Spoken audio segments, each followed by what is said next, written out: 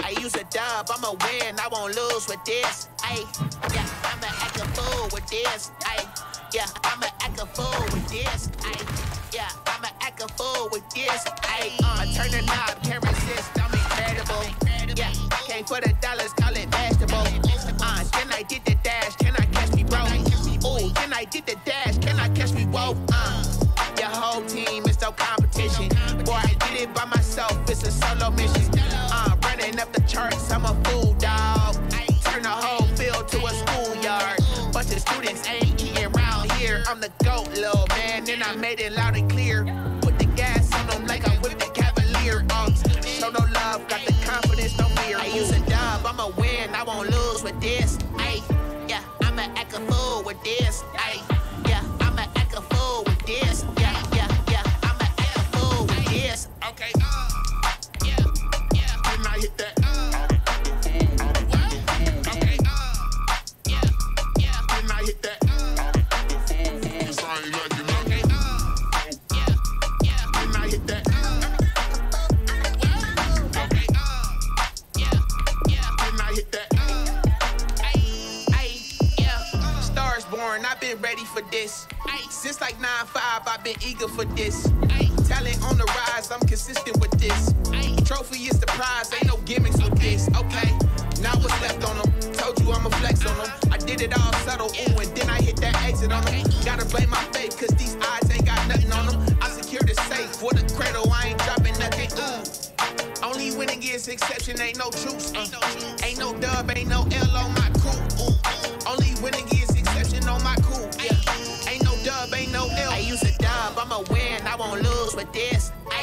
Yeah, I'ma act a fool with this. Yeah, I'ma act a fool with this. Yeah, I'ma act a fool with this. Okay, Didn't I hit that? Okay, Didn't I hit that? Yes, I ain't like it. Okay, Didn't I hit that? Okay, Didn't I hit that?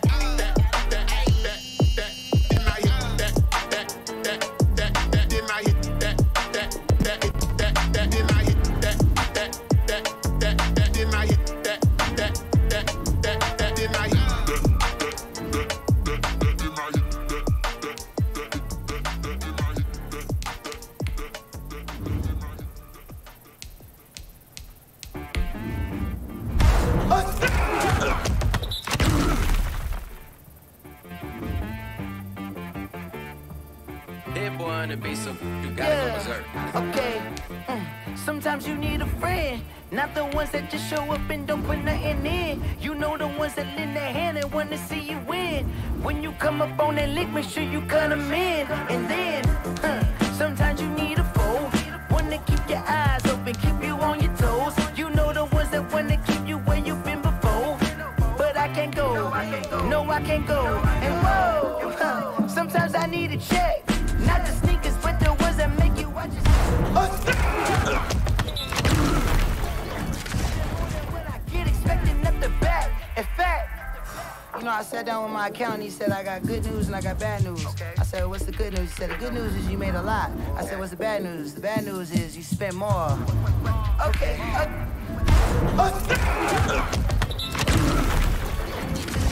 Sometimes you need to wait. Shoot like the golden boy, but ain't from the bay. You can't negotiate with Drake. You gon' have to pay. But wait, jugging on the main stage with the mainframe. Loosen up your face, baby. Sometimes I need a vacate, meditate, hydrate, protect my energy before engagement. Grew up having nothing, you're labeled impatient. But once the boss made it, you're labeled amazing.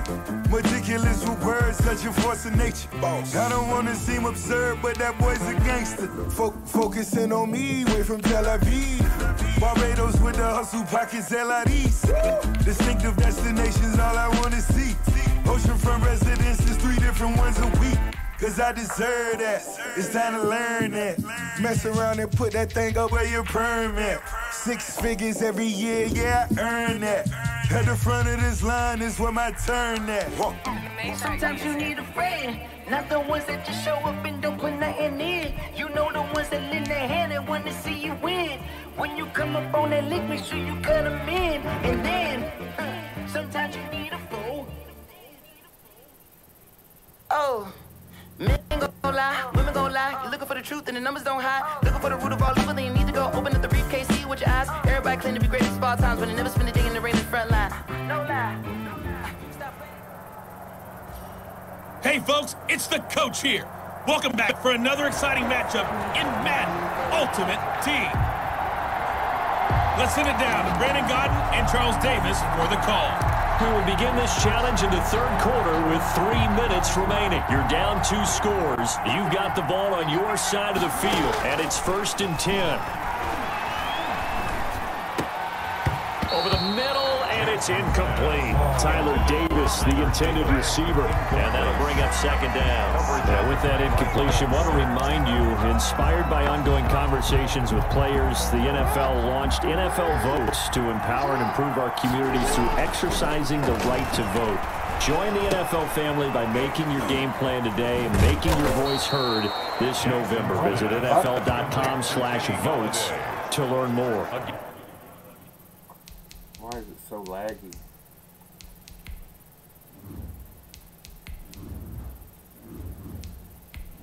Entering settings screen, you have 20 options. Menu narration option is set to off is selected. Why are you talking to me?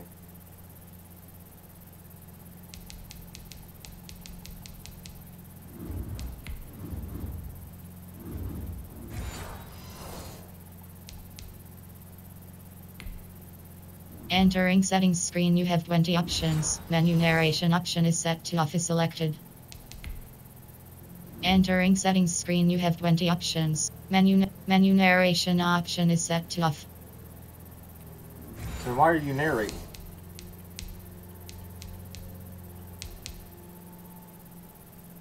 Brandon, I've already voted. One of the great honors of being an American citizen is the right to vote. They show run with 3 tight ends here on 1st down. Here's Jackson. And now he'll fire deep downfield for Jackson. They got his man complete. And all the way down to the 35. A big-time play there for New Orleans. 42 yards. That is definitely what we call on defense an uh-oh play. And what you mean by that is against Lamar Jackson. When you see him out of the pocket, your first thought is, uh-oh, he's going to try and run it. How do I get to him and get him on the ground? And guess what? That didn't happen. And this is caught inside the 5. And they are able to stop him, but he does take it all the way to the 2. A very nice pickup of 33 yards. All right, not the result that you were hoping for. Don't sweat it, though. You can replay the challenge right now.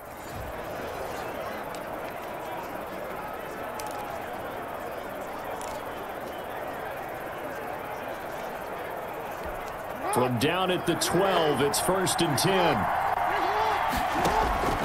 Jackson from the shotgun. He'll air this one out deep for Davis. Oh, this is taken in. It's complete. 20, 10, and he takes it all the way down to the 3. It's a big play there for the Saints. 85 yards. That's a big-time pitch and catch right there. And, partner, I remember the days when quarterbacks would try this. They were holding their breath. But nowadays, they're counting on their receiver to be just a little bit better than a defensive back when it's one-on-one and the ball's in the air like that. Defense really sold out there to stop the run. Understandable down near the goal line.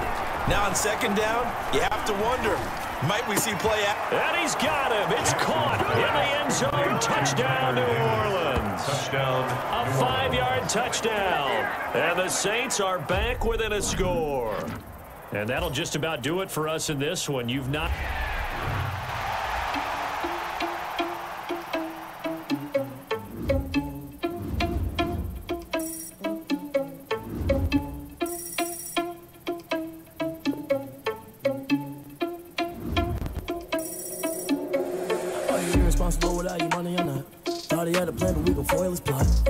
sneaking in, so we just ran in the spot. You know, spin the block around just like the hand on the clock. Are you irresponsible without your money or not?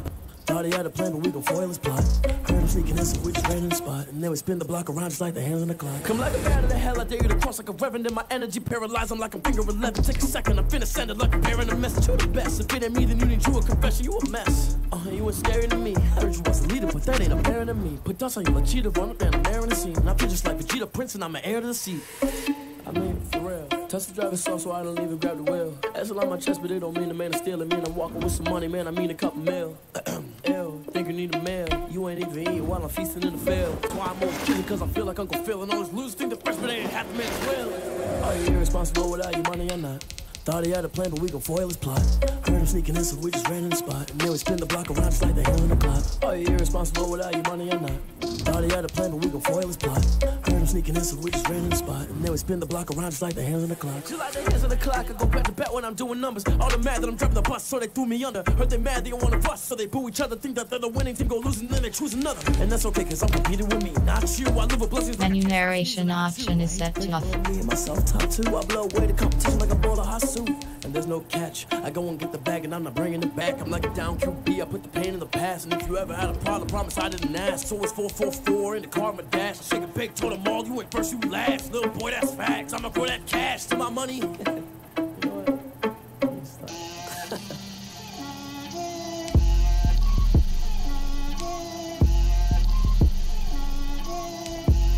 Get out my way, Lil. Get out my way, Lil. She gon' put it on me, that's a lot of it.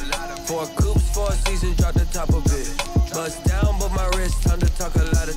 I got both my girls, head to toe designer. Drip, little bit, little bit. Let me feel myself a little bit. Little bit. You ain't talking big. Get out my way, little bit. I can't hear the hate, got a lot of it. Take these bands to the bank, let them rot in it. So much ice on me, I wish I had 2 necks. I got homies that can sleep without 2. I got homies that can sleep without Gucci and Chanel, I got a lot of it. Walk up in the spot like, hey, what poppin' in? Gon' pop it for me cause I'm rich and poppin' in, yeah. Drip, little bit. Let me feel myself a little bit. Little bit. You ain't talking big, get out my way, little bit. She gon' put it on me, that's a lot of it. 4 coops, 4 seasons, drop the top of it. Bust down, but my wrist, time to talk a lot of. I got both my girls, head to toe designer. Drip, little bit. Let me feel myself a little bit. Little bit. You ain't talking big, get out my way, little bit. West LA, that where you find me though. Cha-cha macha with a rockin' black clothes. Whip around that Batmobile, ducking 5-0. If you step to me, then be prepared for smoke, lil' bro. Let me feel myself a little bit. Let me blow this down a little bit. Drip, little bit. Let me feel myself a little bit.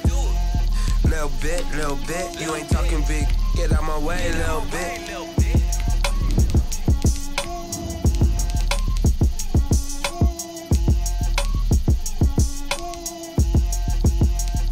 Someone put me out cause I'm on fire. I can't give up about what they say. They've been searching for that thing to get them higher. You can't catch my drift, can't catch my wave. Damn Kane, you done killed Abel. Unbalanced land, trying to keep the people stable. The way I feel, I might it all up. The way you feel, you might do it for the bug. All black, born to be a rebel. After this, I might go and water down the double. Listen to everything around me, I can't see. You picked a dozen roses and left them in Galilee rolling thunder. Don't hear my cry, don't let alibis pass you by. Finally starting to realize, never give up and coincide. I can't watch TV, it's all a lot. Tired of trying, go ahead and fly. Everybody want a straight answer, but me, you keep us blind. A good heart is not hard to find. Why they really try to define infrastructure right? I don't got time, infrastructure right? I don't got time. It's all to we're talking about you, about to protecting the sons and daughters from political and slaughter. Someone put me out cause I'm on fire. I can't give up about what they say. They've been searching for that thing to get them higher. You can't catch my drift, can't catch my wave.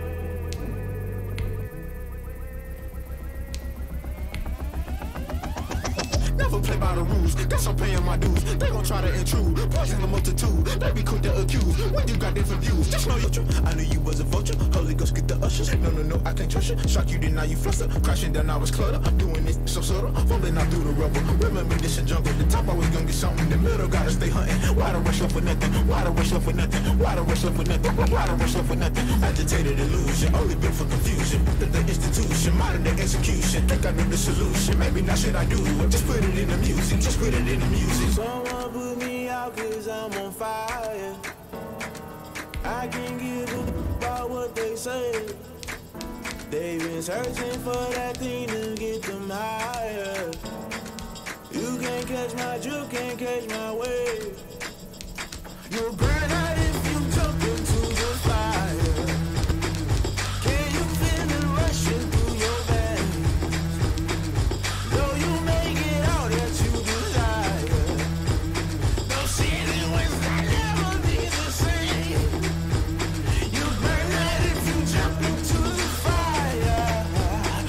Can you feel it rushing through your veins? Though you make it out that you desire. Those seasons when I never be the same. Hello there, it's the coach with you here today, and this is an Ultimate Challenge.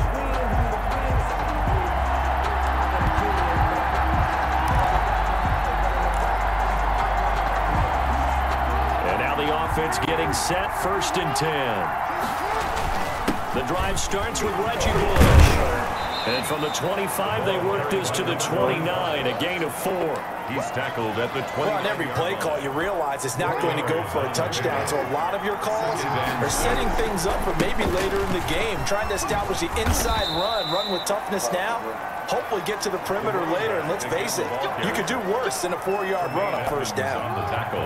A successful opening drive to this point. Here's 1st and 10 from the 35. Well, they'll run it here on the jet sweep. Up to make the play defensively, Tre'Davious White.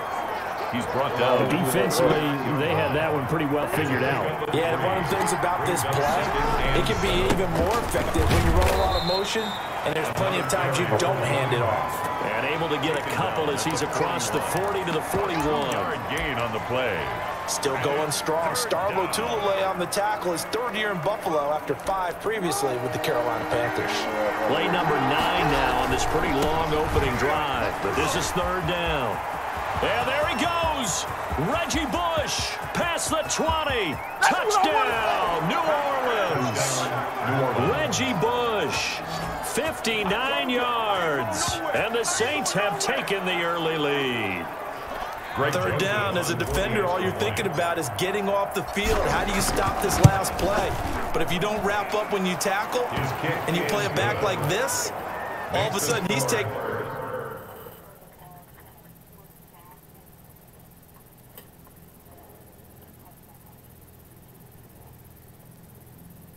it to the house, and now you're looking at each other wondering, what did we do wrong on that play? Set now to kick this one away, and off it goes. But here comes Diggs. And they will wrangle him down a couple yards shy of the 30. What? At their own 28-yard line. They're coming out with a jumbo package to start the drive.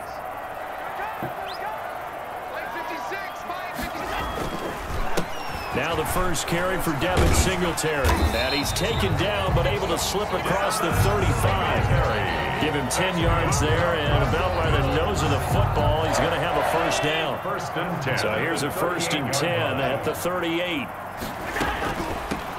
Back to the ground, this time with Jones. And they're going to stop him right at the line of scrimmage. Just no cutback lane to be found whatsoever. 2nd and 10. No gain on the play. 2nd and 10 at the 38-yard line. On 2nd down, here's Allen.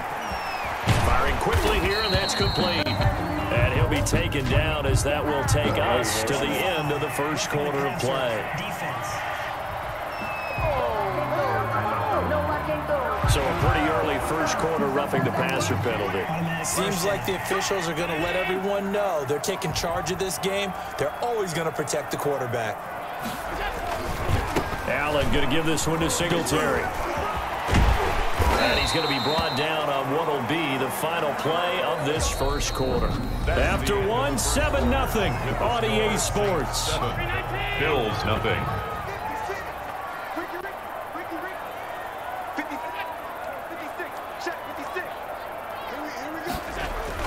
From the 31, Allen. Then he finds Tyler Kroft. And he'll be a couple yards shy of the red zone here at the 22-yard line. 9 yards to pick up there, and it's a first down. Many different ways to create space, but on that play, he did it with that big, wide body of his. Didn't get a whole lot of a first down. Are you fucking joking?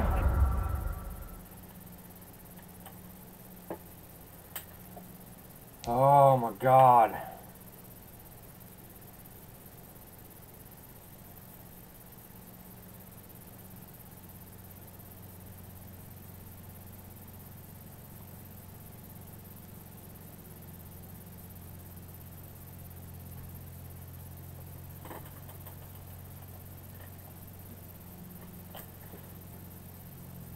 Let's remove it, and then we'll hook it the fuck back up.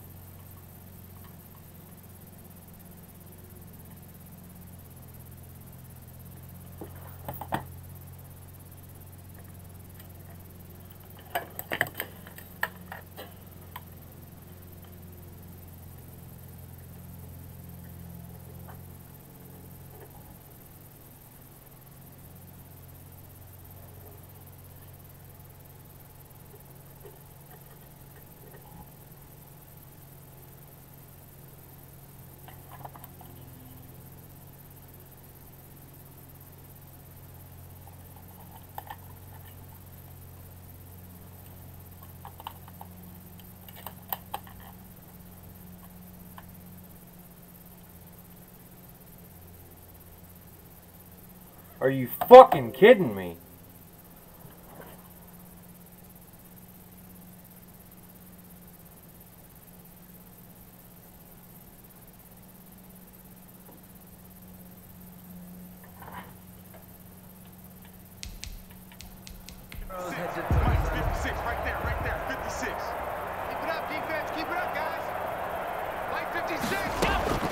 Throwing on first down is Allen. Caught on the right side by Jones.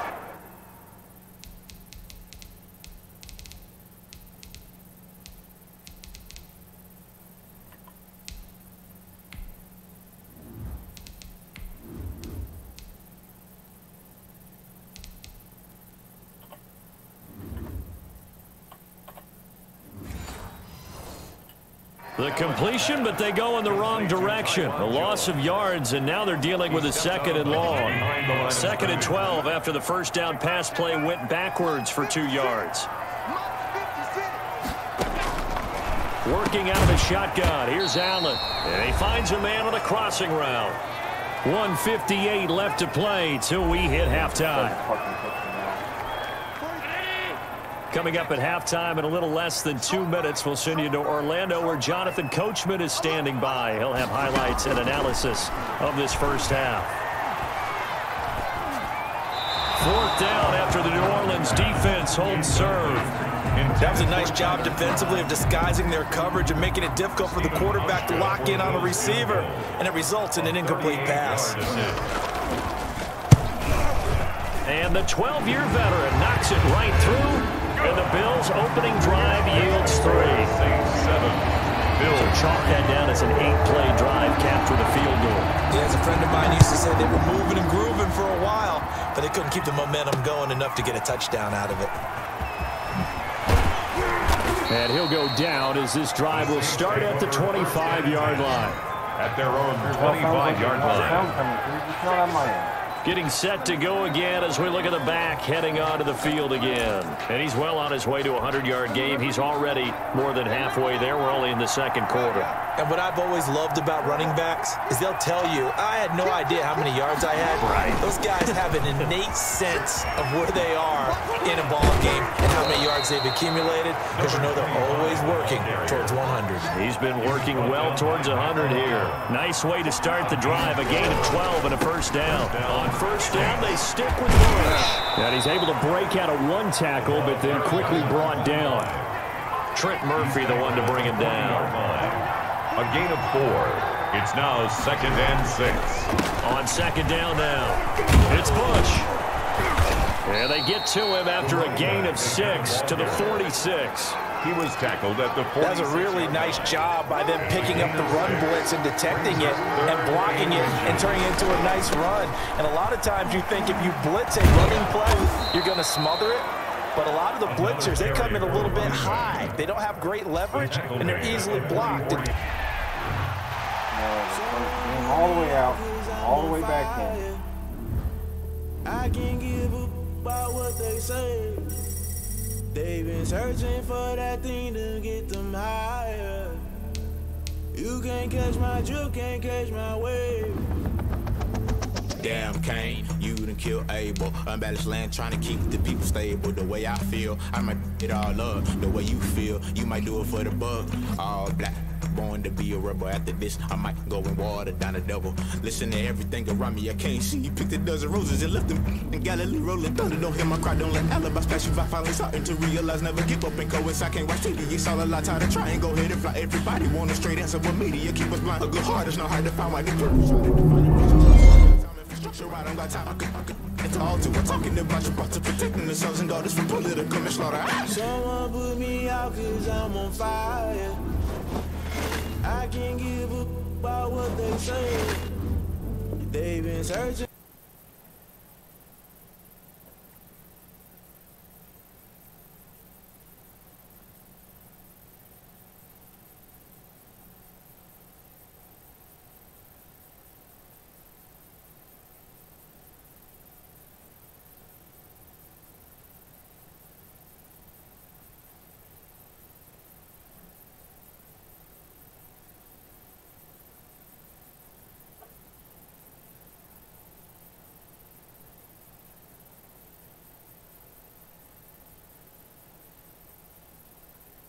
I guess I just have to open sound settings. That's why.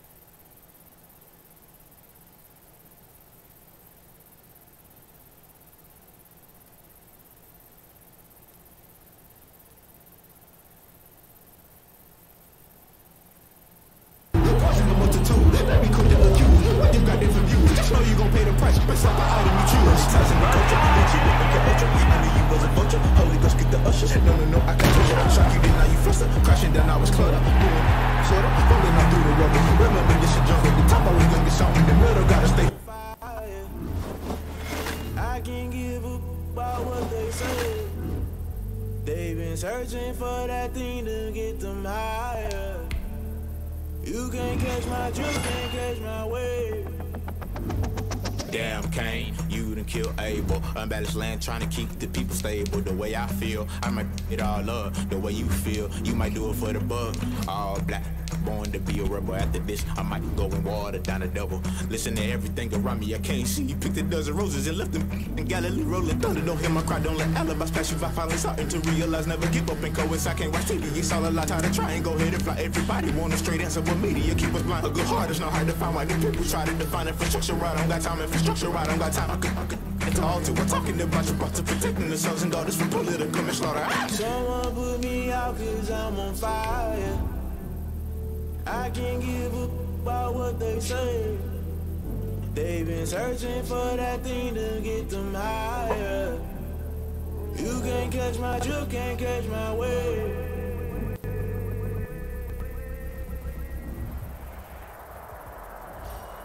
Hello there, it's the coach with you here today, and this is an Ultimate Challenge. Let's get back to Brandon and Charles for the call. Coach, we will begin this challenge in the third quarter with 3 minutes remaining. You're only down 3 points. You've got possession in your own territory, and it's 1st and 10. Throw left side complete. That's James. That catch good for only a couple. Brandon, perfect defense in this situation would have meant that there was an incompletion that would have picked it off. Okay, so they gave up the completion. But I really enjoyed watching how the defense stayed in sync, stayed in great communication. And as he dragged across each zone, you see him pointing, communicating. There he is, and they passed him off to each defender. Ended up making a nice play, even though it was complete. So from the 36 now, 1st and 10. Now a man open down the middle of the field. And they're able to get this one past the 30 to the 25-yard line. It's a 1st down, his 4th catch of the game after having 3 in the first half. Jackson on 1st down. And he's got his favorite target yet again. It's complete. 5 yards on the catch there, brings up 2nd down. A gain of 5. 2nd and 5 after the 5-yard completion on 1st down.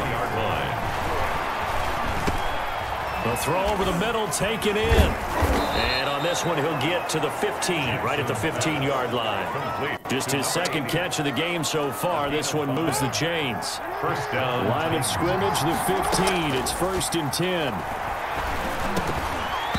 Throwing on 1st down, but this one winds up to be incomplete. Everything about that play tells you about today's NFL offenses and what they're asking out of running backs. You can't just be a guy who can run the football. You have to be able to catch it as well, and he didn't get that done on that play. And he's got it. And into the end zone for a Tennessee touchdown. A 15-yard touchdown grab as they have taken the lead. Well done. You've defeated this ultimate challenge. You can always replay the challenge again. Otherwise, it's time to move on to the next one. Someone put me out 'cause I'm on fire. I can't give up about what they say. They've been searching for that thing. The coach here, and welcome to this Ultimate Challenge. Sit back and relax. You're in for a real treat with this matchup. And now the offense getting ready on 2nd down. From the 45 on 2nd down, Jackson. Throwing right, and that's complete. And he's got another 1st down as the tackle's going to be made at the Patriots' 29-yard line. 16 yards, a 1st down. And the Titans' 1st down. Throwing now, Jackson on 1st down. That's going to be caught. And so close, he gets it to the 1. Out of bounds right there. That one nearly 30 yards, 29 officially. 1st and goal at the 1. Again, Jackson.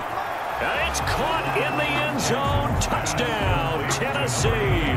Touchdown. Andre Johnson there to make the grab. And the Titans take the ball down the field and score on their opening drive. And this is good. Our score, 7-0 Tennessee. That drive a long one, spanning 15 plays. And the result in the end, a Titans touchdown. The kickoff unit is out on the field, and they will send this one away. Damiere Byrd returning it. And a decent return out to the 27-yard line. The Patriots. Out come the Patriots with their new quarterback for 2020, and he, like their previous quarterback, a former MVP, Cam Newton. And when he's at the top of his game, you see that big smile. That's when you know everything is clicking. That means he's accurate throwing the football.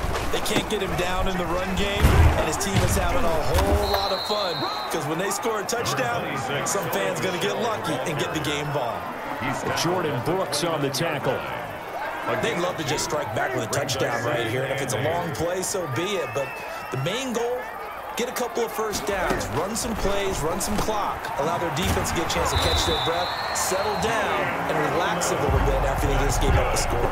9 yards to pick up there, and it's a 1st down. First and 10. The former 7th-round pick, Julian Edelman, just continues to have such a productive career. And has made himself into a receiver. Remember, he was a college quarterback, and not just a productive one, a very good one. At Kent State, right? Yes, a great leader, a guy who could make plays with his feet and his arm. Got to the NFL and had to convert into being a receiver and was drafted that way. And that conversion, oh boy, it's been good. A play fake to Michelle, now Newton. Well, the connection, this is Ryan Izzo, complete. And he's able to take it across midfield before going out of bounds. A gain of 4 on the play, and the Patriots will get a new set of downs.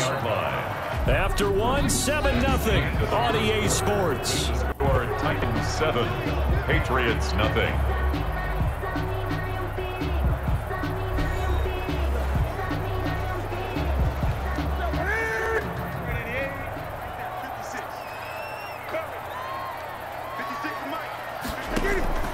Now a first down throw for Newton.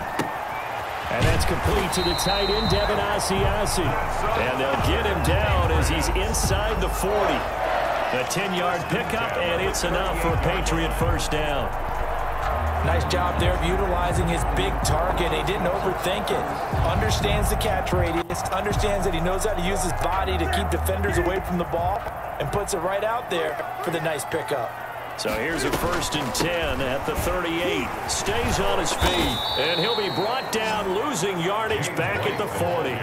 Officially, it's a 1-yard loss. That's going to bring up 2nd and 11. This defense is really flown around in the first half. They've gotten to the ball carrier before they can really get started. Offense going to have to come up with something else in order to try and get this running game going.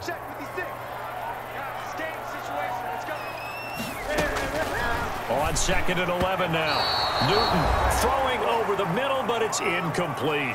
1:58 left to play till we hit halftime. Coming up at halftime in a little less than 2 minutes, we'll send you to Orlando where Jonathan Coachman is standing by. He'll have highlights and analysis of this first half. Cam fighting. He lost the football. It's out. Lamar Jackson sacked. A fumble. The Titans going to use the first of their timeouts as they'll head to the sideline and talk over what to do next. Now the second-year punter, Jake Bailey, on for New England. As the first drive of the game stalls out, he's on to punt. A nice little juke. 43 yards on the punt, return of 4, and it'll be Titan football. 17-yard line. Getting set to go again as we look at the back, heading onto the field again. We're in the second quarter. They've got the lead. The lead, though, not so much because of the ground game, because of their air attack, Charles. So what they're seeing so far is the possibility of things loosening up later in the ground game. Through the air first, maybe they have to start respecting that even more as the game goes on, and then there will be running lanes to find later. Yeah, try to get him more involved here on this drive, maybe. The veteran Andre Johnson, the target on that one. And it's 2nd down. Similar to a shooter in basketball, just connected on the previous shot. They run another set for him on the next play. Now, we had a guy who made the catch. They tried to get the big one downfield, but came up empty. Kenny Galladay, the Pro Bowler, is his intended target. And it's 3rd down. Now they face a 3rd and 10 after back-to-back incompletions. Open man is Allison, complete. Now Tennessee going to use the second of their timeouts. So that means they're down to 1 remaining here as we head toward halftime. Now Jackson on first down. He'll get this one to Galladay. He's tackled a yard short of the marker. Good gain of 9 on first down. To throw again on 2nd down. Jackson, he lets this one fly toward the back of the end zone. And he's going to look that one in one-handed. What a catch for the touchdown.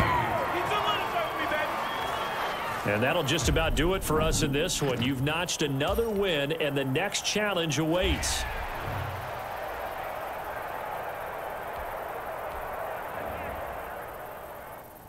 Someone put me out 'cause I'm on fire. I can't give up about what they say. They've been searching for that thing to get them higher. You can't catch my drift, can't catch my wave. Damn. Hello, everyone. You're watching Ultimate Challenges, and I'm your host, the Coach. Taking you the rest of the way, here's Brandon Gaudin and Charles Davis. Brandon. This challenge begins in the second quarter with 3 minutes to go. You're down a field goal. You've got the ball on your own 40. And he'll be taken down, but not before he gets into enemy territory. Nice way to start the drive, a gain of 12 and a first down. Partner, you know when we call a game, we talk about Lamar Jackson and his speed and his elusiveness and the ability to get him on the ground, how tough that is for a defense. But how about his development as a thrower, as a professional? Down, but not before getting this inside the 30. Back-to-back receptions for him, and it's another first down.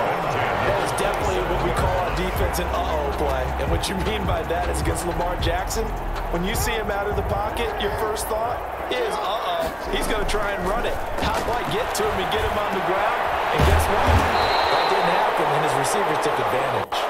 And he'll get it down this time to the 17.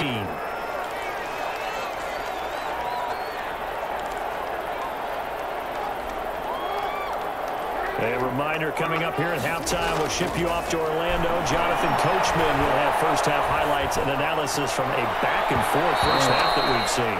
And that one was nearly picked. Not sure he was accounting for the free safety.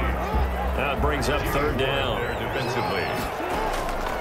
Jackson looking to throw on third. Tremendous coverage there. Just did not catch the football and complete the interception.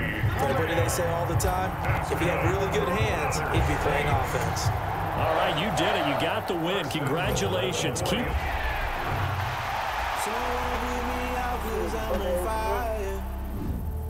I can't give up about what they say. They've been searching for that thing to get them higher. You can't catch my drift, can't catch my wave. Damn, Kane, you done killed Abel. Unbalanced land, trying to keep the people stable. The way I feel, I might it all up. The way you feel, you might do it for the bug. All black, born to be a rebel. After this, I might go and water down the double. Listen to everything around me, I can't see. Picked a dozen roses and left them in Galilee rolling thunder. Don't hear my cry, don't let alibis pass you. I finally starting to realize, never give up and coincide. I can't watch TV, it's all a lot. Tired of trying, go ahead and fly. Everybody want a straight answer with media. Keep us blind, a good heart is not hard to find. Why the people try to define infrastructure right? I don't got time, infrastructure right, I don't got time. I could it's all to we're talking about you, about to protecting the sons and daughters from political and slaughter. Someone put me out cause I'm on fire. I can't give up about what they say. They've been searching for that thing to get them higher. You can't catch my drift, can't catch my wave.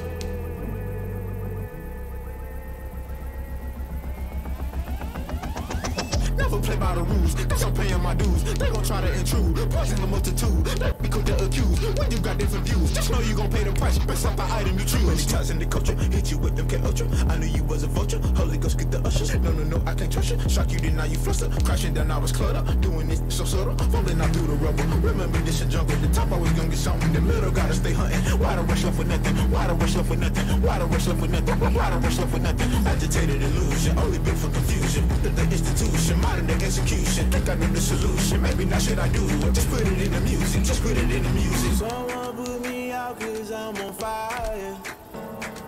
I can't give up about what they say. They've been searching for that thing to get them higher. You can't catch my drift, can't catch my wave. You'll burn out if you jump into the fire. Can you feel it rushing through your veins? Though you may get out that you desire. No ceiling wins that never be the same. To the 10-yard line. There you have it. She right got me.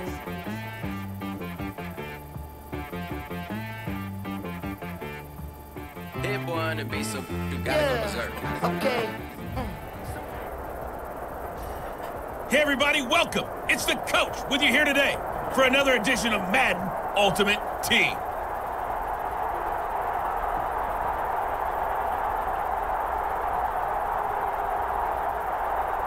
Are you fucking joking? Hello?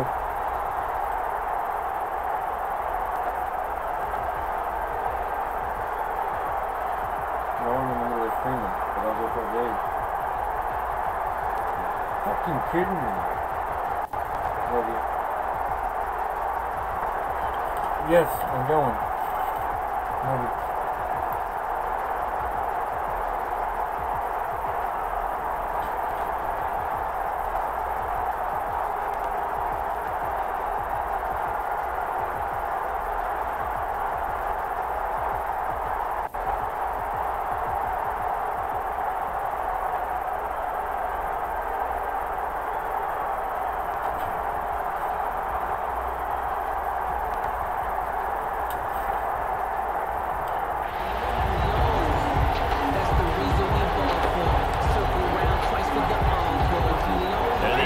Ready for a first down and 10.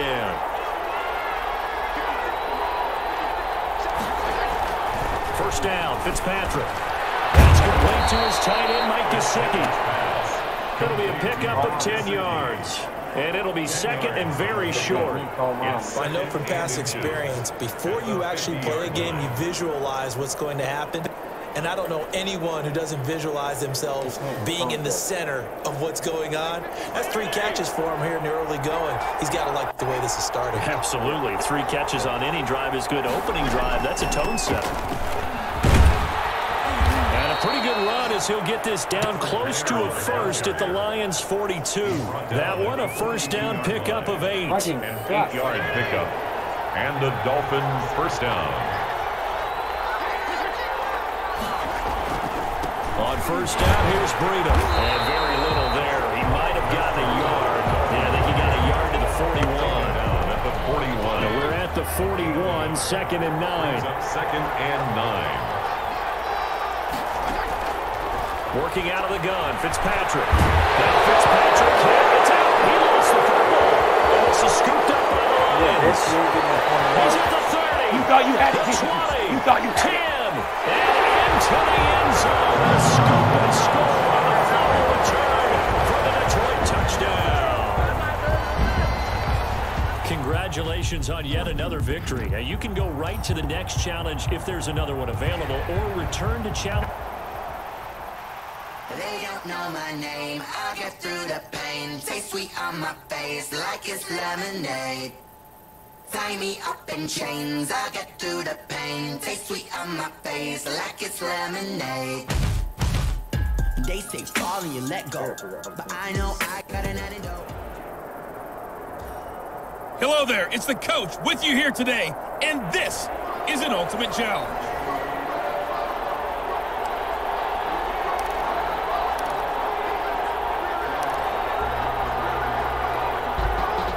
Offense ready to kick off their next drive. And last time they were very fortunate, this offense. They went for it on fourth, turned it over in their own territory, but the other guys held up. They didn't give up any points. So how about the guy with the #1 headset on the sideline as a head coach? That was planned going into it. Not necessarily to not get the first down or to have the defense have to hold up. But he trusted his defense.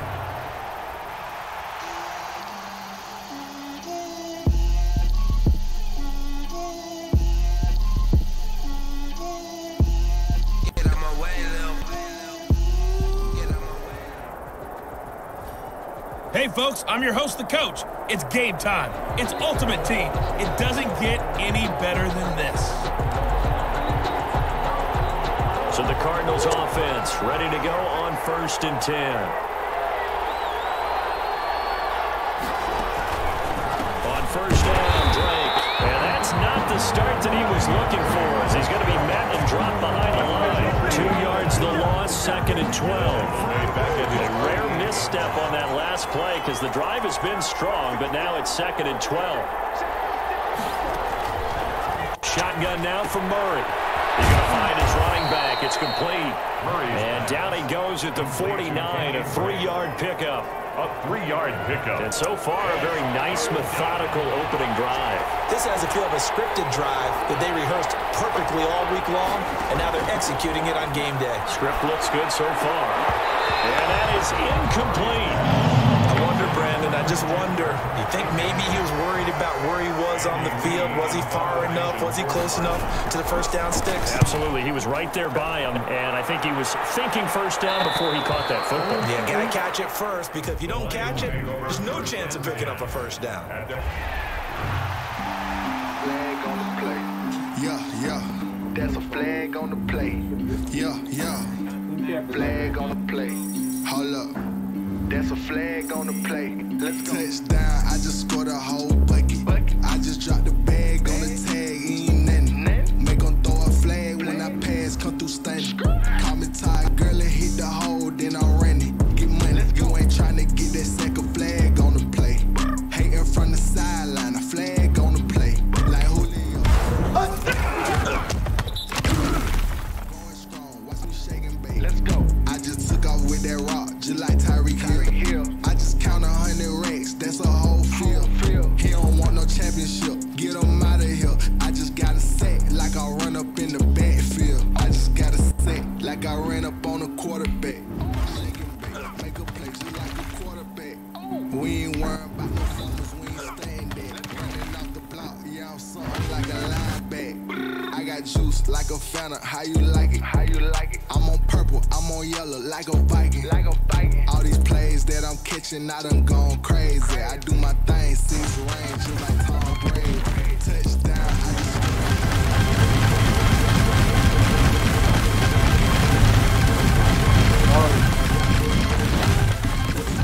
just hit the hole, then I'm running. Get money, you ain't tryna get that second flag on the play.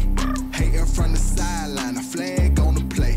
Like Julio with them Falcons, I just made a play. In the red zone, going strong, watch me shaking bait. I'm in the field like a Panther, I done up the standards. Like Michael Vick in Atlanta when it's time to scramble. Neck full of water, call me Black Bridgewater. Lamar Jackson, how I throw them Ravens across the border. Hold up, you know I'm a touchdown with the sack. Run up the whole like a running back on the play. Intercept the pack like a safety, you boys ain't shake play. That's a flag on the play. Let's go. Touchdown, I just scored a whole bucket. I just dropped the bag on the tag, ain't nothing. Make them throw a flag when I pass, come through stunning. Call me tired, girl, and hit the hole, then I'm running. Get money, you ain't tryna get that second flag on the play.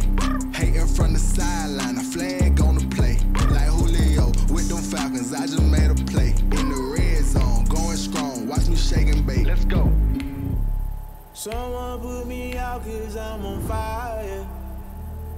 I can't give up about what they say. They've been searching for that thing to get them higher. You can't catch my drift, can't catch my wave. Damn, Kane, you done killed Abel. Unbalanced land trying to keep the people stable. The way I feel, I might it all up. The way you feel, you might do it for the buck. All black, born to be a rebel. After this, I might go and water down the devil. Listen to everything around me, I can't see. You picked a dozen roses and left them in Galilee rolling thunder. Don't hear my cry, don't let alibis flash. If I finally starting to realize, never give up and coincide. I can't watch TV, it's all a lot. Tired of trying, go ahead and fly. Everybody want a straight answer, but media keep us blind. A good heart is not hard to find. Why the people try to define infrastructure right? I don't got time, infrastructure right, I don't got time. I could it's all too. We're talking about your to protecting the sons and daughters from political and slaughter. Someone put me out 'cause I'm on fire. I can't give up about what they say. They've been searching for that thing to get them higher. You can't catch my drift, can't catch my wave.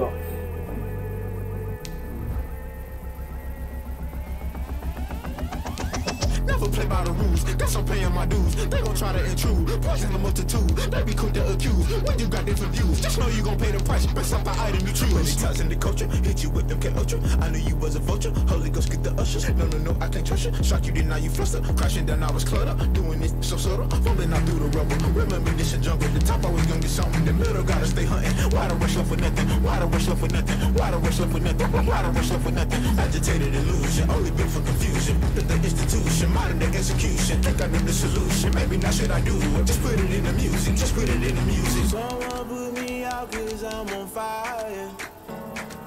I can't give up about what they say. They've been searching for that thing to get them higher. You can't catch my drift, can't catch my wave. You'll burn out if you jump into the fire. Can you feel it rushing through your veins? Though you may get all that you desire, no ceiling will never be the same. You burn out if you jump into the fire. Can you feel it rushing through your veins? Though you may get all that you desire, no ceiling will never be the same. You burn out if you jump into the fire. Can you feel it rushing through your veins? Though you may get all that you desire, no ceiling will never be the same.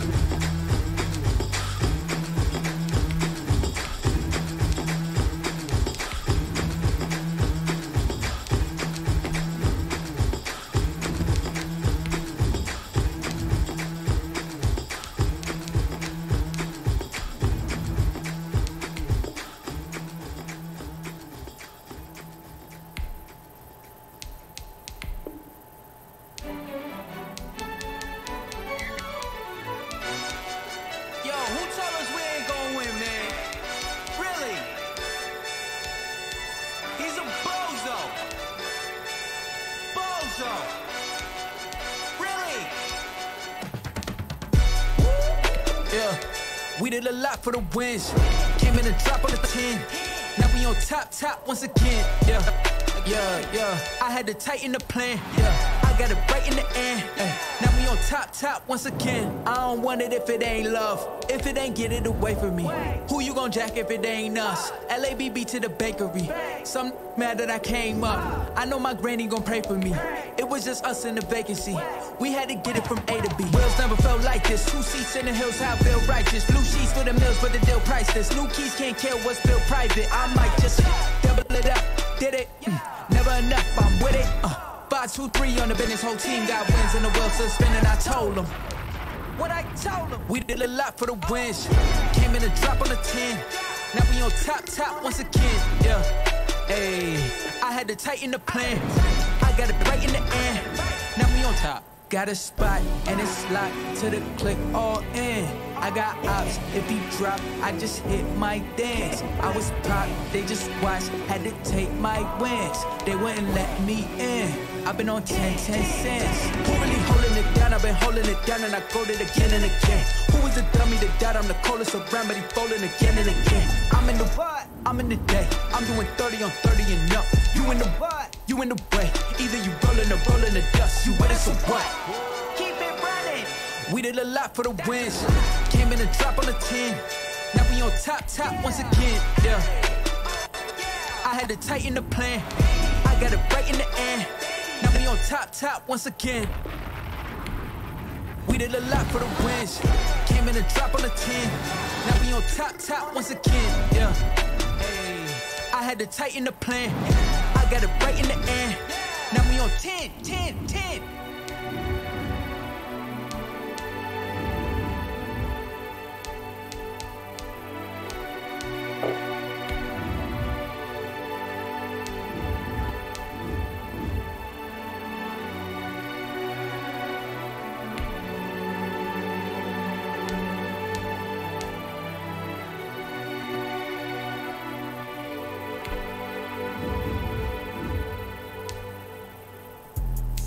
Let me explain what I did. Can I kick it? Hold on. Yeah, I got some rings and a range. Can I kick it? Yeah. Don't ask me a thing. How I got her, how I did it. Yeah. Spend the whole half, had a blast. Can I kick it? Even with a sprain. Can I kick it?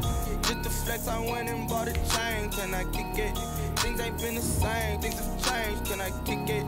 People acting different, so I ask. Can I? Hey, could turn on my power and look at my dogs. It was way back then, could claim what you saw, but you weren't with us. The higher the climb, the harder the fall, but how did you get up? I done got rich, then went broke, then got rich again, just a little hiccup. I done been ballin' this pickup. Remember me being so bummy and being so hungry, I had to eat gristle. Ay, how did the lady go miss? Ay, her she was magic, she mixed it. Met her at one of the functions, we caught her the rhythm, she caught up a friend, they kissed and we dipped it, and that's how we kicked it. Let me explain what I did. Can I kick it? Hold on. Yeah, I got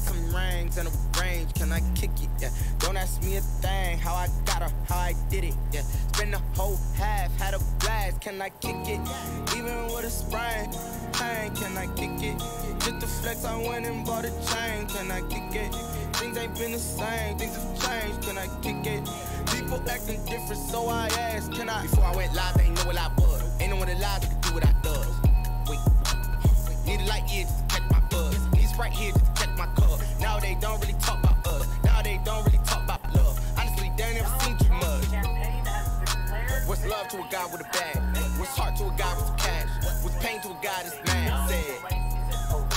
What's broke to a guy with a mask? What's broke to a guy with a plan? I just wanna kick it, that's all I ask. Like, let me explain what I did. Can I kick it?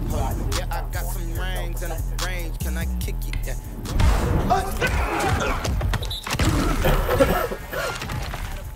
Can I kick it? Even with a sprain, pain, can I kick it? Just the flex, I went and bought a chain. Can I kick it? Things ain't been the same, things have changed. Can I kick it? People acting different, so I asked, can I?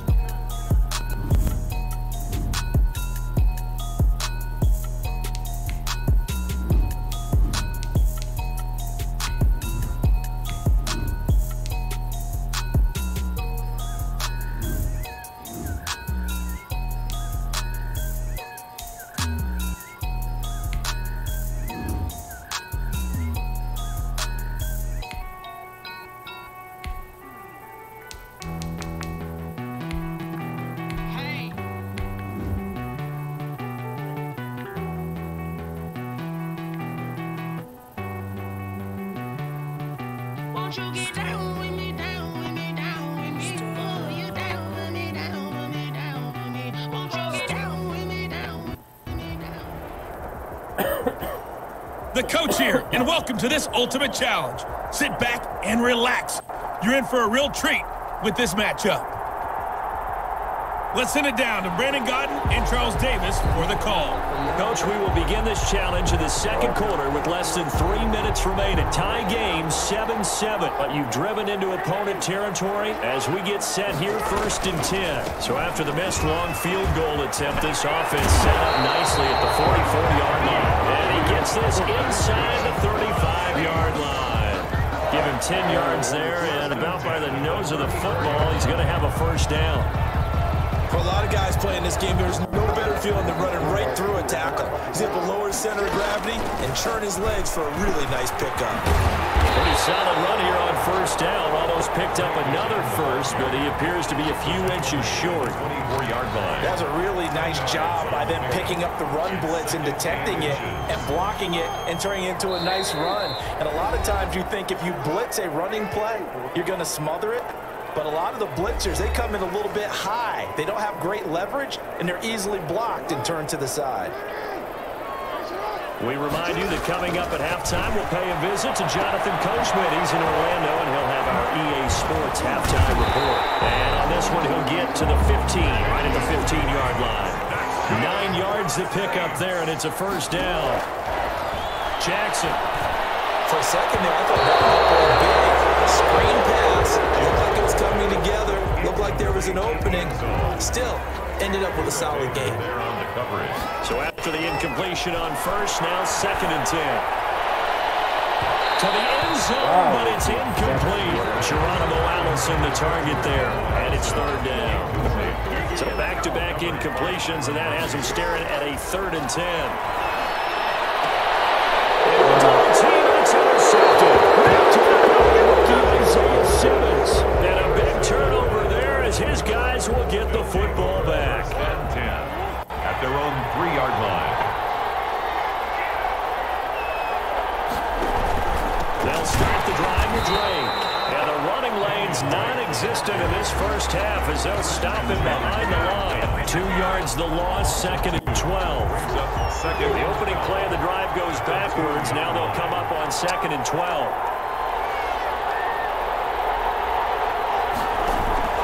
Murray a give. This is Drake. I think he's going to go. They're not going to get him. He's at the 50, 30, 20, 10, touchdown, Cardinals. Wow, that's fucking dumb. Kenyon Drake, 98 yards. And the Cardinals are able to show off their quick strike ability. And with that carry, he's already over 100 yards here in the first half. And partner, you know exactly. What the fuck are my challenges?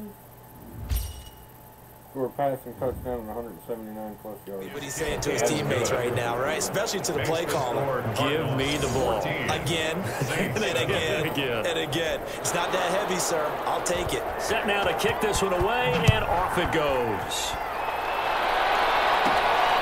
Fielded right around the 8.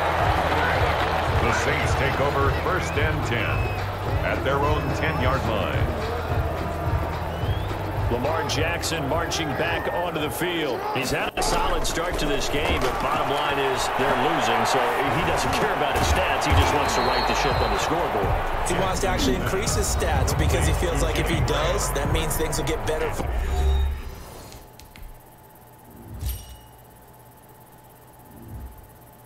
his team, maybe get them back into the ball game or into the lead. In these situations, I remember playing with a quarterback once where he actually ran out onto the field first ahead of everyone else just to say, guys, let's go. He's got him in, complete. And he'll be taken down, but not before they work it across midfield. Now we'll get a quick timeout called by New Orleans, number 2, as the clock will stop with 20 seconds to go in the first half. So the line of scrimmage moves all the way across the 50 now as they come up 1st and 10. And that is incomplete. Down to 15 seconds now. Johnson was the intended receiver. That'll bring up 2nd down. 2nd and 10. To throw again. Jackson. He'll let this go for the end zone. That is good. It's caught in the end zone. Touchdown. Kenny Golladay in the final seconds of the first half. And the Saints are within an extra point of tying this thing up. Sometimes when I see these types of plays executed, I think of basketball. Guys boxing other guys off to go out and get a rebound. And he got the rebound right there. But the defense was really placed well. Yeah, they were right there. I mean, that's what's really tough for a defender. When you're in the right spot, you're draped on the guy catching the ball, yet he still comes down with it. And this return will net positive as he gets past the 25 and up to the 27-yard line. 27. No reason to do anything foolish as they'll snap it one more time on 1st down. And we will likely not see another play here as they take the knee and head into the intermission all tied. Well, that came a little abruptly here. Still working on my apple up in the booth. Hang on here. Let me spit this out. And we can get to the 3rd quarter now.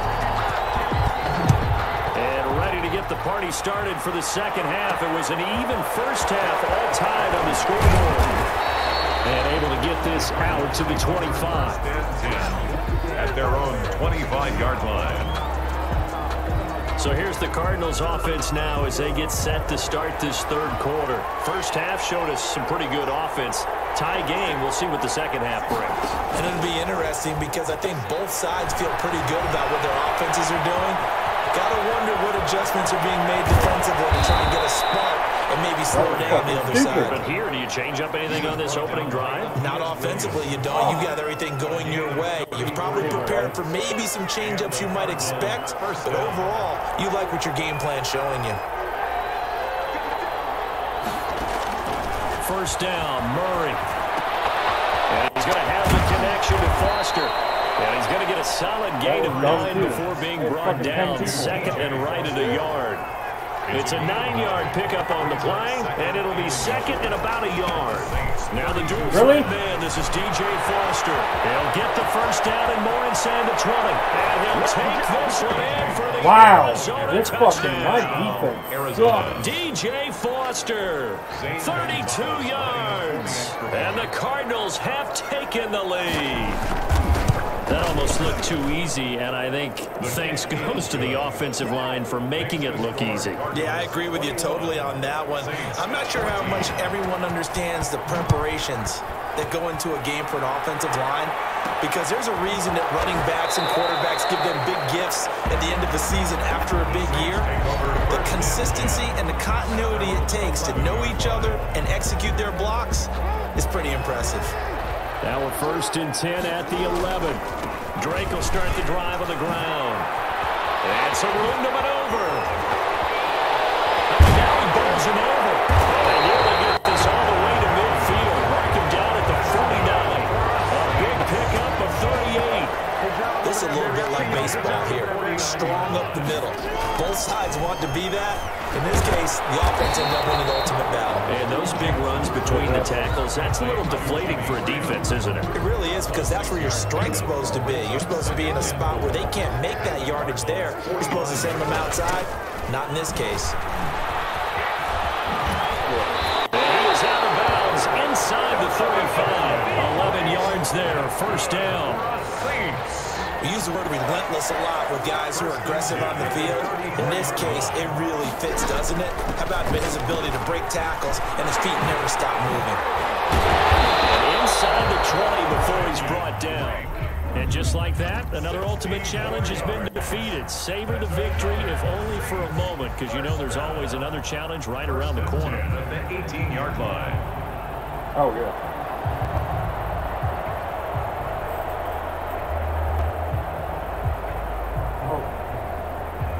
Oh, you haven't even, have you seen the video? I bet you haven't, because Steven Crowder's got the exclusive on it. In Detroit, in the middle of the night when they said we're going to stop counting ballots for the night and we're going to pick it up at 9 o'clock in the morning, there was some lawyers that are lawyers for Trump. They're going out and making sure all the ballots and everything's going like it's supposed to.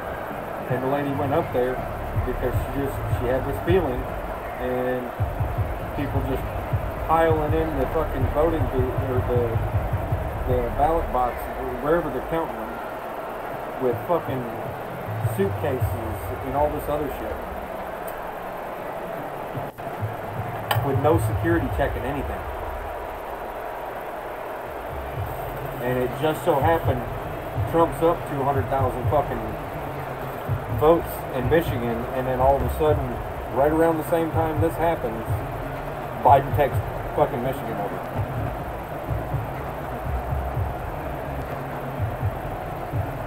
Yeah. And then in Arizona, in multiple other states, like in Michigan, Livonia, where my grandmother lives, they're giving a whole bunch of ballots got fucking denied because they gave them Sharpies to fill them out with. Yep. In Arizona, they were taking away people's pens and telling them they had to fill them out with Sharpies.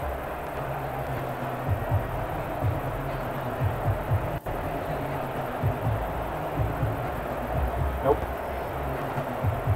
So there's going to be a recount everywhere.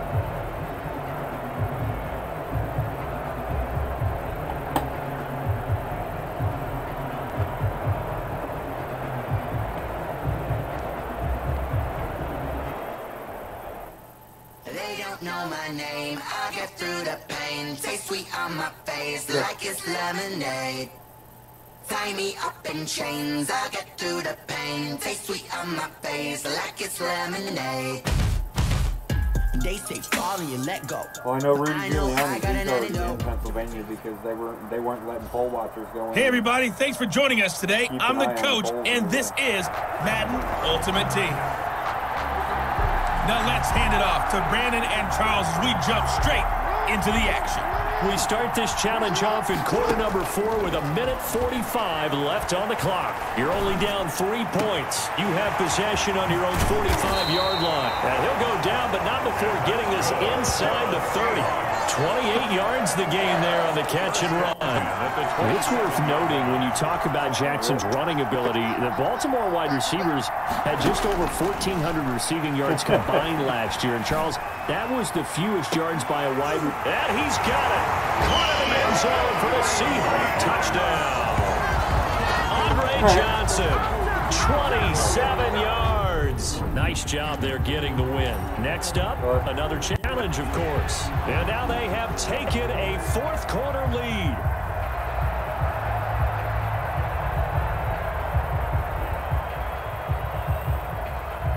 You're breaking up.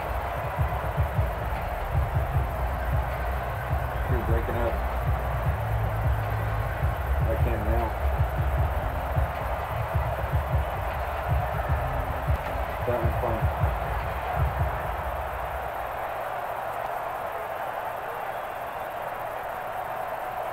grab him something with turkey and stuff on it. He can just peel off what he likes. And peel off what he doesn't like.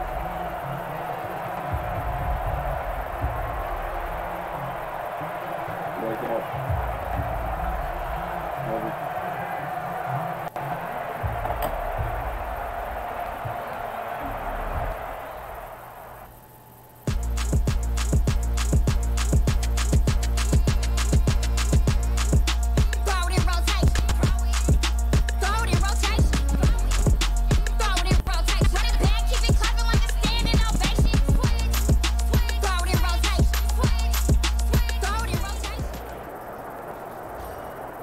Everyone, you're watching Ultimate Challenges, and I'm your host, the Coach.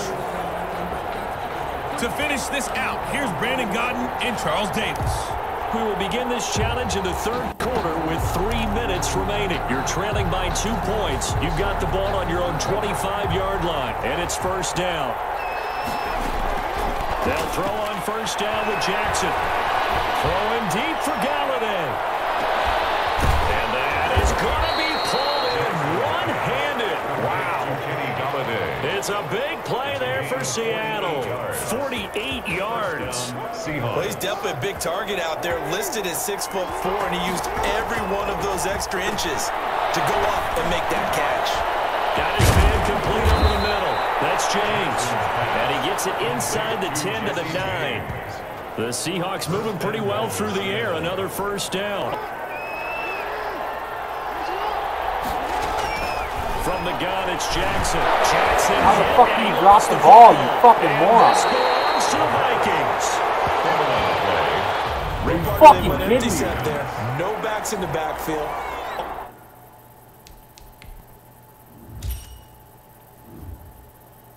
All receivers out in the pattern. And in this situation, you know what the quarterback has to do? Act as his own blitz control. Yeah, he's got nobody else there to protect him. No one else there to protect, which means he's got to get rid of the football and absorb the hit and not go down and fumble. Dude, this fucking... And he's taken down. Not before he gets this across the 25-yard line. 10 yards there to start the drive, and just enough by about the length of the football for a first down. They go back to Abdullah on first. And down he goes, but he takes it up to the 40. 13 yards as the Vikings pick up the first down. Sometimes it's hard to believe, but there are times this game is about patience, isn't it? Has had the game he expected, but that run there, that may get him going. I was just going to say, maybe that gives him a little juice, because you're right, he struggled, especially in that first half. Yeah, and I know the great ones always think to themselves, just hang in there. I'm just one big carry away from busting this open. That's a good start for him. Defensively, a solid response after giving up back-to-back first downs.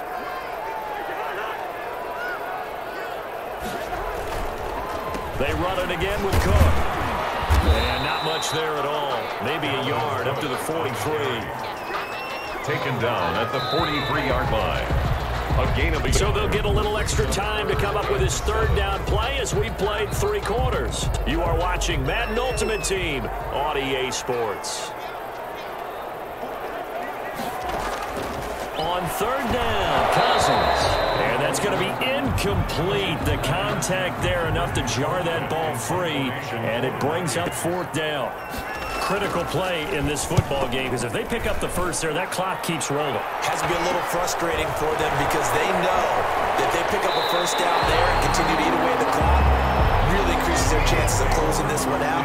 Now they're likely to have to give the football up and sweat it out on the sideline. You hate to give the ball away here in the 4th quarter while you just hold a slim lead, but that punt, absolutely ideal. They pin them inside the 5-yard line and give their defense a really nice opportunity.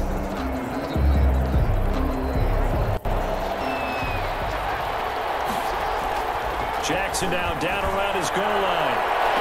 And the throw left sideline here is caught, but they'll rule it incomplete. Couldn't keep his feet in. Second down.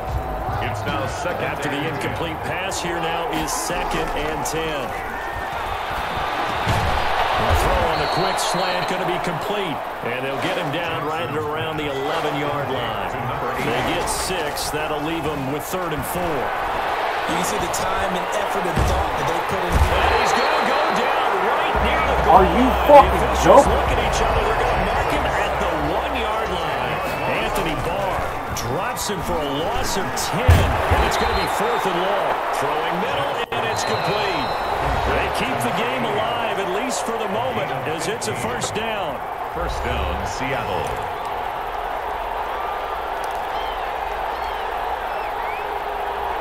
So it's Seahawk football as we march toward a conclusion. Throwing on first down, it's Jackson. Really? You keep fucking, nobody can catch in this fucking. And incomplete. The former Pro Bowl linebacker Anthony Barr there to jar it free. Another throw for Galladay. This one complete. Now the Seahawks going to use the first of their timeouts as they'll talk it over here before what will be an important third down. Third down.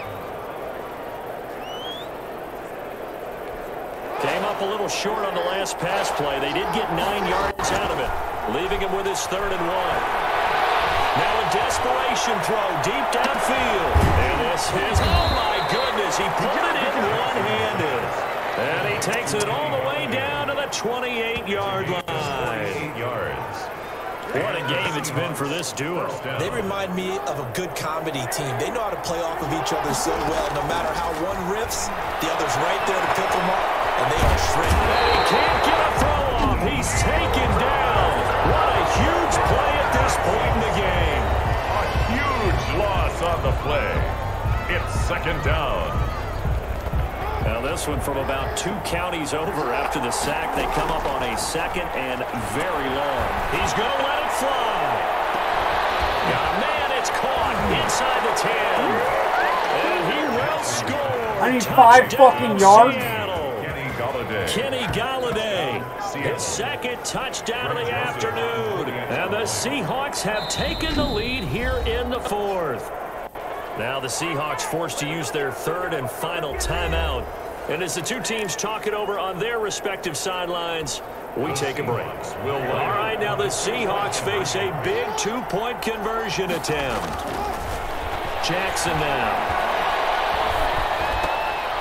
And he is into the end zone as that pushes the lead up to 6. So they're able to throw it in for the 2-point conversion. Sometimes that can be a risky play, but they got it. Yeah, you always have to be careful here because if you do get it intercepted, it's returned by the defense, that's 2 points for them. But he identified an open target and put it right on him. And they've got it. They recovered it. Wait, hang on now, though. There's a penalty flag down.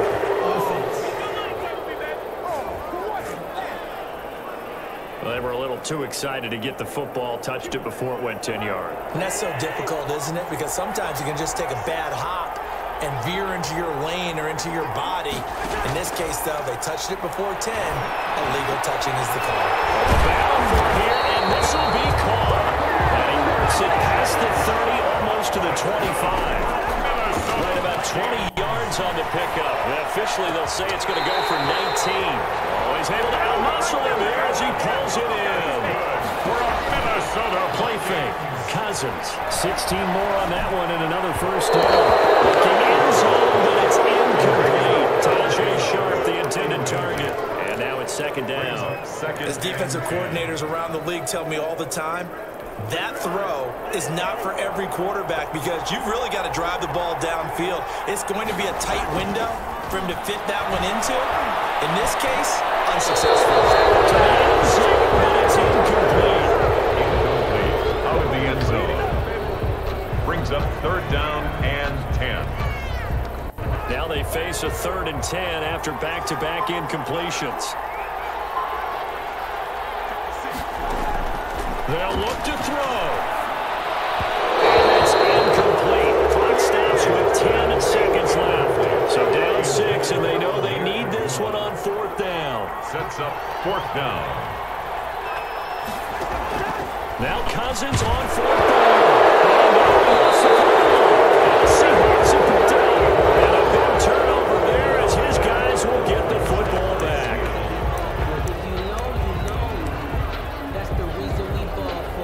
Coming to the line here to begin their next drive, the Seahawks offense. And he'll be taken down, but not before he gets this football out shy of the 30 to the 29. Nicely done. Another one up, another one down. Keep grinding and keep racking up those wins.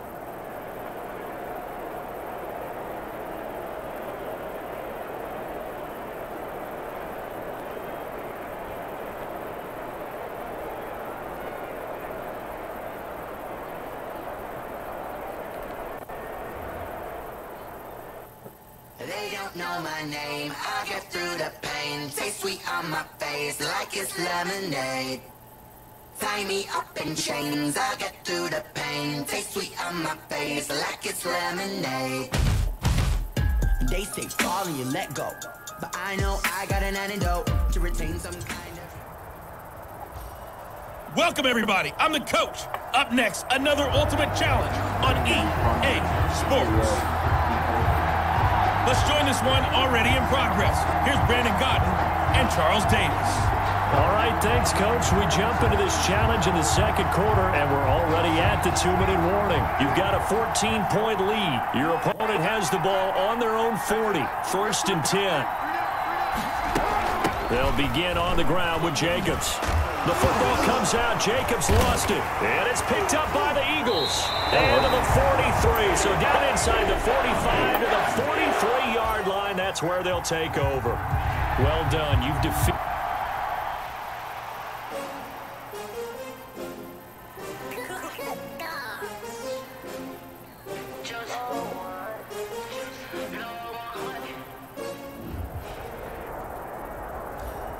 Hello there, it's the coach with you here today, and this is an Ultimate Challenge. Let's get back to Brandon and Charles for the call. Coach, we will begin this challenge in the third quarter with 3 minutes remaining. You're trailing by 4. Your opponent has the ball on their own 25, and it's first and 10. On the ground, Jacobs will get the third quarter started. And he's upended after a gain of 2 out to the 27. The tackle on the tackle that time, Shelby Harris. They'll break the huddle, come up on 2nd and 8 at the 27-yard line. Here's Carr to throw.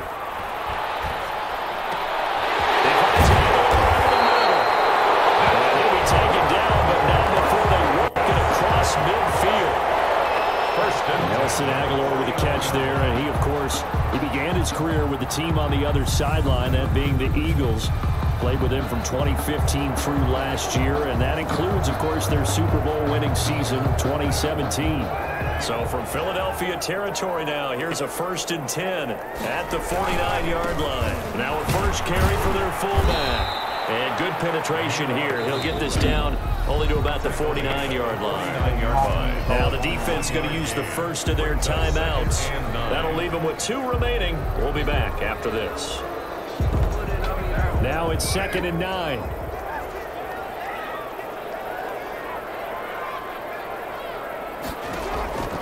Shotgun now for Carr. Throw over the middle, and it's incomplete. Tyrell Williams was the intended target, and it's 3rd down. It's now 3rd down. Play number 9 on the drive coming up, and they need 9 yards on 3rd down. Working from the gun, it's Carr. Able to find Waller. That's complete. And he has another first down as they'll get the ball down to the Eagles' 30. Solid gain of 18 and a Raider first down. Let's just lean on the word good here, partner. Good way to start the second half. Good safe throw and a good quick first down as well. Completes it. And inside the 20 before he's brought down. 11 more yards that go around. A first down as well. That's another. But one of the ways that quarterbacks keep all the receivers alive in a play, never lock in on any one guy. Make sure you keep your eyes moving, scan the field. And here he finds the open guy for a nice pickup. And now the ball's out. Carr lost it. Fumble. Lamar Jackson sacked. A fumble. This has been a long drive. You know that defense, they're craving to get off the field. They were able to force it free, but couldn't recover it. Yeah, and on the offensive side of the ledger, they were thinking about how do we punctuate this drive with 6, right? Make it an exclamation point. Instead, you got to put a question mark next to this drive now after the fumble, even though they recovered it. Brings up 3rd down. And that is going to do it for this third quarter of action. You are watching Madden Ultimate Team on EA Sports. Possibly a turning point. Big play coming. This is 3rd and long. From the gun, it's Carr. Pressure comes, and down he goes. The Eagles get there for the sack. Well, this is what happens when you get behind the chains, as people like to say. When you have obvious passing situations, hard to vary it up and fool the defense. And you hate those situations if you're an O-lineman, right? Oh, without a doubt, because you just know they're coming, and you never know exactly how. They can be exotic in their blitzes, or their athletic ability just takes over. So Lamar Jackson in the offense. Down 17-13, 2 minutes, 17 seconds to go. They'll have 2 timeouts, and of course also the 2-minute warning as they go to work on first down. On 1st and 10, it's Jackson. And he's got it past the 30 before he's hit and dropped. 15 yards is the pickup there, and the drive starting very nicely. First down. And an Eagle first down. 4th quarter, down to the final 2 minutes, and we got a 1-score game.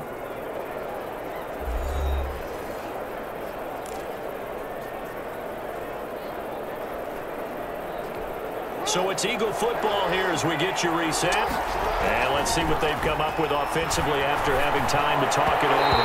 And he can't hang on to it. That one is sealed it. Instead, 2nd down. Second down. He was unable to complete it there, and just not the game that you would expect from him. He's been off the mark really start to finish. It makes you wonder what exactly is going on. Is he a little bit dinged up here, or is he just off just by a bit? Wow, you Maybe guys he can get it back in this situation. He'll need to. It'll go as a loss of a yard, so now they deal with 3rd and 11. The last completion actually lost a yard, so now they'll need to convert on 3rd down.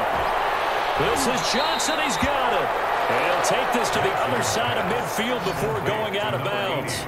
Great way to convert on 3rd down there. 21 yards the play. That's what they need right now. Get the first down, get out of bounds, stop the clock. Just playing smart football, understanding the situation, making the plays necessary, and making sure that clock stops at every opportunity. And really a nice job there to make something out of that run, sidestepping defenders for a pickup of 4. That'll be a pickup of 4 as they work with this 4-point 4th quarter lead. On 2nd down, it's Drake, and he's dropped right at the 40. Gain of 3. They'll get to the line here, but remember, it's also 3rd down. They'll run with Drake. And he's going to get this inside the 30. Drake, the ball carrier. Partner, they're clearly saving those timeouts, but they still have to work with some urgency to put themselves in the right position. Eagles.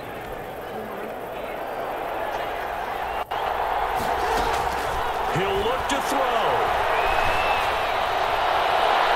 And he can't hang on to it. That would have sealed it. Instead, 2nd down. Incomplete. They've given up a few first downs on this drive, but getting the incompletion there, that should give them something to build on and maybe turn the tide. So now they'll come up on 2nd and 10, once again from the 28. And he comes back with 1 complete. Jackson's 9 yards, and that leaves him just short, so it'll be 3rd and less than a yard. And that'll just about do it for us in this one. You've notched another win, and the next challenge awaits. Partner, it's a lot of fun watching the NFL now, isn't it? Know my name, I'll get through the pain. Taste sweet on my face like it's lemonade. Tie me up in chains, I'll get through the pain. Taste sweet on my face like it's lemonade.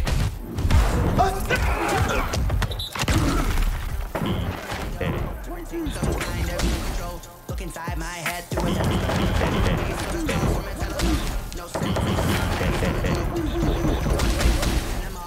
syllables. Yo, look at me, out the asylum. Was a fate or mistake, cause the time ain't up. Yeah, the parts of my mind don't get much love. If you want in my head, come and call me up. You look like a twisted Robin Hood. You take from the rich and the poor and us. Wearing diamond shoes where you walk your pugs in a town you create where there ain't no love. Where do I go?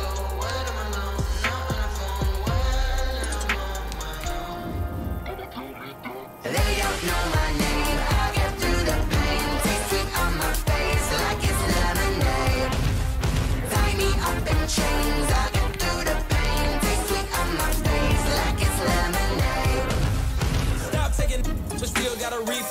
drip out from the socket to a teacup. Drink up inside, look when they peep us. Huge us in the belly of the beast, but outside there's a war going on your front lawn. Black Hawk, see the red dawn horizon. Blind yet I'm rising, abiding by laws of attraction. My thoughts still rising. Thinking.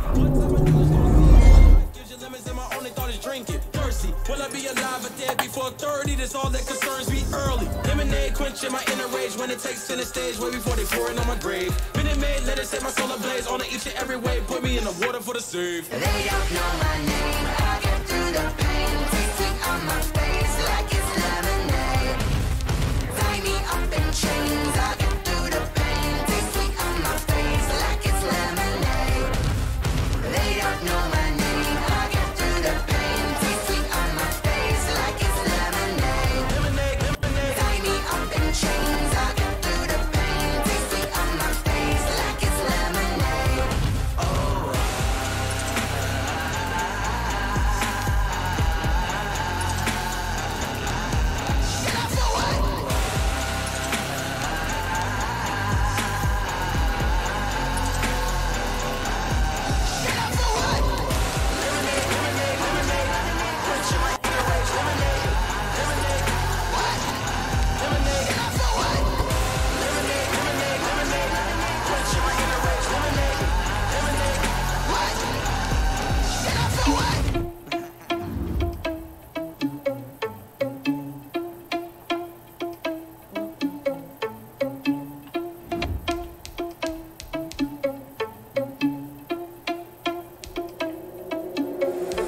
Irresponsible without your money, I'm not. Thought he had a plan, but we gon' foil his plot. Heard him sneaking in, so we just ran in the spot. And then we spin the block around just like the hand on the clock. Are you irresponsible without your money, I'm not.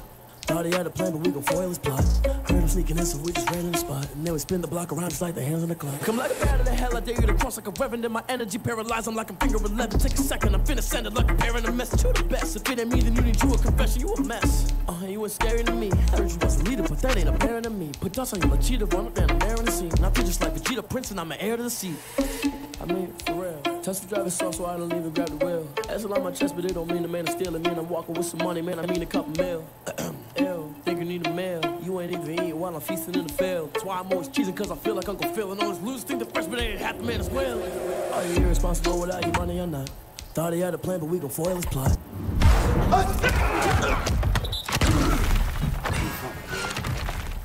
Heard him sneaking in, so we just ran in the spot. And then we spin the block around just like the hand on the clock. Are you irresponsible without your money or not? Thought he had a plan, but we gon' foil his plot. Heard him sneaking in, so we just ran in the spot. And then we spin the block around just like the hands on the clock. Just like the hands on the clock, I go back to back when I'm doing numbers. All the mad that I'm driving the bus, so they threw me under. Heard they mad, they don't wanna bust, so they boo each other. Think that they're the winning team, go losing, then they choose another. And that's okay, cause I'm competing with me, not you. I live with blessings like I can't stop sneezing, not you. I hate to break it, but me and myself top two. I blow away the competition like a ball of hot soup. And there's no catch, I go and get the bag and I'm not bringing it back. I'm like a down QB, I put the pain in the past. And if you ever had a problem, promise I didn't ask. So it's 444 in the car, my dash. I shake a big, told them all, you ain't first, you last. Little boy, that's facts, I'ma grow that cash to my money.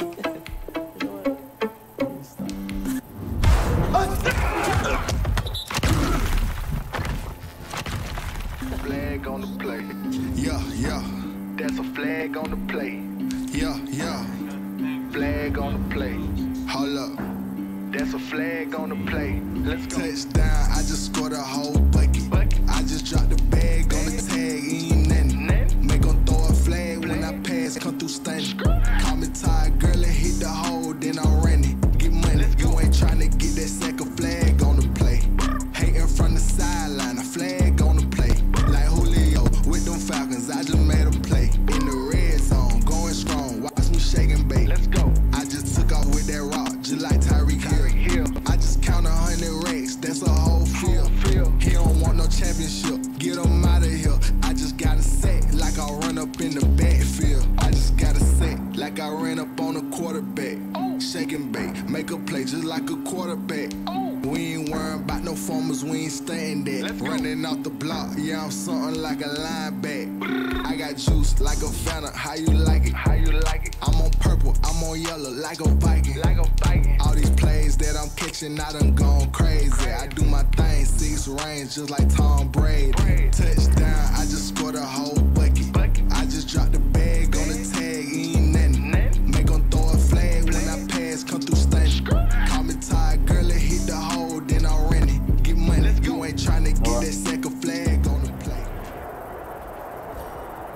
Hey everybody, thanks for joining us today. I'm the coach, and this is Madden Ultimate Team.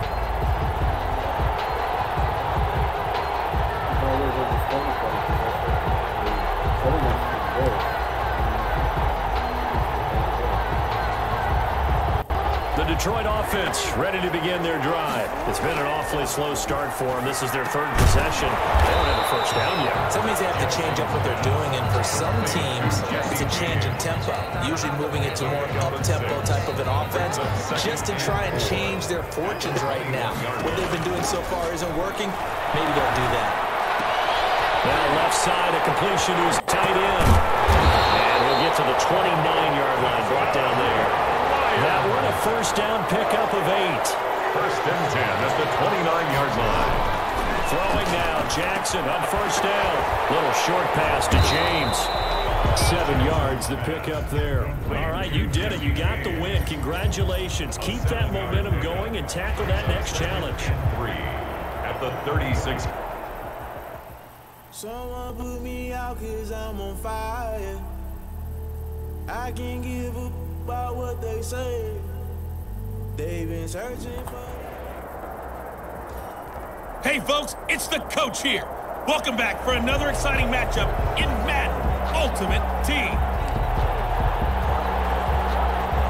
And here are the Lions now as they get set on first and 10. They'll run on first down. Drake, and this winds up a gain of 4 to the 41. Taken down. Well, on every play call, you realize it's not going to go for a touchdown. So a lot of your calls are setting things up for maybe later in the game, trying to establish the inside run with toughness now. Hopefully get to the perimeter later. And let's face it, you could do worse than a 4-yard run on first down. He's brought down. The Panthers turn to their nickel set here as they get ready for third down. From the gun, it's Drake. And he's going to have the first down yardage to the 35. There you have it, another challenge and another victory. Now remember, you can always replay challenge.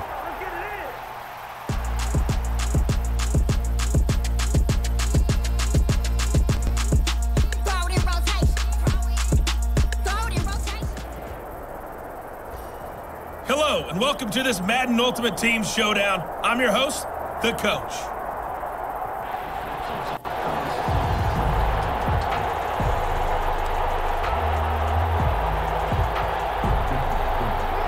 Offense getting set, first and 10. On first down, it's Drake. And this will leave him a yard short. Nice pickup of 9 yards on first down. At the 16-yard line. The impressive opening drive continues and just space being created by those guys up front. We're seeing this the same way, aren't we? We are seeing an offensive line, as this game gets started, as it starts to unfold, that they are dominating the line of scrimmage. And he's able to work in here to the 8-yard line. Lions. Usually we see runs like this as the defense breaks down later in the game, but this guy is setting the tone early, running through all types of tackles and put the defense back on its heels. Nice job of break free with one tackle, but it slowed his momentum somewhat, and he's taken down right after. It's a gain of a yard, and it'll set up second and goal. The line of scrimmage, the 7 now on second and goal. And he takes this one in for a Lions touchdown. Taking it in from 7 yards away. And the Lions take it right down and score on the opening drive. Congratulations on yet another victory. Now you can go right. Let me explain what I did. Can I kick it? Hold on. Yeah, I got some rings and a range. Can I kick it? Yeah. Don't ask me a thing. How I got her, how I did it. Yeah. Spend the whole half, had a blast. Can I kick it? Even with a sprain. Pain, can I kick it? Just the flex I win it. Welcome in, everybody. It's the coach with you here today for another edition of Madden Ultimate Team.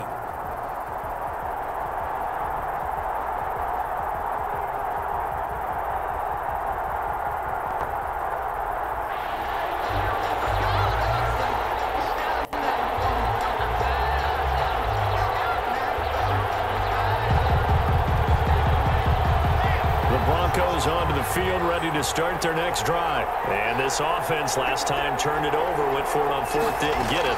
They're lucky, though, because no points against the team on the board, but we'll see how they respond. That's fucking teammates, don't they? They had their backs on that last series, and because they did so, that allows the coach to still stay aggressive.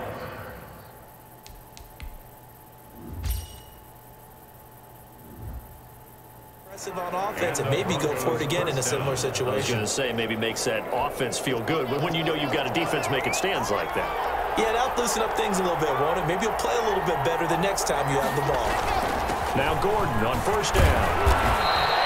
It's a 6-yard pickup, and it gets him to 2nd and 4. A quick burst there, and he nicely bit off a pretty decent gain. Pickup brings up 2nd and 4 at the 38-yard line. 6 yards on that last play. Here's 2nd and 4. They'll run for the first time with Philip Lindsay. And he's going to get this down near the 20-yard line. It's a pickup of 17 and a first down. Every year we spend a lot of time and money evaluating the top prospects for the NFL draft. How about when we all get fortunate and see a guy like Philip Lindsay, an undrafted free agent, who had 1,000 yards rushing his first 2 years in the NFL. Can run between the tackles, run with power, and catch the ball in the backfield. Open man, he completes it to Judy. 11 more on that one, and another first down. Well, that certainly has to feel good. It's not all the time that the play caller should get all the credit.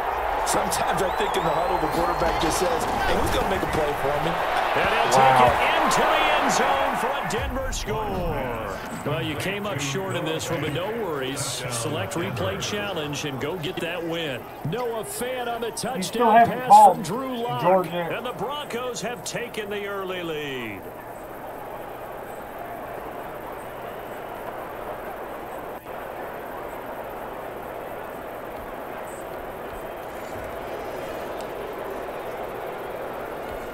Ball up to the 35 now as they come up on 1st and 10. Lock going to throw. And he fires one that's intercepted. The rookie Jordan Brooks picks it off. Terrific return there. They're finally able to corral him down near the 11-yard line. Intercepted. And just like that, another ultimate challenge has been defeated. Savor the victory, if only for a moment, because you know there's always another challenge right around the corner.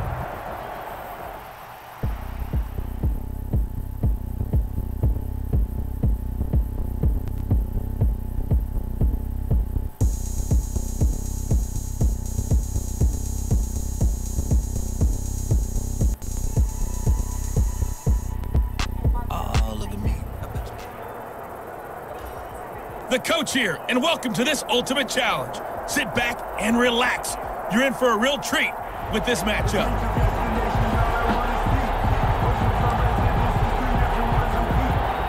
Ball up to the 35 now as they come up on 1st and 10. They'll start things on first with Torrey Cohen. And he's got it up over the 40 to the 41. It's a 6-yard gain on the ground, and that'll make it 2nd and 4. All right, Brad, I know we're in the early going here, but those kind of runs, they're going to open up a world of opportunities for this offense going forward. From the 41, Trubisky will drop this one down to Cohen. And he'll be taken down, but not before he works it past the 50. It's a first down on a gain of 10. So the ball moves into Lion territory now. Here's 1st and 10. Are you fucking kidding me? Pick it up. And this is scooped up by the Lions. And they are going to set up shop at the 32-yard line. Nice job there getting the win.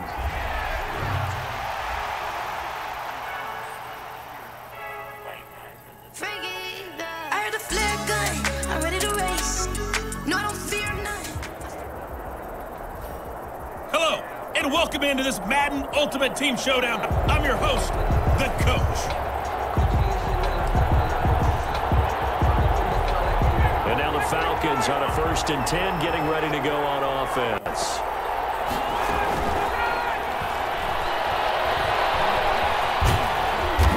tackled a yard short of the marker. Good gain of 9 on first down. Pretty good first down play. Keeps them ahead of schedule, as they say. And ostensibly, they could go right back to it because there are multiple options on this play. Hand it inside. Quarterback tucks it and keeps it. Quarterback throws the ball downfield. You should be able to react to the defense and have an option available on every snap. Had an open man that time, but ended up putting a little too much heat on it, don't you think, partner? Absolutely. Just needed a touch more air under it. Instead, he fired an absolute bullet. They'll try and run forward with Smith. And he's got the first before he's brought down at the 39-yard line. He's brought down 2 yards and able to get the first down in the process. Good initial drive thus far. This is 1st and 10 at the 39. From the gun, it's Ryan. Looking left side, and he's got a man. That's Lee. That catch good for only a couple. Got to give credit where it's due. Really nice defense on that play. The pitch and catch was successful, but not any run after it. It's 2nd and 8. Now on 2nd down, this is Gurley. Just a couple on the ground there, and that's going to bring up 3rd and about 6. The tackle in order to play really good run defense when you're playing a 3-4, there's 3 guys up front. The nose tackle and the guys they call the defensive ends, they're usually big people because they're going to have to eat up a lot of Why did you just stand there? And when they do their job well, guys who play on the inside, those inside linebackers, they will just roam and hit. 1st and 10 from the 28. It's been a well-put-together opening drive so far. Bryant's pass taken in by Ridley. And they'll get him down after a pickup of 8. 2nd and 2. 8 yards on the pickup. Brings up 2nd and 2 at the Lions' 20-yard line. We're scoreless after 1. Quarter with no score. 2nd quarter now, Falcon football, as they've got it with a 2nd down and 2 coming up. Looking to throw again on 2nd down. Ryan looking sideline, incomplete. Ryan's pass thrown away, and after the incompletion, here now 3rd and 2. And 2 yards. They'll try and pick up the first with Gurley. And he's going to have a first down here as he gets this one to the 17-yard line. Only 3 there on the pickup, but that's enough to move the chains. First down. So from the 17 now, here's a 1st and 10.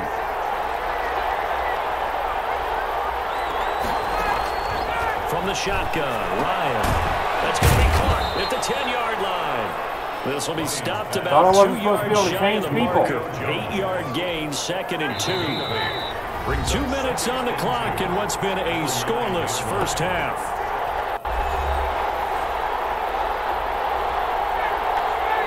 We remind you that coming up at halftime, we'll take you to Orlando and Jonathan Coachman. Coach will have highlights and analysis of this first half, one that's featured no touchdowns as of yet.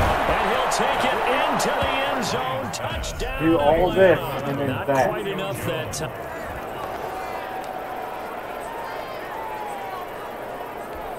And the offense readies for a 1st down and 10.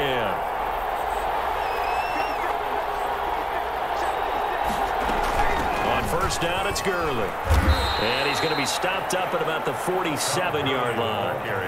The tackle by Troy Polamalu.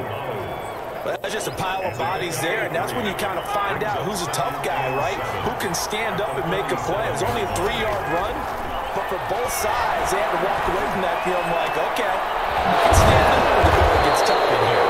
And it's going to be another 1st down as they'll get him to the ground at the Lions' 29-yard line. That one good for a 1st down pickup of 18 yards. On 1st down, Ryan. His throw incomplete. And finally an incompletion. He was 5 of 5 before that last throw to start this game. So he is human. All right, so we found out after the way he began, okay, he can have an incompletion here or there. But I love what they've done right from the word go. They just need to pay it off. What? He's got his star receiver. Oh my fucking God, dude. Touchdown.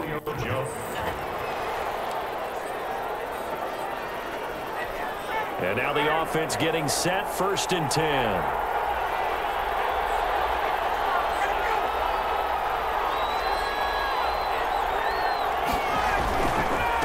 first down carry for Smith. And they go backwards here, losing yardage back at the 48-yard line. 2 yards the loss, 2nd and 12. The tackle, a rare misstep on that last play because the drive has been strong, but now it's 2nd and 12. Now a quick slant as the throw's complete. And it's going to be another first down as they'll get him to the ground at the Lions 35. It's a pickup of 17 and a first down. So the ball moves into Lion territory now. Here's 1st and 10 at the 35-yard line. Ryan going to get this complete to Hurst. And brought down, but not before they're inside the 25. They have no idea what the American people are thinking. And in my opinion, I think what we are... And now the Falcons on a 1st and 10 getting ready to go on offense. From midfield now, here's Ryan. And this will be incomplete. Physical play on the football there, and it's 2nd down. So now 2nd and 10 after the incompletion on 1st down. Throwing again, Ryan. And they'll set up the screen to Gurley. And there's no fucking way. Inside the 40. 11 yards there, 1st down. A gain of 11. And they're getting him involved early. You feel like they saw something on tape, or they just have a sense with him because he's had a good week of practice or something in that area. They want him involved. Just as you said, they want him to touch it either in the running game or the passing game, but they must like the matchups they're getting. Same exact result as last play, a pickup of 11. And the Falcon first down. Throwing now, Ryan on 1st down. We'll drop this underneath to Gurley. It's a gain of 5, and it'll be 2nd down. 2nd and 5 after the 5-yard completion on 1st down. At the 23-yard line. Out of the gun, it's Ryan. Toward the center of the field, but it's incomplete. Hayden Hurst, former first-round pick, the intended target, and it's 3rd and 5. From the snap, he certainly looked like he knew where he wanted to go with the ball, but surprise, that guy was covered. So that took his attention elsewhere to no avail. There's no fucking way he caught that. And he's going to have a first down here as he gets this one to the 17-yard line. That good for 6 as they keep this drive right on rolling. From the red zone now, here's Ryan on 1st down. Pressure, and he'll go down back at the 26-yard line. That's Darius Leonard. That was a goddamn fumble. If you think everyone's vote should count and that we should respect linebacker who got in and got him to the turf. And they need to work to at least get some of this yardage back after the sack. 2nd and 19. Operating from the gun, Ryan. Lee's got it over the middle. Oh yeah, he's fucking, they got a goddamn first down. At the 6. The Falcon passing game looking good on this drive as they get the first down. 1st and goal from the 6. No score after 1 on EA Sports. Here we go now on 1st and goal. On 1st and goal, Gurley. And that'll get him halfway there as he takes it from the 6 to the 3-yard line.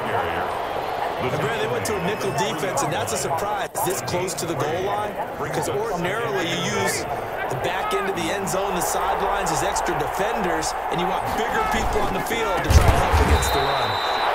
And he'll get blown up behind the line of scrimmage, back at the 6. And now 3rd and goal coming up, the loss on 2nd down. That just means this crowd's going to get even louder, and they'll get a little bit of extra help from the defenders as they exhort them to join them in the effort. A big play forthcoming. Here's 3rd and goal. Ryan. And that will be taken in by Ridley for a Falcon touchdown. And the offense readies for a 1st down and 10. From the midfield stripe, they'll look to throw. Ryan hit, and he lost the football. There's no fucking way he picked that up that goddamn quick. Much like a running back going through the line, quarterbacks have to be aware of protecting the football as well. He left it exposed that time. Wound up having it knocked free, but fortunately, had an alert teammate who was able to get it. Now this one into the hands of the tight end, Hayden Hurst. And he'll get it into enemy territory just across midfield at the 49. That catch good for 5. It's third down. Third down. On third down, Ryan. Lions pressure. He's brought down. Barreling in for the sack, Shelby Harris. When you throw it as often as Matt Ryan does, you're going to face some pressure, and he tied for the most sacks last year with 48 as he got sacked there again, but he also led the league in completions. A little bit of feast and famine when Matt Ryan goes back into the pocket. So just a 3-yard return following a punt of 45, and the Lions will take over. Nicely done. Another one up. Flag on the play. Yeah. That's a flag on the play. Yeah. Flag on the play. Hold up. That's a flag on the play. Let's go. Touchdown. I just scored a whole bucket. I just dropped the bag on the tag. Hello, everyone. You're watching Ultimate Challenges, and I'm your host, The Coach.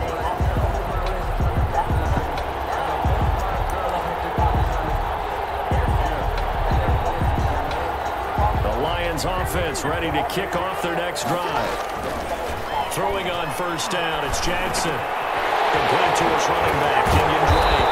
And he's going to get this one across the 30-yard line. A successful start to the drive, 17 yards, and moves the sticks. First and 10. From the 32 now, here's first and 10. Running, it's Drake. He'll be tackled shy of the 35. Pretty shifty footwork, but didn't buy him much.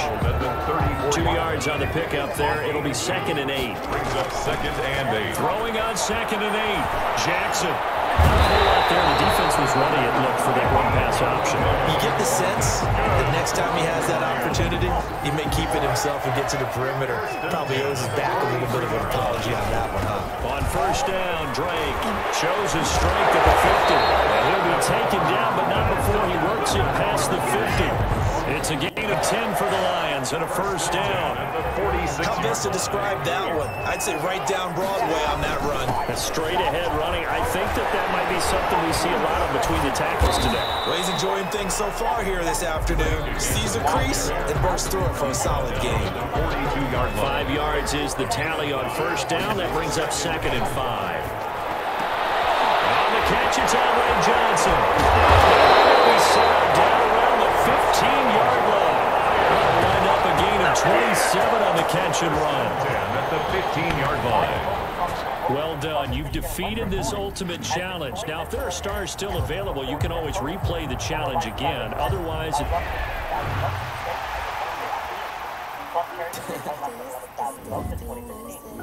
The Trump campaign has maintained its path to victory. Thank you, Jake. But it also conceded. I done made about $1 million and I'm only 19. Water dripping on a white tee. And shorty got a man, but she say wife me. I got checks coming in like a pair of Nikes. If I like it, then you know I'm finna get it. Hit the bag and then I flip it, watch me do it. All on my wrist, going stupid. Tryna put them on, but they never do it. They're like, hold on, wait a minute, like that makes sense. Don't really get it. I'm steady getting to the chicken. That JT finger like a chicken. I mean, I'm getting to the good walk. Keep a rack in my sauce. Diamonds cost me a lot. Nike check up all of my stocks. Hey yo, Nike check. T-shirt check. Sneakers check. Socks check. Hoodie check. Shorts.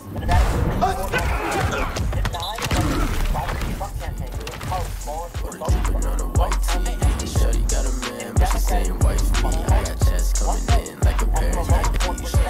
If I like it, then you know I'm finna get it. Hit the bag and then I flip it, watch me do it. All them on my wrist, going stupid. Tryna put them on, but they never do it. Going up sky, while I'm rocking Air Forces. She just wanna ride, shorty bad and gorgeous. She was Lucky Stripe said it's alright, then I cut her off. Shorty stepped on my off-whites. Okay, now wait.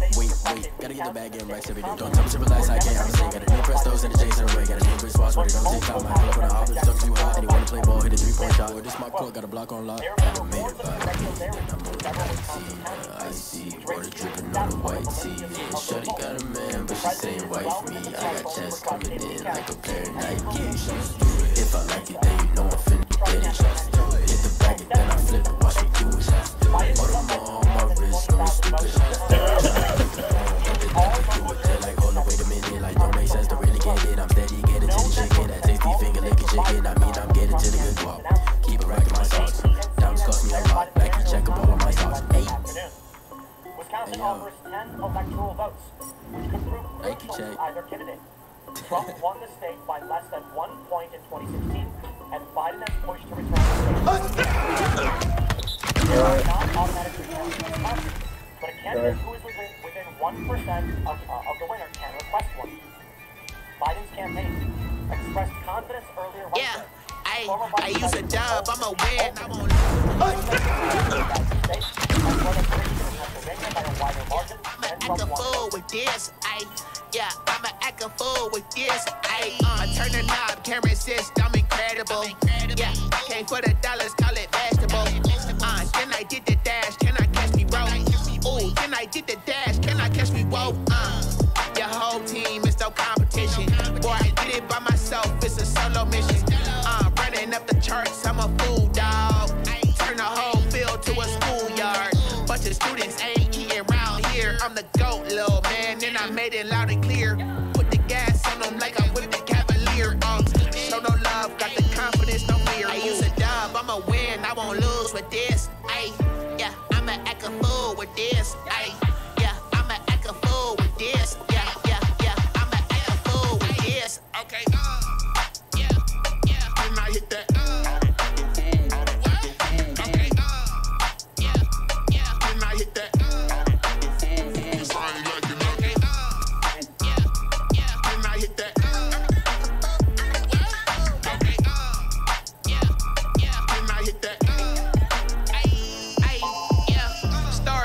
I've been ready for this. Since like 9-5, I've been eager for this. Talent on the rise, I'm consistent with this. Trophy is the prize, ain't no gimmicks with this. Okay, now what's left on them? Told you I'ma flex on them. I did it all subtle, ooh, and then I hit that exit on them. Gotta blame my faith, cause these odds ain't got nothing on them. I secured the safe for the cradle, I ain't dropping nothing, ooh. Only winning is exception, ain't no truce. Ain't no dub, ain't no L on my crew, ooh. Only winning is exception on my crew, yeah. Ain't no dub, ain't no L. I use a dub, I'ma win, I won't lose with this. Yeah, I'ma act a fool with this. Yeah, I'ma act a fool with this. Yeah, I'ma act a fool with this. Okay, and I hit that. And I hit that.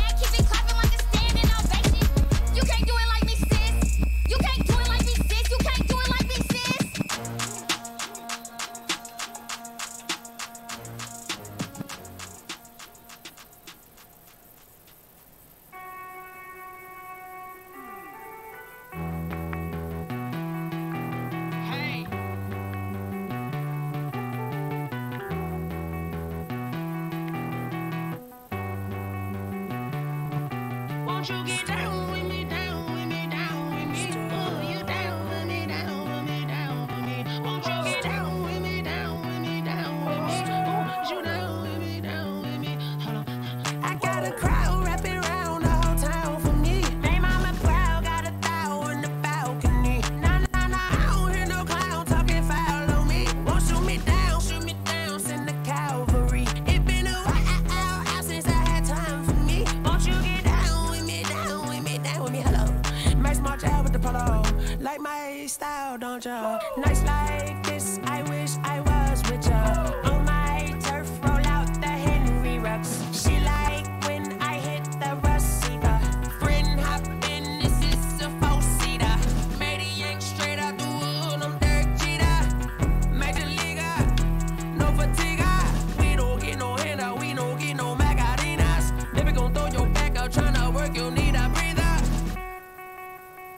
I need a break. Won't you get down with me, down with me, down with me? Oh, you down with me, down with me, down with me? Won't you get down with me, down with me, down with me? Oh, you down with me, down with me? Hold on.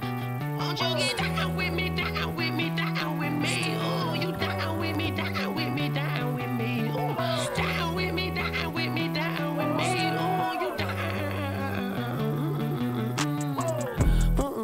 Tell me who you talking to. Roll up that Sinatra, fly la mama to the moon. She asked me what's my life path. Told her 55 south to the cash.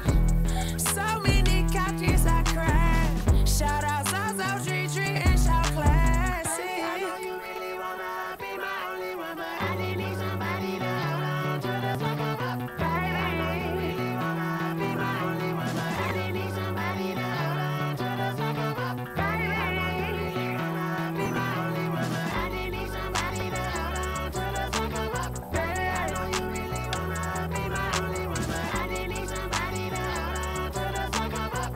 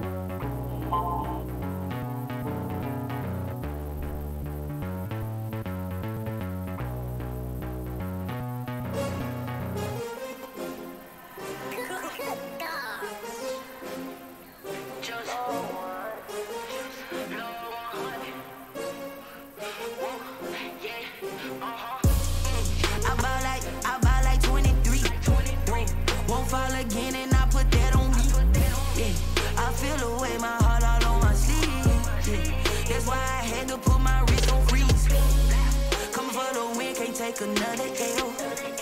Designer on me, this that new Chanel. Did that splash, did that drill. Hey, hey, champion, yeah, we here.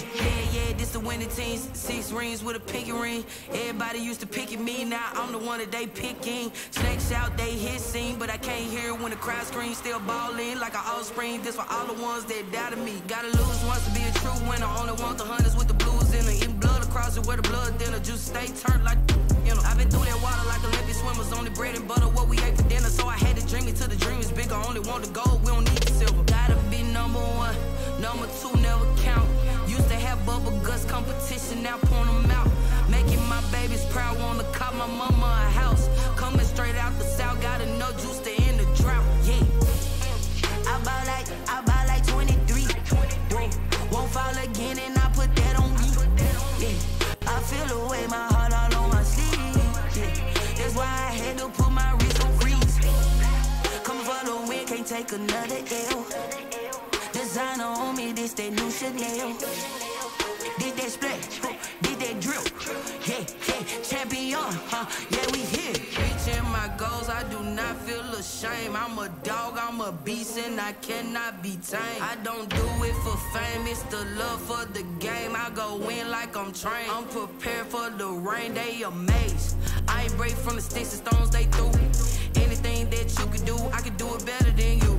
No matter what I do, achieve, still got something to prove. I spent the check on the diamond cross, but still ain't paid my dues. Gotta be number one, number two never count. Used to have bubble guts competition, now point them out. Making my babies proud, wanna cop my mama a house. Coming straight out the south, got enough juice to end the drought. Yeah, I buy like 23. Won't fall again, and I put that on me. Yeah, I feel the way, my heart all on my sleeve. Yeah, that's why I had to put my wrist on freeze.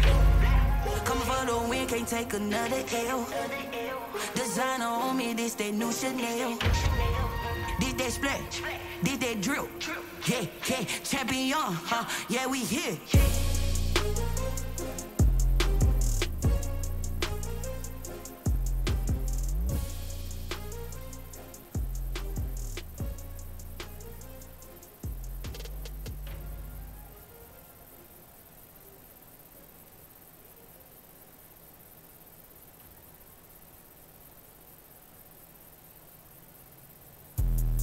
Let me explain what I did. Can I kick it? Hold on. Yeah, I got some rings and a range. Can I kick it? Yeah. Don't ask me a thing. How I got her, how I did it. Yeah. Spend the whole half, had a blast. Can I kick it? Even with a sprain, can I kick it? Just the flex, I went and bought a chain. Can I kick it? Things ain't been the same. Things have changed. Can I kick it? People acting different, so I ask. Can I? Hey, could count on my power and look at my dogs from. Way back then, could claim what you saw, but you weren't with us. The higher the climb, the harder the fall, but how did you get up? I done got rich, then went broke, then got rich again, just a little hiccup. I done been ballin' this pickup. Remember me being so bummy and being so hungry, I had to eat gristle. How did the little go miss? How she was magic, she mixed.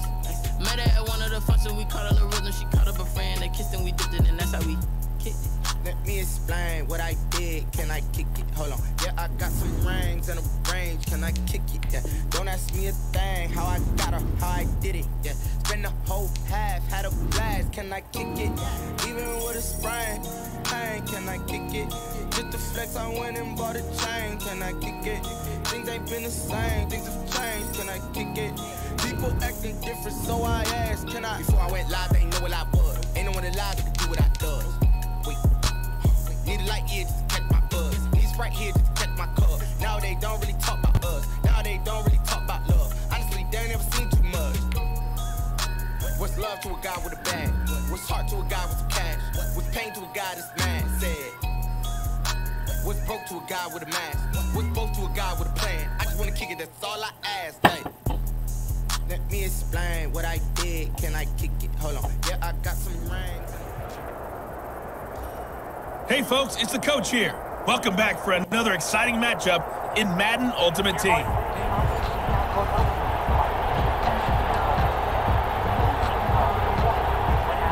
So good starting field position for him here as they come up 1st and 10 right at the 50-yard line. They go over the middle and it's complete to start the drive.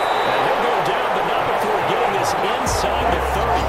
22 yards on the catch and run, a 1st down. 28-yard ball. Oh, that was a nice job there. Quarterback and receiver reading the pressure that was brought. They both knew it was going to open up the middle of the field. Nice little shake and bake, and the line of scrimmage got right into his route. And the quarterback hit him in stride. He's able to run free after the catch. Johnson the intended target, but it's going to be 2nd down. So now they'll come up on 2nd and 10. Once again from the 28. They run toss to the right with Drake. Inside the 15 he goes. Give them 14 on that one and a 1st down. They came into this game saying it was important that they set the tone and show that they can run the football. And I believe that they've done that here in the 1st quarter.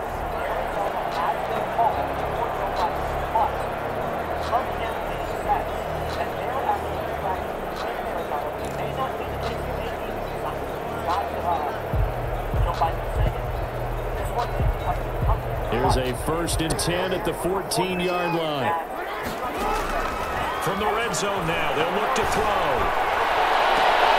He's got his man. It's caught for a touchdown. Kenyon Drake there to make the grab. And the Lions are going to take a first-quarter lead. Well, he wasn't the guy they were initially going for, but after going through the progressions, it worked. When you have plenty of people who can catch the football, you don't always have to go to your primary target, and sometimes that target is actually covered. Nice job coming off of that and getting it to someone who was open. The man out of the backfield gets in for the score. Set to kick off. Now after the touchdown, here's Crosby to kick it away. Now the return. Here comes Randall Cobb. And he's up across the 25 and down at the 28. Now comes two-time Pro Bowler Deshaun Watson in his fourth year now in the league as he gets set to operate his Houston Texans offense. When we talk about the best dual quarterbacks in the NFL, don't leave Deshaun Watson out of the conversation. 2 straight years he's been a Pro Bowler. Excellent numbers again last season with 26 touchdown passes, 7 more added on the ground, and firm leadership and control of his Houston Texans team. Now he's looking forward to taking the next step and beating Patrick Mahomes and Lamar Jackson in the playoffs and getting the Houston Texans to a Super Bowl. The linebacker Christian Jones there to make the stop. Play. 2nd and 10 at the 29-yard line. They'll run for the first time with Johnson. And he gets this one just shy of the 40. They'll mark him down at the 39. 11 yards there, first down.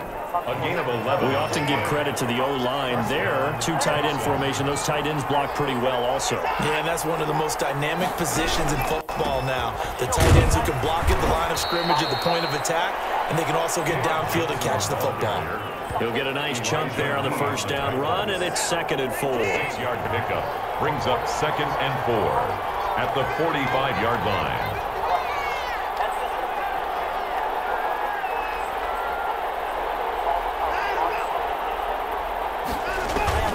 On 2nd down, Johnson. And he's going to be brought down on what will be the final play of this first quarter. After 1, 7-0 on EA Sports. Texans nothing.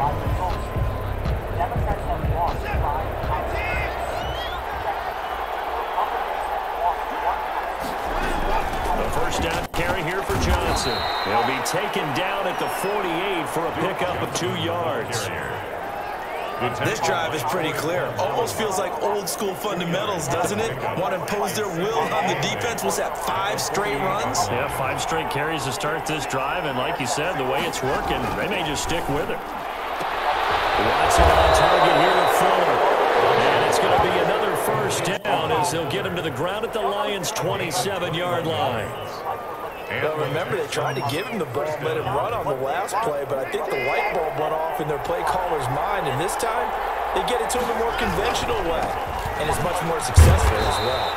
And he'll take this forward for about 5 as we have come upon the 2-minute warning.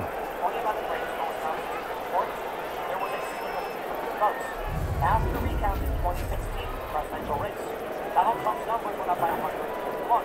As I said, we remind you that coming up in 2 minutes' time, we'll hand you off to Orlando, where Jonathan Coachman will have highlights and analysis in this first half of action. That is caught at the 7. And he's in. Touchdown, Houston. 23 yards for the touchdown. And the Texans are an extra point away from tying this football game. Well, we know someone just added to his touchdown passing total, but all he did was get the ball out quickly to his tight end and let him take care of business the rest of the way.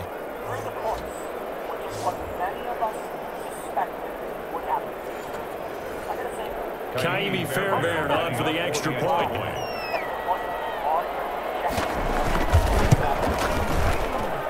It's up and good, and we're tied at 7 here in quarter number 2. So that drive goes 8 plays, and it results in the Texans finding the end zone.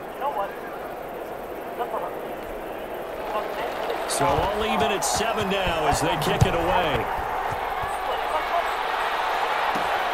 Taken in at the 3. take it past the 25 and up to the 28-yard line. At their own 28-yard line. The Detroit Lions falling below 500 in Week 8. They lose to Indianapolis now 3-4 through 7 games. And the final against Indy in Week 8, 41-21. The Lions had won 3 of 4 coming in, but could not slow down Phillip Rivers and the rest of the Colts. Now next up, they'll try to get back on the balance beam at Minnesota Week 9. But remember, Minnesota coming in hot off the win against Green Bay. After that game, they'll be home for Washington before they go back on the road Week 11 at Carolina. And this time he's got the hook up. It's complete. It's a pickup of 17 and a first down. Up to 45 yards. That was a nicely run slant route, and what the receiver's trying to do is make the defender think he's going upfield for a deeper route, and then breaks it off, usually after about 3 to 4 steps, and cuts towards the middle of the field. And now what he's trying to do is use his body to keep the defender away from the football and get the quarterback a really nice target. Back-to-back receptions for him, and it's another first down. That's the 30-yard line. Now Jackson on first down. And that is caught on the right sideline, but out of bounds, says the line judge. The throw took him a little too far. It's second down. Bradley Roby on the throw once more on 2nd and 10. Jackson, well, the incompletion, yes, but maybe here not the worst thing in the world? No, not on 1st and 10. It actually gives them a chance to regroup, relax just a little bit. They huddle up, talk it over, then they get a chance to continue their drive. Touchdown, Detroit. Jesse James, 30 yards, and the Lions have taken the lead. Now it's a beautiful ball right there as he waited for his tight end to come uncovered in the end zone, so give him points for patience as well. Delivered it right where it needed to be for 6 points. And he's got it. It's now a 14-7 ball game. And that'll just about do it for us in this one. You've notched another win. Talking about my stars and daughters.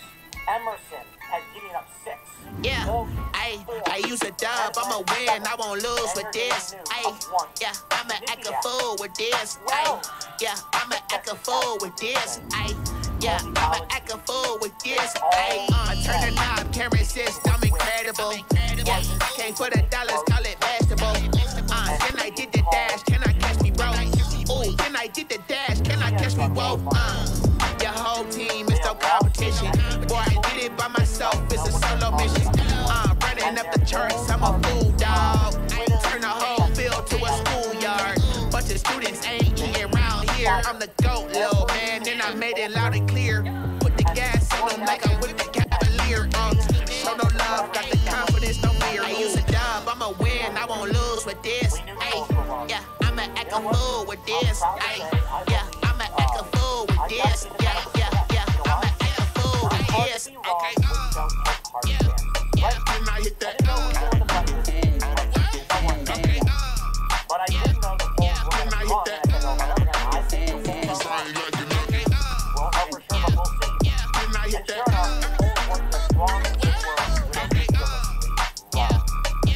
hit that? Hey everybody, welcome. It's the coach with you here today for another edition of Madden Ultimate Team.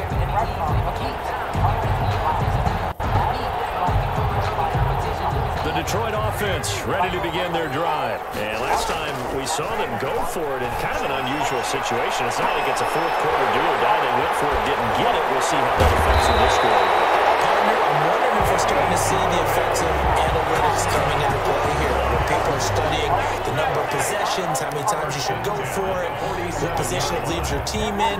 Maybe we're starting to see a little bit of that creeping into the NFL game. I think we've seen it in other sports, maybe into the NFL now as well. And now off to the races, down the right side. Touchdown, Detroit. Kenyon Drake, 47 yards. And the Lions are going to take a first quarter lead. All right, you did it. You got the win. Congratulations. Keep that momentum going and tackle that next challenge. Anna Masaglia tweeted this. Fascinating data visualization of I remember sleeping with my ribs closed. U.S. Marines. Welcome, everybody. I'm the coach. Up next, another Ultimate Challenge on EA Sports. Taking you the rest of the way, here's Brandon Gaudin and Charles Davis. Brandon. Coach, we begin this challenge in the first quarter with over 3 minutes remaining. Still no points on the board. It's 0-0. You have the ball on your opponent's 35-yard line. As we get set here, 1st and 10.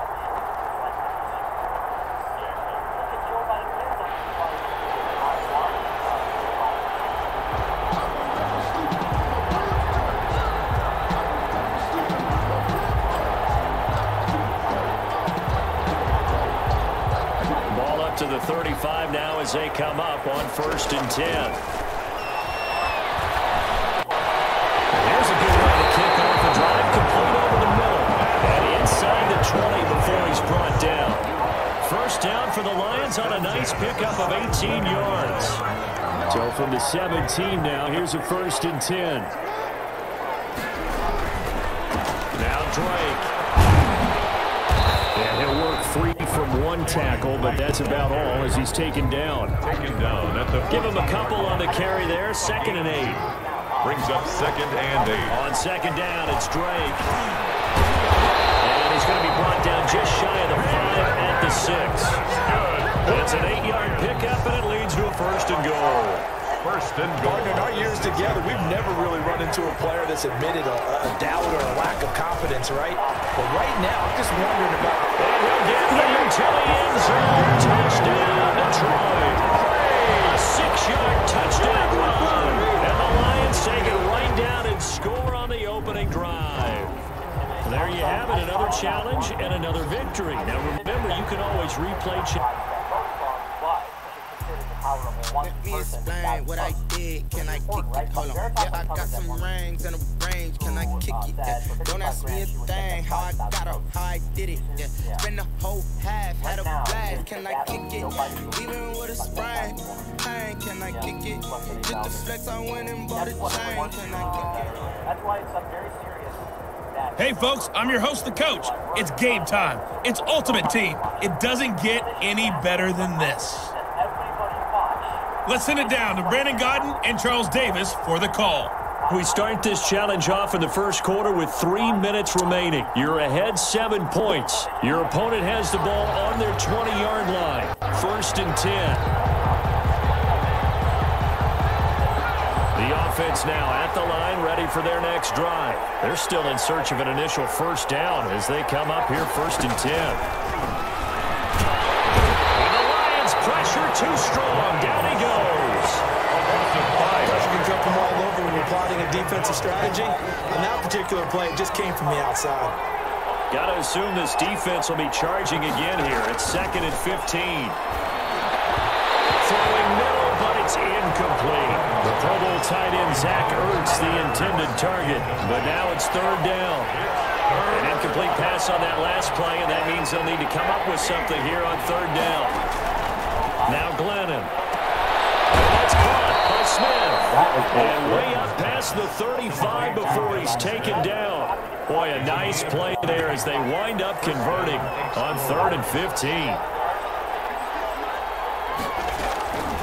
Glennon.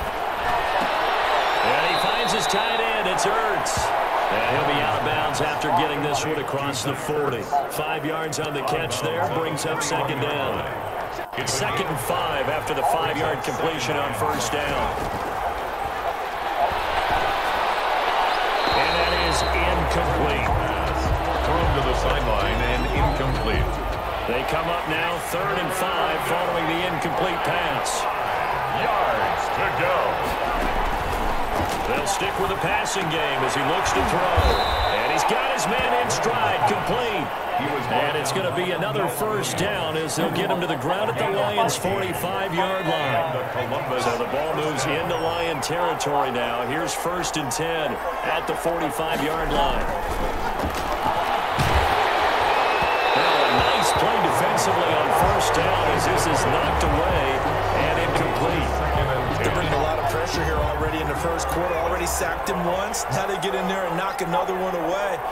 think maybe that Tucker rule being gone makes defenses a lot bolder? Yes, indeed. That time, lucky that the arm was going forward. Incomplete pass.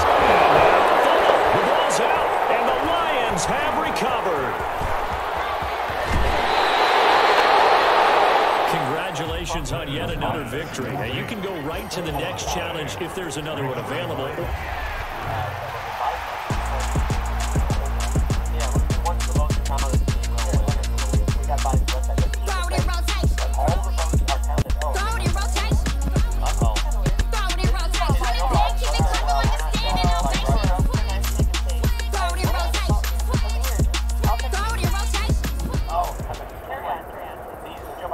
Hello there, it's the coach with you here today, and this is an Ultimate Challenge. Now let's hand it off to Brandon and Charles as we jump straight into the action. We begin this challenge in the first quarter with over 3 minutes remaining. We're all tied on the scoreboard at 7 apiece. Your opponent has the ball right at midfield, first and long, and he's going to go down. They sack him back at the 42. Reggie White, what a force, got back there for the sack. Great job defensively. I think he was trying to go through his progressions, find someone to get rid of the football. Before he knew it, he was on his back. So that just brings us right back to what you said in the beginning. A great job defensively. Nowhere to go with the football. That led to the sack. The reception good for 7. It's third down. I think defensively you're okay with that. Here in the first quarter, he's going to get some catches, but they rallied to him quickly. And that's what you count on, and I like what you just said. First quarter, can you do it all game long? They catch it, you tackle, they go down.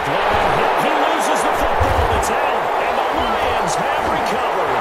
The big man get the oxygen tank ready, and into the end zone. Scoop and score, a fumble return for the Detroit touchdown. And just like that, another Ultimate Challenge has been defeated. Savor the victory, if only for a moment, because you know there's always another challenge right around the corner. Which county, and then you say, okay, they're doing whatever. I don't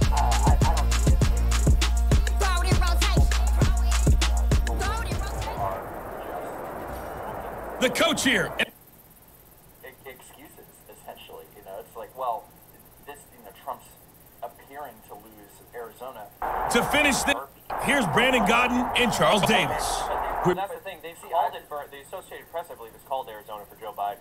But they've also, I mean, they haven't called Georgia or North Carolina for Trump. But I had a whole bunch of people on my Twitter go, Andrew, what's going to happen with this? I'm like, they're going to count it. Who cares? Like, it's, even whether they go through the machine or whatever, if they were given Sharpies, right?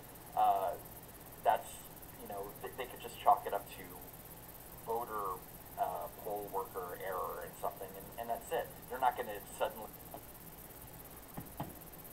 voter poll worker error and something, and that's it. They're not going to suddenly discount thousands of votes because of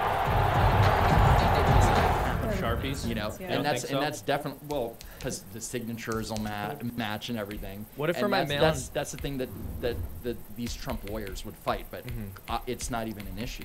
Yeah. So what are these the lawsuits? I believe Georgia, North Carolina are being sued, as well as Pennsylvania. North Carolina? Or no, maybe not North Carolina. Michigan, Pennsylvania, and Georgia. Michigan, Pennsylvania, and Georgia. That's correct. Okay. So right now in Arizona, Joe Biden has 51%, Trump's 47.6.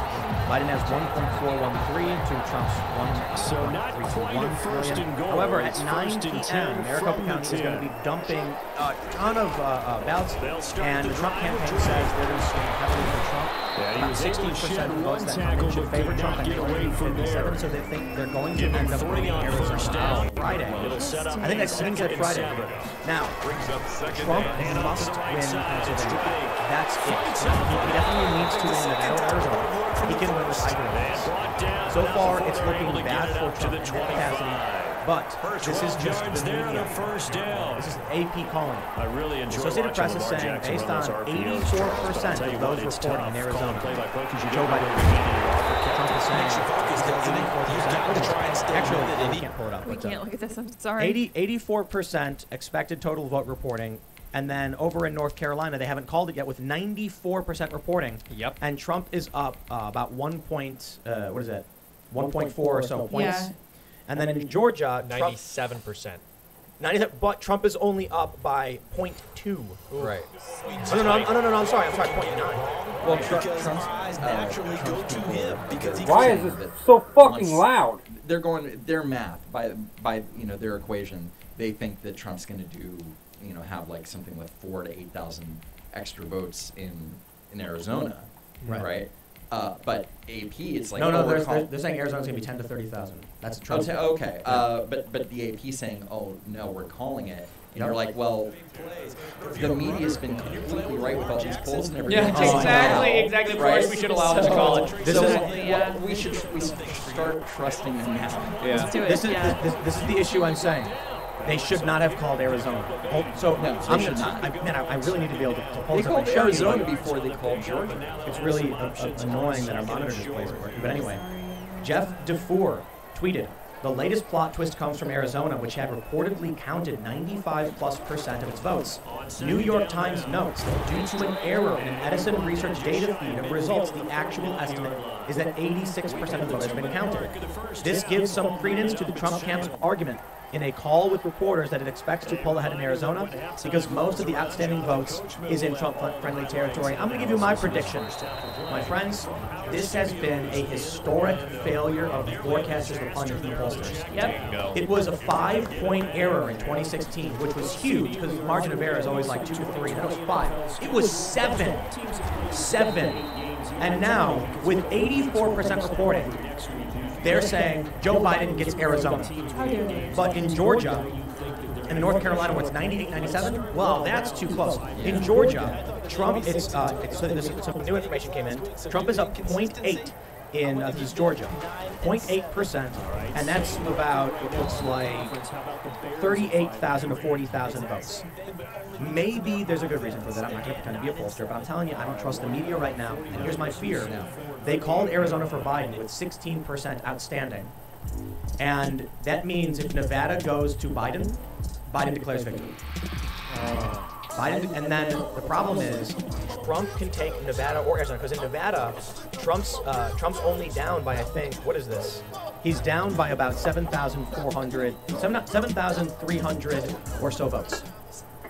And that's hello everyone, you're watching Ultimate Challenges. He needs to win Arizona or Nevada. I don't think Nevada's going to win. Let's join this one already in progress. I think it's going to be close. No, 75% reporting. Maybe. Yeah, just my gut is saying that Nevada is going to go up. But I do think that, obviously, Trump's people right in their math and their polling is definitely going to be better than their internal team. It's been better than everybody else. And it was just as accurate in 2016. Like, what are they doing that the media isn't doing? Media's lying. How could Trump's internals be so good? You know what happened in Maine? The Real Clear Politics average for Susan Collins in the Senate gave, like, one poll had a 12-point lead for Gideon, I think her name is. Yes. And she got crushed by the double digits.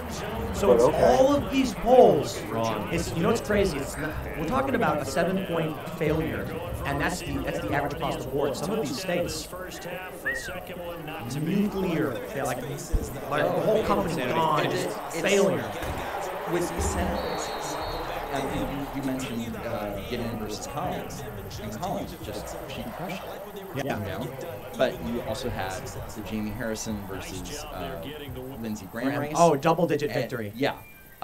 Then you had the Joni Ernst race in Iowa that was supposed to be very competitive. It didn't turn out to be.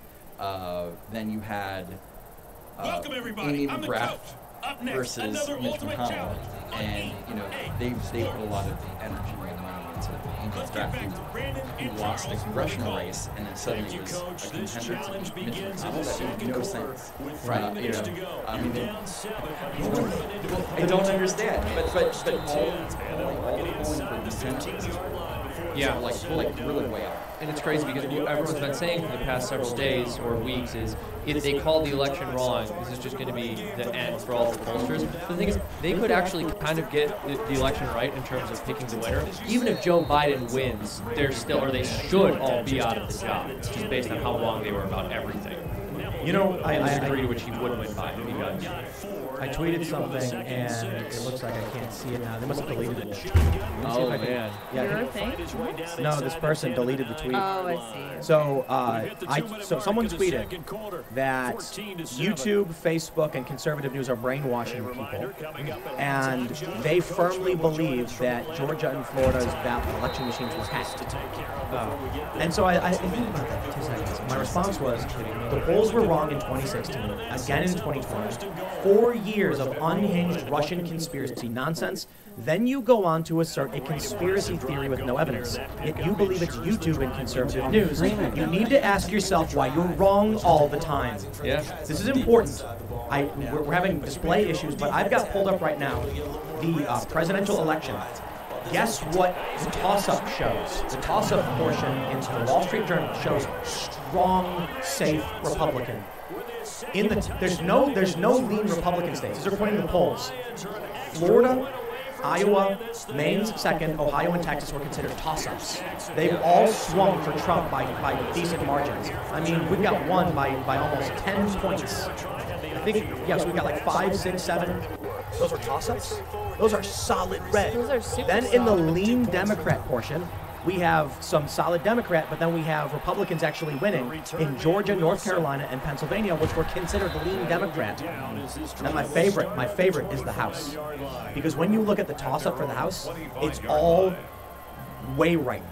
Like, it's a ton of confirmed Republican victories, and there's 2 in the toss-up that are leaning to left, but there's like 20 or 30 in the lean right. In the lean left, it is about 50-50, Democrats winning to Republicans winning, meaning that's the toss-up bracket. My favorite part, in the safe Democrat, we have confirmed Florida, Miami-Dade victories for Republicans. Cuban Americans said, F you to socialism. Good for them. Straight up. It's remarkable to me that I'm looking in the safe Democrat predictions and polls, and there's actually Republican victories. Yeah? Yet when you look at toss-up, it's all Republican, and when you look at lean Dem, it's split. The polls are heavily skewed by almost double digits against Republicans. These people have been wrong about everything. Yeah. So do you think this is bias from the pollsters who want to discourage Republican voters, or do you think there's some other quirk of their modeling that results in it seeming as if Democrats are going to win when they don't? I think, I worked in some of these offices, and it is a circle of jerks. Indeed. They are jerk people, and they're all sitting in a big circle, and they're talking to each other. It's like, you ever see the Simpsons episode where they say purple monkey dishwasher? Bart goes, the teachers are on strike, and Bart goes behind him and says, Skinner says the teachers are too wimpy to strike, and then when finally makes it to the teacher, she says purple monkey dishwasher, or something like that. I don't remember. Yeah. That's what it is. So what ends up happening is you have this whirlwind of fake news. Someone, imagine all 3 of us sitting here. Imagine this is like a New York newsroom for one of these ridiculous companies. And then I'll be sitting there and I'll go, hey, I just read that Biden is doing pretty well in Florida. And then Seamus hears me and goes, Biden doing great in Florida. Then Andrew's like, wow, Biden's winning in Florida. And I go, whoa, he's winning in Florida? Whoa, I didn't know that. Whoa, Biden to win Florida. And then you're like, Biden wins. And that's Trump. And they're like, how did this happen? It's not just a circle jerk. A circle of jerks. Circle of jerks. Sorry. Excuse me. I'm the one that came up with circle of jerks. I should know better. It's not just a circle of them talking to each other and phoning it in, literally, to each other. They're amplifying it. They're rolling it up. Each time it goes to the next person, it gets a little bit bigger and a little bit bigger. Every time it gets back to Seamus, it's like, oh my gosh, it's the end of the world. Or I just ruin everything like I usually do. It's just the process is perfectly competent until it gets to me. But how? The crazy thing is the polling companies, are they lying? Come on, man. Listen, hold on. Fool me once, shame on you. Fool me twice. Their methodology is just garbage. It's garbage. Exactly. Everything from oversampling Democrats, oversampling independents. Yeah. When I see these polls that have 32% independents, I'm like, what? Great. Where do you find these people? Yeah, exactly. And then when you have Pew Research. They pull from the same people. It's like the same poll of people. Yeah. Right. And then YouGov, and that's also the same poll of people. And you sign up for it. It's not like the internet calls your home and asked to participate in the YouGov poll because it's all internet. It's no landlines and it's no cell phones. So I mean that's like just that basic methodology is why that's just the icing on top of the cake. It's we're taking over. We're taking over. That's what's happening.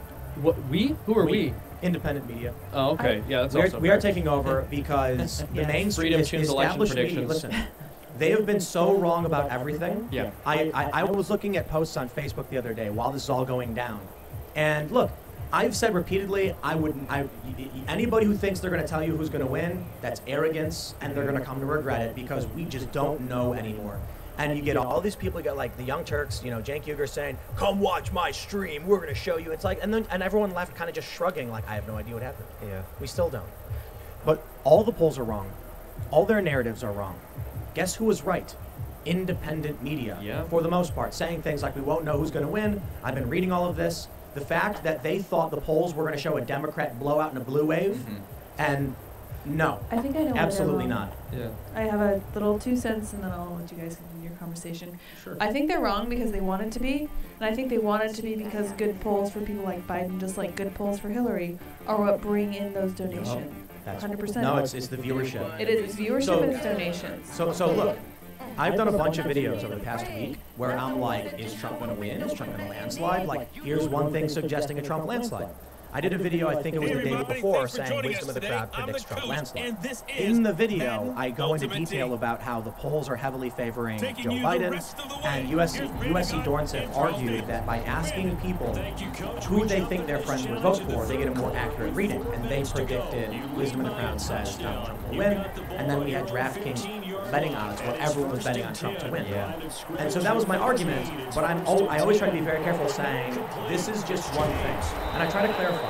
When the media is inundating you with a deluge of articles saying Trump can't win, I think it's good to be like, hold on, let me give you a video saying here's why Trump can, while still telling you they're saying he can't, or he won't. They don't do that. The media knows if they put up a story saying, Joe Biden, landslide victory, woo, and then they just say, it's going to be a landslide, everybody come on, click the link and share it, everyone does. Well, part of me wonders if what they're going to do is fall back on, if Joe Biden wins, if they're just going to use that to advocate their responsibility and acknowledge that they were completely incorrect with all of their polling data. They're going to be like, well, like we said he was going to win and he won. No. You don't think they'll do that? I think regular people, so one of the things that I was saying maybe like a couple weeks ago is that even if Joe Biden wins, there's going to be a massive shift in how we there is a massive shift in how we consume information, how we find information. And now I assure you, there are going to be a ton of people who are on the left going, what happened? Yeah. Like, because when I was looking at Facebook, I was seeing people saying like they were sweating, like, what's going on? Like, it was supposed to be, we thought we were going to get our landslide. They didn't get their blue wave in 2018. They did get 31 House seats, but they thought they were going to, Nancy Pelosi's like, we're going to take the Senate. It's going to be huge. And the Republicans gained in the Senate. So they did have victories that came in late. And then they thought they were finally going to get their big blue wave in 2020, and they did not. It is barely a Biden victory if we're even there yet. Trump still might win. The GOP is looking like it's going to control the Senate, and the House is moving Republican. This was a bad night for them. Yeah, I mean, I hope your optimism is well placed about people looking at the media and about the polls and knowing that they were wrong. Because in 2016, they were also wrong, and I get that they weren't wrong by this same margin, but for whatever reason, the same people still ended up trusting them this time around. Fool me once, shame on you. Fool me twice. I'm sure people were like, I wonder why they were wrong. And then all the pollsters said, shh, it was one mistake from all of us at the same time, in the same way. But go back to the same way. It'll be fun. You know what I was saying? Because I read the article from it was Politico, saying that it was Robert Cahaly of Trafalgar Group giving an interview to Politico saying they did not fix the polls. They keep saying they did, but they predicted Gillum. Was it Gillum? Yeah, it was going to win. Yeah, was going to win in Florida, and then he lost by 4 points. They said he was going to win, he lost by 4. It was a 4-point swing, I think. And DeSantis ends up winning. So they did not improve their polls. It was the same huge margin of error. And then, sure enough, I said, I think the polls are wrong. I just, no way. I can believe the results right now. I can. If Biden ends up winning as it stands now, I believe it. Yeah. I could believe it. His Moody's Analytics in 2019, pre-COVID, said if there is historic voter turnout, Donald Trump will lose by a very slim margin. Even with COVID, they're still going to win by, like, arguably, with Moody's Analytics tracking the economy, they said if the economy stays strong, then Trump wins.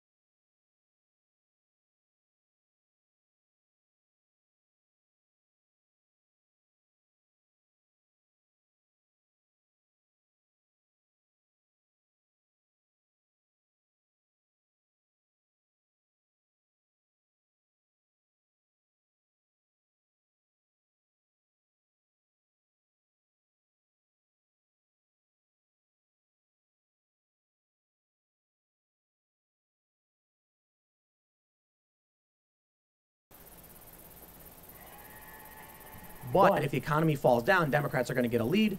Or if they get historic voter turnout. They got an economic downturn and historic voter turnout, and they're barely winning in the presidency.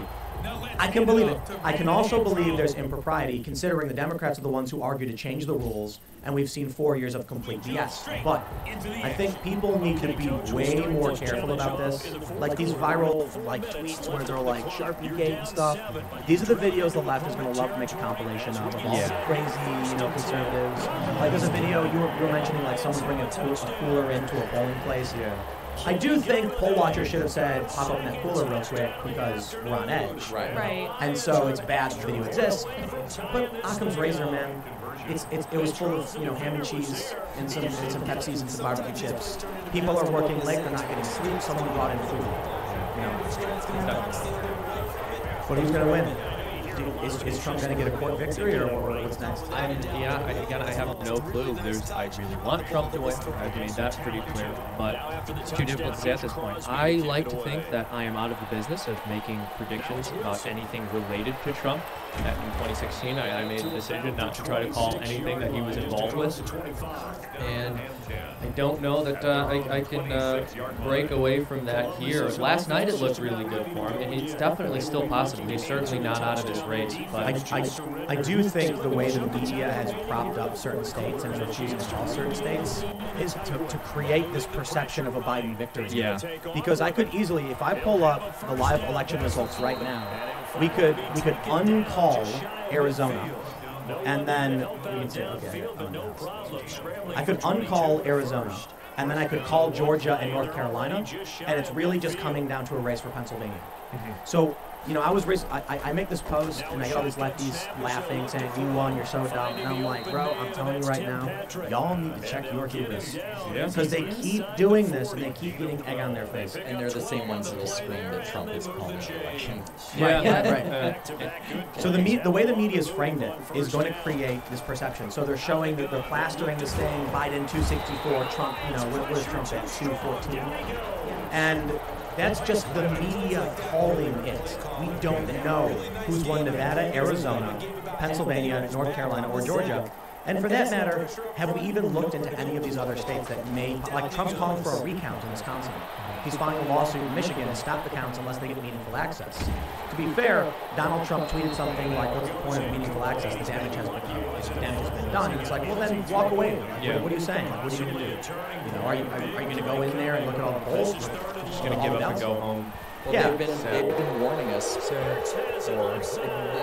months that there was going to be some kind of different. And everybody was like, well, that's crazy. There's no such thing as widespread voter fraud. Well, that's not widespread voter fraud. It's voter fraud. Yeah, exactly. That's just like little. Look at the margin of Bush and Gore. Like, look how many votes that was. Wasn't it like a few hundred? Yeah. It's not widespread, but if it's small enough, it could make a difference. Depending. You run conspiracy theories were nuts. Think about that. I mean, what really disturbs me is the fact that this could take quite a while for us to know, and I just don't know that this country is capable of handling that kind of psychological stress right now, given all the turmoil. This is far left's dream. It's perfect. It's complete total uncertainty. A legal battle. They're going to have tons of opportunities with all these lawsuits to run them up. So Trump's saying he wants a recount in Wisconsin. And in Wisconsin, Joe Biden's got 20,000 votes. That doesn't seem like Trump's going to be able to make up 20,000 votes in the recount. But it will draw this out for a long time. So my understanding, I could be wrong about this, but based on what I was reading from several other journalists, you can't call for a recount until the results are certified. And Wisconsin said we're not certifying until the very last day, which is going to make it so that Trump has to wait until December 1st before he can actually call for a recount, which will then take another week or whatever. But the Supreme Court might make a decision potentially on December 14th. I have no idea, man. We're in a nightmare scenario where both Biden and Trump are declaring victory. The media, of course. So here's the point I was going to make.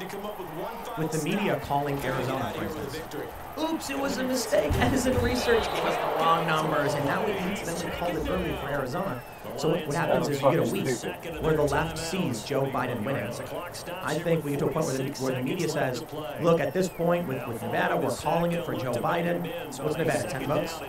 Is Nevada 10? I think so. 10 electoral votes? That sounds right. Let me actually... I was say it's right in front of us. You can pull it up. Yeah, fuck you! Oh. Yeah, it's 6 electoral votes, which puts Biden at quite literally 270. Biden just barely gets that number. And then they say, we're calling it for Joe Biden. But then, results come in from Arizona. It's not for Biden. Terrifying. Back.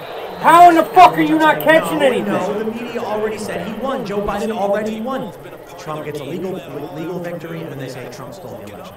Yep. And then for the next 4 years, it's Trump stole the election. Well, he stole 2 Supreme Court justices. 3. Well, so many. Do you guys think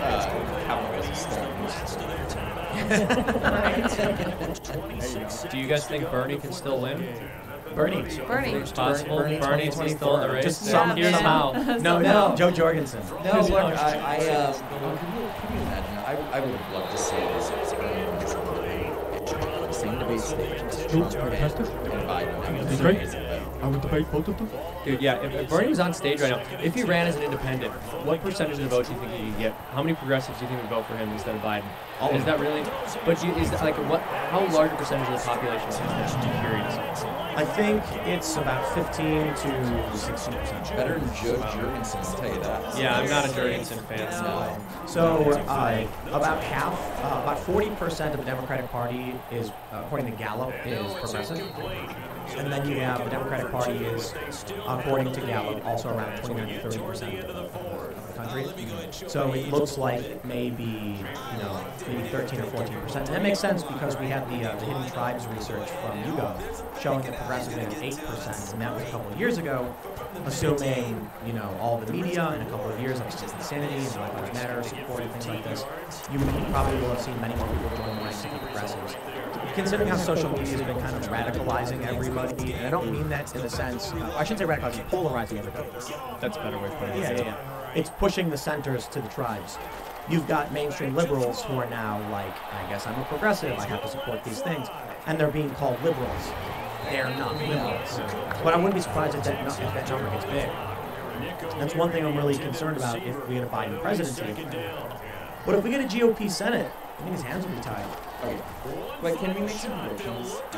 You can if you feel so bold. I don't know about this we business, dude. You make all the predictions you want. Fine. Well, all right. Well, let's. I'm not talking about who wins, right? But let's say hypothetically, because you mentioned Bernie Sanders. So let's say hypothetically that Joe Biden wins the presidency. God, please help us. But if that's going in the montage. But Bernie Sanders, there's talk of him becoming the labor secretary, the Secretary of Labor. Wow, good for him. They're talking about Elizabeth Warren as the Secretary of the Treasury. Like she is actively she's trying to get that job.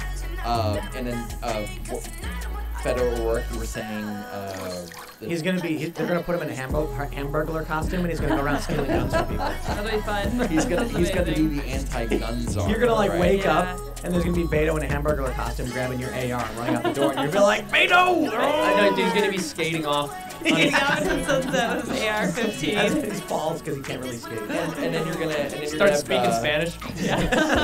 And AOC could, because in this Vanity Fair interview, she's like, so maybe she's gonna be as the Secretary of social justice. Yeah. Listen, Joe Biden offered us all shooting on a shot of pressure, and that's true. Okay. Realizing shooting on a shot of pressure. Yes. Listen, wait. Look, I'm not trying to be morbid, but I think it's fair to say that Joe Biden's decline is upon us. Precipitous.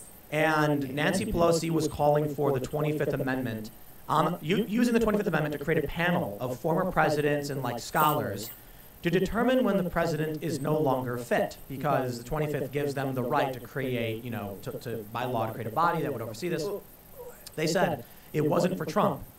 It was for future presidents. And immediately everybody was like, it's for Biden, and we know it, because they want that Biden gets in, Kamala's the VP, and then there is a serious concern. I don't think they're planning on Joe Biden passing. I think they're just like, let's be real. Joe Biden let's is just like prepare his own. Just in so, case. that being said, dream scenario. Kamala Harris president, AOC VP. Oh, I'm about it, dude. I would love that one. Dude, Put that in the montage. Dude, honestly, when I started AOC too, everyone told me I was crazy. Oh my God, David. By far the best political leader. I saw it before. You did. You did. I was really the first to pick up on how amazing AOC was. You've been a big fan of hers for a long time. Basically. Yeah. Thank I you. mean, she did. She kind of did. Unironically, she did. Yes, honestly, you know, I've done more videos about her. But she's saying wife me. So at this point, it's looking like any Catholic victory for Trump is going to be illegal. You think so? It's going to go to court. I mean, he's suing in 3 states. His lead in Pennsylvania is shrinking. As of right now, Trump's lead is less than 200,000 in Pennsylvania. Ooh. Yeah. Look at that. It's 100 and I'm terrible at math. I can't do it. I'm too tired. No, you're not. It's 190. It's been a long 99. week. 94. 194. 194,000. 194. 1 million. I'm sorry. His lead is 194,000 votes in Pennsylvania. There you go. So Tim, Biden. Yeah, sure. Dude, I'm so tired also. I know. I'm exhausted as well. Dude, I barely got any sleep. And then I woke up and just got straight to work. And it's like, I had to wait until the very last minute for everything. It's like all these crazy reports are coming in. I'm glad it's not riots, though. That's true. Thank God. Anyway, listen. I mean, that would be the icing on the cake. 88% reporting in Pennsylvania, and Trump's lead is below 200,000, and it's been a day. Trump wants to make sure that any ballots that come in after Election Day don't get counted. That's so fair. that's going to go to the courts. Oh. If that works, they think they might win by about 10,000 votes in Pennsylvania. So, Tim, do you think anything sketchy is going on in Pennsylvania, or do you want to keep your YouTube channel? Right. That's a great. What a great question. What a good honestly, question. I think there are sketchy things going on in Pennsylvania, but the problem is, if the Trump campaign has been saying for a long time there was going to be impropriety in Pennsylvania, they didn't prepare anything for it. They weren't ready for this. You've got these videos of people saying, like, look, a cooler's being brought in. It's like, did no one plan for it? How am I supposed to, like, They plan to complain about it. They're like, we're really going to complain about this if it happens. That's our strategy. They're sitting... Republicans, let it happen and then complain about it. I love There you it. go. They're Literally good at the that. slogan. That's great. So I don't know what I'm supposed to say. Yeah. Like all these claims are coming out, and I'm like, if you had all year, because you were complaining that these things are going to happen, what did you do to prepare for that impropriety? In which case, look, like I said earlier, I think Donald Trump should take it to the courts to the full extent of the law. Joe Biden should defend, litigate, take his own, path to the courts to the full extent of the law. We're entering lawfare territory, and the winner is going to be the winner, and the Supreme Court might rule for Trump. It's like, look, I was a little kid when Bush v. Gore happened, but people were, I don't know if you remember the videos that came out, like they were egging the motorcade and like throwing tomatoes and stuff. Not my president. And they had to like rush through. I vaguely remember this. I could be wrong because I think I was 13. You actually just made all of this up. There was no close race between Bush and Gore. This is like Tim's dream as a Bush child. landslide. Yeah, Everyone Bush cheered. They were giving a thumbs up, and then he was like, I'm gonna go to war. We're gonna go to Iraq. We're gonna go kill people. Could you imagine if social media was such a like existed really? Yeah. Back in 2000. What a nightmare. Oh my goodness. Twitter Yeah. and Facebook like existed. Well, man, look, we're here, and I am really worried. I do believe. I used to work at a homeless shelter in California. It was a network of homeless shelters, and one of the complaints we often got was that once California, notably Los Angeles, became one-party rule, they stopped governing. They didn't need to. Yeah. It was like people just vote for you for no reason. It's great. So Maxine Waters has stayed in. Yeah, people just go in and go. She's pretty good at what she does. She's pretty fantastic. There's no political competition at all. No. So they just keep winning over and over again, and they don't have to do anything. And they don't do anything. They often say that California is 5 years ahead of the rest of the country.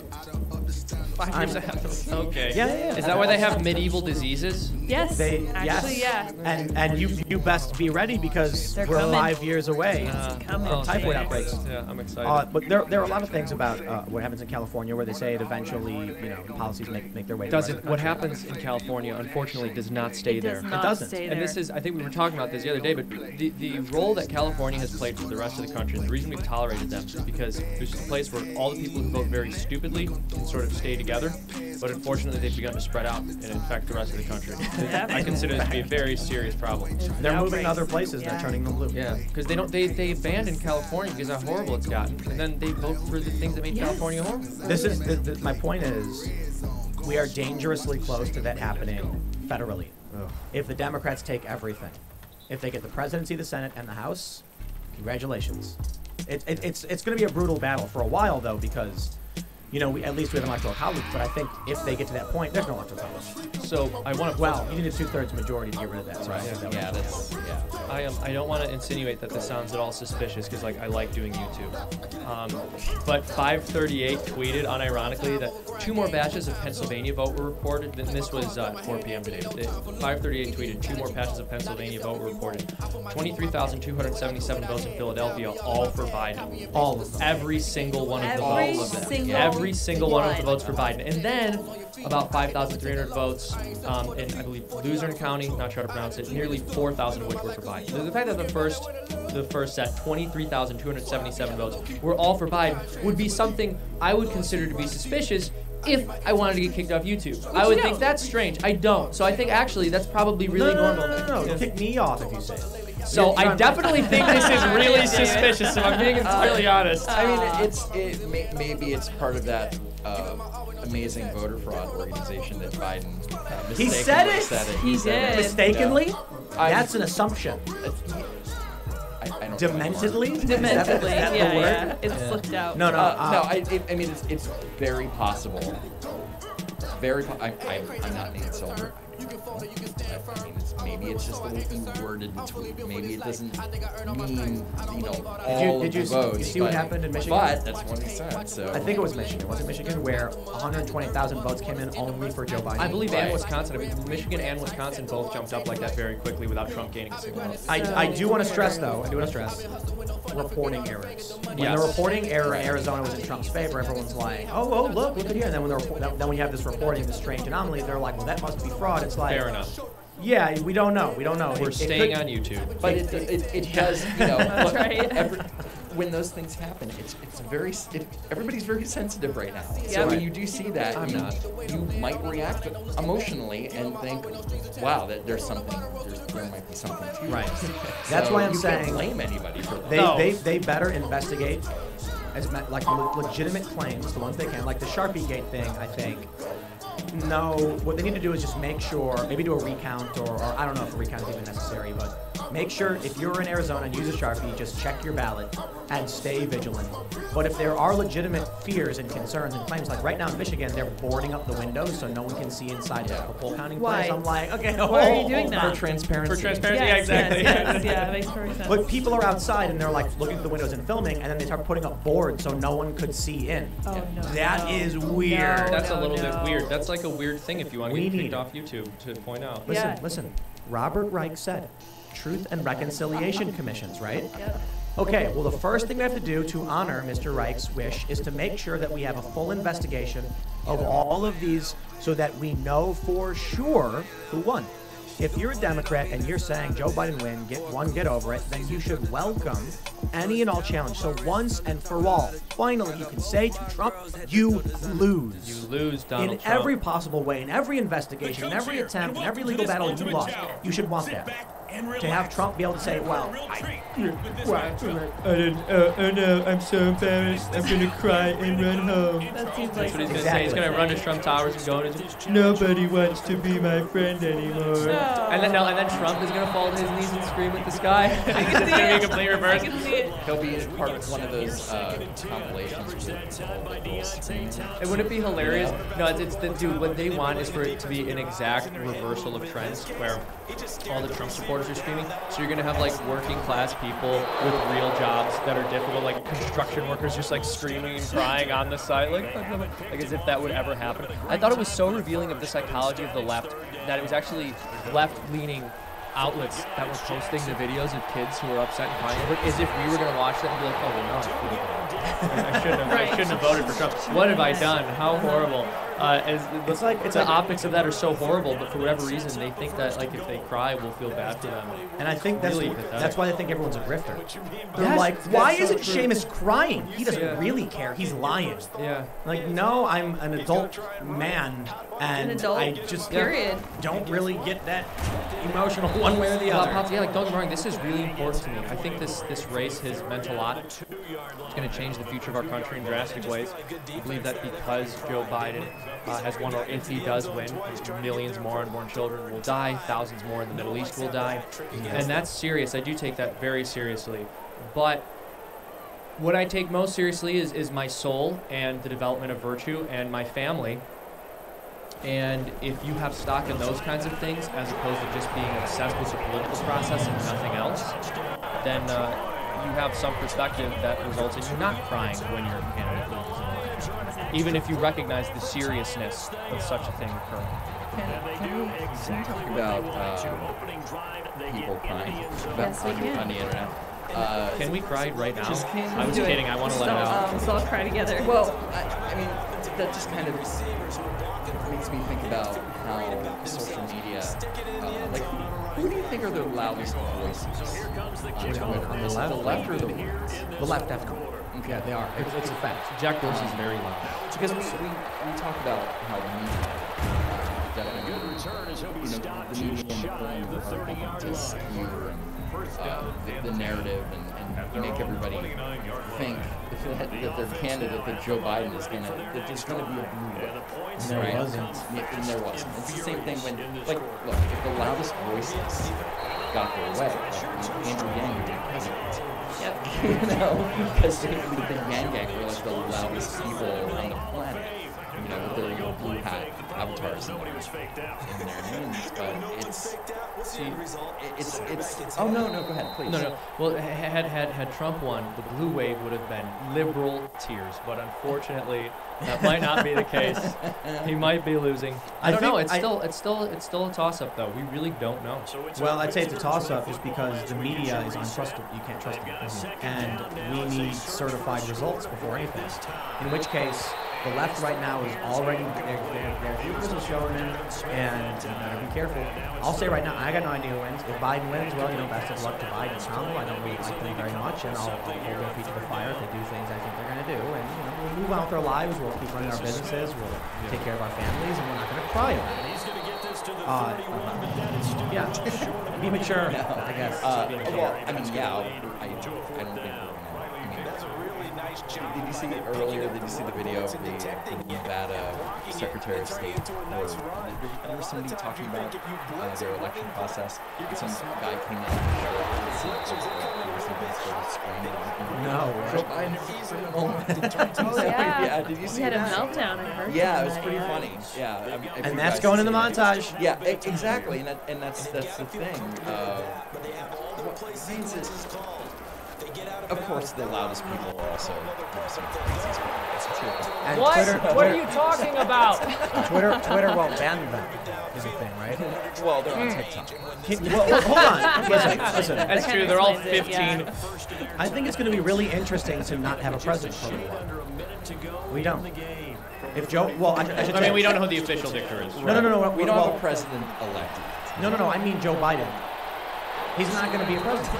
It's true. He's not. Yeah. They're going to be like the Senate. not gonna be my the president. Senate's going to walk up to him and be like, sign this bill that Green New Deal, and he's going to go, oh Jim, and he's going to just like scribble on it, and it's going to be like signing over his power of attorney to some random guy. But how many bills do you think he's actually going to be signing with Mitch McConnell? No, so I mean none. None. He's going to sign more executive orders than Trump. Some random guy's gonna show up to his house and be like, I'm Hunter. And he's gonna go, what? Hunter?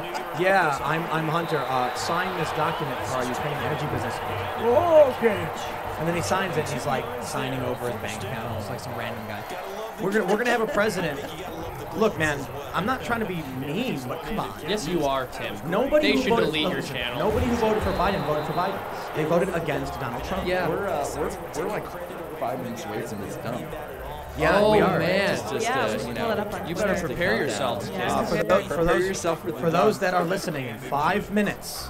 We are going to get a release of votes from Arizona, which may force these media companies to uncall Arizona, or Trump loses. This is a historic Timcast. No. This is the most historic Timcast. Seamus, say something really crude so that historians have to hear it. I couldn't do such a thing. I have too much respect for historians. I love when I made this. We're talking about Glenn Greenwald and The Intercept, how he ended up being forced out of it, and I said it's because a bunch of foxes dressed up like chickens. Chicken doll, that's right. We went into details. And then I was just like, I'm loving that there's going to be a period where they're like, let's look back at the historic moment in the 2020 election, where the Timcast IRL show was talking about foxes dressed up in chicken suits. And you're going to have to learn about that. So all the kids in the future, in like 100 years, are watching this. I give this for you. That's right. And by the way, they should be calling Philadelphia soon to the kids 100 years from now. Hopefully by then. Maybe like 100, 101, 102. Oh, right. Yeah. Pennsylvania, yeah. Give it just like Trump's in cryogenically frozen, just waiting for the results. His head. He's like, sad, very cold. This tube is very chilly. Everybody's saying, well, maybe he could run if you lose this, maybe he could run in 2024. He's going to be 70. But this is where the cryogenics come in. Yeah, right? Freeze himself. Yes. He could do it. He could do it. He has enough money. He goes into like a hyperbaric oxygen chamber and just like is in temporary stasis for 4 years. He just and then Joe Biden just goes to Kroger and pulls everything out of the fridge and stands in it and closes the door. Exactly. Just waits. Go in here, fat. Have lots of eggnog. I think we might see a rubber band effect from this. Oh yeah. The people who voted for Donald Trump in 2016 did it for a lot of reasons. We had Jack Murphy on talking about Democrat to deplorable, and trade was one of them. A lot of workers. Interestingly, it looks like if Michigan and Wisconsin are going for Biden, it's going to be a lot of white working class people that are actually helping beat Donald Trump. But I think what's going to happen is Trump is up 5 million votes from last time.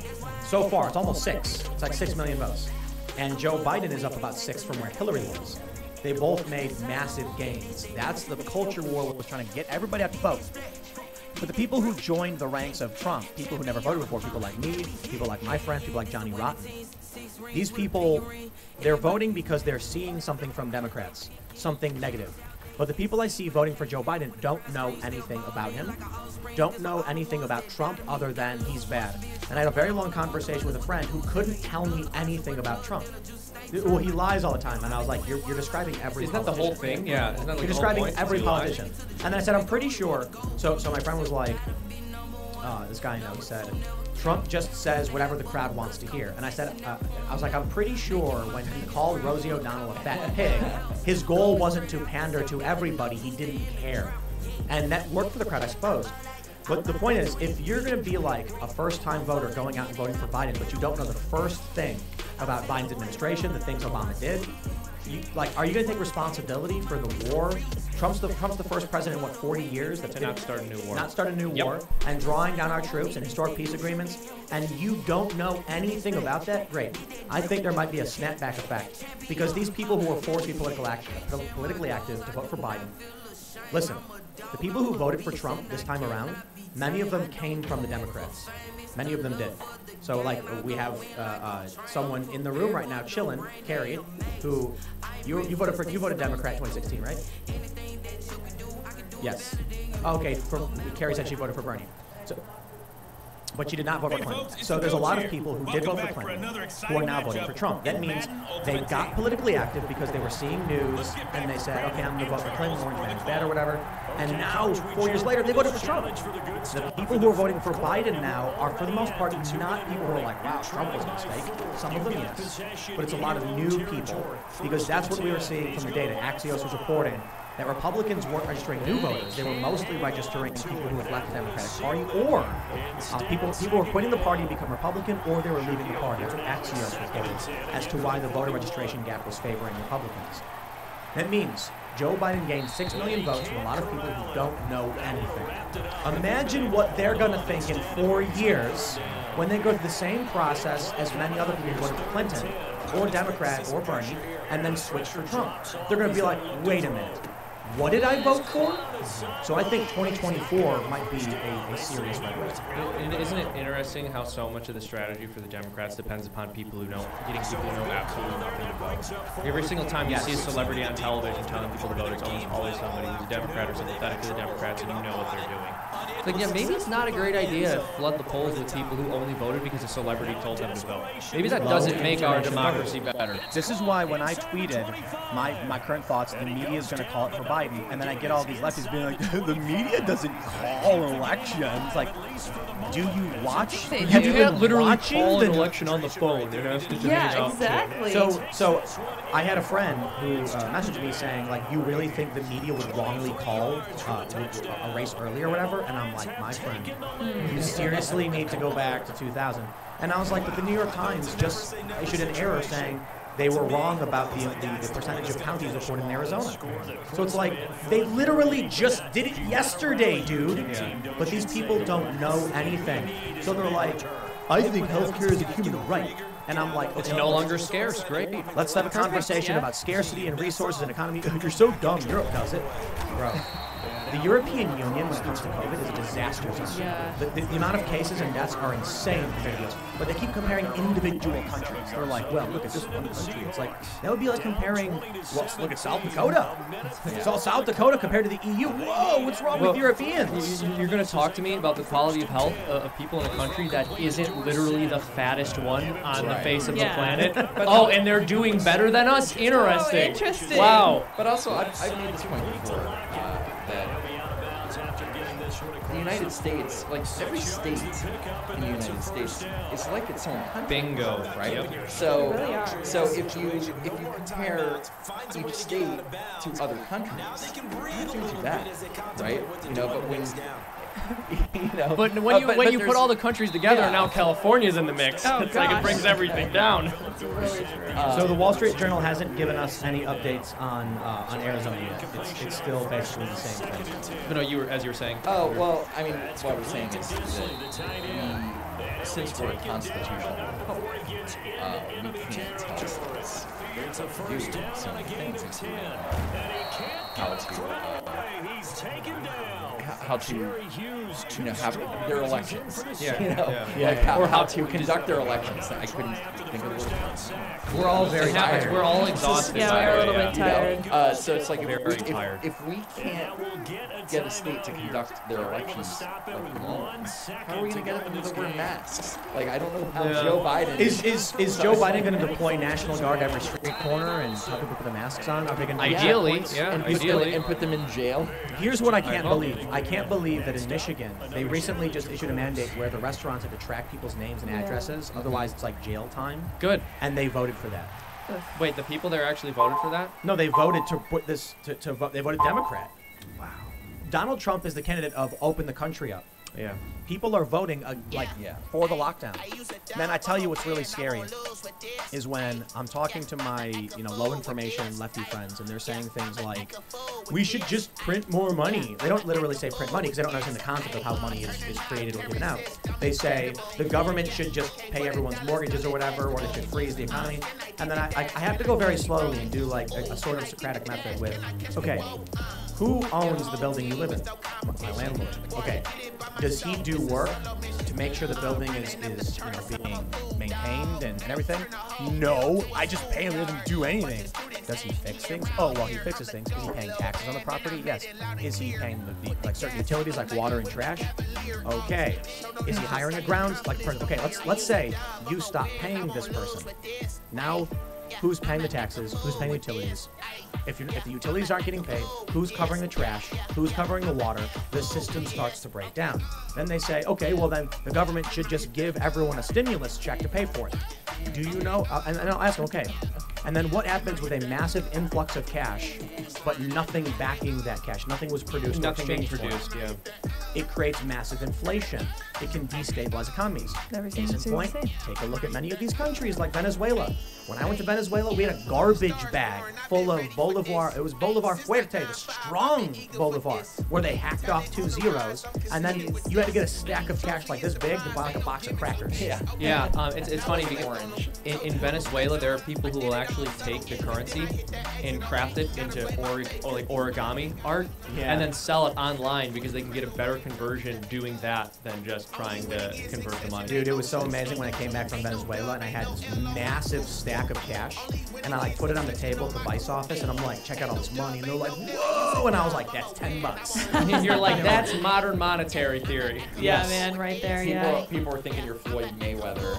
Yeah. You're homeless guy. You're like I homeless Venezuelan man. You're like I learned how to count cards over in Venezuela. And went to the casino. I think toilet paper would have been worth more.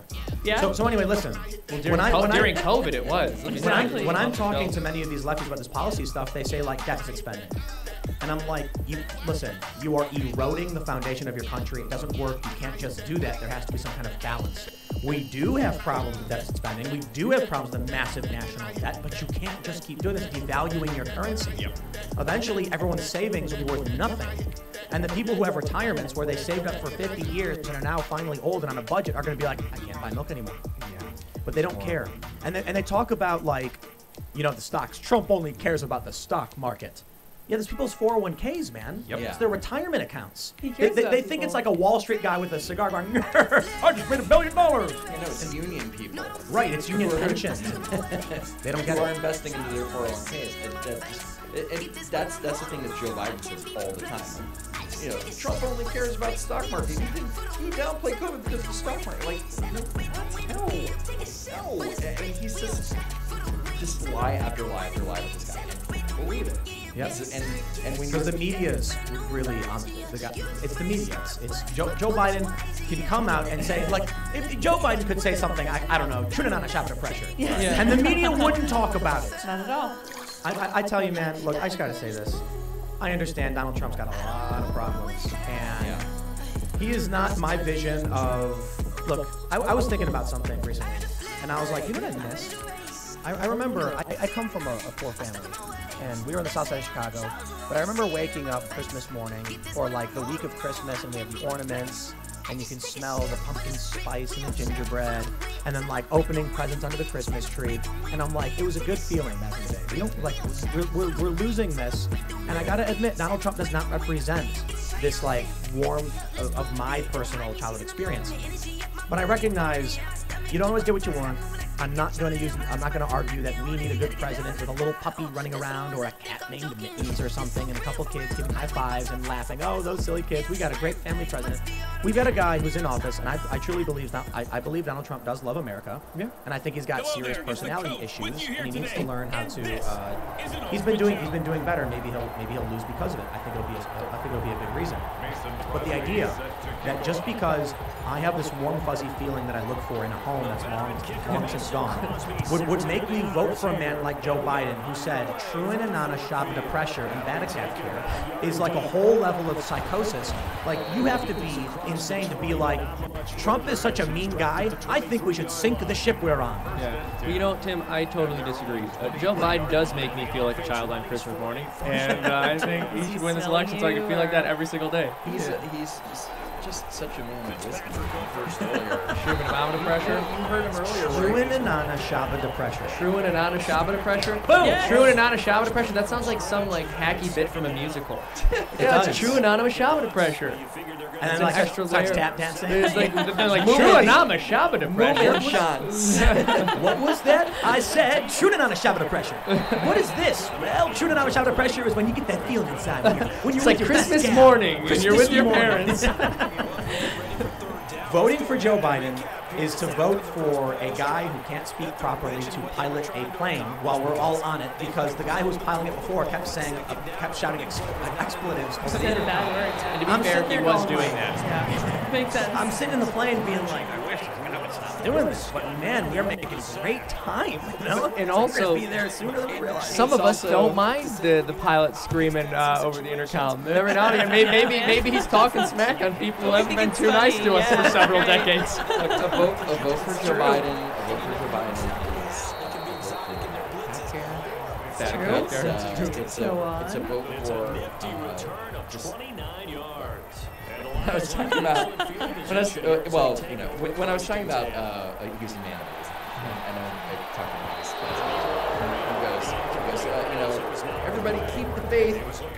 Well, like my grandfather said every time I left the house, keep the faith, Joey. And then my grandmother would say, no, Joey, spread it.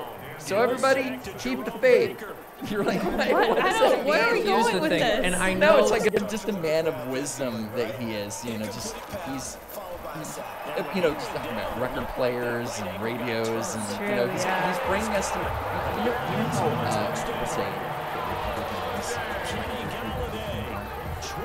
the nice time in the 50s.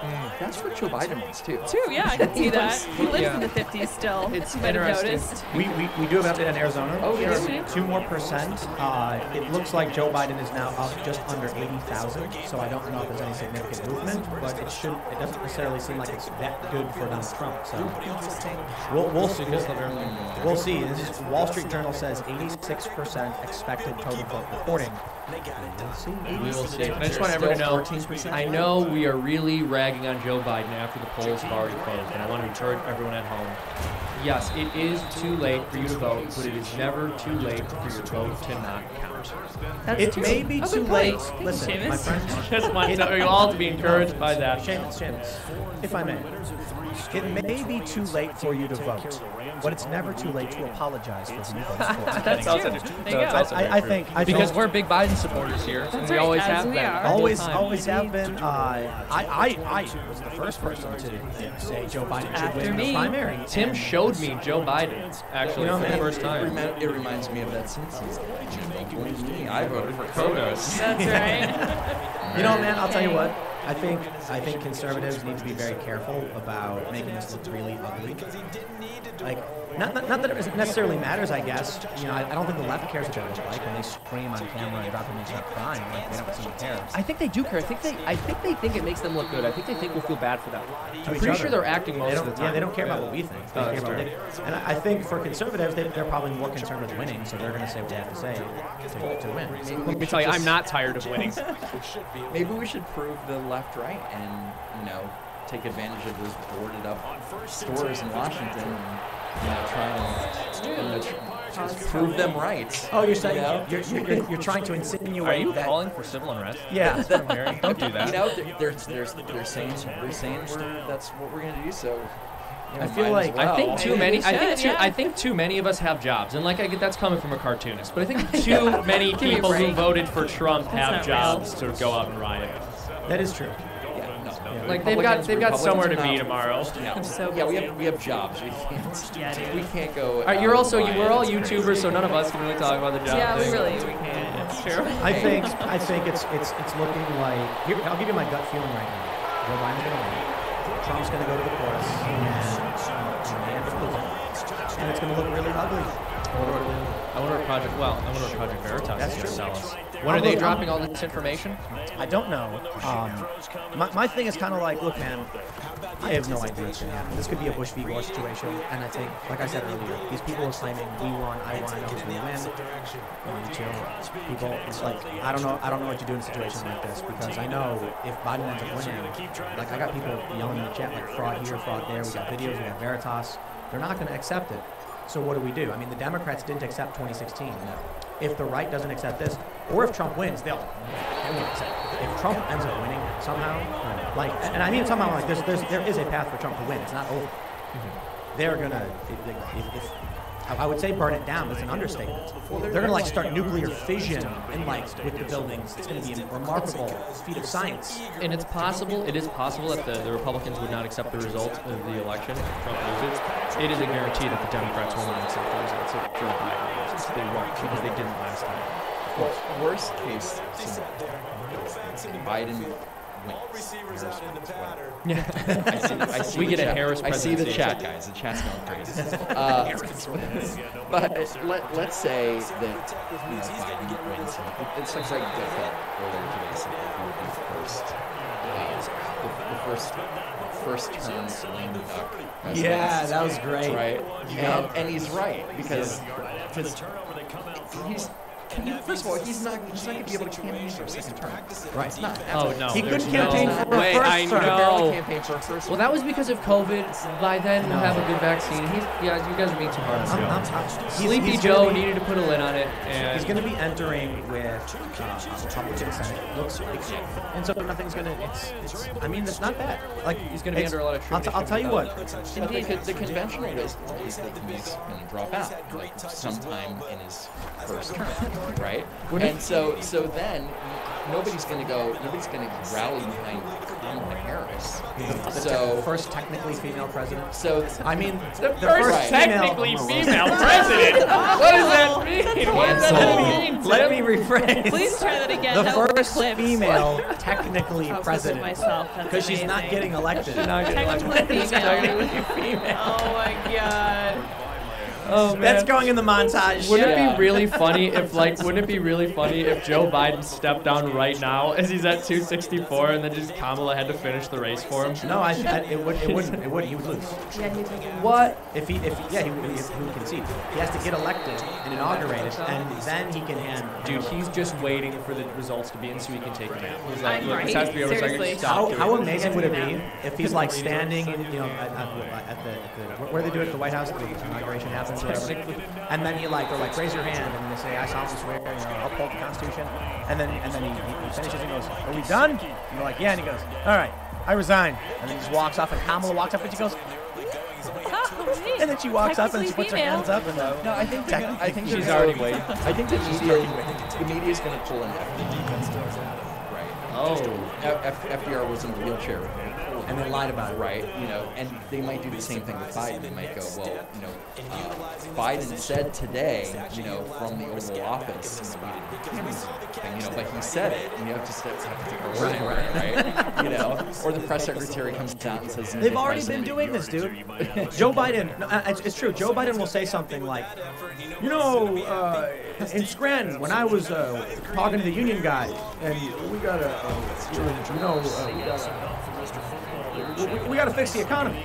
The quote from the media will say, when I was in Scranton with the union guys, we said we got to fix the economy. And they cut out the whole part. That was like that last 10 seconds. And if you will notice this when you read articles about people, they leave that stuff in all the time. Like whether or not they clean that up is about whether or not they like you. Yeah.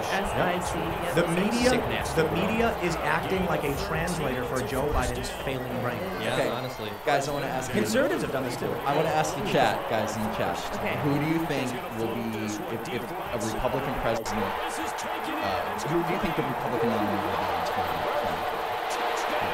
How about you guys? What do you think? Because Biden's not going to get a second term. Right. So if the Republicans run somebody you told me you were coming in here to do that, and crazy, then you were going to eat your I salad. think- Who do you think? Who do you guys think? I don't know, honestly. I don't know. I was thinking Crenshaw. Yeah. Crenshaw, Dan Crenshaw. Yeah. I'm You don't think so? really hoping. He's not presidential. You don't think so? No. Vice presidential? Why not? I don't know. I think he's great. I can see vice presidential, sure. I think he's presidential, I man. think he is, yeah. Yeah, I think do. So. He's got the X factor. He does. He does have that X factor. He does. He's Dude, cool. he's a veteran. He's He's freaking calm, cool. collected. Yeah, Cool he's dude. he like when he does. I think I'm not saying it's a guarantee. I'm just saying at the top of my head, I would agree. Yeah, Crenshaw. Yeah, that's who I I'm was seeing thinking. Alex Jones and Tucker Carlson. Here's what I think. Posters. If if the chat's response a week ago to the Jeb Bush guacamole bowls is any indicator of what the GOP wants, I'm hoping for Jeb. But I'm hoping for Jeb, but I will take Mitt Romney. I'll be perfectly happy. Gosh. Jeb exclamation point. With the upside down exclamation point first. Oh yeah, because it's Spanish. Yeah, he did on his guacamole bowl. It was really great. That's amazing. Which really, isn't it funny that like Trump made gains with Hispanic voters? Come on, do you think Jeb would have? You know what? He's totally pandering. You know what I like about Dan Crenshaw? Please clap. Yeah. You know what I like about Crenshaw is that he was giving a speech and then someone called him a Nazi, and his response was just like, it was really like, you really, man, like for real, you're gonna say that? It wasn't this bombastic, over the top. It was just kind of like disappointment. But that's also because Dan Crenshaw and the person who called him a Nazi both know who would win in a fist fight. Yep. And so there was not like a need on anyone's part to escalate tensions and be macho. It was just like Dan Crenshaw. There's this really funny tweet where some guy, I don't know who these guys are, but some guy tweets at like an MMA guy, and he goes, stick to commentary because like, or he said, stick to the fighting because you're no good at commentary. And the guy responds, why don't you say it to my face? And he goes, no way, you'd kick my ass. And then the guy responds, fair enough. He said, that's why I said it to you on Twitter. Yeah. So what does the chat say? I saw Candace Owens. Elise Stefanik. Candace Owens for 2024. Elise Stefanik. Yeah, I saw Trey Gowdy. I disagree with that. No, he's not I like him, but I don't think he would win Rand Paul. Come on. Rand is one of my favorite. I do like only politicians I actually respect. But he's not presidential. Vice presidential, maybe. Yeah. You guys are just I saw Tim Scott, which Tim Scott would be good. I like Tim Scott. And I saw Ron DeSantis. Tim Scott's a good one. Yeah, he's presidential. Guys, we're already picking 2024. Well, actually, I guess Trump. We're looking forward. We have to anyway. I don't know. Why are you? We're getting ready. I don't know. Maybe Trump can get a third. I know, but maybe Trump could get a third term if he wins tonight. We don't. Why don't we? Josh Hawley. Why don't we pick the Democrat? Who's going to be the Democrat? Okay. Who's going to be? Oh, for sure. Well, Kamala, right? She's going to run again. Well, Kamala would run. Oh, yeah. Again, because Joe Biden's going to be president. Joe Biden will be president, and then Kamala. If Joe wins and Kamala becomes president, then she'll run for real-election. Nikki Haley, I'm seeing. Nikki Haley's a good one. Yeah. Kamala Cortez. Kamala Cortez? I'm sorry. I like There's no way. No, stop. It's Harris Ocasio-Cortez will be the ticket. So. Do you really think Harris would ever take AOC? Because I sure hope so. No. I sure hope so, frankly. My prediction is really? She would pick Spartacus. I don't think. Why Cory Booker? Because they're friends. And I didn't realize. They're friends. He's a senator. Yep, that's true. I think she'll pick Hillary. Well, if she wants to win, that's the move because Hillary did win the popular vote last time. She did. So, if you want to strategize. Haley McEnany for president. Oh, yeah. She's too young, isn't she? I think she's about your age, Tim. How old is she? Tim, why don't you run? Well, by 2024. You could run. You do a good job. You get good Yes, views I on will the run podcast. into the woods and no one will ever see me again. It's kind of what you did, buddy. I know. Literally what he did. I don't know why people. She's 32. Is that like it's like a weird joke that people are like, Tim should run. It's like, whatever. I'd be sitting there like, I have no idea. Because here, I'll and then tell you people why. will be like, he's honest. Do you want to know why? Well, I get that too. They're like, neither do the other guys. They're lying about it. Tim acknowledges he doesn't know what he's doing. That's true. First of all, I'm very versatile. Indeed, yes, Andrew should do it. The shirts, everything, right? I make fun of Andrew Yang for not wearing a tie. Talking politics. But you've got my vote. That's right. You got the Gamergate vote, bro. 2014. Of course, like I get people saying you should run for president, which is whether it's a joke. Usually a joke. But people do say you should run for Congress. Yeah. Like, why would I do that? Yeah. I think the best legislators are either lawyers or economists. I think they're all narcissists. I would definitely agree with economists. What an awful job. I know. Awful job. That's why people are always telling me they're like, you should run for office, Seamus. It's a horrible job. You'd be the best. Listen, I've done, but I won't. I've done fundraising for these companies. I know what it takes to like sell things to people, and that is just something any sane, rational person would not do. It's very difficult. There are very few politicians we have in office who get through without becoming these like tribalist, just rage monsters, constantly just talking about how stupid bad their opponent is.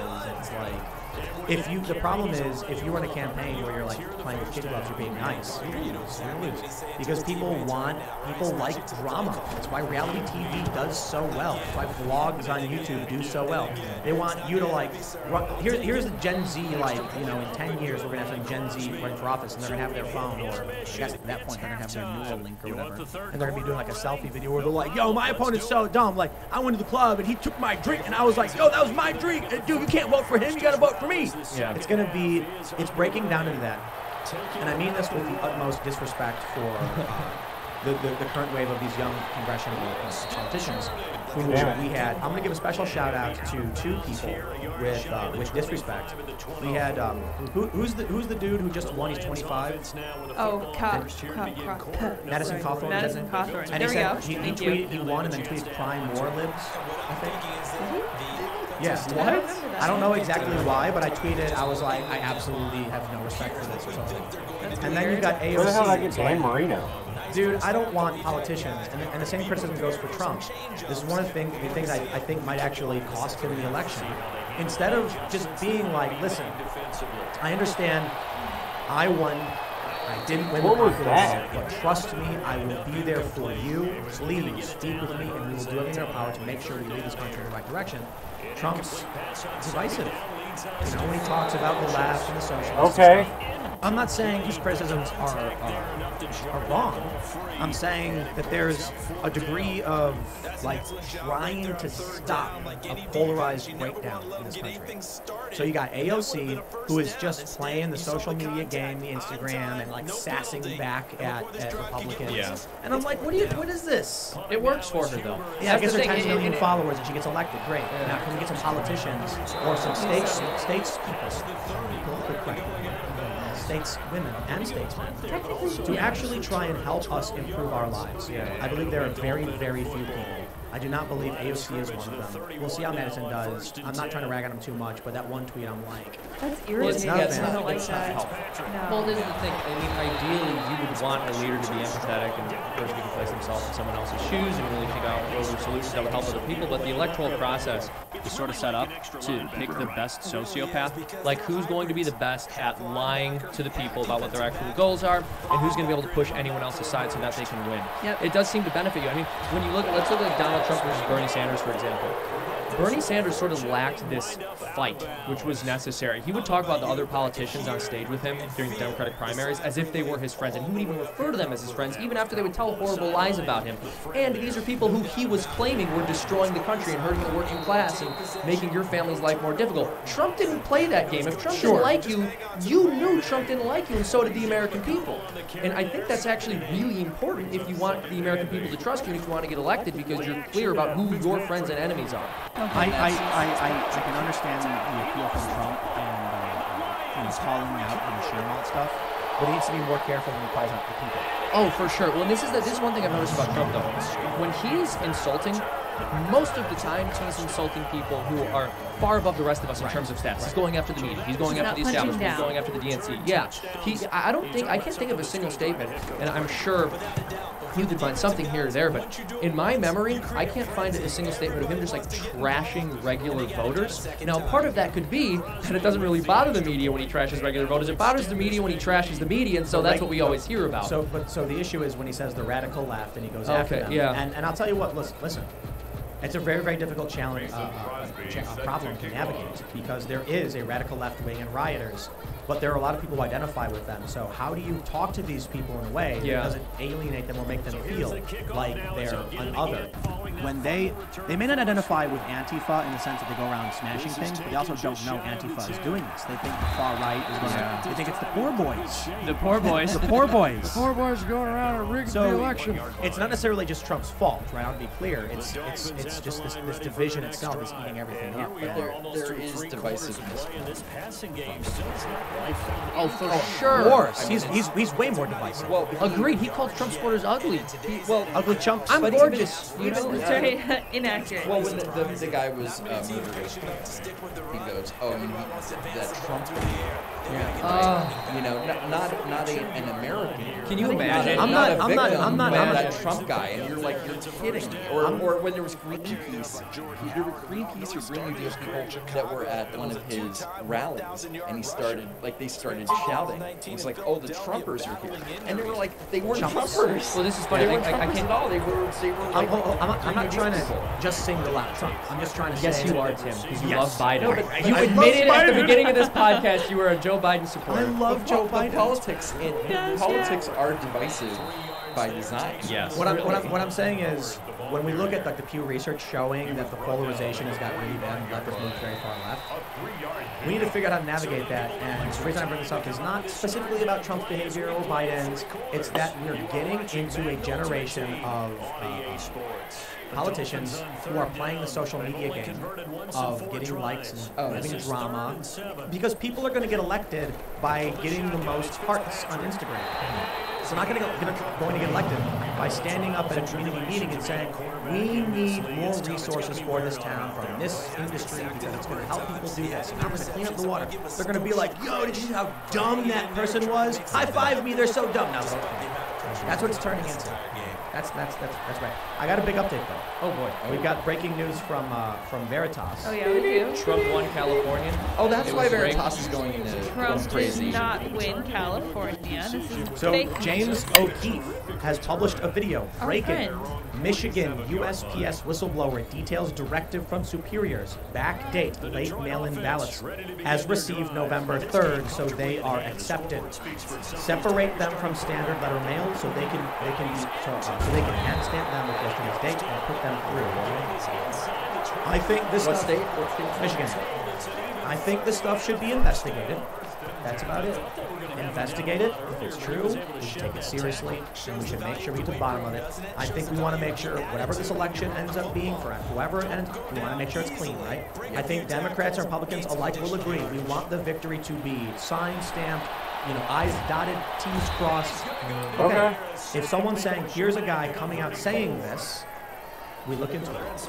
Because I think every Democrat should accept, okay, we're going to debunk all your claims if they're lies, and we're going to prove who won. They should want to do that, and they should be prepared for this. If they come out and say, we refuse because we don't have to because they're stupid lies anyway. It's a conspiracy theory. Then I'm going to be like, okay, then you're scared. Yeah. You're scared. That doesn't matter. There's so many things about the tape that they denied, though, right? Remember when Planned Parenthood was investigated and they found there was hidden camera footage of fetal tissue being sold, or a deal where employees of Planned Parenthood were selling fetal tissue, and the way the media responded is they kept referring to it as highly edited footage, even though the full clip was available online without any edits, which is not something you do when you're deceptively editing footage, but all they had to do is repeat edited, deceptive over and over again without any evidence, and that was enough to get a lot of people to believe them. You're going to believe your lying eyes, or you're going to believe the media? My friends, we have way too many super chats. There's so many. There's no such thing as too many super chats. They're all great. My friends, if you're watching, please smash that like button. He said too many super chats, guys. Don't send any more. No, shut up, Seamus. Seamus, you're so bad for us. No. Hit that like button if you haven't already. Listen to Tim, not Seamus. Send more super chats. I'm JKing. JK. Smash that like button. We're going to get into super chats and start reading your comments. There's a lot of people talking about different fraud. We had a lot of people watching. We still have a lot of people, so thanks everybody for tuning in. Smashing the like button helps greatly. Don't forget to subscribe to the channel because we do the show Monday through Friday live at 8 p.m. And we are going to be in the next, the election quarter. It's not election day or week or month. It's the election quarter. It's until January. Yeah, it is called election we're going to know year. in quite a few months. Yes. So let's read some super chats. Isaac Solsona says, I would rather Trump lose and the GOP take control of the Senate again and grow it in the House as opposed to Biden winning and Dems sweeping both. Not the outcome I think many want. LOL. I gotta say, there is a light at the end of the tunnel. There's a good. If Biden wins and the Republicans shoot the Senate, I'll actually be kind of satisfied. Like, I would prefer if the Republicans came in and they fixed the cleanup 230 and then Trump completed withdrawal and did these things. But if Biden ends up winning and he's constrained by a Republican Senate, it might kind of simmer things down a little bit. So it's kind of an everyone shrugs moment. Yeah. You know what I mean? Yeah, that's not the worst thing in the world. I mean, it would be better, obviously, and we all agree it'd be better if Trump won, but yeah, if the checks and balances are there, it would not be as horrible as if the Democrats won. Everybody can shrug and then be like,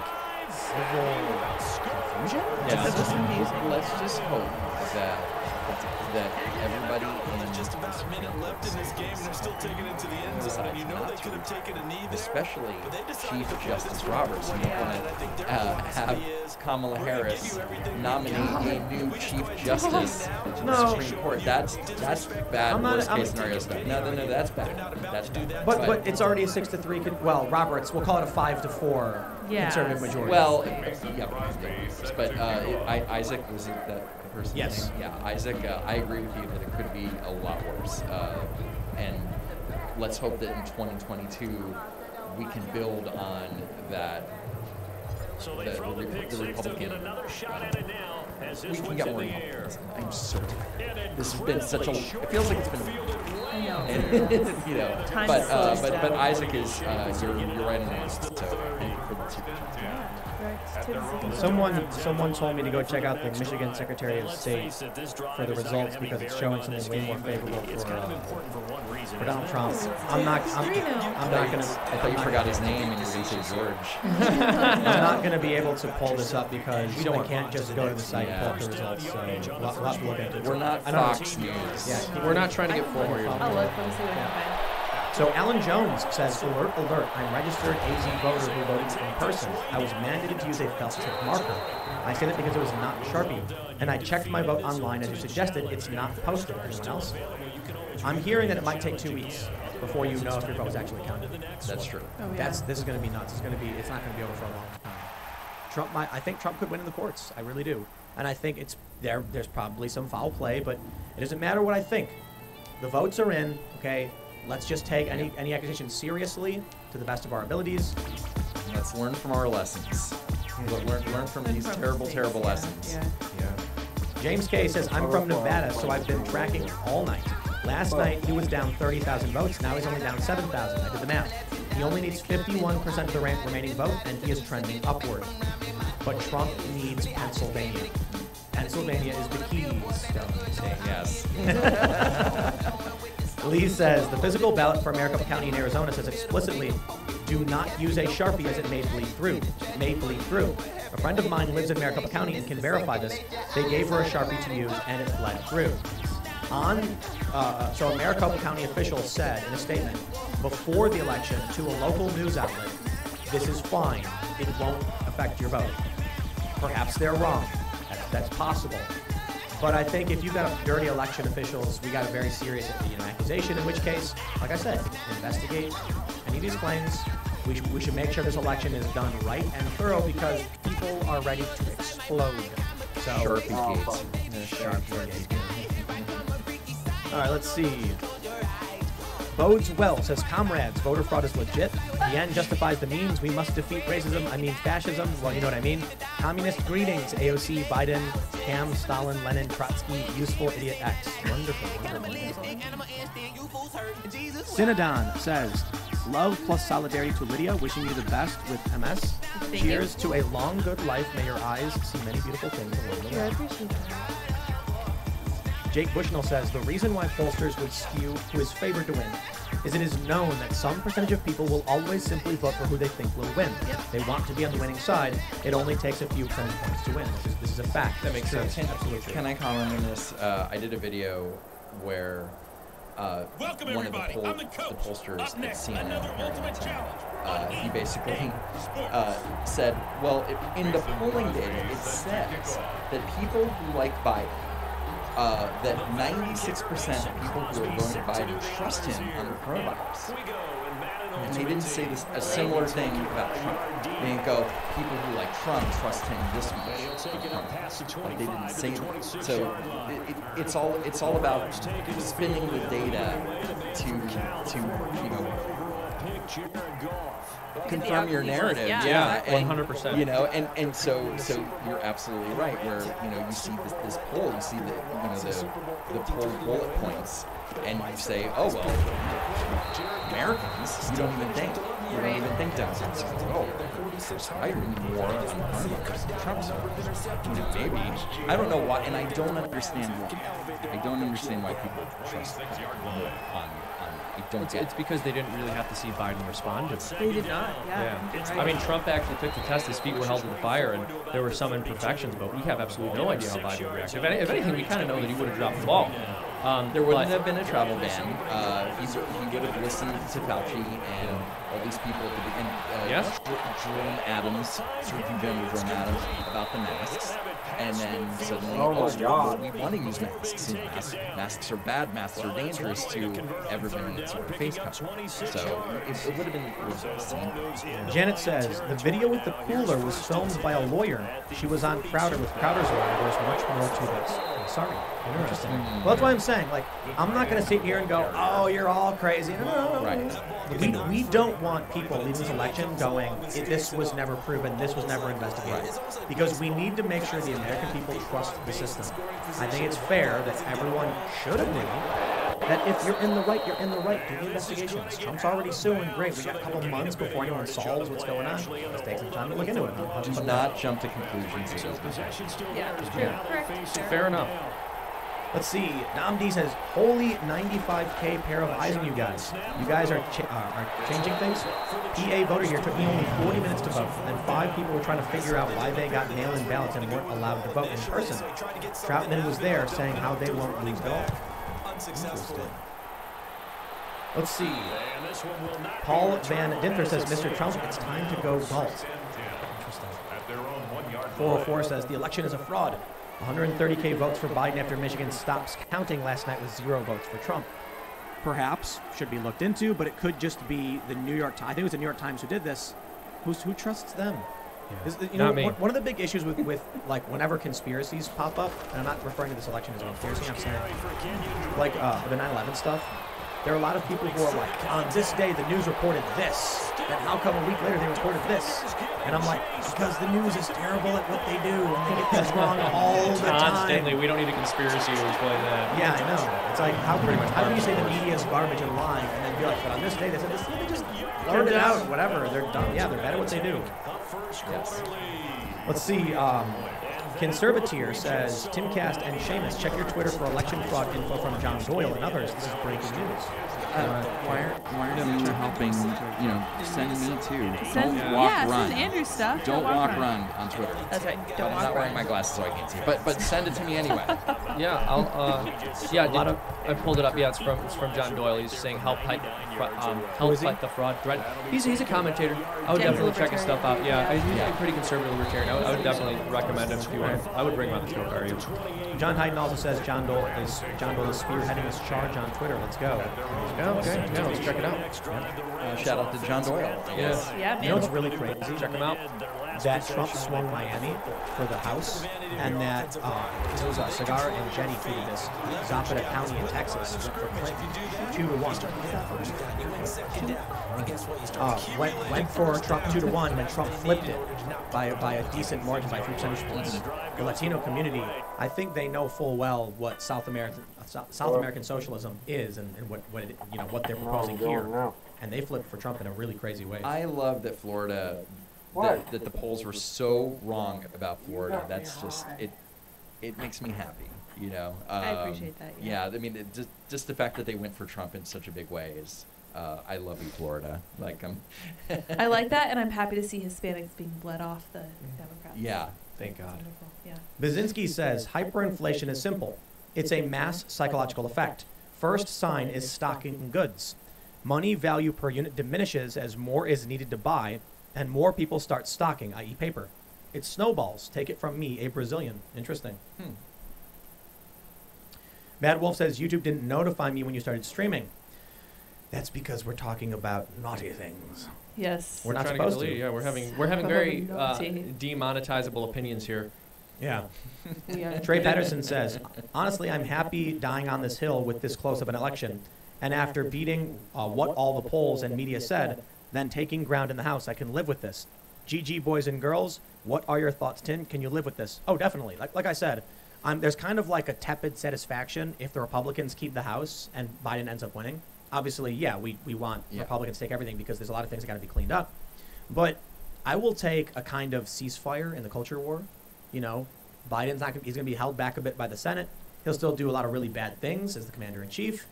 But for the most part, it'll be constrained. So it's not ideal.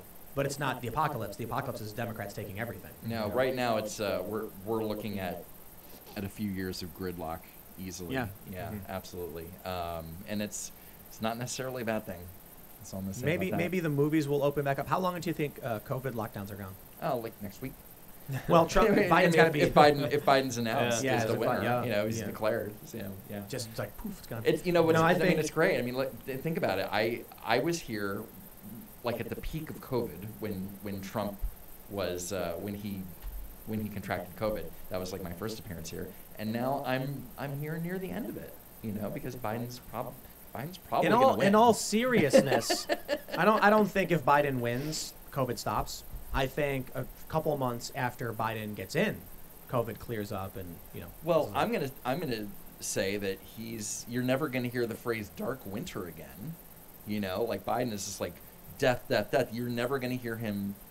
You're not gonna hear him do like the daily tally of deaths every day. You're not gonna hear that ever again. He's never gonna do that, and he's gonna be a lot more positive. I am outraged right now. I can tell. Because of this super chat. What did he say? Oh. YY Yames says, Tim, the last 24 hours have been stressful, man. I think I may be experiencing Shrunalimanana pressure. He spelled it wrong. No, that is incorrect. And I've seen so many conservatives putting an L in this. How dare you? There's no L. No. Come on, guys. Just take the L. Inanna Take it out. Shaba de pressure. I don't know what he was trying to say. True to national cooperation under pressure. But he talks really fast. He can't talk as fast as I can. No, he can't. True to natural cooperation under pressure. No one as fast can. as me, folks. He can barely talk. Yeah, exactly. So I sat and listened to this, and I transcribed it. True in Inanna. So many times. Shaba de pressure. True and Anana Shaba to pressure. It might be True in Inanna. True and Anana Shaba to pressure. Yeah, but I spelled it out. True in Inanna Shaba de True pressure. and Anana Shaba to pressure. Bad cat care. But thank you for that super chat. That was very informative. Alexander Farah says, man, it looks bad. Joe Biden is a tyrant, but does not have his mind. I have no idea who would run in 2024. There was like a video of Joe Biden like bumbling around and Obama's trying to like guide him on where to go. It's just like, dude, I've seen people in their old age, and you're like, no, this way, Grandpa. And he's like, oh, bad cat care. And you're like, that's right, bad cat care, just right in here. And you sit down and, can we get him some oatmeal? Speaking of Obama, it was the kind of like the Democratic conventional wisdom that if Biden became president, that he would nominate Obama to the Supreme Court. I've heard that. I've heard that, and I'm just like, do you think he'd even want that? Really? Like, and he's never served as a judge. Yeah. You know, I mean, Kagan didn't serve as a judge either. I think that's kind of important. When they were saying that Amy Coney Barrett, she had only been a judge for like 2.5 years. It's like, well, yeah, Kagan never was. You know, so who cares? But anyway, Obama for Chief Justice. My goodness. Ryan Kugler says, "Viva America! Whatever the outcome, we stand together." I like that. I like that. Too, yeah. Yeah. Is that the guy that directed the Rocky movies, the new one, Ryan Coogler? Is it? I don't think so. I don't He's know. totally watching. Maybe. Yeah, super chats. I'm sure we've got some high-profile people who are watching. Yeah, we do. Yeah. I say this all the time. I got texts. I text message with like rock stars, celebrities, pro skaters, and artists in Hollywood and stuff. And there's more than you realize. They're scared to say it because they'll be excised immediately from the industry. I want names, Tim. Just put together a name of all of these people and just destroyed their lives. Yeah, Now, to be fair, I think each and every one of you should come out and say what you think and why you think it. And I got to be honest, I think many of these people, if Trump ends up losing and you wanted Trump to win, then I think you should, bear some responsibility for your inability to tell people why they should. We just talked about low information voters. People who don't know why they're voting, but they've heard over and over again that Trump is bad, so they have to go do it. Yeah. If you're a high-profile person who was scared of losing your job, but you did support the president, and you didn't come out and speak for him, well then, you have no one to blame but yourself. Everybody's got to take some kind of risk to stand up for what they believe in. If you're not willing to do it, then well, then you don't get it. But not every celebrity, like say Taylor Swift, she doesn't know what she's talking about. Right. She's just like, I disagree. Think about the environment. Think about the environment they created, where celebrities can't support Trump but can support Biden. Yeah, of course. This is why low information people came out and supported Biden, because people who are high profile and have large followers were too scared to do it. And I got to tell you, man, I know some of these people, they're high profile, but they're not as rich as some might think. Some of these people, they don't make that much money, and so they're really looking at like serious harm. But I know some people who are extremely wealthy, and it's like you got nothing to lose, nothing. Yeah, maybe your career is over in acting, but you are rich. Yeah, well, and it's unfortunate, but the reason a lot of people get into those fields is because they have this desire for human respect. And I think that's where a lot of it comes from. Even if you can be safe and retire on the money you have now, there's the thrill of continuing to be famous, but also just this desire that all of us have to be loved and accepted, and that's not necessarily a bad thing unless it comes at the expense of the truth. And it sounds like it is here for many of these people, and that's unfortunate. All right, let's see. Skill Iona Rex says, how do you think Trump would be able to prove to the Supreme Court of the massive amount of fraud the left is doing? He's not suing for that. Trump is suing to stop the voter counts in 3 states, Georgia, Michigan, and Pennsylvania, so that they are granted meaningful access to observe the tabulation. And it is very likely they're going to be suing, I don't know if they've done it yet, to prevent the counting of any ballot that comes in after Election Day. Now, that's why Project Veritas, what they're saying is significant. According to Project Veritas, you've got someone claiming that they're going to backdate ballots that come in.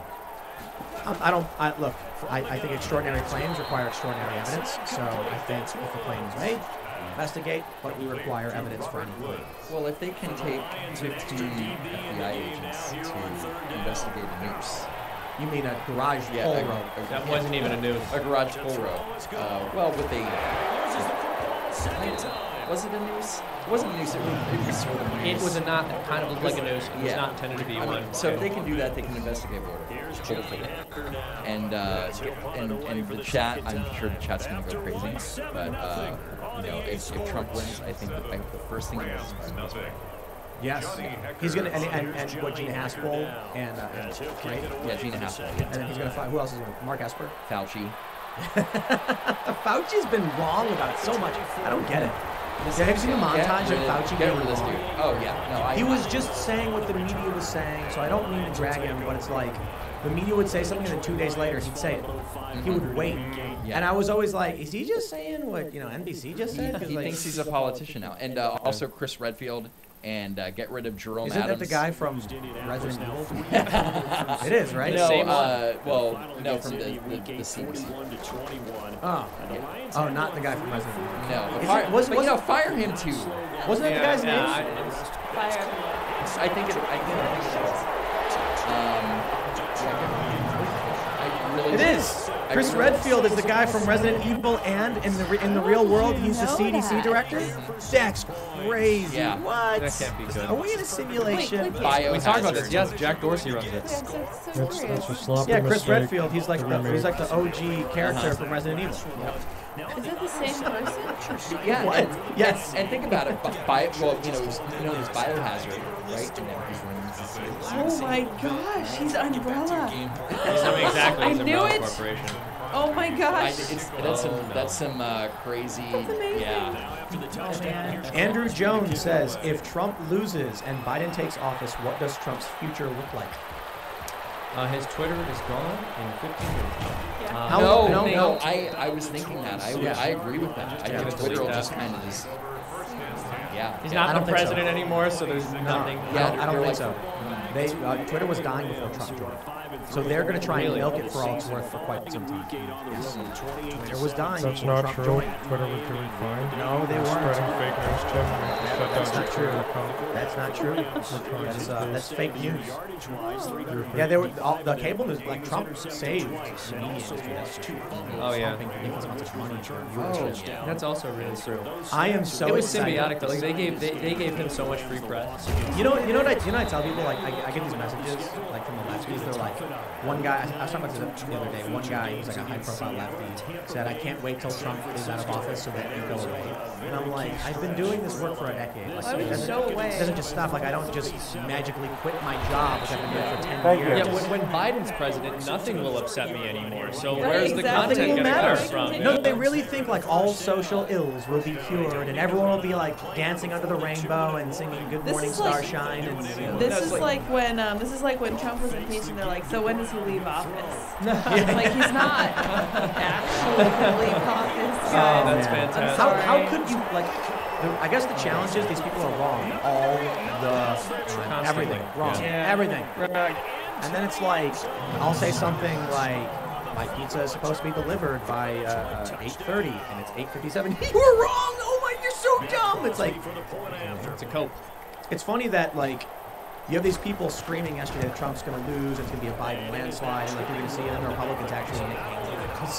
And it's like they hold their ground a little bit in the Senate, and it was a wash for the most part. Biden might win, we'll see what happens. We'll see. But Pray he the doesn't. people who are like, I don't know, were the ones who ended up being right. Someone says Pence Crenshaw 2024. No, I think there needs to be a female on the ticket. Pence is You not social Christy, no. justice warrior. Christy, No. No. Christy, no. She's so beautiful. I love Christina. She did a great job with COVID. Well, I mean, they threw a parade for South Dakota did a great job because it's just That's in South Carolina or South Dakota. There's just like nobody there. Right. It's helps. such a that's same thing with Montana. But yeah, I believe that No, Haley, no. I don't know. Well, I'm sorry. That was horrible. You're terrible. Remember, if you criticized Kamala Harris, you're sexist, Of course. and And also racist. racist, Yeah. right? But I want to see everybody say that about Kristi Noem or Nikki Haley or maybe Joni Ernst. At one point, Joni Ernst was in contention to be Trump's vice president. It's interesting you should mention that if you criticize Kamala Harris, you're racist and sexist. Because if that's the case, she might agree to be your running mate. I think. Listen. If Trump loses, and something we need to seriously consider, then we need to preserve his brain in a cyborg body for Robo-Trump 2024. Mecha Trump. Yeah, his dude. No, you got to do a robot version. I don't know how it is. 2024. I am Robo-Trump. I will win. Yes. Trump has enough money that when they start, what's it called? I'm blanking on this. Cryogenics? No, not cryogenics. What's it called when you actually start to combine yourself with the computer? I'm totally blanking on this. It's a pretty Cybernetics. Cybernetics. That's right. Yeah. Cybernetics. As soon as that becomes accessible to the wealthy, he's going to be the first to buy it. He knows that he's going to continue. Elon, Neuralink, download my brain. Save it for the people. The people need me. Could you imagine if they downloaded his brain into like a mainframe and created like AI Super Trump who runs for office? And it just lived on Twitter. That would be amazing. Its main hub. And it just literally, dude, he had the processing power to comment on everything everyone tweeted all the time. gosh. So we were all just constantly getting roasted by Trump, no matter what we said or what we did. Hold on. This can be done. He's so much fun. Has someone done this where you take every one of Trump's tweets and then put them into an AI to like auto-generate a Trump tweet? I hope so. No one's done that, have they? Well, someone's going to do it now. Yeah. Surely one of the viewers of We this have a lot of episode. smart viewers. We do, yeah. We have many viewers. An a Trump tweet generator? That'd be great. It'd be so much fun. All right. And then you could do a Biden tweet generator too. It's just masks. Look, the masks, man. Come on, man. Gibberish. Here's the situation. Masks. Gibberish. Come on, man. That's called just Come on, smacking Andrew the Timothy, this keyboard. is very important. I'm going to say this right now. There is something called the Biden insult bot. Oh, that's right. If you have not Yes. checked out the Biden insult bot, you must do so now. Go to it, find it on Twitter. Oh, man. Yeah, he says he calls people You like cherry-livered old-timey- gizzard gobbler or something. Yeah, you dog-faced pony soldier. Something like that. Exactly. It's based on And he made that up, you know that, right? That's of course. Where else could that have possibly come from? there It's was- not Joe Biden's brain. Well, there was a movie where there were people called pony soldiers, but that was about it. And then he tried claiming you're a dog-faced pony soldier. Came in your feet. No, it was just like him mashing random things in his brain together. Yeah, he definitely combined a couple of things. There was there was a movie where somebody said the line dog face, but not dog face. Lying dog face. It was an original sentence. That's the first time that phrase has been uttered. Ever been said? Right. Yeah, I But can he's see like, that. well, my brother said it. It's like, well, yeah, it's just, it's kind of like saying, in Star Trek, Gene Nev Scotty. I don't think he ever said Gene Nev Scotty. Yeah, no one on the show. Yeah, it's true. Exactly. It's never uttered by the entire but show. it's part of the, And no one ever said, Luke, I am your father. Right. You know where that comes from? It comes from, I think, Tommy Boy. The movie Tommy Boy. Maybe it's like it's like the telephone episode. Yeah. This instance. You know what the real line is from Empire? Yes. What did he say? No, well, he says, "I am your father" separately. He says, "No, I am your father." Skywalker says, "You killed my father," and he goes, "No, I am your father." I knew that. He didn't say, "Luke, I am your father." Anyway, now that we got through that Star Trek real Yes, wonderful. Star Trek. Star Trek. Star Wars lore. Oh my gosh. Oh, we're in How tired is Tim? I have chat's going nuts. I have never been concerned for my safety with anything Antifa, but now confusing Star Wars and Star Trek. I think I'm gonna hire a bodyguard. You started a holy war. You started a holy war. Name all the captains from Star Trek. Wars. Oh my goodness, you mean around. We've got Kirk, Picard, Janeway, Dick who was in Enterprise? I don't even remember. Kirk, Picard, Janeway. The Quantum Leap guy. Yeah, Scott Bakula. Scott Bakula. Archer. Yeah. And then they released a new one. That wasn't a ship. What was his name?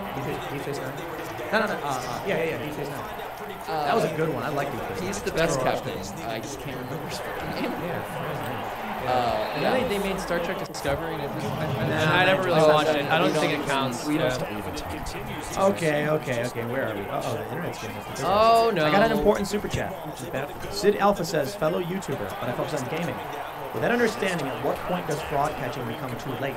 Because at this point, how many potentially unlawful ballots will be cast, where their validity will not be able to be determined?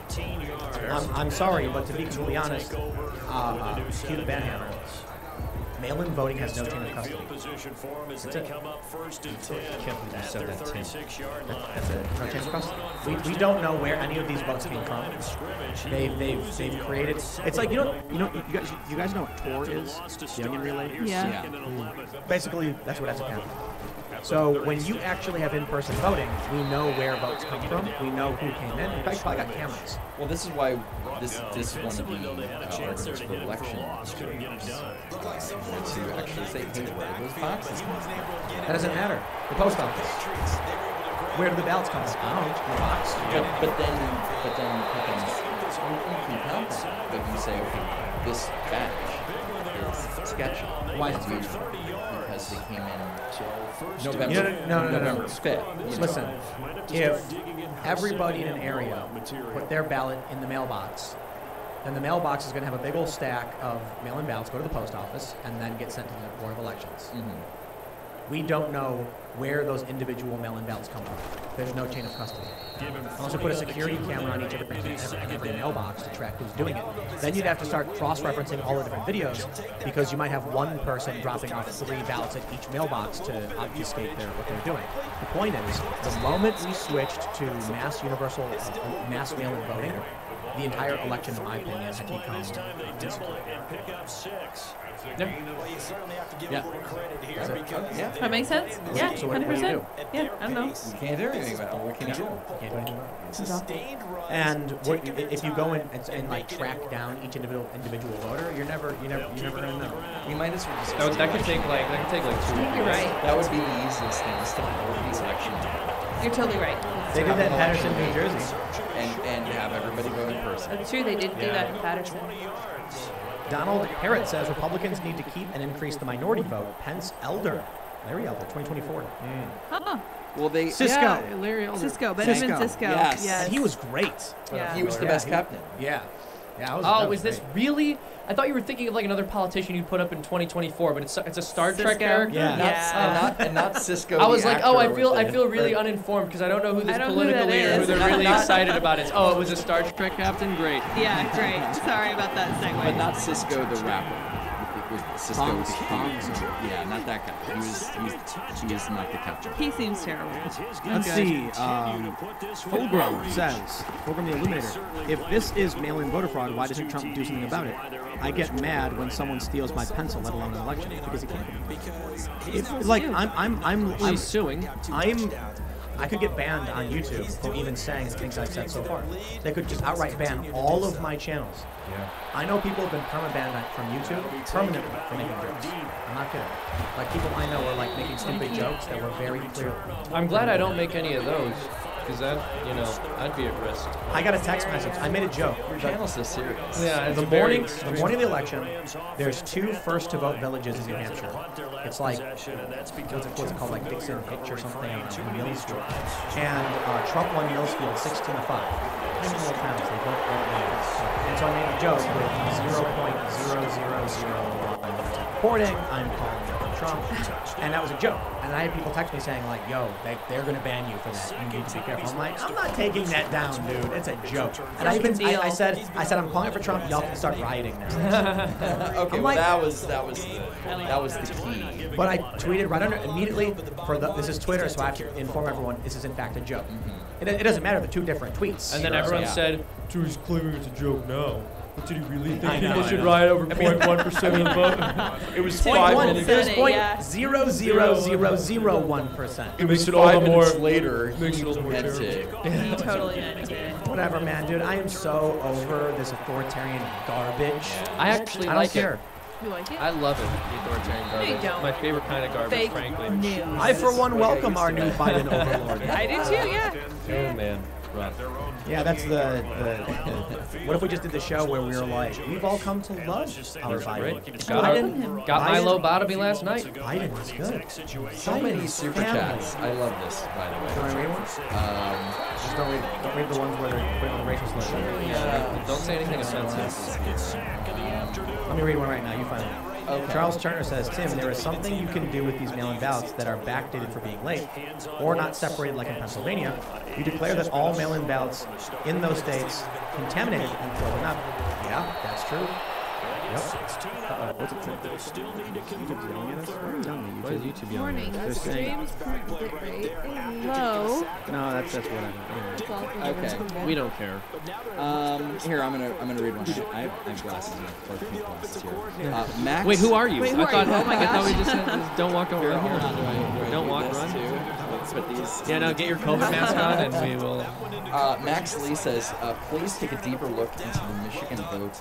I assume it's false hope, but if you look deep into the Secretary of State website, fake news. Trump still has the lead with only 3 counties left to put in the votes. That's not true. That's not true. Yeah, this is one of the biggest challenges. So I looked at it. It's not a real website, as far as I can tell.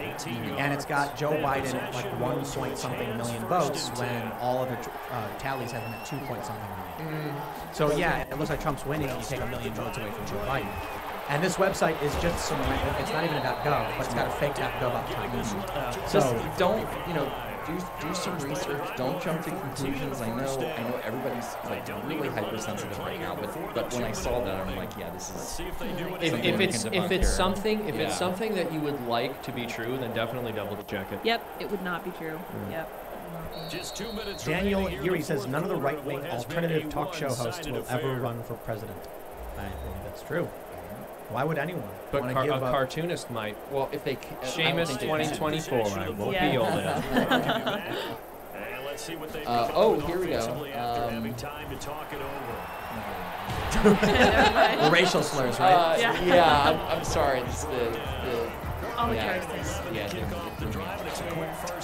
Once I read the entire tweet. The most important super chat, Jeremy Meehan says, Cisco, the only captain to punch out. Oh, did he punch Q?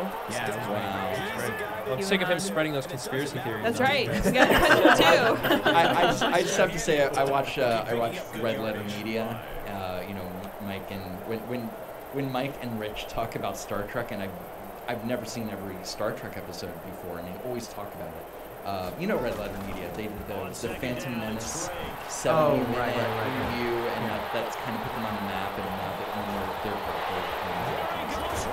but every time I see them talk about Star Trek, I'm so lost, because I've never, seen all of it. I like hearing about it, and so then I made a conscious effort to go methodically every Next Generation episode, and I'm on like season 6 now. I've seen I saw Voyager before I saw That's what I watched as a kid. Yeah, my dad. So someone is saying go to Michigan.gov, search results. Trump is up. I tried. I'm gonna get a virus, but I'll try it. And the links that people have been sharing link to a fake website that looks like Michigan.gov. Yeah.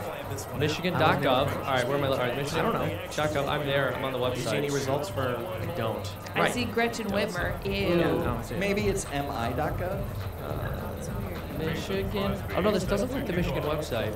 I know, but is there election results saying Trump is winning? I don't see election results anywhere, frankly, but I also don't know how to read. So oh, okay, well, kind of a damper on things. I mean, I never learned. Oh wow. Just doodled in class all day, and boy, do I not regret it. But you know how to draw. Do you read music, by the way? Did everybody see Tim's music video? Everyone should have seen his great video. But like he was playing a new song downstairs. He's like a million. And it was very nice, actually. It was very good. I've never played it on this because I wrote it only a few weeks ago. It was very good. It was a little mellower. It was nice. But my asked me to read. But there's a lot of musicians. I wasn't talking about music. I was being serious. But there's a lot of musicians that don't know how to read music. When I was younger. When I was little, I could read a bit. Okay. And then I just totally dropped off lessons. Well, music comes from the heart. You don't No. You read music from the heart. For those that don't know, I have a music video He does. on this channel. It's called Will of the People. If you search YouTube for Timcast IRL, Will of the People original song video, then watch it. Because it was a labor of love. Labor of love. It was mostly, I don't think it's the best song I've ever written. I just think it was a good story that I wanted to tell before the election came out. So I've got a bunch of really poppy songs that I'm like, do we do the really poetic and storied songs, or do we do the pop songs? Because I got a couple really poppy ones that everyone's like, oh, it's so catchy, I want that one. Those are easy. I've been playing music since I was 7. You have political commentators like Joe Scarborough. They have his band. Oh, I'm sure he is. My his God. Music, he was on Stephen Colbert, and Stephen Colbert was basically on the same stage as the Beatles. Oh no. Joe Scarborough. Oh, the name of the band is Scarborough, and the name of it was called Monkey House, and it was so bad. Right? You guys are being really mean. No, but then, he's awful. But then you go, you see Tim, who's pretty famous guy, pretty well-known dude, and you think, well, oh, he plays music too. Oh, really? Okay, let's see what happens there. Yeah. And you're like, wow, that's really good. Oh, I gotta stop and say, update. I went to Michigan.gov. I clicked elections. Whoa. I went to general elections, and it does have Donald Trump winning. It does. What? 51.4. Hold on. What do I told you? Go to Michigan.gov. Click elections. Where is elections written? I don't need. That starts with the letter E. E's the one that's if you can't see the word elections, then you need to go to the eye doctor. Okay. It's right there, right when you go to the website. I think you might be looking at the wrong Michigan site. I am looking at the wrong Michigan site. Yeah. Michigan.gov. Okay. And literally, it's right there, elections. Oh, cool. Then there's general election results, and it's saying right now for the president, it says Donald Trump is winning. However, And for the senator, wow. this is strange because their results are very, very different. So the official results from the from the New York Times says Joe Biden has Michigan at 2.751 million, and Trump has 2.631 million. When I go to Michigan.gov, it says total votes for Trump is 2.3 and for Biden is 2.1. So this must be inaccurate. It might be old. Well, it says there's 3 counties remaining. And that does say 98% reporting. That could be more than 98% reporting. Interesting. That is interesting. That is really weird. Yeah, that's what's, right. What's yeah. causing this discrepancy? Maybe I would say since it's a government-run website, not everything Probably goes incompetent. smoothly. That makes So sense. yeah, I think that's probably your best explanation. I don't know. I think I would trust the Michigan.gov over New York Times. The New York Times has nothing to do with the Michigan government. If the Michigan Well, yeah, but I mean, if they're not updating their site, they're not updating their What site. if? Too bad. What if what the media is telling us about what's being reported in these elections is all completely off? And we just trust the the New York. We haven't I'm looked at sorry. any of it. Yeah, we trust them. If I was going to ask someone for an official confirmation about who is currently winning in a state, would I go to random New York Times reporter or Michigan government official? I would make a phone call. I wouldn't necessarily go to a website and take that as gospel. No, I know. I'm just saying right But yeah, now. no, I agree. I'm not saying Trump won Michigan. I'm saying this is interesting. Why should I just trust the New York Times? Right. Yeah, it's a good Although question, right? it's really interesting. Let's put it that way. Seamus, you don't make predictions normally. I've never made a prediction before in my life. That's not But true. I predict that you're going to ask me to make one. Is that correct? Do you think John James is going to win? I think he's going to take it all. No, I think he I already don't lost. know. I don't. What? I have no idea. Yeah. See, To Peters? John Right James. now, they are calling Michigan in the Senate for Gary Peters. Yeah. Yeah, they called it. Really close though. Every time I saw it on- Peters is up 73,200, 73,185. What did I just say? disappointing. 73,185. Yeah, Peters won. Yeah, it is disappointing. It is. it's crazy. Yeah, I don't know. Hopefully someone gets to the bottom of this. The whole weird Michigan. I It don't says it believe was- that Gary Peters won. Nobody liked it. What is this? No. This is crazy. The Michigan.gov website links and it says it was updated as of today at 9:37 p.m. That is just now. Yeah, updates every 10 minutes. It says here too. Yeah, what the heck? Weird. What the heck? Updates 10 minutes. Now I yeah. want to look at other states. Okay. I think I'm gonna look at that other states. is. All right, that's concerning. I think that's a Weird. conspiracy Disconcerting. theory. It's a conspiracy theory. You guys sound insane right now. Got another fun super chat? Yeah. That's interesting. Uh-oh. There goes your Kronos channel. Highwind says, kind of ironic the Dems have become the party of the status quo and Republicans are becoming the party of change. Yeah. DeSantis, random congressman 2024. Well, we've gone a little bit over. This was a really, really huge show, but I think I'm so dead, and I really need to make sure I sleep tonight. I didn't sleep last night. I barely slept. So, my friends, there's a guy over here. His name is Seamus. My name's Seamus Coughlin. I run a channel called Freedom Tunes. Check it out. Freedom Tunes. FreedomToons.com. YouTube.com/freedom, but also I guess I do own the domain, so if you want to go there, YouTube.com/freedomtunes.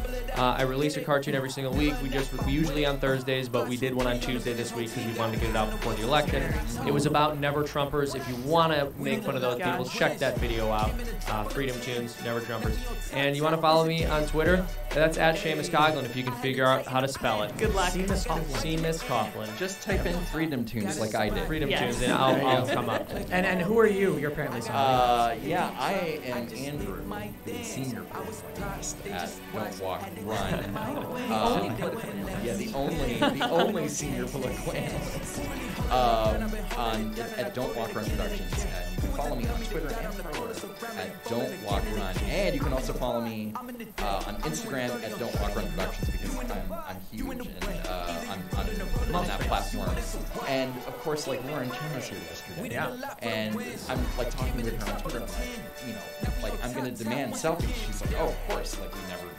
We never did that here, You yeah. know, Well, I told her thank not you. to. I was like, you don't want to be. I was like, none of these. Don't I associate with was like, them. you don't want to be seen with anyone at Timcast. All right, word to the wise. Yeah. But if you guys watched last night, it was really fun, and Tim hanging out with Tim and Lydia, and Lydia of course has a great Twitter too.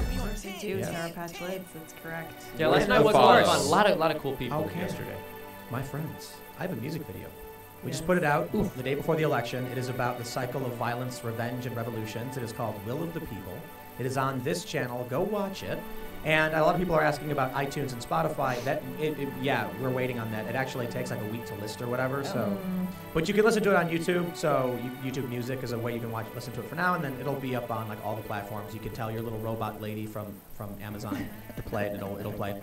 So that's called Will of the People. It is on this channel, Timcast IRL. Search for it. And also follow me on. You can check out my other YouTube channels: YouTube.com/Timcast, YouTube.com/TimcastNews. Those are just more podcasty segments. I do 6 of those between the channels every day. You can follow me on Instagram, Twitter, and Parler at Timcast. We do this show every Monday through Friday live at 8 p.m. We put up segments from the show throughout the next day. Subscribe, smash that like button, and hit the notification bell. We will be back tomorrow at 8 p.m. I think. What's tomorrow, Thursday? We're back tomorrow. We're back. We have Drew Hernandez. And Seamus. And Seamus. Seamus will be here. You're going to toy with my emotions like that? You're both here. No, it's you're great. both here. It's going to be You're fun. the favorite. I know. Okay, we love you. I can confirm I need my egos. favorite. I need my ego strokes. Smash that like button on your way out, and we will see you all tomorrow. And we're going to have all the breaking updates and information. So fun. Listen, if tomorrow morning at 10 a.m., YouTube.com/TimcastNews, as I always do a morning segment, so I'll have updates from overnight. We'll see how it goes. Thanks for hanging out. We'll see you next time. Bye, everybody. Love you guys.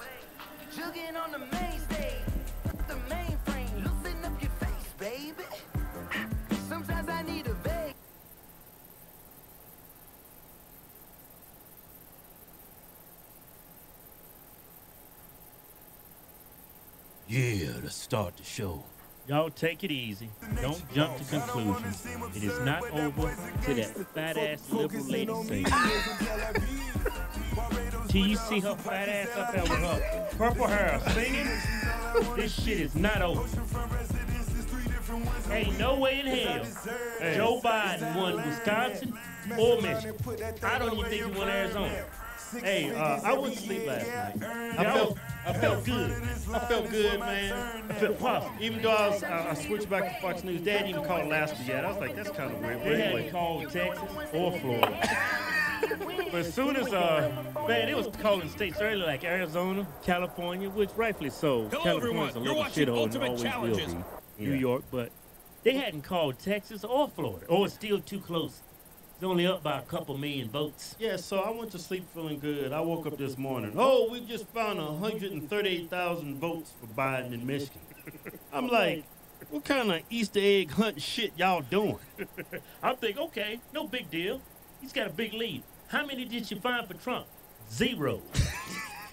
I said, oh, hell no. You liberals crazy as hell. If anybody in their right mind's going to believe that. Look, this is the problem I have. I don't have no problem with mail-in votes. I don't. But this is the deal. Like in Philadelphia.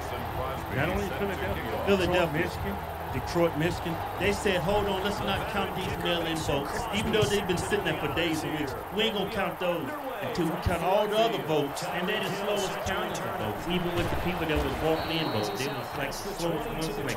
Why y'all only got 10% of your votes counted? Right, so let's count all these votes first. Then we're gonna count the mail-in the ballots, even though they've been sitting there for days, weeks. Yeah. I mean, that's fishy to me. That gives me the impression like, okay, we'll count these. Okay, we count all those, how much we need. All right, let's find these damn ballots. That's the impression I'm under. Some states didn't do that. Right. Like Texas, they didn't do that. Florida didn't do that. They counted. Okay, let's go and start counting because there's a bunch of them to count. So let's start counting. But no, Michigan, Philadelphia, oh, we gonna wait. Yeah, it says all the swing states and all the liberal counties are being very slow with their counting. The only reason why they're doing it is they're trying to wait to see how many they really need. Then you hear about the things that's going on in Arizona. Already saw the video. They was giving people that's working at the polls, man, handing out sharpies to people. Not only that, when invalidate that vote. You can't read it. You have to use a ballpoint pen. Something with the Sharpie. Now, I'm hearing those same stories in Michigan. And they did it in the red counties where they know Trump's going to votes. There's still a lot of votes that need to be counted in Michigan and Arizona. Yeah. They called those states prematurely. Trump's got Michigan and he's got Arizona. Look, this is what Trump needs. Don't listen to what this mainstream media is telling you. They're trying to paint this narrative that Biden won this election. He has not won any. Yeah, so this is what Trump needs. Okay, Georgia, that's got to go Trump. Yeah, North Carolina's got to go Trump. Which is leaning hard Trump. He should have. He's winning right now. Pennsylvania has to go Trump. But he's leading good in that state. Even if they get in all the liberal votes, he can still be it. Right? And he needs one of these 4 states. Arizona, right? He needs Michigan. Well, one of these 4. Arizona, Michigan, Wisconsin. There's another that slips in mind. Wisconsin. Yeah. They're going to do a recount in Wisconsin. Well, hell, that's actually it's in between 1%. Yeah, it's actually 5. Nevada, Arizona, Wisconsin, Michigan. Oh, it's just 4. Did you say Arizona? Trump's team strongly feel they got her. Because there's a lot of votes. They prematurely vote. I hope y'all right. I hope they prematurely jacket whatever caused the vote in Arizona. Yeah. But yeah, don't keep your hopes up. I see a lot of people worrying. You gotta remember, when you look at TV, they're on the side. They're down to don't take what they say as a fact. It's all speculation. You're not going to know who's going to this election for some time. The reason for that is because in these swing states, these liberal counties are deliberately counting that vote slow. Yeah. They're deliberately trying to where's the mail-in votes. Yeah. They waited to count them. We went to the gym today and the parking lot was like half in. I'm like, yeah, people at home watching the election. The touchdown. Here's Crosby to kick it away. They don't want to work out. They're like, man, this is. I mean, I felt really good last night. Woke up. Felt like I caught COVID. Just a little pass there. Look what they did with this virus. Yeah, they weaponized and politicized this virus. Kind of blame it on one man. Tried to blame it on one man. Then they also took this virus and got the mail-in votes. For people to push that. Now think about this, everybody. If Biden was our president at the time of this pandemic, he would have did it. Just look how he had swine flu. I mean, anything different. I mean, but what can the president of the United States do? It's a damn virus. It's not a U.S. problem. It's a global problem. How would anybody do anything different? The only thing you could prevent the spread is because you go in those labs, right? When the people working with viruses, they look like they about ready to go to the damn moon. They got an oxygen tank. Yeah. If you gave everybody that, okay, I understand. If that was y'all plan, but how expensive would that be? There's nothing anybody could have did different. Yeah, I still can't believe how close this election is. I'm thinking it's got to be a lot of fraud because anybody with common sense should know that you can't. It's a virus. And then I'm going through my feed on Facebook and Instagram and just the stupid things people say. You should have told us to wear a mask. You didn't take into consideration that he blocked travel time. But you didn't take any consideration when he, limited movement from European countries to here. And the Lions are able to extend their lead. And a pair of rushing touchdowns now for him in the first quarter. And I'm liking what I'm seeing from his big guys so far because they're winning the leverage game. That means I'm talking about low man. You know what she told me? He should have told everybody to wear a mask. He don't wear a mask. He's the leader. He needs to wear a mask. And after both of those touchdowns, he went right up to that O-line and hit each of them on the I was just sitting there looking at it. That's a smart man. You know what else he should do? If this and I was like, take them all to dinner. So take it about a yard deep. I'm like, when you talk to a liberal, for some reason when you talk to a liberal, they just leave you speechless. You can't say anything. They be throwing them big ass curveballs. Like, I did not see that coming. I'm like, okay, so she's like, even he caught the virus. That's because he's irresponsible. He should have shown leadership in the world. I'm like, so it's the victim's fault. He got COVID.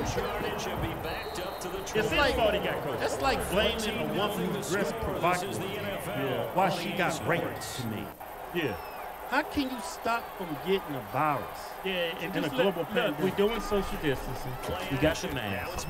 And we still have it. People still catching it. Still spiking. People wearing masks. People doing social distancing. Washing your hands. People still get it. It's just something that's going to have to work through our society and everybody's going to have to build a community. It's just something we're going to have to live with until they create a vaccine. Vaccines all kinds of passing game not in sync here. Yeah, man, it's just, I was going through my feet, like I said, man, people saying, yeah, I voted for Biden because Trump is a racist. I was like, man, it's just, I can't believe people do not think for themselves. There's absolutely no proof that this man is a racist. Well, I'm sure, I'm saying there's no proof that he hates anybody. I'm pretty sure Trump hates everybody. Look, if you do something stupid, he's going to call you out, regardless if you're white, black, brown, it doesn't matter. If he thinks you do something stupid, he's going to call you out. And he makes it easy for mainstream men to call you racist. So it's not politics. A racist, the meaning of racist is everybody's different. Like, to me, a definition of a racist is like somebody in the Klan, somebody who's in Florida and doesn't have minorities, don't provide opportunity to serve minorities in the restaurant. More than they hire a minority just to do a specific job like janitorial. Yeah, that's a racist person to me. Or who won't promote somebody that's a minority, even though they're the best candidate for position.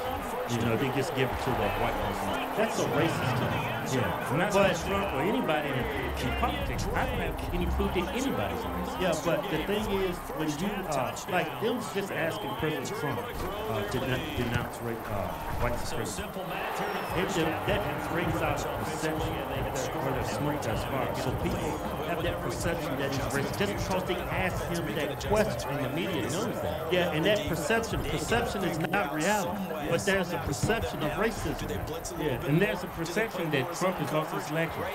All these people that's covered this election, mainstream media, all that's Trump has already won this. Yeah, but like I was saying about the definition of racism, like my sister-in-law, because he calls like Baltimore liberal shithole or rat infestation, she thinks that's racist because a lot of black people live there. No, that's, even if it was white people, that's still a liberal rat infested shithole. That's assuming that all the number of black people live there. White people live in Baltimore.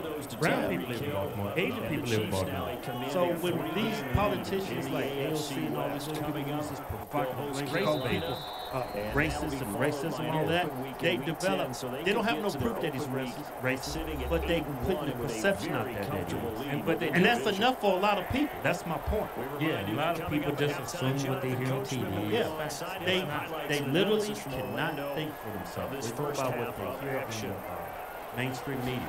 Oh my God, that's true. But you know what? Worst case scenario, let's say Trump does lose, which I don't think. Let's say we're going to be just. We still got the Senate, we gained the seat, House of Representatives, we got the Supreme. We have 3 branches of government to distribute the balance of power. So in worst case scenario, if Biden and Kamala does become the vice president, I mean, ain't nothing going to change me. I'm still going to continue to work hard, push my matches, do what I have to do. It's still going to make it tough. Yeah, it's going to make it a little bit tougher, especially for businesses. But the joke is on the liberal vote. You actually think your life is going to improve because you think they're going to start taxing the wealthy. And they're going to be getting that fair share. They're going to have to start paying that fair share in taxes. The joke is on you. That was just a ruse to get more taxes out of everybody, including wealthy, including you. Now, how is Joe Biden and Kamala Harris convicted of that? Just how? Shit rolls downhill, liberal. How? I mean, what was that message to make you think your life's going to improve? The only person that can improve your life is you. Democrats, they're going to make your life tougher because all they can do is tax the wealthy, they're going to tax businesses. Guess what? That's just going to fall on you. Because guess what? They're going to hire less people, right, to cover their expenses because of that tax. It's just going to make it harder for you. That money they gain in tax, it's not going to you. It's going to. Your life's not going to get better, especially when they can't get those taxes from the rich people. They're coming for your ass. Rich people are smart. They ain't rich for a reason. Yeah, they got the mindset to be rich. I believe people have the mindset to be poor. People have the mindset to be rich. You need to pick which one you want to be. That's why when you see people that's born rich, they have the horrible mindset. They go broke. Yeah, that's why you see poor people become rich because they have that mindset. But the one thing about this recounting votes in Wisconsin, which is within 1%. I mean, if it's the same people counting, what the hell is the proof? So I want to make sure. They got to validate the majority of those ballots. I want, when they recount these votes, all you got to do is look at those damn mail-in ballots. That's why you're going to find all the fraud. They need to count those. They need to recount those votes. When they said if it's a close election, they get to have an observer kind of those ballots. They need something. I need Trump's Giuliani going. He's bringing some legal people down there. Trump. I mean, I need Trump and his family standing there looking at them while they count these votes. Yeah, and not only that, they need to start in the areas where these held the votes until the very end. Like Philadelphia, like in Michigan, Arizona too, man. And then all of a sudden they put all this stuff out Wisconsin, those 4 key states. Yeah. I don't know what they're about to do in Georgia. I have a feeling they're going to do the same thing in Georgia and North Carolina. They're going to do it in Pennsylvania. I'm telling you, it's probably going to be a week or so. Man, a week or so, man, it's going to be 2 months from now. A week? It's crazy. I'm telling you, Trump won this election. The media's lying, and they're trying to make. This is what the media's doing. They're going to say, see, I told y'all. I told you if he lost this election, he wasn't going to, you know, do a peaceful transition of power. I told you he was going to do it. The reason why Trump's been tweeting these tweets, same things he's saying, because he knew these mail-in ballots. He knew it was going to be a lot of fraud. He knew what the Democrats was going to do. Now the Democrats, look at him. I told you, look at him. Look at him. Man, this dude's a damn totalitarian ape, which is nonsense because we have free branches ago. Our president is not a dictator. Our government is not set up to be that way. But they're going to make it out that he is a dictator because a lot of people out there is voting. You're naive. You're stupid. You're big dummy. They'll start the third quarter here on the ground. All the black people. Shut up! All the black people I talk to, man, talk about I voted for Biden because Trump is racist. That shit makes my blood boil. When I hear these people say that, you know what make my blood boil? They cut you off. I'm in mid-sentence. I'm halfway through the sentence. Hey, look, I got this for you. This is an example of breaking down a defense because on a lot of these runs, he's getting past the I had so hard to say, man. It's gone. Damn, man. Cut off. It's gone like Biden's mind. Hey, I tell you what, if Joe Biden becomes president, he is going to get impeached because he's not going to survive an investigation of Hunter Biden. Ain't no way in hell. I'd rather for him to be in this. Don't impeach him. You going to let Kamala be your president? Man, that's a damn double-edged sword. But no, Trump won this election. Yeah, I'm not even going to take this close to Trump won this election. Trump won this election. 9 yards to pick up there. Ain't no way in hell they found 150,000 votes and Trump zero. There's still a lot of votes out there for Trump and for Arizona. No, he didn't. And Biden comes out, hey, first and 10. Everybody, if they score on this drive, might have to start digging in. Man, kiss my ass. Running for the shotgun with Jordan. Come together as a country. Now, at this point, so supposedly you're winning in Buffalo, Texas. No, I don't believe you. Not only mainstream media. You have not won this election. It ain't. I'm never gonna grab the idea that this country is just mentally ill and that naive and stupid. I mean, there's a man like you. No, this country is not that stupid. There's a lot of stupid people in this country, but ain't that damn many stupid people in this country. Ain't no way in hell, Joe Biden, this race shouldn't even be this close. It's a no-brainer. I mean, you people are voting for higher taxes. I need to win an election. Hey, I'm going to raise your taxes. Yeah! You actually voting to vote away your rights. Second Amendment. You vote away your rights. People jumping up and down over abortion rights. Man, I say it in Oregon. They decriminalize cocaine and heroin. Okay. Yeah, that's going to help the black community. They trail offense first time to touch the ball in quarter 3, and we'll see what they can do. That shit has decimated black nation. Decimated. Ruined black man. I mean, crack, it doesn't matter what your race is. That will ruin your family. That'll ruin your mindset. When I go to inner cities, I see a bunch of black heroin addicts. But I see white people. Man, heroin, you do not decriminalize that. I agree, you shouldn't put them in prisons with murders and stuff. We should put them in a separate facility to help rehabilitate them. Drug prison. Yeah, drug prison. I do agree with you that. But you decriminalize, I can understand you decriminalizing marijuana, maybe even cocaine. I know doctors and lawyers searching well on cocaine. But meth, heroin, you out your damn mind. I used to arrest shoplifters, and a lot of the heroin addicts are coming in have all these scabs on them. Because that is literally toxic and pure poison. And it comes out through your skin, you get sores and that's in Oregon, right? Decriminalized.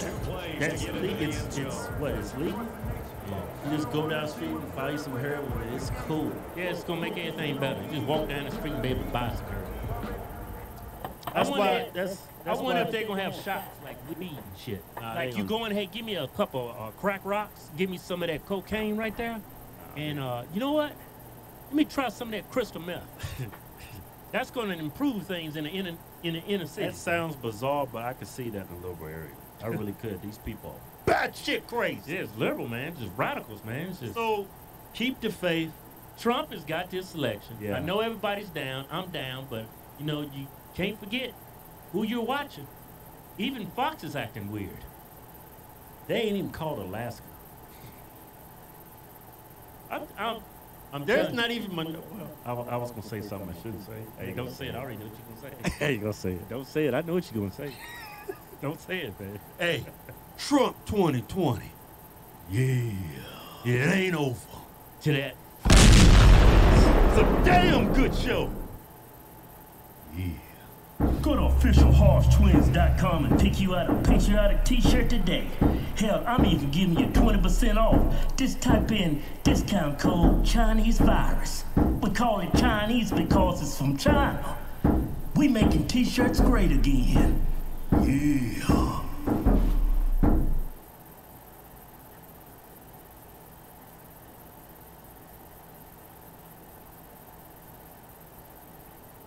Boom, boom, boom, boom. Boom. What's up, Ed? How are you, man? Great. Thanks for coming here, man. I appreciate it. Thank you for extending the invitation. Well, I love your Instagram. It's very informational, and well, tell everybody what you do so people get a handle on this. First. I'm a non-permissive environment specialist. Basically, I teach people how to live, move, and travel in places where they probably shouldn't be traveling. You know, how to get out of handcuffs, how to get out of zip ties. You know, I show people how to survive in such environments. My background is in law enforcement in Mexico, so, you know, I spent a lot of time down there. And over the years, that's kind of led me into teaching myself how to survive in that environment. And apparently, after a while, that made me kind of sought after as far as teaching other people how to survive in such environments. So I've been doing that for a while here in the U.S., military, law enforcement, civilians, also. Yeah, and you started working in law enforcement what year? It's 2004. 2004. So you started before everything got really crazy in Mexico. Yes. So you can kind of trace back where it officially kicked off by the start of the Felipe Calderon's presidency, which is the second to last president we had. He basically said, you know, full-on war against the cartels. And by that time, I was kind of just getting done with my training in northern Mexico as a police officer. And what I thought was going to be, you know, community policing and stuff like that turned into a full-on, you know, here's a assault rifle and just go climb up on that Humvee with those military guys and let's go arrest cartel members. Oh, Jesus Christ. So you thought you were just getting a regular law enforcement gig? Yeah. I mean, realistically, there was no such sort of kind of job description. This was post 9/11. I was actually in med school, and that the economy and all over the border with the tightened security and stuff like that kind of went down, you know, down the drain. And most of the money that I was using for med school, you know, went away. And you know, ad in the newspaper, young, unmarried individuals that don't have any kids, you're welcome to join type thing. Wow. Young, unmarried individuals with no kids. They want that specifically. Yeah, that was probably a big alarm bell should have sounded in my head, but the you know, there weren't a lot of opportunities for somebody my age there that didn't have a career. And I thought it would be, you know, everybody said don't go, you know, but yeah, I would have said that. What's your friend? I was like, Ed. But it to me it was a challenge, and a lot of people said I couldn't do it, and I did it, and then it turned into something that wasn't what most people expected when they went into it. You know, it was a full-on urban warfare type situation. Wow. So post 9/11, the borders get tightened up. And the economy gets very bad in the border towns? Is that what happens? Because people can't get through as easily? It's heightened security, so commerce isn't as freely done on both sides. Border waits that used to take an hour now would take 3 hours or 4 hours, depending on the time of day. So, you know, things got affected. Also, you know, a worldwide recession situation kind of happened, so everything kind of went down the toilet. You know, I have a lot of family in the border region, and most of our family businesses that we had, you know, basically.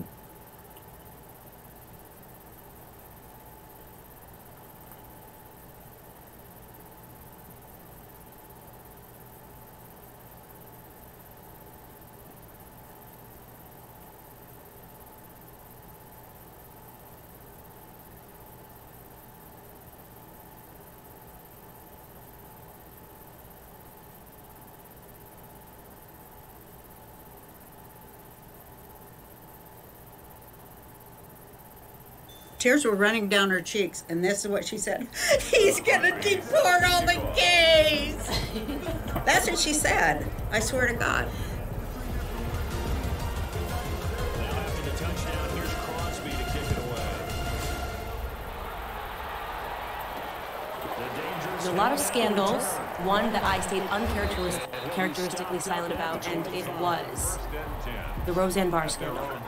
This was not about Black America. This was about a positive Trump-supporting show, which the left couldn't stand because it was ratings galore. And that's the truth, and people don't like to admit the truth. With that single inflammatory tweet, Roseanne's rising star imploded today. Within hours, the highly anticipated return of TV's most beloved shows, Roseanne, canceled, and Roseanne Barr effectively vanished from Hollywood for this racist tweet. The Muslim Brotherhood and Planet of the Apes had a baby equals VJ. The VJ referred to is Valerie Jarrett, the former advisor to President Obama. Barr deleted the tweet and tweeted an apology to Jarrett, saying in part, "Forgive me, my joke was in bad taste." Almost no one thought it was funny. Within hours, ABC pulled the plug on the show, saying Roseanne's Twitter statement is abhorrent, repugnant, and inconsistent with our values, and we decided to cancel the show. It was a little impaired.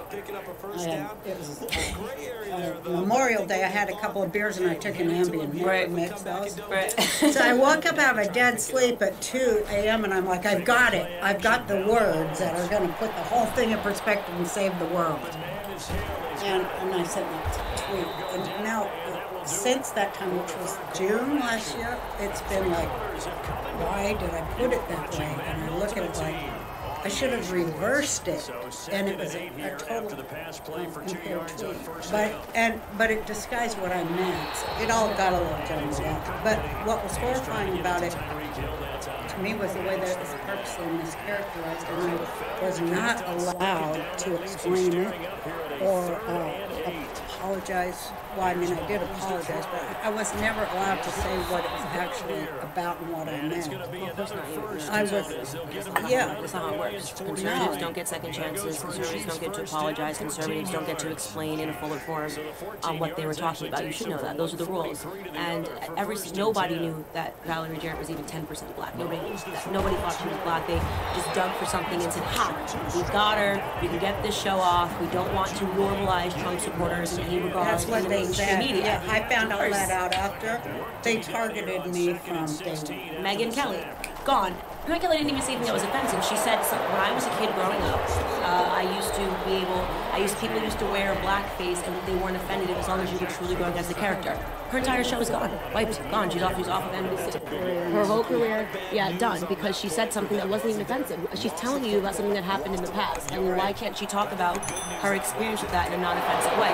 They need her apologize, which I staunchly disagree with. I actually think conservatives should not apologize. I know, that's what all my friends said to me. They go, you shouldn't have apologized because that's a death. There was not a single black person in America that was offended by what you said. It was the left using black people as human shields to go after their political opponents and people that are mainstreaming conservatism. You were mainstreaming conservatism, you got attacked. In the exact same regard, I got attacked for a long conversation I was having about nationalism versus socialism versus globalism, and then they say, I hate Jewish people. Me, who flew over for the embassy opening. I hate Jewish people, you hate black people, and yet here we are. Yeah, here we are. It's amazing. It's fun. You know, all the networks and all the news things, they're just part of the Democratic Party. Was it 90% of the TV is left-wing? Or 85%? But they're part of the Democratic Party. Yeah. They're an arm of the Democratic Party. That's why I don't watch it. I don't turn on the TV because there's nothing there for me. It's almost like a mass brainwashing, and when your show came, it was just so refreshing. It's like families are being torn apart over something that means nothing at the end of the day. Conservatism versus liberalism. And then you have this show that humanizes it and uses laughter. And that's what, by the way, comedy is for. You're a comedian, last I checked, is to heal America through laughter. And the death of comedy and Kevin Hart and all of the scandals that are happening with everybody that makes a joke. They're going to get all 100%. I think is the first. I think that the journalists, I call them like journalist statists, they enjoy bringing pain to people. They do. And inflicting pain. It makes them feel really good about themselves and powerful about themselves. And we're in this weird era where we don't have journalists anymore. No, we don't. Few and far between, and maybe some more too. Well, we have people's journalists now. We have people who are doing, the stories. That's right. People who are doing the research and then telling the stories. They're not parroting CIA talking. Right, and it's grateful that we have the internet in this way to get around. Otherwise, how many lives would they lose?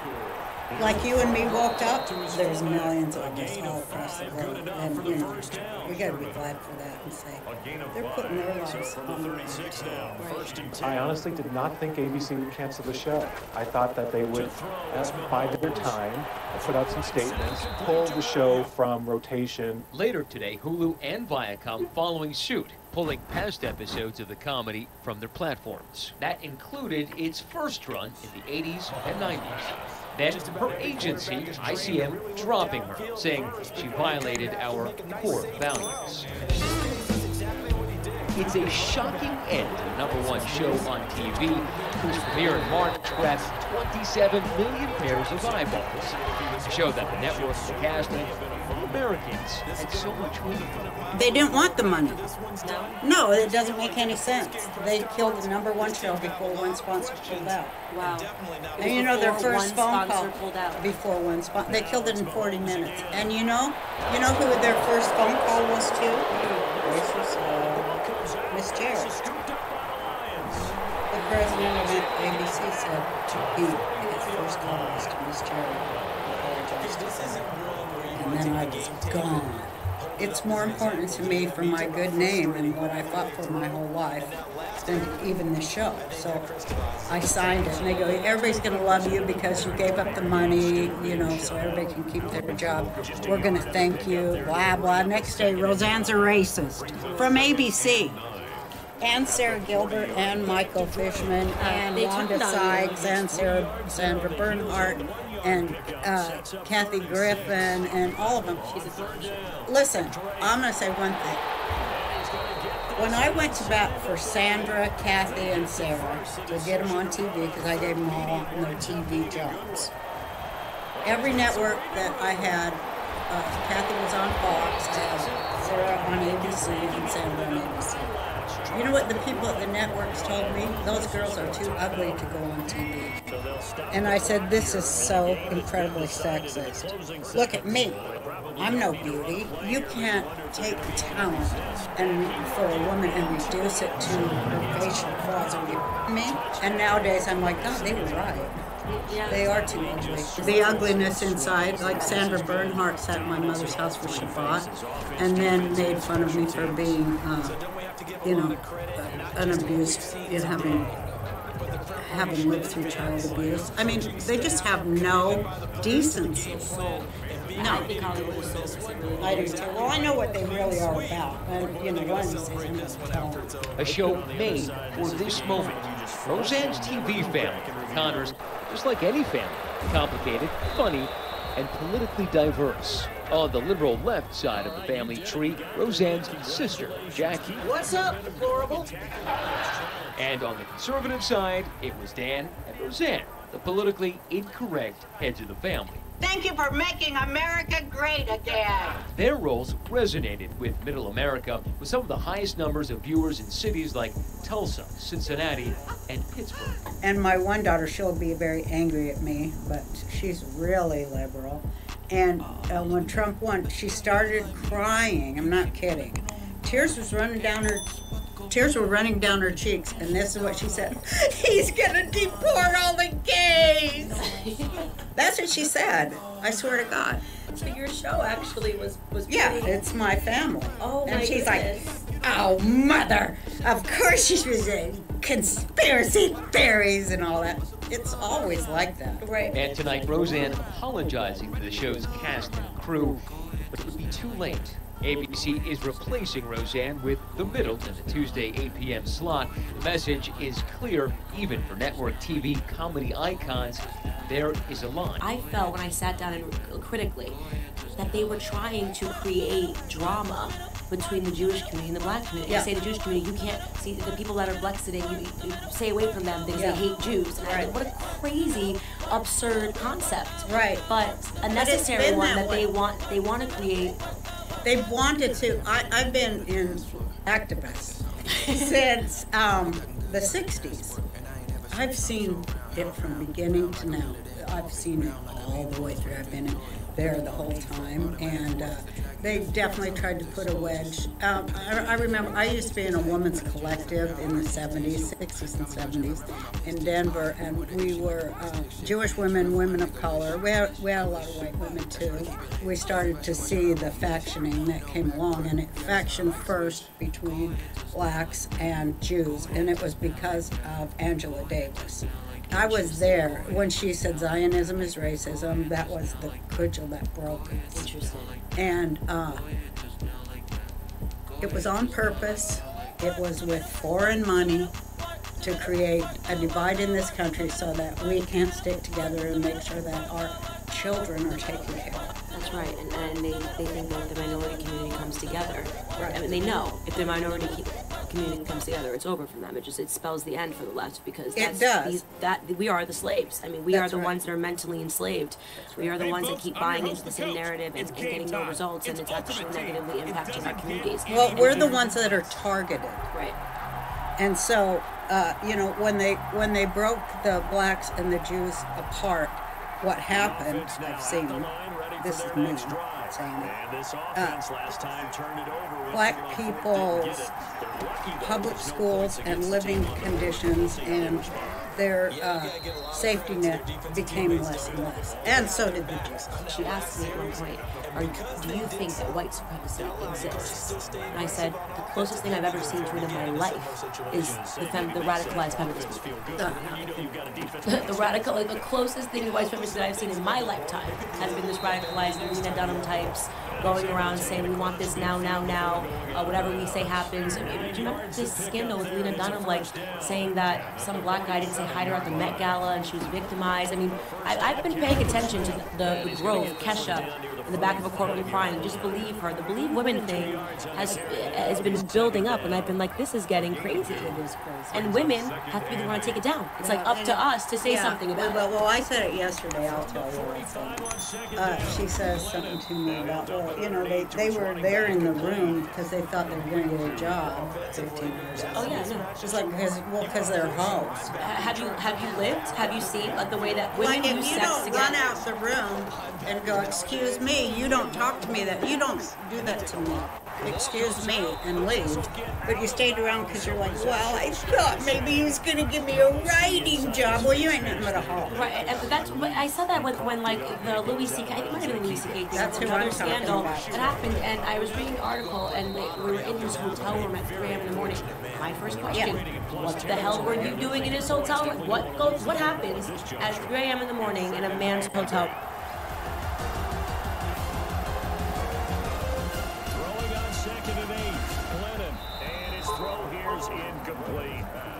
That was well defended. They clamped down on every available receiver.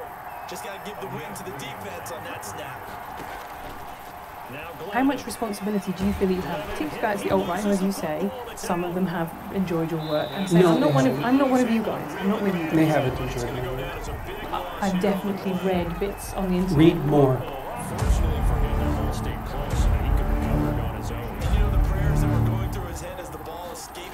You've sold 2 million copies of 12 Rules for Life. You have 800,000 followers on Twitter, 1.4 million followers on YouTube. What is it that you're selling that so many people want to buy? I don't think I'm selling anything. Well, I went to a show where you were selling tickets to a show, so people are willing to pay a lot of money to see you speak. You know, what is it that you think that people are hungry for? They want to hear from you. They're hungry for a discussion of the relationship between responsibility and meaning. And we haven't had that discussion in our culture for 50 years. We've concentrated on rights and privileges, and freedom and impulsive pleasure. Those are all useful in their place, but they're shallow, and that's not good, because if people are moored shallowly, then storms wreck them, and storms come along. So I'm talking to people about how they can build a foundation underneath them that works.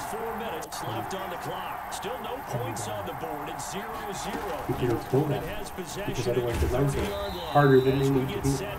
What is it that you have that no one else has? What do you offer that no one else has right now? Well, I think that is what I'm offering. That's not part of the public discussion. You know, and it's grounded in my clinical knowledge. So I've been a clinician for a very long time, and I'm familiar with the works of most of the great 20th century clinicians and a reasonable amount of philosophy and a good swath of literature. I'm a credible scientist, and so I can bring that all together. And I've tried to bring it all together and to make a case for the significance of individual life, the psychological necessity of courage and nobility and responsibility, these things that sound old-fashioned, but are old-fashioned in the best sense. They're old-fashioned because they've lasted forever and they're absolutely necessary. And people need a call to responsibility because they need to mature, they need to want to be adults. You know? And I don't think we do a very good job in our culture of making a case for why it's a good thing to be an adult. And two things really made you famous, which is, first of all, is the book 12 Rules for Life. The second one, I think, was an interview that went viral with Cathy Newman of Channel 4 News, which you talked about men and women. Podcasts help plenty. Right, he's got a big, big following. But that was, I think, really fascinating, that interview, because it was specifically about men and women. And you said at the time, YouTube skews very male, and your fan base is very male. Is that still the case? Are you still mostly primarily talking to men? I would say the talks are probably 60-40, 65-35 male to female. The book sales, I don't know. I doubt it, because it's usually women who buy books, or men who buy non-fiction if they buy books. We don't know the demographics on the books. But the book has definitely expanded my audience, I would say. And that's a good thing as far as I'm concerned. I mean, I never set out specifically to talk to men. My students for most years at university have been primarily female. I think most of my graduate students have been female. It might be about 50-50, but I think it would probably tilt more in the direction of female. So it wasn't something I set out to do. I think, though, as I said earlier, well, I can't tell how much of it is merely a consequence of the fact that you can skew so low. It might also be something to do with call to take on voluntary responsibility. I'm not exactly sure why that would be more necessary for men right now. I think it might be because our culture confuses men's desire for achievement and confidence with the patriarchal desire for tyrannical power. And that's a big mistake. Those aren't the same thing, even a bit. So it's very inappropriate psychologically and sociologically to confuse them. So. Well, one of the things I want to come back to is this idea. So that you say in the book, you know, there is masculine order and feminine chaos. No, actually, I say that those are symbolic representations of the two things. Right. Okay. So why? Why is order masculine? I think it's because our primary social hierarchy structures are fundamentally masculine. And that's not the patriarchy. Well, it's not the modern idea of the patriarchy, that's for sure. I mean, that's my idea of the patriarchy, which is a system of male dominance in society. Yeah, but that's not my sense of the patriarchy. So what's yours? Well, in what sense is our society male-dominated? The fact that the vast majority of wealth is owned by men, the vast majority of capital is owned by men. Women do more unpaid labour. Very tiny proportion of men, a huge proportion of people who are seriously disaffected are men. Most people in prison are men. Most people who are on the street are men. Most victims of violent crime are men. Most people who commit suicide are men. Most people who die in wars are men. People who do worse in school are men. So where's the dominance here precisely? What you're doing is you're taking a tiny substrata of hyper-successful men and using that to represent the entire structure of Western society. There's nothing about that that's vaguely appropriate. But I could say equally well that most rape victims are women. You know, terrible things happen to people of both sexes. And you could say that with perfect utility, but that doesn't provide any evidence for the existence. Up next, another ultimate challenge.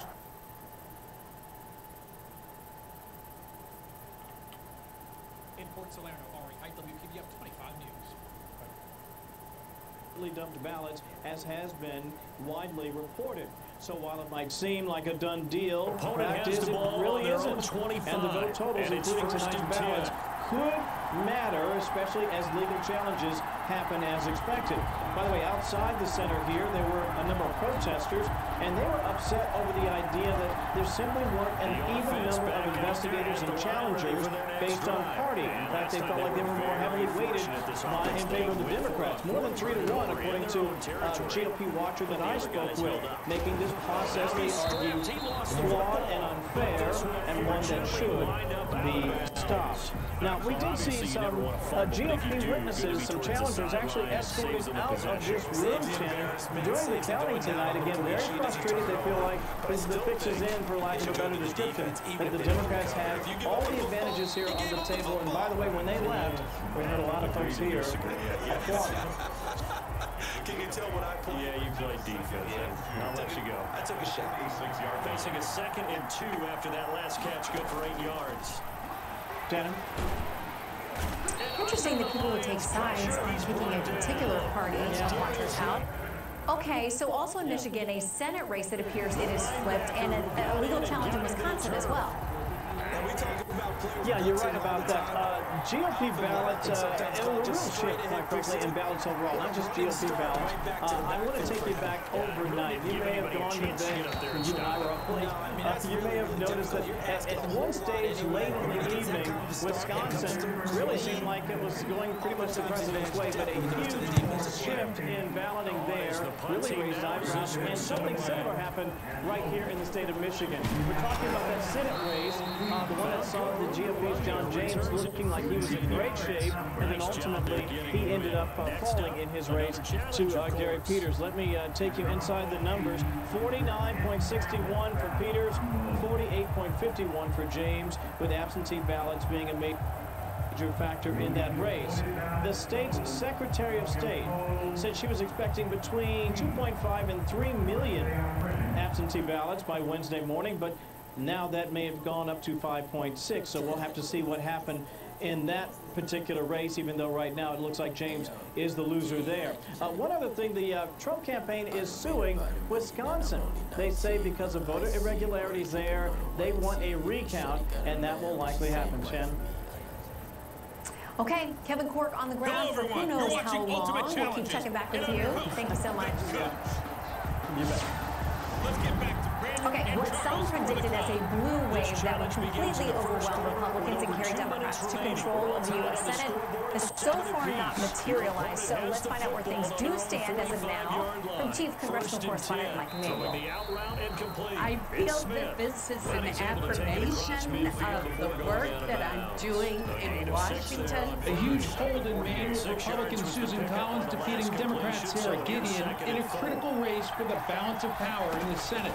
In South Carolina, Senator Lindsey Graham has a fight of his political life, but held on against Democrat Jamie Harrison. I've never wanted my job more than I do now. I never appreciated my job more than I do now. Republicans also picked up a seat in Alabama with Tommy Tuberville defeating Democrat Doug Jones.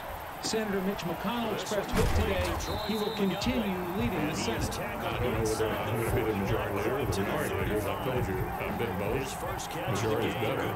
Two pickups for Democrats so far in Colorado with John Hickenlooper defeating Republican Cory Gardner. It's time to put the poisonous politics of this era behind us and come together to move forward. And in Arizona with Mark Kelly defeating Republican Martha McSally. Our state doesn't need a Democrat senator or Republican senator. We need an Arizona senator.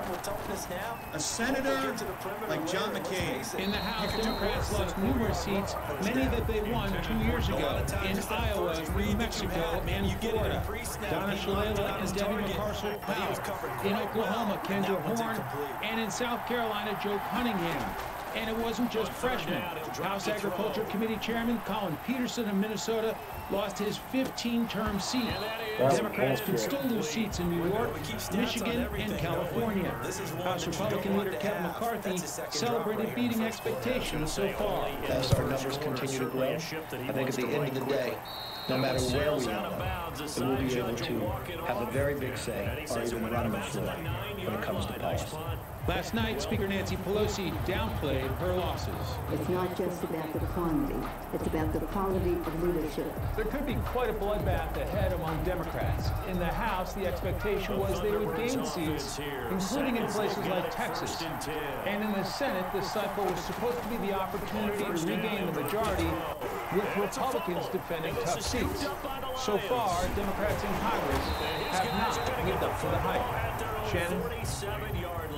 All right, Mike Emanuel, thank you for that look. So expecting a blue wave to expand her party's majority in the House, Speaker Nancy Pelosi certainly didn't expect this so soon after Election Day. A couple of moderate Democrats telling The Hill they're looking at a change in leadership after Republicans have flipped at least 6 seats, as Mike was reporting for us. Quote this, it's time for Democrats to elevate a new generation of leadership in both the House and the Senate. Americans are clearly afraid of socialism, want safe streets and neighborhoods, and to vote for people who they believe will help put more money in their pockets. Hey everybody, now, in the thanks for joining Southeast, the us Trump today. campaign filing suit in Georgia to require all Georgia counties to separate any and all late arriving ballots. Correspondent Steve Harrigan has the latest on that and what's going on in North Carolina as we await those state calls. He's live in Atlanta tonight. Good evening, Steve. Shannon, here in Fulton County in Atlanta, the poll workers are working hard. They are cutting open envelopes, processing about 2,000 votes every hour, taking open the envelopes, pulling out the ballots, flattening the ballots, and then putting them through a scanner. We've seen really a steady trend over the past 24 hours of votes going away from President Trump. Beginning with 6 digits 24 hours ago, it's down to just about 30,000 right now. There's still roughly 100,000 votes outstanding in Georgia. We have seen some problems. Deadlines have come and gone as to when the vote here will be counted. 7 p.m., 9 p.m., midnight. Now we're hearing 3 a.m. Also, a water pipe burst here yesterday delayed things for a few hours, and poll workers were allowed to go home at 10:30 p.m. yesterday. That baffled some officials here. Georgia was never supposed to be, or hasn't been a swing state in a long time. It's really become a battleground now. It's gone Republican since 1992. President Trump won by 5% last year, but there's been a huge shift in demographics here. 1 million new voters in Georgia since 2016, really making a difference, turning this once Republican stronghold into a battleground. Shannon, back to you. All right, Steve Harrigan live for us in Atlanta. Thank you, Steve. So the Fox News decision desk raised some eyebrows about 24 hours ago, calling Arizona for Joe Biden. Now, other major outlets still not officially calling it for the former vice president. There are 11 electoral votes in play, and tonight the Trump team says they're not counting out Arizona at all. In fact, we're standing by waiting for another dump of data and votes from them. Correspondent Alicia Pena is live in Phoenix to tell us more. Hey, Alicia. Hi, Shannon. And that next dump of data that you just mentioned is expected to come out of Maricopa County at 1 a.m. Eastern Time, so we'll wait for that. But before I discuss what's happening in here, I want to show you what's happening just outside the doors from where we're standing.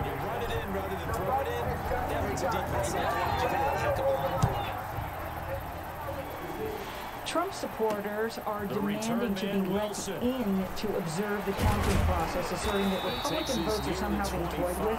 The fact of the matter is, if they want to observe, they can go online to watch one of the many cameras trained on the workers inside. Now, you mentioned that the Fox News decision desk has called Arizona for Joe Biden, something that has infuriated the Trump campaign. They are insisting their data shows the hundreds of thousands of ballots that are yet to be counted will favor Trump. There are some Republicans who are criticizing Maricopa County, accusing the county of providing Sharpies to GOP voters who were then left with a ballot that was denied. Here's the Secretary of State.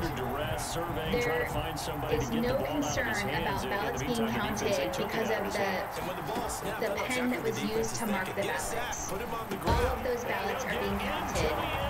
And even if the machines can't read them for some reason, a marker bled through to the other side, we have ways to count them. There's going to be counted. The other race the Fox News decision desk has called is the Senate race, projecting that Democratic challenger Mark Kelly will win. McSally has not conceded, but she continues to trail by double digits, a signal that Arizona's political stripes are changing. It's meaningful that there is that McCain constituency that is a Republican that wants that kind of representative. And those people evidently just not ready for Martha McSally to carry that legacy. And Shannon, obviously another state that we are watching very closely is Nevada. We are not going to get updated ballot counts until tomorrow morning. Shannon. All right, we are watching around the clock. Alicia, thank you. We'll check back in with you.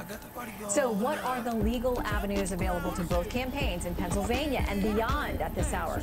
Catherine Engelbrecht and Andrew McCarthy weigh in on that live next.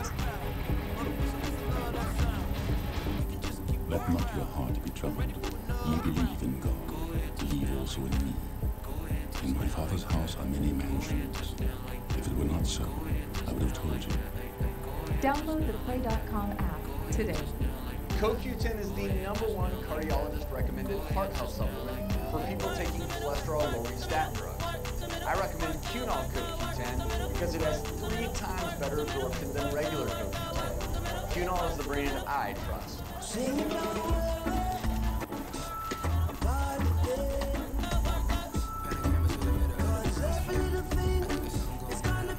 It's time to forget your worries and escape to a place where the water is warm, the people are even warmer, and there are 1,000 worry-free moments waiting to unfold.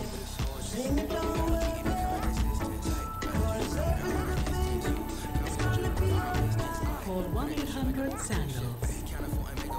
Experience. It is what separates knowledge from wisdom. You carry it with you to prepare you for what's ahead. At University of Phoenix, students with relevant life experience and eligible transfer credits save, on average, $11,000 and 1 year off their undergrad degree, because your experience matters. See how much you can save at phoenix.edu. At times like these, it's important to know that you're staying safe at home. Visiting Angels is committed to your safety and comfort. Our compassionate caregivers provide one-on-one essential home care services for our senior loved ones. At Visiting Angels, personal home care is our passion. We're here for you.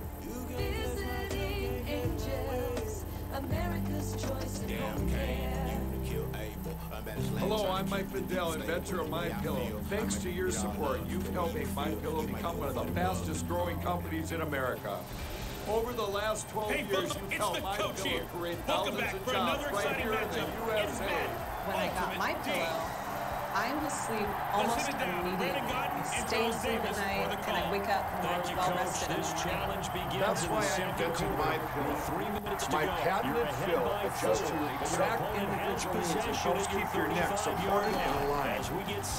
I'm interrupting this commercial right now to give you deep discounts, not just on my pillows, but also on mattress toppers and so much more. For example, you can get body pillows regularly $89.99, only $29.99 with your promo code. With our 60-day money-back guarantee, you have nothing to lose. For them to get conclusions, and they're taking advantage of it.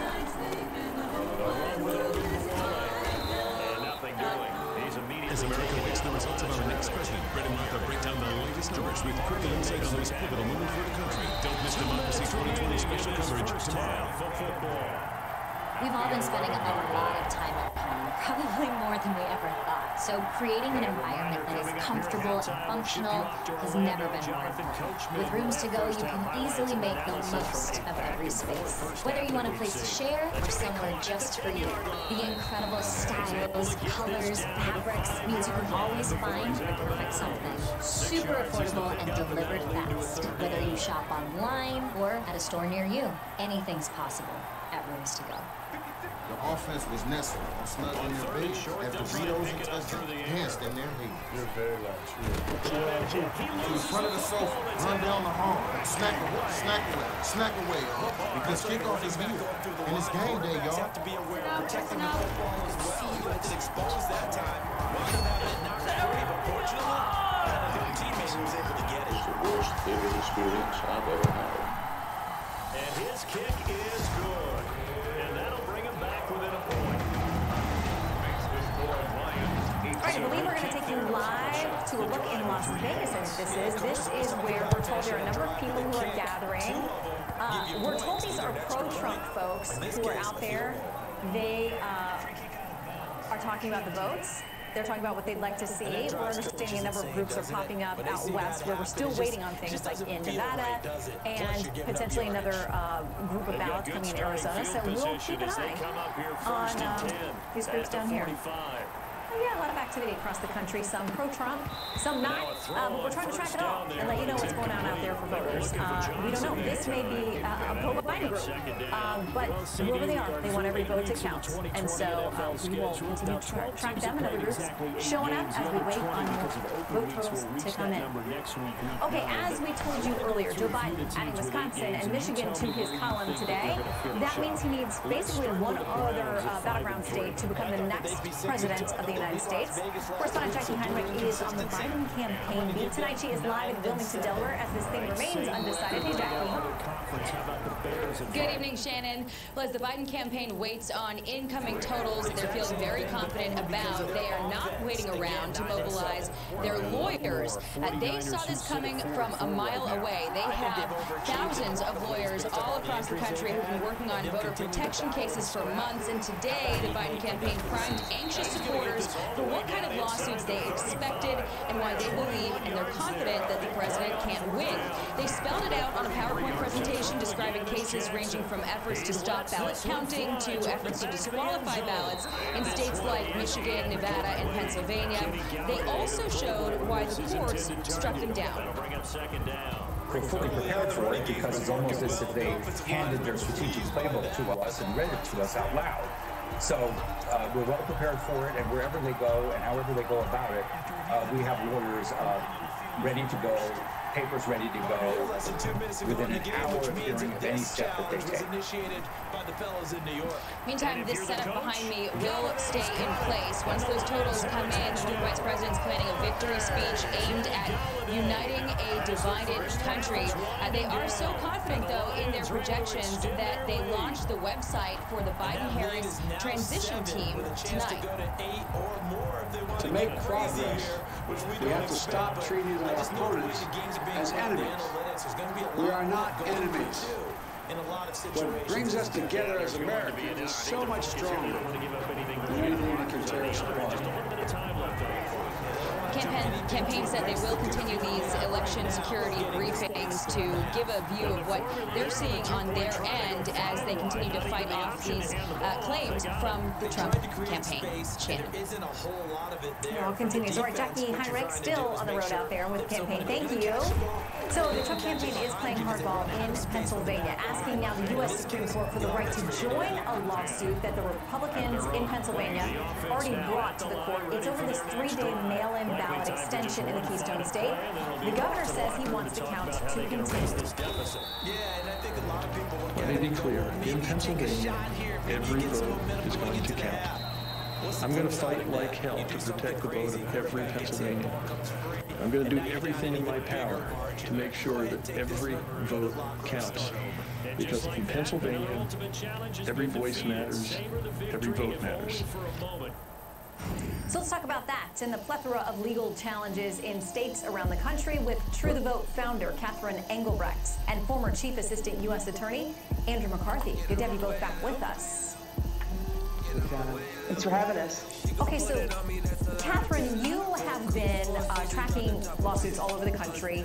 You're also getting information from people who are out there working as poll watchers, that kind of thing. I want to play something. You say this is from Michigan, when certain people were told they had to leave the room, and we'll talk about what we're seeing. To Brandon and Charles, we jump straight into the action. Thank you, Coach. We jump into this challenge in the third quarter with 4 minutes to go. He says we want all the Republican challengers out of this room. Catherine, what can you tell us about who that was, where this was, what was happening? That was on the floor of the RBT Center this morning. I'm getting the name of the center wrong, but it's downtown Detroit. We had tons of people there that were reporting out what they were seeing, and it was one of many videos that surfaced where Republican poll watchers and poll observers for challengers were being effectively walked out while others in Black Lives Matter t-shirts were clapping and applauding as they were being put out. That was just the beginning. Ultimately, they were locked out, and the walls were the glass was papered over so that you couldn't see in. It was outrageous what was happening in Detroit. Yeah, and our own Matt Finn has been reporting, and he reported on some of the boarding up or papering up of windows so people couldn't see certain sections of what was going on. So, Andy, people across the political spectrum want to have confidence that when they cast their vote, it counts. Republican, Democrat, Independent, Green Party, whatever it is. So my question is, why would this, whoever this individual is, be specifically telling Republican poll watchers they had to get out? Why the boarding up of the windows? People just want to have confidence. If there's a good explanation for this, I'd love to hear it. Yeah, you and me both. You know, my friend Thaddeus Ricardo, who's a former Republican congressman, was involved in the process, and he indicated that it, from his perspective, it went much better than some of the reporting has indicated. Obviously, he's only got his own eye view, so we'll have to see how all the evidence shakes out. But I think the fundamental problem here, Shannon, is there's a real divide about what a legitimate vote is in this election, because the overlay of the coronavirus pandemic kind of made courts think that they had license to rewrite legislative provisions that are supposed to cover the conditions under which elections take place. The Constitution says that that's the job of the state legislatures, not courts, not state courts, not federal courts, not bureaucracies. So when people look you in the eye and say, we have to make sure every vote counts, as you mentioned at the top, there's a real legitimate question here about what is a legitimate vote. And if the Supreme Court ultimately has to get involved in this, what they will probably fundamentally have to decide is, do courts have the right to do the kind of stuff that's been done here, where, you know, people are voting under circumstances where they're following the rules that the court has promulgated, but did the court have the right to do that in the first place? Yeah, I mean, that's the question. It's supposed to be about state legislatures, as you said. Catherine, quickly, what's the number one thing you're going to be watching tonight and in the days to come? Well, I mean, look, we are so on the side of the people, the citizens that are out there that are pushing for their states and that are concerned about where this is all headed and don't really know who to listen to. And what we're telling them is stay the course.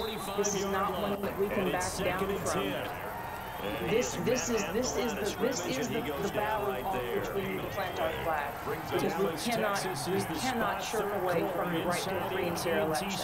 And if it ends up in the Supreme Court, if it ends up going all the way to the House, we have to stay this course. Well, I would hope that people, regardless of party, will agree. We want all legal votes counted. That is the American way. Catherine, Andy, thank you both. We'll see you again, I'm sure, very soon in this conversation. Thank you. Okay, Republicans last night did not lose the 10-plus House seats that many pundits and mainstream media have predicted, and said they're actually gaining seats. Ohio Congressman Jim Jordan is here to weigh in on that. He's live next. First down carry, so it's 2nd and 9. We made USAA insurance for veterans like Mark. When a hailstorm hit, you needed this insurance to get it done right. Right away. USAA. What you're made of, we're made for. If you're a man making too many bathroom trips, pay close attention. Super Beta Prostate is the #1 urologist recommended brand to help reduce those urges to urinate without a prescription. Don't wait. Find it at Walmart and these fine stores. Tommy John is for men who value themselves and their comfort. We want fabrics that are lightweight, breathable, and insanely soft. With stay-put waistbands that adapt for the perfect fit. 360-degree stretch prevents ride-up and supports any move you make. And mind-blowing innovations like our Quick Draw Fly. We've also reinvented loungewear. Yeah, loungewear.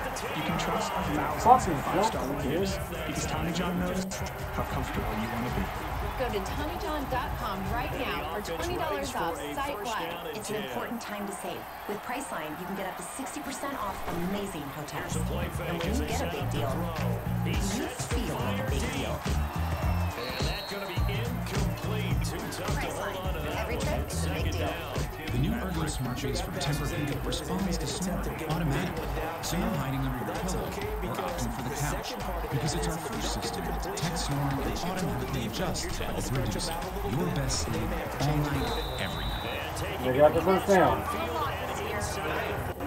He's so good in the fucking beginning.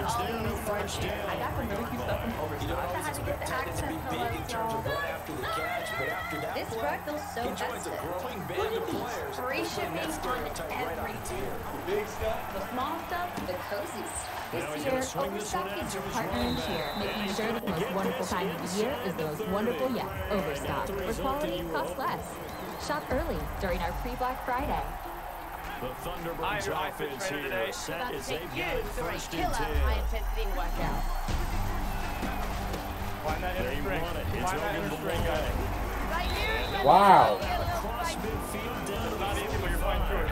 You guys ready? It's a 10-yard pickup, and that's enough to move the chains. And keep pushing through. In the Lion territory now. Here's 1st and 10.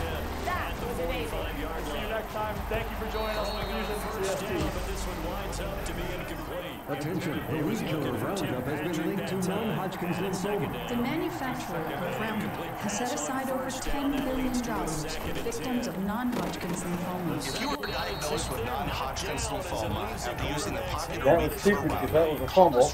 right now, you may be entitled to substantial compensation. Call now. Find out if you may qualify in under 2 minutes. Call 1-800-819-1200. That's 1-800-819-1200. Redo it again! Back. Being able to go back out and do all the things that I wouldn't do. Once you get your new teeth, it's like opening up a whole new world. After the dental implant procedure, I've seen patients change almost immediately. I feel great. I feel confident. Don't put them off because it doesn't have to be that way. Room here to run. And he's free going down the left side. It's a foot race. Fuck you, motherfucker. They don't care who you're from. They don't care who you are. They don't care about your age, how you look, or if you go to therapy. Pets don't care about what makes us different. They just love. 1 in 5 pets find homes through PetSmart charities. Adopt today at PetSmart.com/adoptions. Some interesting ballot initiatives on the state ballots on Tuesday. We've got the results. Florida voters approved a minimum wage hike to $15 an hour by 2026. That initiative got support from 61% of voters, which means it appears a large number of Floridians voted both for the president and the increase in the minimum wage. And I'm your host, Advocates say it will raise the pay for hundreds of thousands Let's get of back workers. to Brandon and Oregon Charles becomes for the the call. first state to We started this decriminalize challenge small off in amounts the of fourth hard quarter drugs with 4 like minutes left on the heroin clock. and You're only meth, down 3 and to points. legalize therapeutic use of hallucinogenic, I'm not using them, but mushrooms, just hard to say. In Mississippi, voters adopt a new state flag that does not include the Confederate battle symbol. The new flag features a magnolia and the phrase, "In God We Trust." And California voted to allow workers for companies like Lyft and Uber to be independent contractors instead of employees. A big battle over that out there. All right, no matter how the presidential race eventually turns out, things are trending very much in Republicans' favor in Tuesday's congressional elections, with a strong probability of retaining their Senate majority and at least 6 seats flipped in the House of Representatives. Let's discuss what it means in the big picture with Republican Congressman from Ohio, Jim Jordan. Good to have you back with us, sir. But you're just across midfield, 1st and 10. All right, Politico puts it this way: dumpster fire. House Democrats trade blame after Thursday's damage. They say House Democrats are asking themselves one question after Tuesday's election stunner. What the hell happened? Grandmother, that is a quote. I'm reading this. Even with tens of thousands of ballots still to be counted, shell-shocked Democratic leaders, strategists, and aides privately began trying to pin the blame. And it lists a number of excuses and potential targets there. Congressman, what do you make of it? Because you were supposed to be a blue wave that would have made your situation even worse. You're still in the minority there in the House, but you weren't supposed to pick up seats. Well, the conventional wisdom was that President Trump was supposed to get beat in a landslide, that they were supposed to, the U.S. Senate was supposed to go to Democrats, and we were going to lose a bunch of seats. And as you pointed out, we kept the Senate. We're picking up seats because we ran a number of great candidates, in fact, a number of good conservative women candidates in a lot of districts. So we're picking up seats in the House. And frankly, the president's ahead in North Carolina, Georgia, Pennsylvania, and making up ground in Arizona. So, and he can still win this thing. So it is a good night, I think, overall, when you look at that picture based on what the conventional wisdom was prior to the election. As far as the infighting goes with the Democrats, frankly, I hope they keep it up, because the more they're infighting, the less they're going to be going after your rights, your liberties, and your freedoms. That's not a bad thing for America. They finally learn they don't come after your gun rights and your First Amendment free speech rights and all the other things they've been attacking. Well, here is the analysis from Axios. It says a safe, sane way to navigate the vote count. Realize Republicans had a big night. It wasn't a red wave, but it sure was a better result than virtually any GOP official imagined, especially for the House and Senate. The media and Twitter don't understand America writ large. Republicans resonate in ways and with depth and breadth that neither understand. Your response to that? You've said that before. Yeah, I think in the end, remember what this election was largely about. The left doesn't like the country. I mean, conservatives, we think of America as this great nation, the greatest nation ever. Not perfect, but the greatest nation ever. The left doesn't like America. They don't like the values, the institutions, the principles that I think make us the special place that we are.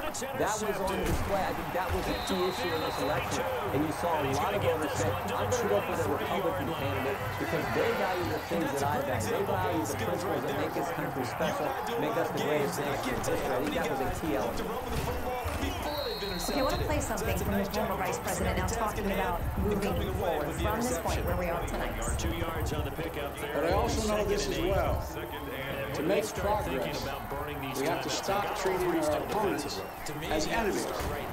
We are not enemies. What brings us together as Americans is so much stronger than anything that can tear us apart. So let me be clear. We are campaigning as a Democrat, but I will govern as an American president. Should he win, Congressman, do you have confidence that there will be some middle ground, there can be some healing of our divisions? Well, I still think President Trump is going to win. If it is though President Biden, look, he's embraced every crazy left-wing idea out there. All the left-wing ideas that come from the Squad and everyone else, he's embraced every single one of those. And frankly, he's talking about being an American president. This is the same guy who enriched his family by hanging out with the Chinese, with the Russians, and with the Ukrainians. His family got all kinds of money from them. So we'll see. If he is in fact the president, let's hope we can come together some. But as I said earlier, I think the president's going to win. He's ahead in Georgia, North Carolina, and Pennsylvania, and making up ground in Arizona. This thing is not over yet. Well, Mr. Biden denies the claims about financial enrichment, so it'll be interesting to see, regardless of who wins, whether any investigations along those paths continue. Congressman, good to have you with us. Thanks, Sharon. President Trump has vowed to take this election fight all the way to the Supreme Court. How that could play out next. After the touchdown, here's Crosby to kick it away. Trilogy for COPD. This will make it into the end zone. And Wilson is perfectly content to bring this out to the 25. Touchback. The situation for him offensively as follows. If you've been taking COPD sitting down, it's time to make a stand. Start a new day with Trilogy. No once-daily COPD medicine has the power to treat COPD in as many ways as Trilogy. With 3 medicines in 1 inhaler, Trilogy helps people breathe easier and improves lung function. It also helps prevent future flare-ups. Trilogy won't replace a rescue inhaler for sudden breathing problems. Tell your doctor if you have a heart condition or high blood pressure before taking it. Do not take Trilogy more than prescribed. Trilogy may increase your risk of thrush, pneumonia, and osteoporosis. Call your doctor if worsened breathing, chest pain, mouth or tongue swelling, problems urinating, vision changes, or eye pain occur. Take a stand and start a new day with Trilogy. Ask your doctor about once daily Trilogy and save at Trilogy.com. If you've struggled to lose weight, you might think you were born with a slow metabolism. That's exactly what these people thought. But the truth is, a slow metabolism can be created by a condition called insulin resistance. Once you have insulin resistance, fat becomes trapped inside your body, and it becomes very difficult to lose weight, even if you crash diet. But now, there's a solution to insulin resistance. It's a completely new way to lose weight called GOLO. GOLO works to reverse the effects of insulin resistance, increase metabolic efficiency, and target stubborn belly fat. Join over 500,000 people who have found a smarter way to lose weight and get healthier without starvation dieting.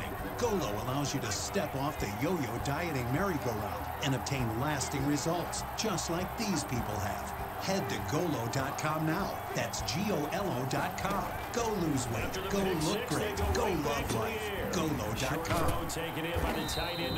Let not your heart be troubled. Ye believe in God. Believe also in me. In my Father's house are many mansions. If it were not so, I would have told you. Download the GOLO.com app today. There's a man sent from God. His name is John. The same came for the witness to bear witness of the light. The next day, John seeth Jesus coming unto him, and saith, Behold, the Lamb of God, which taketh away the sin of the world. Your experience matters. At University of Phoenix, students with relevant life experience and eligible transfer credits save, on average, $11,000 and 1 year off their undergrad degree. See how much you can save. Things are really exciting right now. When it really matters, trust 82. 82. We are what we protect. I was at a point in my life where I knew something was missing. I wanted to try to find someone that wanted to experience life together. My matchmaker was awesome. She asked me a lot of questions that were driven to get to know me better, what my likes were, what my dislikes were. With over 25 years of experience and millions of matches arranged, It's Just Lunch is the world's #1 personalized matchmaking service. So I love working with my matchmaker. I would get feedback after every date. I'm a busy man. I own my own business. It's Just Lunch set everything up. They set up the restaurant, they set up the date. They made it simple. Because It's Just Lunch believes that meeting face-to-face is the best way to tell if it is true chemistry. We guarantee you go on dates. I went to It's Just Lunch. Exploring a whole lot more. Find out what our matchmakers can do for you.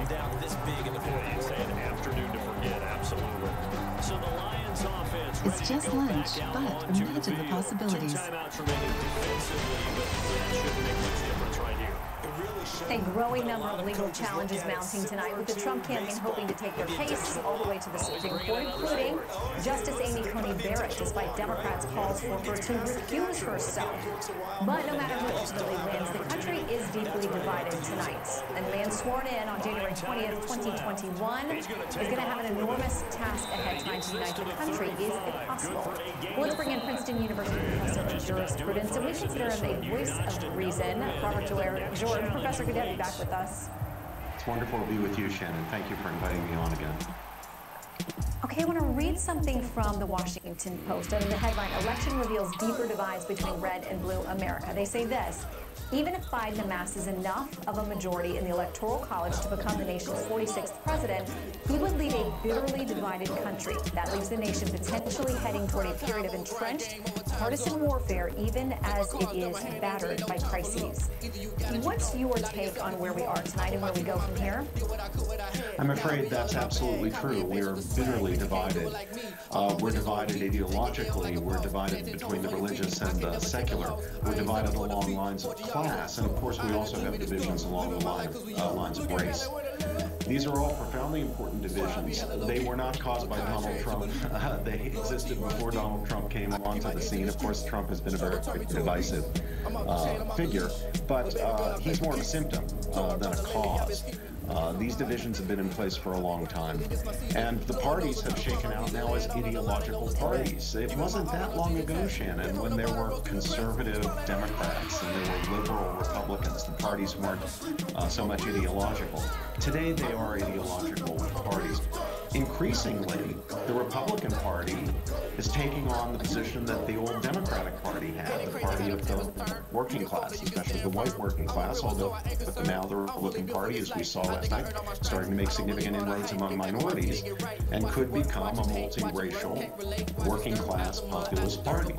The Democrats, who used to be the party of the working class, are now the party of the professional classes and of the new super rich, especially in the tech sector and other sectors of our economy.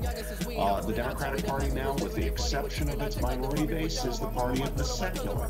Republicans more the party of the religious.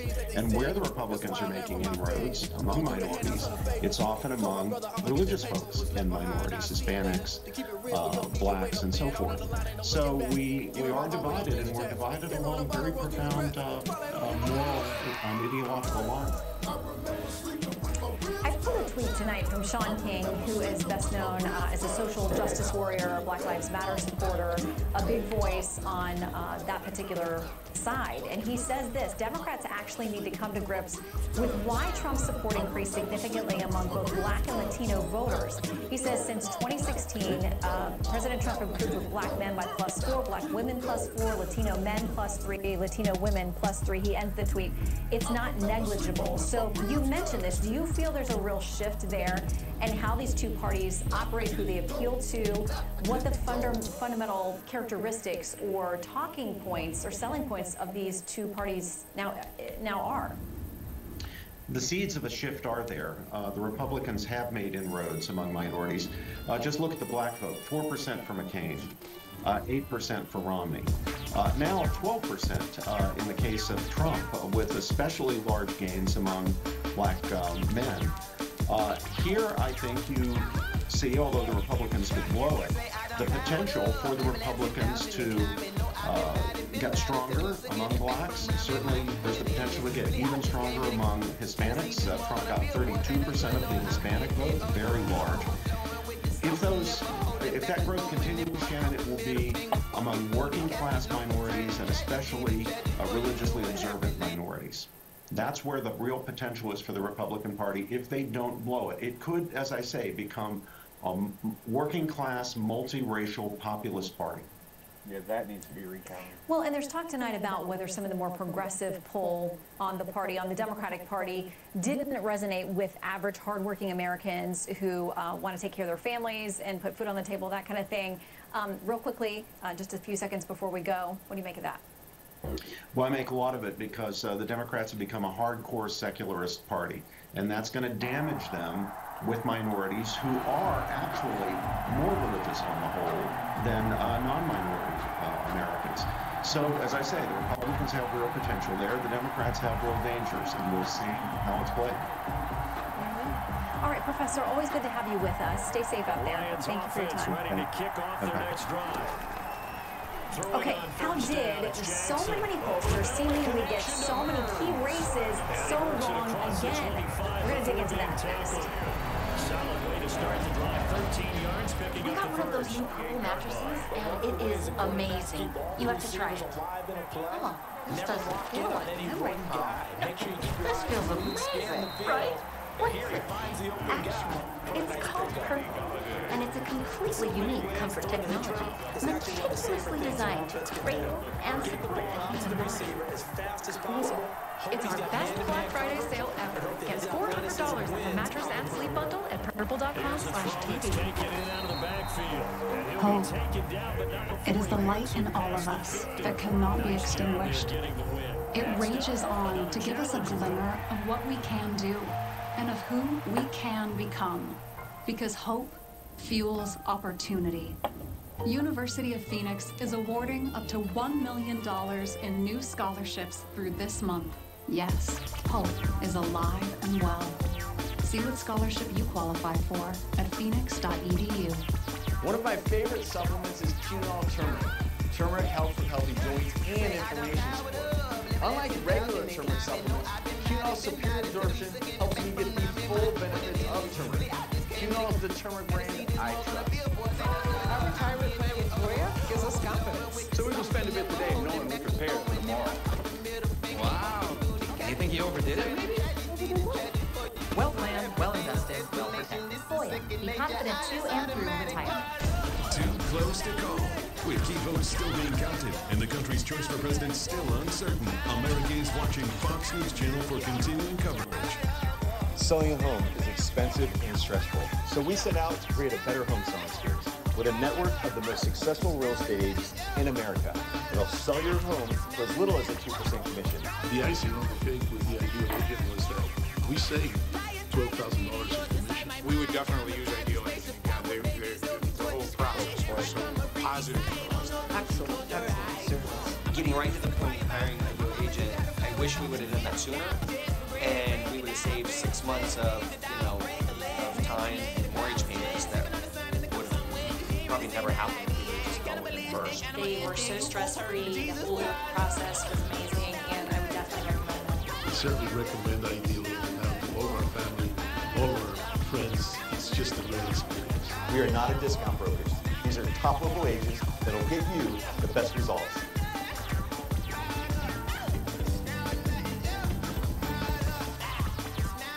If your loved one is prescribed medical oxygen, hope is here. The coach here, and Inogen's welcome to this lightweight portable ultimate oxygen challenge. concentrators safely and efficiently convert the air around you into medical-grade oxygen 24/7. No more worrying about refilling tanks, dragging them around, or if they're being delivered on time. Inogen has a full line of affordable portable systems to fit your budget and lifestyle. Plus, if you're on Medicare, an Inogen portable oxygen concentrator may be available at little or no cost to you. We discover things you love to do, like gardening, home improvements, or even dancing. Health is your greatest wealth. So join almost 1 million people worldwide who are taking their lives back. Call Inogen, the global leader in oxygen systems now, and get a free information kit and free consultation. 800-749-9043. That's 800-749-9043.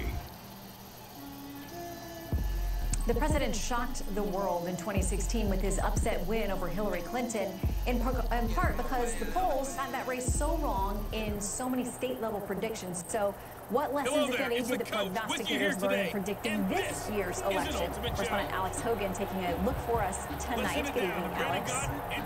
Good evening, Shannon. In looking at how people voted versus how they were projected to vote, the data did not materialize, skewing the election day forecast once again.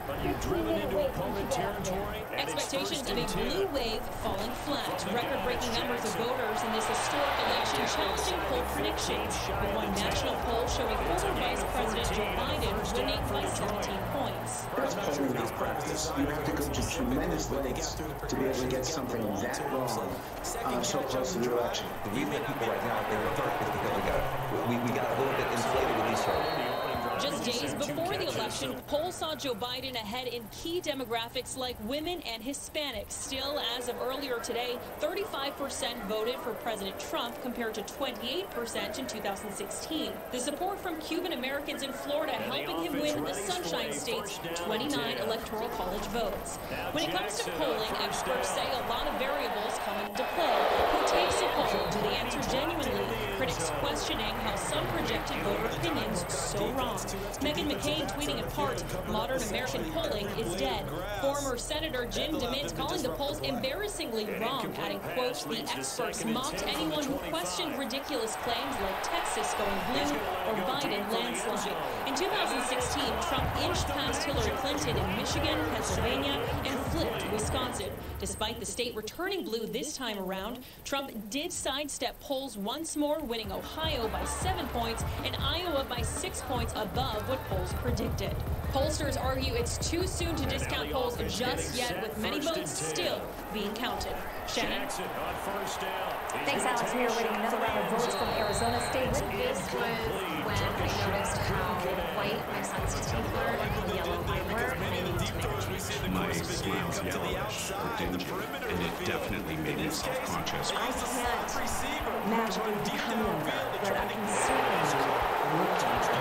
And I'm doing that with Smile Actives. Introducing Smile Actives, the teeth whitening breakthrough that gets your teeth white and keeps them white. I eat the blueberries, I drink the coffee, and I know that Smile Actives will keep my teeth white every day. What makes Smile Actives different is that when added to any toothpaste, its revolutionary PolyClean technology activates, transforming into a powerful microfoam that goes into the enamel surface to lift and remove stains. You need a simple way to whiten your teeth, without strips, without trays, without going to the dentist. And it was about time that a product was developed that you would be able to do that with just brushing. Look at the power of Smile Actives on years of food stains and even coffee and wine stains.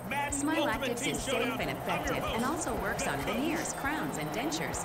This is after using Smile Actives, and you can really see how white my teeth are now next to my son's. Why spend hundreds of dollars for whitening treatments at the dentist when you can whiten your teeth at home with Smile Actives for just $19.95?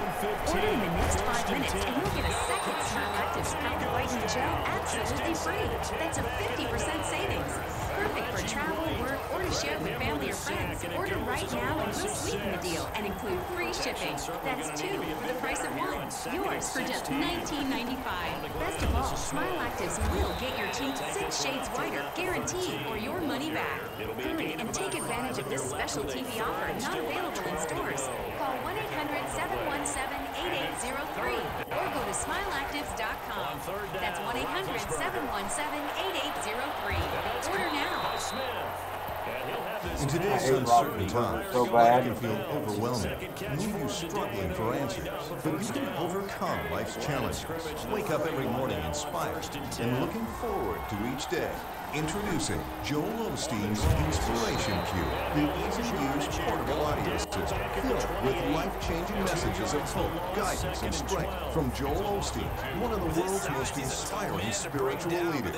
You may feel like you're trapped. That is not how your story ends. Some dreams are waking up, hope is waking up, abundance is waking up. With the simple push of a button, remove those negative thoughts with a new message to inspire your day. God is saying, you have struggled long enough. Unexpected blessings are coming your way. Over 400 of Joel's greatest inspirations ever assembled, all on this easy-to-use audio listening cube. It's all positive. It's not negative. Our life will change for the whole world. Start each day with just a Come touch on. and sit back for a powerful message of hope, guidance, and inspiration. The forces that are for you are greater than the forces that are against you. It makes you really energized. God is in control of your life, and boy, have I seen the blessings. He put the hope in my heart. Reverse the negative thoughts that prevent you from reaching your goals and take back control. You can't think negative thoughts and live a positive life. If you get your mind going in the right direction, your life will go in the right direction. It was almost like a friend was speaking to me. I'm at peace. My victory's already accounted for. Joel Osteen's Inspiration Cube is the ultimate collection of the most powerful daily inspirations ever assembled. Order now at inspirationcube.com for only $39.99. or call 1-800-428-6919. Order now, and your shipping is free. What God has in your future is much more than you imagine.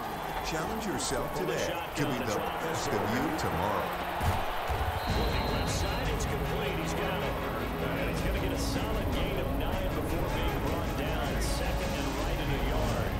Brings up that last catch short. Hello and welcome to Fox News at 9 extended coverage of the ongoing vote counting for the presidential election. We're sending back new numbers from Arizona. I'm Shannon Breen in Washington. Ballots still being counted tonight. They will determine the outcomes in a handful of battleground states. Those electoral college votes will decide who occupies the highest office in the land. Now, Joe Biden says he expects to be the winner when the counting is finished, but says he's not declaring victory just yet. President Trump has yet to speak since early Wednesday when he did declare victory. Both sides have armies of attorneys ready to go to court over any perceived irregularity in the counting process. So let's kick things off now. The special hour with Leland Vitter looking at both candidates' possible paths to victory. Good evening, Leland, or good morning here on the East Coast. Good morning on the East Coast. Good evening in Arizona, where they're still counting. We're going to get there in a minute. Barring either successful lawsuits or a change in the current map, the president had effectively one path to the election with a slight modification and variables. The former vice president has a number of paths. Let's go through it right now. Look at where the race board is right now. Joe Biden, 264 electoral votes. President Trump, 214. That means any of the undecided states except Alaska put the former vice president over the top. The president needs to basically run the table from here. As it stands, the race in Georgia has tightened considerably. The Los Angeles Times reports there are at least 100,000 votes left to count there in Georgia, primarily from Democratic areas. The president enjoys a lead in North Carolina, but that still is too close to call this evening. For a chance of re-election, the president must close out the Southeast. Then we move north up to Pennsylvania, where things have tightened considerably over the past 24 hours or so. There are hundreds of thousands, if not millions, or a million of ballots left. The president enjoys the lead, but it has been shrinking over the past 24 hours. Around 9 p.m., Maricopa County in Arizona released new numbers that close the gap, but it remains part of the Fox News decision desk for Biden. Trump thinks there's enough votes still out for him to pull ahead by Friday. More votes expected within the next hour or so. If he were to win Arizona combined with Pennsylvania, Georgia, and North Carolina, that would give the president a second term. Also out west, Nevada has not been called. We're not going to get any more detail until at least noon tomorrow. It's close. There's still a lot of vote out around the state. Also, more absentee ballots are allowed to come in if they were postmarked by Election Day. Nevada, Pennsylvania, North Carolina, Georgia gets the president the second term.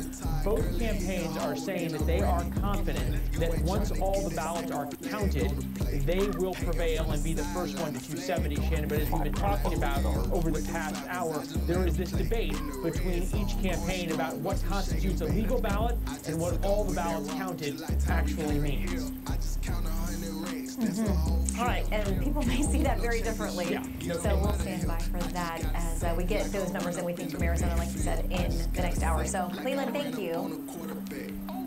So, a critical focus of the Trump campaign legal team is, fittingly enough, what we expected to be one of the biggest battleground states heading into Election Day, Pennsylvania. In Philadelphia earlier today, Eric and Laura Trump, some of the president's most trusted advisors, raised what they're calling red flags about alleged improprieties in vote counting there. This is beyond anything I've ever seen before. This comes when you think you have so much power and you own the media that you can do anything you want. Do you think we're stupid? You think we're fools? You know something? The Democrats do think you're stupid, and they do think you're fools. And that's why you get called deplorable and chums. Well, correspondent Aisha Hasmi has the latest tonight. She is live in Philadelphia. We check in with her now. Good evening, Aisha. Shannon, good evening. You know, it does look empty right behind me, but I promise there are people in this convention center that are still counting those ballots. Look, we are getting very close to that final count here in the Commonwealth. About 70% now of the mail-in ballots are in statewide. About 100,000 mail-in ballots still need to be counted here in the city of Philadelphia. Now, President Trump's lead over Joe Biden is getting tighter as more and more votes are counted in those Democrat strongholds like Philly, like Pittsburgh. The president's legal team, though, demanding a review of every vote, saying poll watchers were kept up to 50 feet away for sometimes 20 hours, arguing more than 100,000 ballots could be fraudulent or riddled with mistakes. Listen. Not a single Republican has been able to look at any one of these mail ballots. They could be from Mars, as far as we're concerned, or they could be from the Democratic National Committee. Joe Biden could have voted 50 times, as far as we know, or 5,000 times.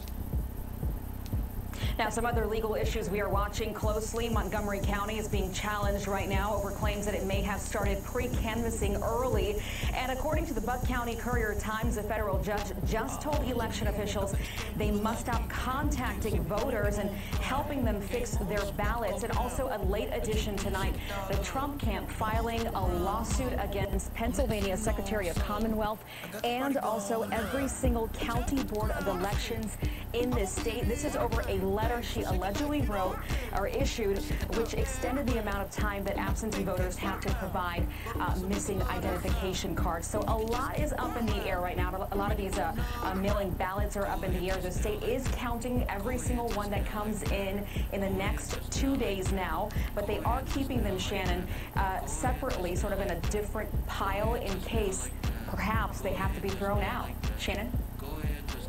Yeah, and that's going to be critical if this case winds up back at the Supreme Court, where it currently sits. Aisha, thank you. So two of the pillars of the traditional Democratic blue wall in the upper Midwest, Wisconsin and Michigan, have been called by the Fox News decision desk for Joe Biden. But lawsuits have been filed by the Trump campaign over meaningful access for poll watchers there and over issues related to mail-in ballots. Correspondent Kevin Cork reporting live for us from Detroit. Okay, Kevin, do we have any idea where the count in Detroit has ended up tonight? Is it done for tonight? It is not done for tonight. We actually anticipated they may have wrapped things up here inside the TCF by about 11 or maybe midnight. It has not happened. In fact, a source just told me moments ago they'll probably be going at least until 4 o'clock in the morning before they wrap it up for the night. Now, let me just say this, too. When you look at the Secretary of State's page, it still has John James in a lead in his particular race, and it actually has the president in the lead, but there's still lots of ballots that are counted here, lots still out in Democratic-leaning Detroit, and that's why the decision desk, as you pointed out, is already calling the state of Michigan. But let's get down to what's happening here. A lot of people wondering what's going on with the ballots, and the tables behind me, they're supposed to have GOP and Democrat observers and challengers at each and every table while they process those absentee and mail-in ballots. But that's not what happened here, Shannon. What we saw was an overwhelming number of Democrats here taking a look at the ballots, and that led to protests outside. You saw a lot of GOP backers, supporters of the president, saying, listen, it is an unfair and a flawed process. They are demanding more access and more transparency, and as you can imagine, the Trump campaign is, well, they're looking to sue for those problems right here in Michigan. In fact, speaking of the president, let me take you to Twitter. He said this about the state of Michigan. Yes, we've already called it for the former VP, but the president said not so fast. He said on Twitter, we have claimed for electoral vote purposes the Commonwealth of Pennsylvania, which won't allow legal observers, the state of Georgia and the state of North Carolina, each one of which has a big Trump lead. Additionally, we hereby claim the state of Michigan if, in fact, there was a large number of secretly dumped ballots, as has been widely reported. So while it might seem like a done deal, obviously that is not the case as far as the Trump campaign is concerned. Also, we saw a big shift in ballots overnight in that big Senate race here in the state of Michigan. John James looked like he was well on his way, the GOP candidate, but in fact, after the big shift in ballots overnight, it does appear, and in fact, it has been called that he has lost his battle against Gary Peters numbers of 49 plus to 48 plus, absentee ballots being a major factor in that race. A number of absentee ballots obviously tipping the balance there, and that led one GOP ballot observer here tonight to allege voter fraud. He capped our conversation with simply this: we'll see him in court. And I can also tell you this: Wisconsin is getting a lot of attention. People are wondering about a big shift in balloting overnight there as well. That's led the Trump campaign to demand a recount. Shannon? Okay, we will watch it as it happens. Kevin, thank you. What some predicted as a blue wave that would overwhelm Republicans and carry Democrats to control of the U.S. Senate has so far not materialized. So let's find out where things stand right now from Chief Congressional Correspondent Mike Emanuel. I feel that this is an affirmation of the work that I'm doing in Washington. A huge hold in Maine with Republican Susan Collins defeating Democrat Sarah Gideon in a critical race for the balance of power in the Senate. In South Carolina, Senator Lindsey Graham had the fight of his political life, but held on against Democrat Jamie Harrison. I've never wanted my job more than I do now. I never appreciated my job more than I do now. Republicans also picked up a seat in Alabama with Tommy Tuberville defeating Democrat Doug Jones. Senator Mitch McConnell expressed hope today he will continue leading the Senate. I don't know whether I'm going to be the majority leader or the minority leader. As I've told you, I've been both. Majority is better. Two pickups for Democrats so far in Colorado, with John Hickenlooper defeating Republican Cory Gardner. It's time to put the poisonous politics of this era behind us and come together to move forward. And in Arizona, with Mark Kelly defeating Republican Martha McSally. Our state doesn't need a Democrat senator or Republican senator. We need an Arizona senator. A senator like John McCain. In the House, Democrats lost numerous seats, many that they won 2 years ago, in Iowa, New Mexico, and Florida. Donna Shalala and Debbie McCarcel Powell. In Oklahoma, Kendra Horn, and in South Carolina, Joe Cunningham. And it wasn't just freshmen. House Agriculture Committee Chairman Colin Peterson of Minnesota lost his 15-term seat. Democrats could still lose seats in New York, Michigan, and California. House Republican leader Kevin McCarthy celebrated beating expectations so far. As our numbers continue to grow, I think at the end of the day, no matter where we end up, that we'll be able to have a very big say or even run the floor when it comes to policy. Last night, Speaker Nancy Pelosi downplayed her losses. It's not just about the quantity. It's about the quantity of leadership. There could be quite a bloodbath ahead among Democrats. In the House, the expectation was they would gain seats, including in places like Texas. And in the Senate, this cycle was supposed to be the opportunity to regain the majority, with Republicans defending tough seats. So far, Democrats in Congress have not lived up to the hype. Shannon? Okay, Mike Emanuel, our thanks to you. Well, expecting a blue wave to expand the party's majority in the House, Speaker Nancy Pelosi certainly didn't expect this so soon after Election Day. A couple of moderate Democrats telling The Hill they're looking at a change in leadership after Republicans, as you know now, with at least 6 seats, quoting, "It's time for Democrats to elevate a new generation of leadership in both the House and the Senate. Americans are clearly afraid of socialism, want safe streets and neighborhoods, and to vote for people who they believe will help put more money in their pockets." Joe Biden predicted a long, hard winter in the final presidential debate a couple of weeks ago.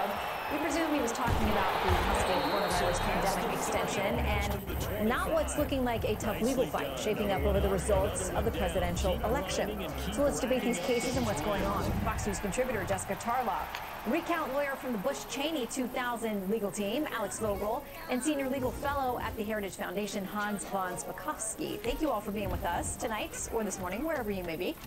Thank you. Thank you. Okay, so Lawrence Tribe tweets this. "It's now clear that no monkey business will rescue Donald Trump from a decisive electoral defeat. Guys like me can stop worrying about another Bush v. Gore. Oh, the Trumpsters will sue and scream and make stuff up, but they'll fail. I can finally get a good night's sleep." Alex.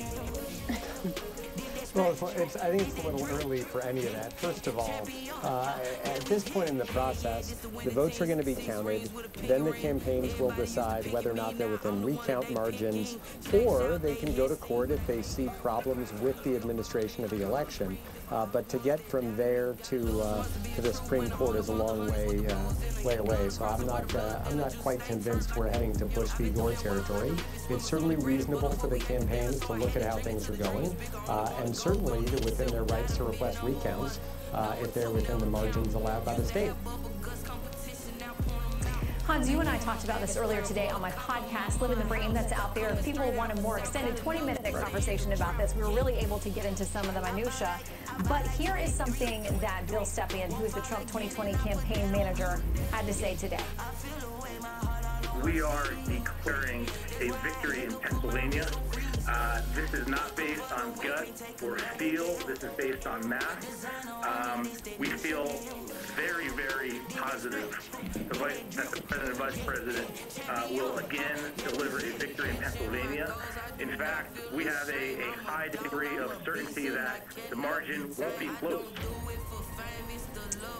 Hans, he's getting a lot of criticism over that, and you and I have talked about how Pennsylvania may be the thing that really ends up back at the Supreme Court. What do you make of where we are? Hello, everyone. We're watching Ultimate Challenges, and I'm your host. Well, the problem in Pennsylvania was that you had the state Supreme Court change the laws set by the legislature with regard to absentee ballots. They extended the deadline and made other changes, such as telling election officials they couldn't reject absentee ballots based on a signature comparison.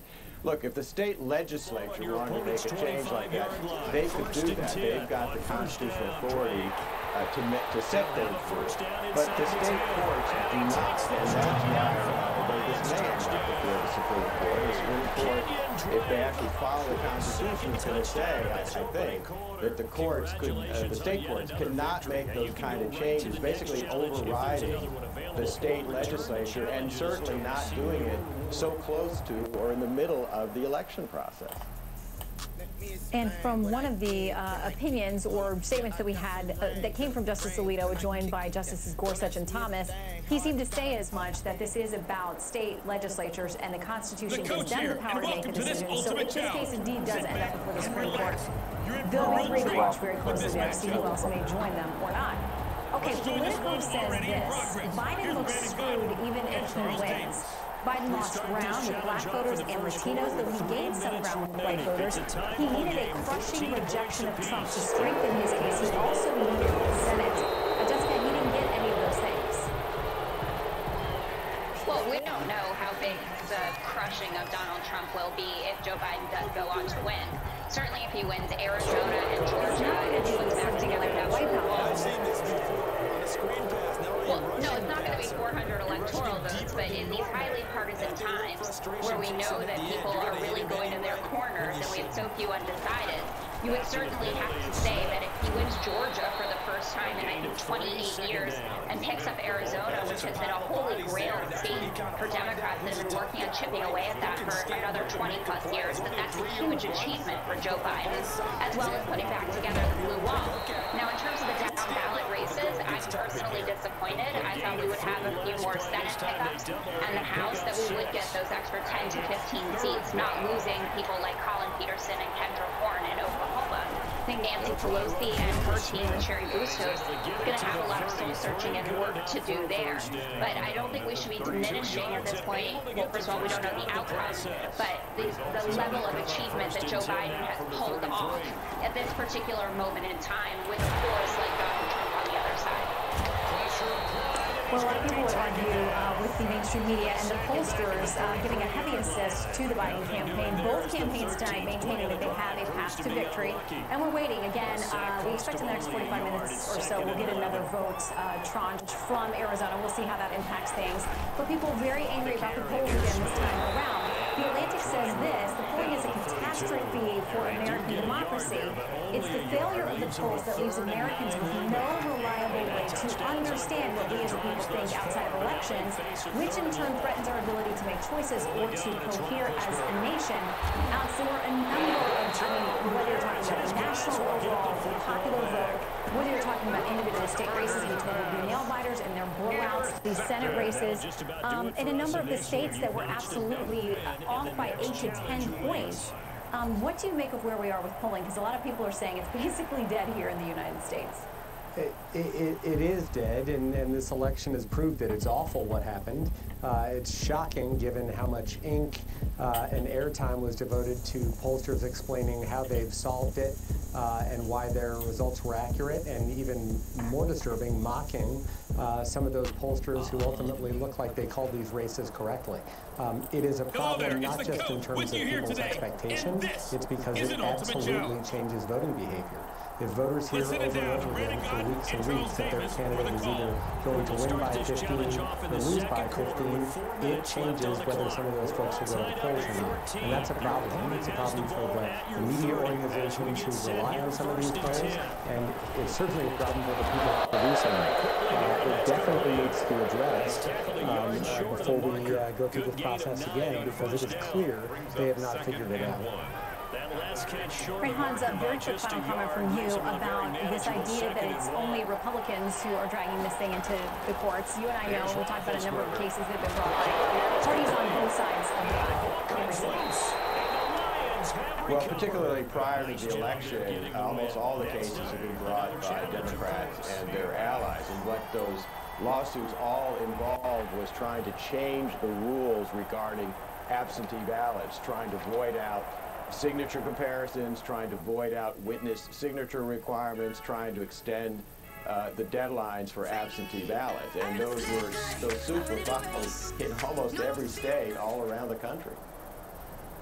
Welcome everybody. Right, I'm the coach. Hans, Alex, Jessica, thank you all for your time tonight.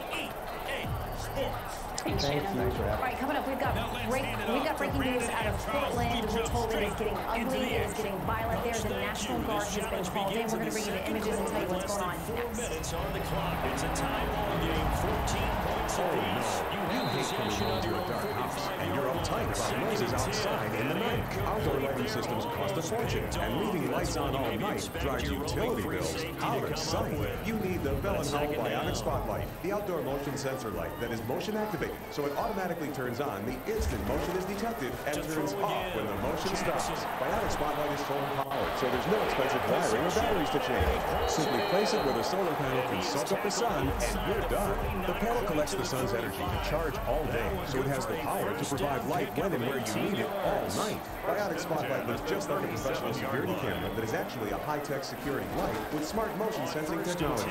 Look, the instant the motion sensor detects movement, Bionic Spotlight triggers 8 high-intensity LED lights that shower the entire area with light, covering over 600 square feet. The light stays on for as long as the motion continues, and then shuts off 30 seconds after it stops. So there's no more arriving home to a dark house. Illuminate walkways and stairwells for visitors and guests. Light up your garden at night, or the yard for kids and pets. Add Bionic Spotlight to your sports book and to help secure outbuildings and storage sheds. So you can spend hundreds of dollars on an outdoor lighting system, or you can save hundreds of dollars and get the motion-activated Bionic Spotlight for just $19.95 with free shipping. Bionic Spotlight is year-round outdoor durable and weather-resistant, and backed by our 5-year warranty. And if it fails for any reason, return it for a full refund. But wait, if you order right now, you can double the offer and get a second Bionic Spotlight. Just pay a separate fee. You get it all. 2 Bionic Spotlights backed by our 5-year warranty for one low-value price. And the shipping is free. And when you call, ask about the contractor's discount on the complete 6-light home value set. Bionic Spotlight is all you need. It's guaranteed. Here's how to order. To order, call 1-800-784-4260. That's 1-800-784-4260. Or order online at bionicspotlight.com. Coming up here at halftime, we'll ship you off to Orlando. Hello, I'm William Shatner. You may not know this about me, but years ago, I was diagnosed with a sleep disorder. And, like millions of others, I was prescribed sleep equipment. Did you know sleep equipment manufacturers recommend daily cleaning? That's why I use So Clean Tea. It's the perfect complement to my daily routine, and it's hassle-free. So Clean 2 is fast and easy. It keeps my sleep equipment fresh every day without the need for necessary. To keep the immune system strong, we should do everything we can to ensure good night's sleep, including using the SoClean tube daily to keep sleep equipment fresh.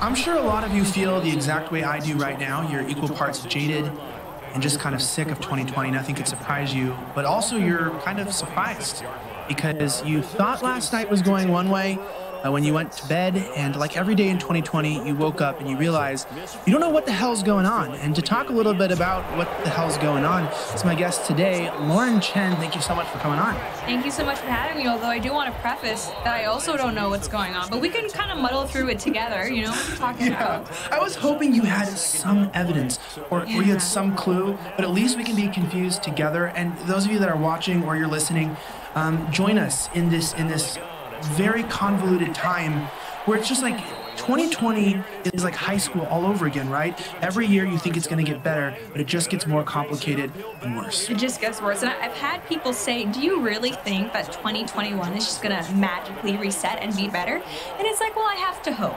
This has been a crazy year. I mean, I think somewhere along the lines, we actually had proof that like aliens were maybe real, but it was just so crazy we didn't even have time to focus on that. And now it's like an election from hell that may not actually be over until December. I don't know if like the ulcers that are developing in my stomach can really hold out for that long, or I'm just gonna like explode from the inside before then. So it's going great. Yeah, and I'm like mixed with you too, where it's like I'm all like, I'm about to call a civil war and just tell everyone to get out in the streets, but then I'm not going to do that because I don't want to get banned. Right. And I would never say that I would do that in real life, but I'm like in that point. I feel like a little bit like Alex Jones, like mixed with Tucker Carlson, where it's like I want to be professional and I want to give the word, but I also want to rip off my shirt and just like break these screens with a bat. I'm pissed. Let's talk about the unrest on the streets, guys. Things were freaking crazy in Washington, D.C. Picked up a souvenir. I think it's right here. We got some prizes, some mostly peaceful door prizes that come with the protests and the unrest. Actually, one man had a metal bat in his backpack last night. We're going to look at some clips, and we're going to get Lauren's reaction. If you guys don't know, you know, they tried to assassinate me last night. Yeah, pretty crazy. You know what's funny is that I don't want to do what you do because, I mean, you have more balls than I do, I'll just say it. But I did want to do at least some, you know, reactions, talk to people in the protest, because we've done that before, like in Canada and the UK, and Liam, my producer and fiance, he's here as well. He's very much against me doing that here for this election, and even Ricky, one of our Blaze producers, she just said, you know what, leave it to Elijah. I think you probably, I don't want to assume anything, but you might be a little bit better in a fight. Yeah, and than I am. You're prettier face. I know your fiance would agree. He would probably not like you. When I have a fat lip, like it's like whatever, right? It's like because guys we are the prize. We are the prize because we always look the same, right? And it's like as we get older, we just get we get better looking, more distinguished. Yes, and I would say like when we have scars and these things, it adds to our character. Yeah. Women, you guys need to keep it all intact. I'm sorry, it's true. It is true, and it might be. I mean, I'm not saying that I only have a show for my looks, but I don't know if as many people would be impressed if I somehow ended up looking like, I don't know, Nancy Pelosi through a blender. So yeah, it's actually let's true. Let's not test that. People don't. All I can say is I can't confirm your show, but I'd like to believe people only watch this show for my looks. Yeah. Look at that. That is. Come on. Everyone knows that like a slightly round-headed, puffy man with freckles, scars. It's the Irish charm. Yes. Don't be so hard. It's the Irish charms. Our cereal is just as good as our looks. Lucky Charms. Our first block today, guys, is going to be looking at the unrest. Our second block today is going to be talking a little bit about this uncertainty and this insanity that's going on. But first, I want to give a huge shout out to the best armor company in America. Guys, AR500 Armor. There is no denying that 2020 has been a crazy year. We're seeing chaos happening in cities across America that we've never imagined to see. Buildings burning. And I've been confronted multiple times with extreme danger while covering these situations. This has made us look for the best way to protect not only myself, but our crew should we be caught in the middle of these types of dangerous situations like we were in last night. Now, shopping for ballistic body armor may seem like something that you never thought you'd ever have to do. It's something I never thought I'd have to do. I mean, 2020 comes with all its surprises. But when we did our new friends, when we heard of our new friends at AR500, they're the ones that we tuned to. We got to them. And they trusted not only us with our lives, but we trusted them with our lives. And this is how I know this. They supplied us with the right ballistic body armor for different kinds of scenarios. And our reporters, including myself, my producer, Sab, we are trusting our hearts with it.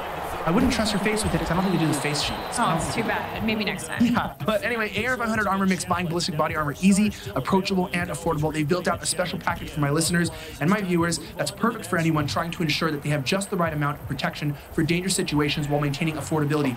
This is my call to action, guys. This is the time where you finally make that leap and you get the armor you need. Go to ar500armor.com/offensive to see this package and use my code OFFENSIVE for 20% off anything else in their entire store. Also, you can get 30% off this other package that comes with 2 plates, 2 trauma pads, and a Veritas plate carrier. That's a starter pack. Anyway, you can go to get 20% off the entire store with code OFFENSIVE, ar500.com/offensive. Plan now for how to protect yourself, your family, the way that Slightly Offensive does.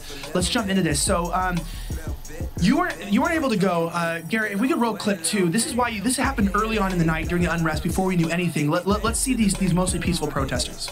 Come on, let's go.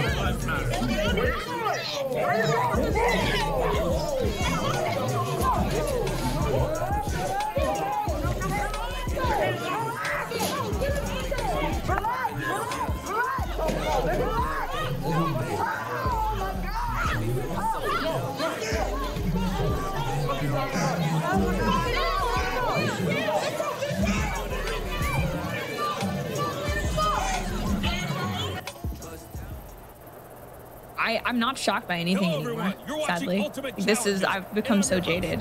And you know what's so interesting is that not only are people committing violence publicly with tons of witnesses, there are people filming it, and that's still not enough to stop people from acting like animals. They just go for it. I wanted to reenact my favorite part of that scene. So take this bat. So what we noticed is the guy had a bat, and there was a Trump supporter. This is really important right now because I'm pissed. And he kind of hit him like on the head. This is not a plastic bat. This is a metal bat. I promise you that this is for sure. I'm a really strong guy. Irish people have really thick heads and big mouths. So he went up and he hit him on the head. Go ahead and hit me on the head real fast. That's bogus. Well, he hit him a little harder than that. He hit him a little harder, but actually just went up and just like whacked his head, and he split it open and put a skull in. And this is why here, this is crazy, man. I've gotten really strong from all this, but he beat him up, and that's why you weren't allowed to go here. If we could roll clip 4 for a second, I'll show you. Actually clip 3. I don't know if you're surprised by this. The violence escalated when the Black Bloc Antifa started attacking cops. So let's watch this.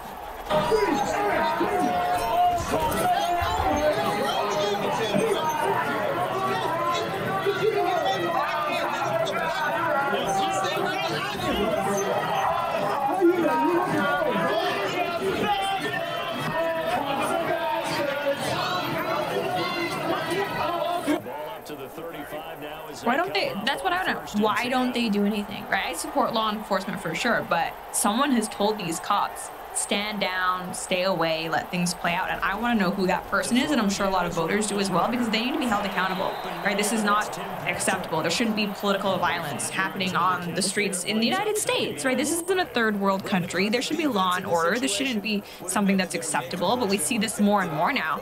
I think people are getting tired of it. Tackle that guy, punch him in the face and arrest him. Yes. Listen, we need more police brutality, not less. That's a joke, but what I mean is there's some police brutality that's warranted. Of course, especially when you're being attacked. If you're being kicked, and this is my point of why I think we're tired of what's going on right now in the election, is that when we're seeing this uncertainty in the way that, mail-in voting was pushed, even though it wasn't safe, tech companies coming and supporting this. This is what pissed me off on Instagram, was that I would put a post up, an election post, this is my own page, then they would put a warning under it saying, come here for voter information. And that voter information would tell my followers, voting, through mail is very safe, it's very trusted, it has integrity.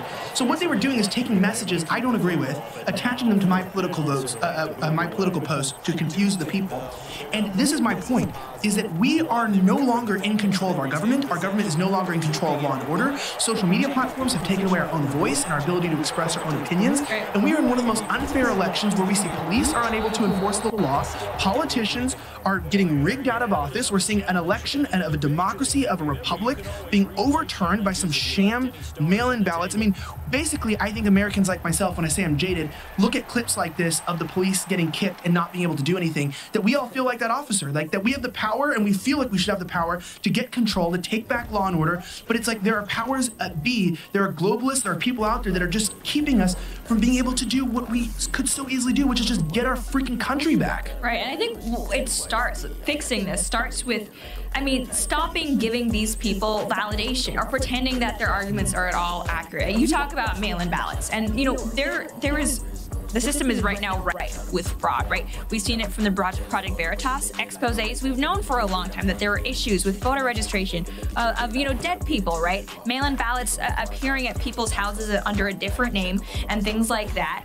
And even people's votes, there have been, I mean, I don't want to say this too definitively because these have been contested, but we're seeing videos circulating of Trump ballots being burned and things like that. So we know there are issues in the system, but anytime someone tries to raise these issues, what do they say to them? Oh, well, this is racism if you want voter ID. Oh, it's a conspiracy theory to say mail-in ballots aren't secure. And you know what? Stop listening to those people, right? Anyone with any common sense knows that these are issues in the system. You look at any other country, as the left often likes to do when it comes to things like healthcare, like let's talk about voting security, right? You go to any other country, you need an ID to vote, in Canada, right? you need it? Oh, of course. Right? Like, we're not stupid. I mean, we may be even lefter than the Democrats, but we still understand that if you need ID to rent a car or see an R-rated movie, you need ID to vote, right? And not only that, but when it comes to voter registration, you're not on there for the end of the century, right? You need to renew your registration on your tax form to make sure that, I mean, you're still living there, you're still wanting to vote. It just makes sense. And right, mail-in ballots, I don't know who thought that was a good idea.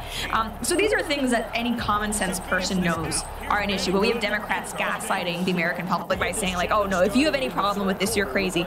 Don't listen to those people. Like, honestly, just don't. They're minority anyway, so why anyone is entertaining them, especially conservatives, is something I don't understand. Yeah, and I blame all of this election on hoes. I really do, on sluts. And I'll tell you why, realistically speaking, because I think that the way that the Democrats have been able to rig the game and change things is because of the degeneration of our society, specifically the breakdown of our families. I think that mothers are no longer raising their kids, that they want to work, that they're busy sleeping around, taking the pill. People are not getting constructive advice. They're not having fathers who raise them. And we have this dumbed down, stupid generation that's looking to the government to tell them what to do, where to go, how to sit. Where, you know, they say how low to go, and they ask, well, okay, fine, I'll do whatever you ask. And we have this generation that's now looking to the government to solve their own problems. And I think the Democrats know that. They're about big government. And they knew that by pushing out a bunch of mail-in compulsory ballots, they could get dumb people to vote. Right. And I know that's why our forefathers really had restrictions on voting, because it's like you don't want the stupidest people in your country voting. That would be a pure democracy, and that could lead to chaos. That could lead to disorder. That's like the movie Idiocracy, right? They knew that you wanted landowners, you wanted certain individuals who were intelligent or had an education. Or a stake in the system. Yes, and these people don't have anything. They don't have a kid anymore. These women, they don't have families, they don't have anything. And it's like, let's look at these. This is what I was going to say. This is why I believe, honestly, this is an example of what America's like. While all this chaos is going on, let's look at some videos of hoes. You know the rapper 50 Cent retweeted my video? Oh, really? Yeah. That's a big deal. I know. These are real hoes. But he's not even black anymore, and I'm pretty sure he's a white supremacist. I think he likes hoes. Okay, yeah. He likes money and hoes. And not the garden kind. Go ahead and roll clip 8, Garrett. Is that 8 or 9? I think it's 8. Oh, wait. Next clip.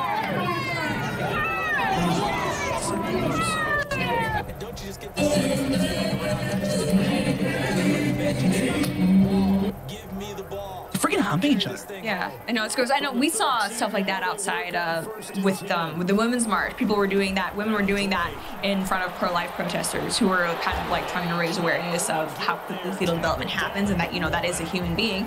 And, you know, these Women's March feminists, they responded by, I guess, twerking. That's what feminism is. It's wanting to abort your own children. It's wanting to debase yourself sexually.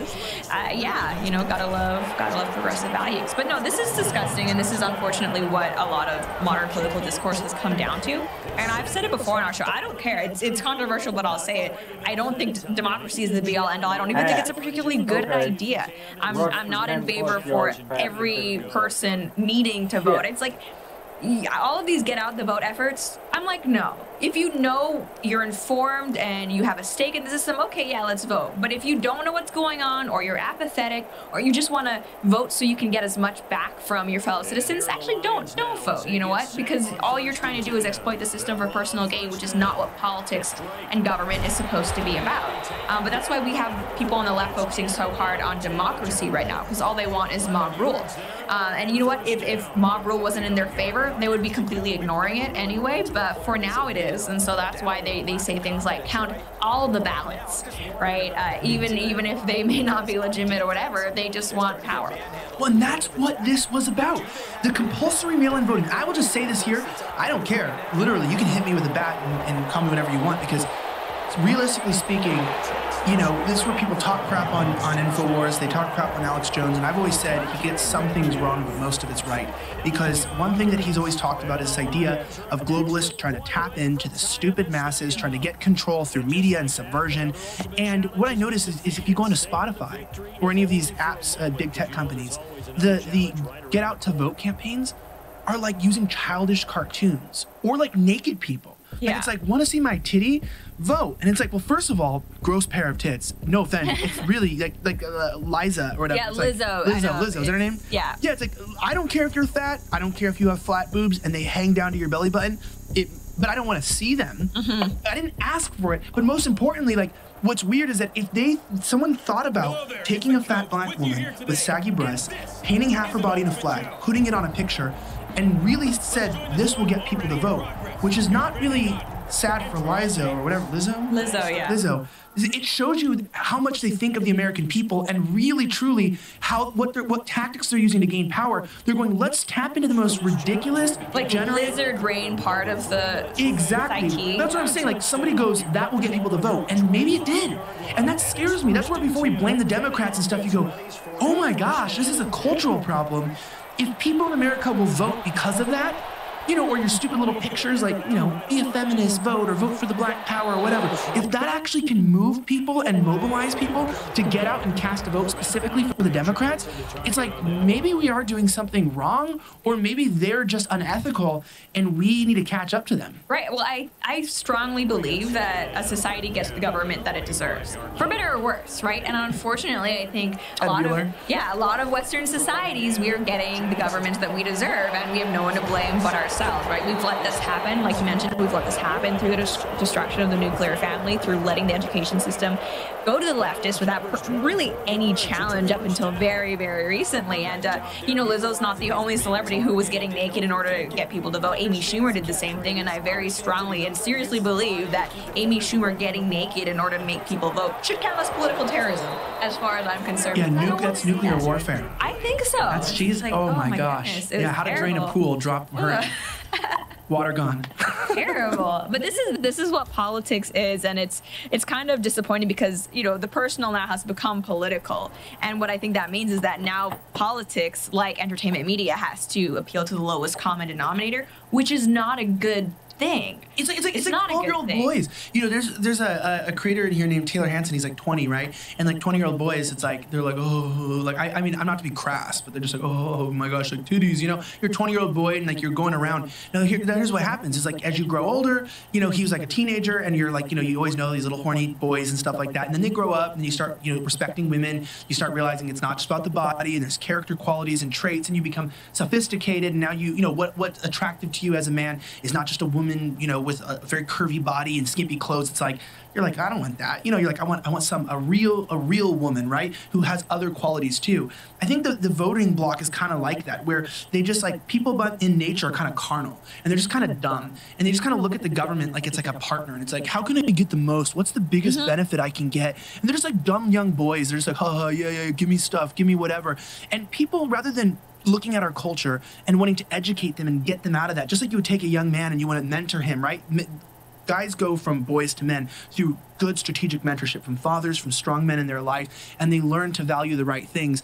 I think it's really sad in our culture that the Democrats, rather than looking at the dumbness of our country and going, we need to do better than this, we need to help get out of this stupidity, go, let's take advantage of this dumbness. Let's dumb the nation down even more. Because the dumber we can make the country, the more stupid, and get a young boy around a hot chick being like out of control. Let's take advantage of the chaos. Let's take advantage of the riots, and let's weaponize this to stay into power. And they would sacrifice the well-being and the welfare of our nation and the lack of advancement of our culture simply just to stay in power. But why?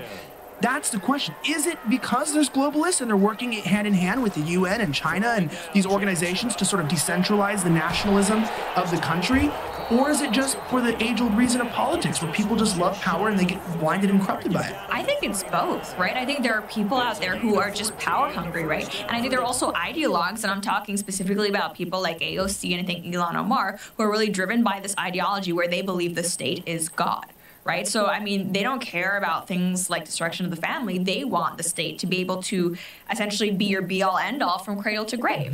And that is an authoritarian tactic. It's called atomization. You chip down the connections between families and communities, and you reinforce allegiance to the state. And that is exactly what they're trying to do. We see that in school. We see that, more and more. We see the left arguing that children specifically shouldn't, be the wards of parents. It should be to the state.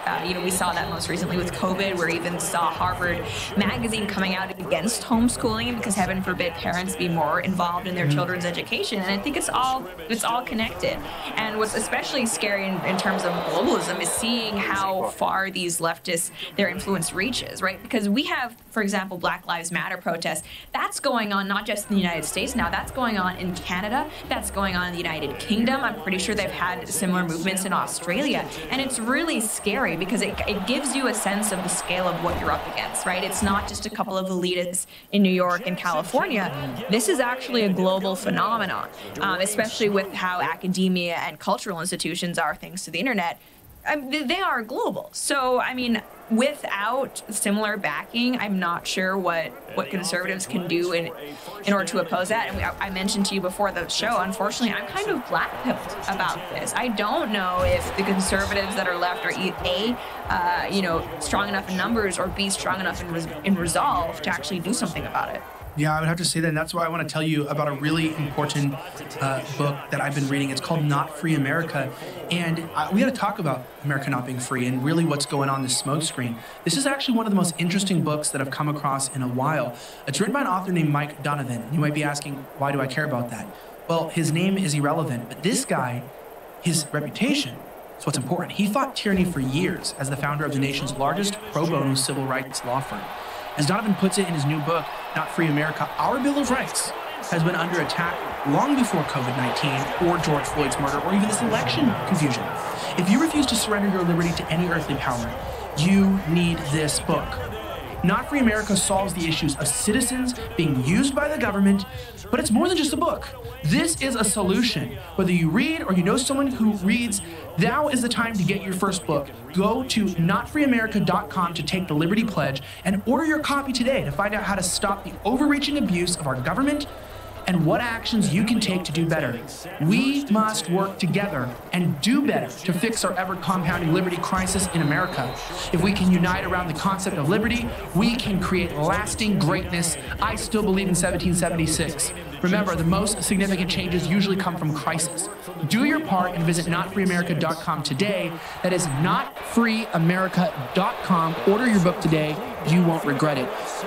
Speaking of not regretting it, mentioned a little bit about the attempted assassination last night, and to just bring the credibility into this, it was serious. We had armed security. This was a very credible threat, came from multiple sources. They were tracking us, trying to get us away from police. They ended up stabbing multiple people last night. There was multiple attempted murders last night. So this is not without question. They were attacking political opposition. This is a confusing time for all of us, and we need to switch into this. So I wrote a tweet that says this, and we're going to talk about each of these steps. I wrote the entire COVID shutdown scam, compulsory mail-in ballots, and huge margins for Trump on election night, pausing election counting, then huge mail drops with perfect margins for Biden. Ethical or unethical, they play to win. Can you say you didn't expect this? As we jump into what's going on with this confusion, I mean, realistically speaking, you brought up the fact that, can we really expect conservatives and the right wing to get anything done? Right. We knew this was going to happen. Yes. We knew for months. We knew, I think as soon as they started pushing the whole lockdown thing, right? Because at first Democrats were trying to play it off like it was no big deal because they didn't want to seem xenophobic. We had people like Nancy Pelosi saying, yeah, no, come on, come out, hug a Chinese person, it's all great. But no, what we saw was a very fast pivot once I think they realized how they could weaponize this. And, I know conservatives, when it comes to the whole COVID thing, we don't want to seem heartless or quote anti-science, but let's be real. We're talking about an illness that we now know has like a 99+% survival rate. And again, I don't want to be insensitive to the people who are immunocompromised or at risk or anything like that, but just the idea that Democrats said they were willing to put the whole election system at risk or potentially compromise it because of COVID, we should have known right away that they were up to something. Many people did, and they were called, conspiracy theorists and things like that. And I think it just speaks to, again, the lack of resolve among the conservative movement that this wasn't dealt with sooner, that this was even allowed to happen. It's quite disappointing, especially how all of these battleground states were pushing so heavily for mail-in ballots. Should have known this was coming. Yeah, and I think that this is important to realize is that when I say rigging elections, so I don't get fact-checked by the people, you'll say like, oh, it's 99.98% survival, and they go, actually, it's 99.982. Yeah. You should technically keep an extra decimal. That's misleading information. When I say rigging an election, rigging an election isn't always illegal. Like, that's really important to say here. It's possible that they technically won the election not fairly, because life isn't fair. And I think that's where the liberals, we don't want to be like them. They go, it's not fair. Look, life isn't fair, kid. It's like people suck and they do bad things. It's like someone's like, you steal your girlfriend, and it's like, that wasn't fair. It's like, dude, people steal girlfriends. It's not nice. It's not good. You're not gonna go to jail for it. Yeah, I'm sure you're actually hurt, but you can stop crying and next time keep tabs on your chick. Like don't let someone steal your girl. Ask yourself, why did that happen? Why did that happen? What were you doing wrong? And so for us, I'm asking the conservatives, if they're stealing an election legally, but it's not fair, what are we doing wrong?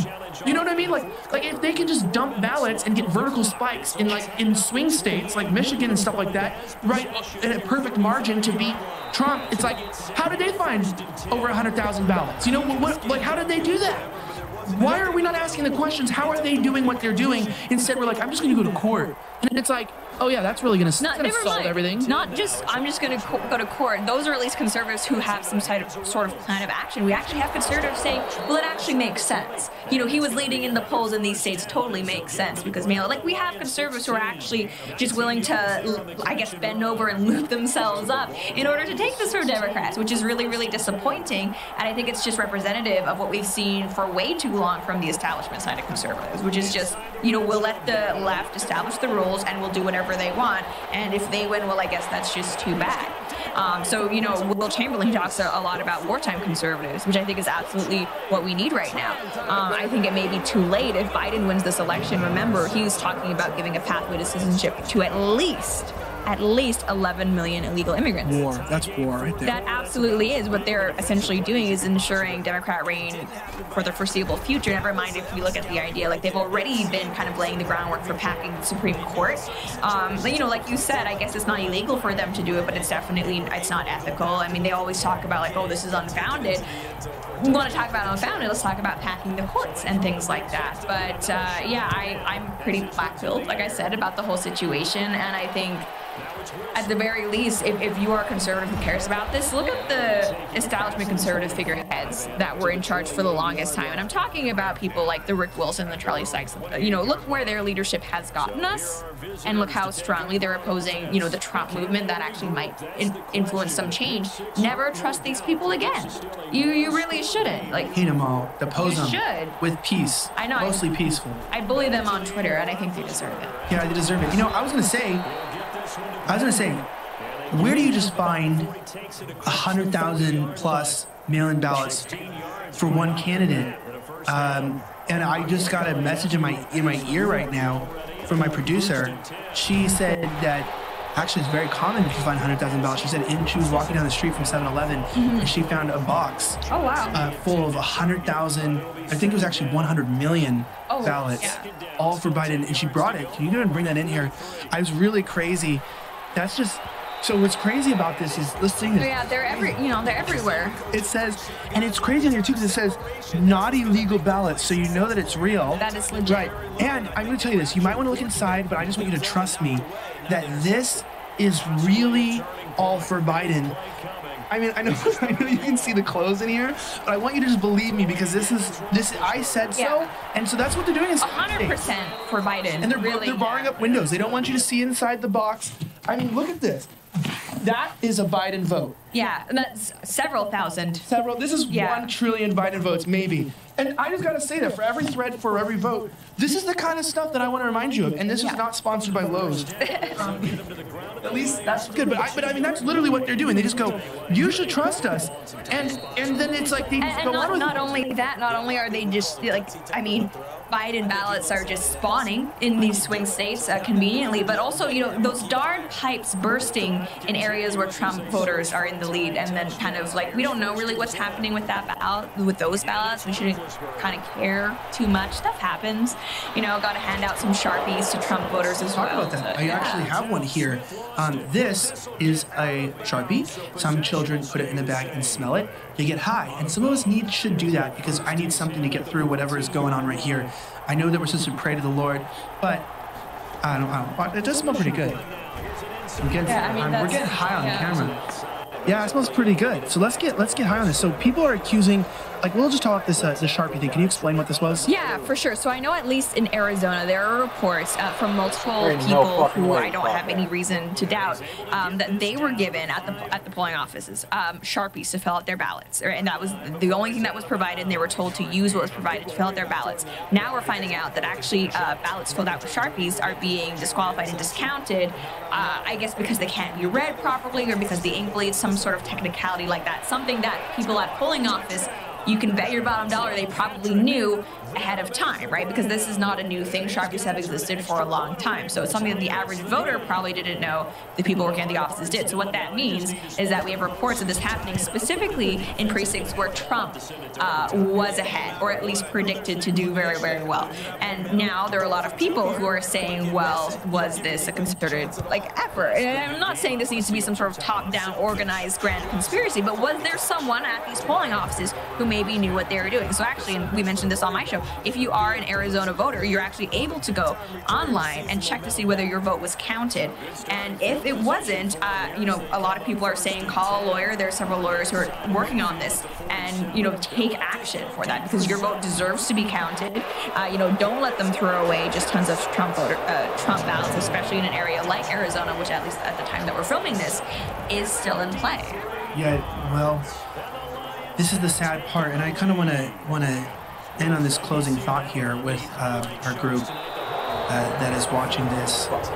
This is a serious moment where I look at our country, and, you know, there's a famous quote that was from a random person on Twitter that was probably only said one time, that says, you know, as Ted Wheeler, he won his re-election bid, said, you know, I've always liked this about politicians, is that the place where they're elected deserves them, and they deserve the place where they're elected. So Ted Wheeler deserves Portland, and Portland deserves Ted Wheeler. And I don't want to sound dismissive of the country overall, but when you think about how we got here, right, this is what the left was saying with Trump. How did we get here? But I think this is maybe actually a good moment, because when I see that the popular vote is more evenly split than ever, that there are two different Americas that you can live in, and that there are major metropolitan city centers dictating for the rest of the country how real Americans feel. These are people in the cities that don't know our culture, they don't believe in our culture, they don't believe in our values, in our country, they're disrespectful, snobby. I mean, you show me a really kind, loving, radical, progressive person, and give you $500, because even my family members that are lefties, they just have issues that I just won't say because they're family and I love them, and because I'm not lefty. And I'm not going to smack talk my family on air. But I will say that it's challenging sometimes to love them, because for years all they've talked about is how much they hate Trump. They hate Trump. How could you, this guy and this guy and this guy? It's like, it's an irrational derangement. Right. It's not based on logic, and there are even people who I used to, even though I didn't agree with them, used to respect people like Sam Harris. I've seen him fall into the trap of just TDS. I was like, what do you do? What do you do with people like that? I would love to be able to have a rational conversation, but when they're saying that Trump is worse than Hitler, literally, and Osama bin Laden, it's like, well, I don't know what to say to that anymore, right? You've left the realm of reality. Reality. Yeah. Dark. Are you religious at all? Are you Christian? Yeah. Okay, because I believe it's a spiritual thing, and I have a lot of obviously different faiths and viewers, but I have to be real here. I think this is a great deception, because there's a verse in Romans where it talks about kind of how it's like around the time when Rome was falling, or like towards its decline, and it says like one of the things about these sinners and these people that really marked them was these acts, right? There was this proliferation of homosexuality and these things. I'm not against homosexual people or anything. What I'm saying is like there was just this like move, right? Because what we see is like state-enforced homosexuality. It's like militant. This isn't just like, you know, two guys want to have sex with each other. This is like they're going into schools telling little kids that anal sex is something that they should explore. I mean, this is not two consenting adults, you know, just and it's not just homosexuality. I mean, it's just flat out degeneracy and debauchery. That's what I'm saying. So much so that even like a lot of homosexual people are trying to wake up and say, "Hang on." Correct. This is even representative of us. Which is why we, yeah, exactly. It's like their version of these. Like they'll take things that have been considered immoral and they'll turn it into like this militant state thing that we get to control what it means to do this and how marriage is and what this means, et cetera, et cetera. And you see this movement, and what it says is in that verse. You know, I'm not. There's a big activist guy who really doesn't like me, who tells people I'm homophobic. I'm not. I'm just realistic. The LGBTQ lobby sucks, and they're terrible. And even the LGBTQ people that are waking up from that realize that there's a radical left agenda that doesn't care about their sexuality. They're using them. Exactly, which is why I don't know if you've seen this, but according to exit polls, Trump actually doubled his support among LGBT people from 2016. And the reason that he managed to do that is because people are starting to wake up and say, hang on, you're not actually for LGBT people. You're just using them as part of your coalition of people who you can say are oppressed in order to gain power. Right? And that's exactly what it is. And you know, I'm a Christian, and one of the only reasons why I'm not freaking out more, despite being so black pill, is that we should all remember that regardless of who becomes president, Christ is always king. Right? And, you know, we as Christians, part of the burden we need to bear is knowing that we are essentially always going to be at odds with the world, right? In one way or another, because we are in a fallen world. But that doesn't mean we should lose hope and give up. Although I think it does mean that we shouldn't necessarily expect things to be easy. You know, regardless of what happens in the United States, Canada, whatever specific country, I do believe that there will always be at least a force for good on this planet, and we just need to make sure that we're part of that, and we're doing everything we can. And I know there are a lot of, you know, quote, Christians who are, you know, on board with the progressive left agenda, right? You know, you've seen it a lot. People saying, how can you be a Christian and vote for Trump when he's said all these terrible, terrible things? I think those people, they would have you believe the left's vision of Christianity, that Christianity just means being nice, right? And Christianity just means doing secular charity work. That's what I see a lot from those types of Christians. Do we have a clip real fast? I think this is clip, can we go to clip 13, Garrett? These were people that were yelling at a street preacher today who was talking about sin, and they were saying, God loves all of us in her ear. This is literally what they were doing to a street preacher.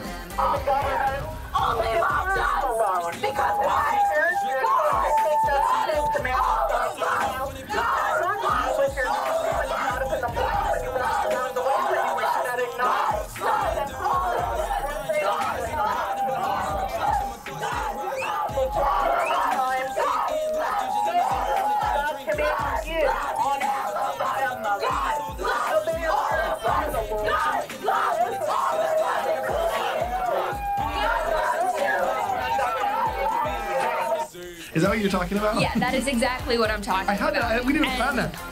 It frustrates me so much because this is like the wishy-washy secular version of Christianity that the left is always trying to push. And I think if you're a Christian who's actually, a Bible-believing Christian, then you should know the message of the Bible is not God loves you and you're amazing and everything is okay. It's that you are dead in your sin, and unless you accept Christ as your Savior, then there's nothing that you can do about it. And God's love is manifest through salvation in Jesus Christ, right? So these people saying, "Oh, God loves you," they're saying it because they want you to think that you're perfect the way you are, and that you don't need to change anything. You can continue living your debauchery, which is exactly the opposite of what the Bible. Yeah, I'm not perfect, and I'm like, I know I need God. I'm like, the Bible was written for me because I'm that kind of guy who's like, I need a manual.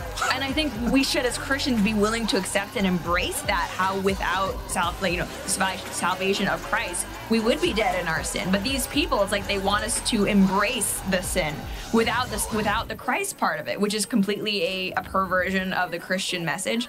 And it really frustrates me. And I feel like so many people who are more focused on Trump's mean tweets than they are about Democrats doing things like advocating for abortion up until birth and things like that, and removing religious freedoms. That's exactly the kind of mentality they have. It's more important that you be nice on social media than it is that you actually stand up for Christian values. And to that I say, no thank you. Jesus Christ wasn't necessarily a nice man. He had no problem calling out the sinners and the tax collectors and the hypocrites. And I think we need to take that lead more so than just the David French version of Christianity, where you just have to be polite to the Democrats and advocate for whatever they say, and it's totally fine as long as you oppose Trump because he's mean and he did things with was that Horseface? Sarah Jessica Parker? No, Stormy Daniels. There we go. There's a lot of horse faces. I would say, my answer to that is, God loves all of us. That's literally what they screamed, and that's what I was going to say is in that verse. I'm going to end with this. It says that as their sins multiplied, they lost the ability to understand. Like they couldn't grasp basic things. That's what we're seeing as a society move away from understanding, guys. And it could end up in a civil war. I encourage you guys to buy guns, buy ammunition. Don't use them unlawfully. Always through the law. That's why you see this push against guns in our country. They want to disarm us. That's always been the goal. Do not let them disarm you or your family. Support our sponsors, and most importantly, the best way to get banned on YouTube and to not be supported is by being a Christian and talking about right-wing ideas, which you and I are both on their lovely blacklist of borderline channels, and it's very hard to find their videos. Find us through Google, not in recommends or searches. So how do they find you? You just need to share, right? And I encourage everyone watching right now, share your videos, right? Share your channel, because otherwise the audience started removing the share features off my videos. Really? The buttons, they're removing the buttons in a lot of my videos. You can't share. Watch, go to my last episode, you can't share it. Yeah, and they're doing this on purpose. We've known for a long time, and frankly, something that I am disappointed in the Trump administration is that he should have taken a harder stance against big tech. I mean, I've been saying for years that essentially, this is going to be what does conservatives in. We saw it already. I mean, with the Hunter Biden story, if that had happened to a Republican, it would have been international headlines, but we had Twitter censoring New York Post, even Facebook as well. So it's, again, this is what conservatives deserve because they weren't able to actually take a stand and fight for themselves. So how do we actually, where can people follow you? What's the best ways they can watch your videos, your content, consume what you do? Well, if you are a subscriber to Blaze TV, of course, we're on Blaze TV. Otherwise, you can follow me at the Lauren Chen on Instagram and Twitter. And on YouTube, if you type in Lauren Chen or Pseudo Intellectual, it's 50-50, I might pop up, right? Yeah, we'll put a link in the description of this video so people can find you. Please subscribe to her. Subscribe to this channel if you haven't already. Turn on the bell. Guys, we have a big fight ahead of us. I'm going to let you know this has been another episode of Slightly Offensive, the best, worst show on Blaze TV with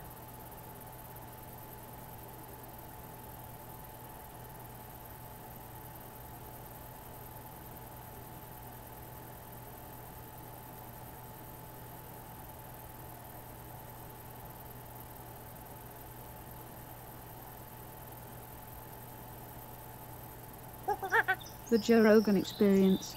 3 milliseconds. You know what? It's not all about 0 to 60. I'm not Vin Diesel. I don't live my life 1/4 mile at a time. Guess who else isn't Vin Diesel? Vin Diesel. Yeah, you're right. You're right. Motherfucker wears sunglasses at night. Yeah, he does. Yeah, he does. You know he's quietly becoming a billionaire from the Fast and Furious franchise because he owns it. Yeah. So it's his? Yeah, it's his. So Universal, the rides and all that, he's quietly becoming a billionaire. He's probably in a castle somewhere doing Caligula shit. And fucking dudes. Yeah. You think so? For sure. Really? You don't get those vibes from him? I didn't even When he's in the wife beater, like barbecuing all the time? He's barbecuing? Yeah, and Fast I and Furious. barbecue. I do too, but in a beater? If I wear a wife beater, my wife yells at me. She doesn't let me wear those. I can go shirtless. Hey, rightfully so. Rightfully so. Welcome everybody. I'm the coach. If I have a wife beater on, she'll stop making fun of me. That's fair, man. It's so old school. Look at him. Do you remember that video? Oh! What's he doing? Butt fucking? Singing the Beyonce song. Oh, there's nothing better than this. Ago, went viral. What's going on with his pants? Why are they so low? I'm not gonna show it, but this went viral. This is that's it. You gotta show Joe though. Drunk in love. Yeah, he starts singing Beyonce. What is he doing? Yeah, this is the longest 3 minutes. He made it himself. And we can't play this? Well, the song we're gonna. They can hear they can hear the audio This though. is unnecessary. Just the dancing is unnecessary. But dude, he's celebrating like his movie went, I don't know, platinum or some shit like that. So he does Drunken Love. He does a cover of him singing. Okay, so it's bro. Can you hear it? Listen, I'm on Team Rock. Dude, you do not live your life 1/4 mile at a time if you're doing this, bro. I'm on Team The Rock all day, every day. He's feeling himself. Him and The though. Rock don't get along, right? They hate each other. What do you think happened there? I heard Rock was a big diva on set. Rock is a big diva? That's what I heard. From who? People. What'd you hear? That were on the set. Just What'd that they say? The Rock sometimes shows up late and there's trailers and he wanted the biggest trailer and obviously Vin Diesel, he's Mr. fucking Fast and Furious. Who knows who's right? Listen, he just did Beyonce cover, so I don't know. 16 rules. Let's kill that. I'm also rules Team the Rock here cast as of well. Fast and Furious have to follow on set. What? There's rules? Certain guys can't get hit a certain amount of times. They have to win fights in certain ways. What? The Rock. Go back to that. That's not a. Just go back to it. You know but this isn't the best. They have to go to racing school in Las Vegas. That makes sense. That does make sense. Fast and Furious. Yeah. But The Rock and Vin Diesel couldn't be on set at the same time. They hate each other so bad. They had to shoot different scenes and like shoot it so it looked like someone was there. They hate each other so much. Didn't the Rock got in a big thing with Tyrese too, right?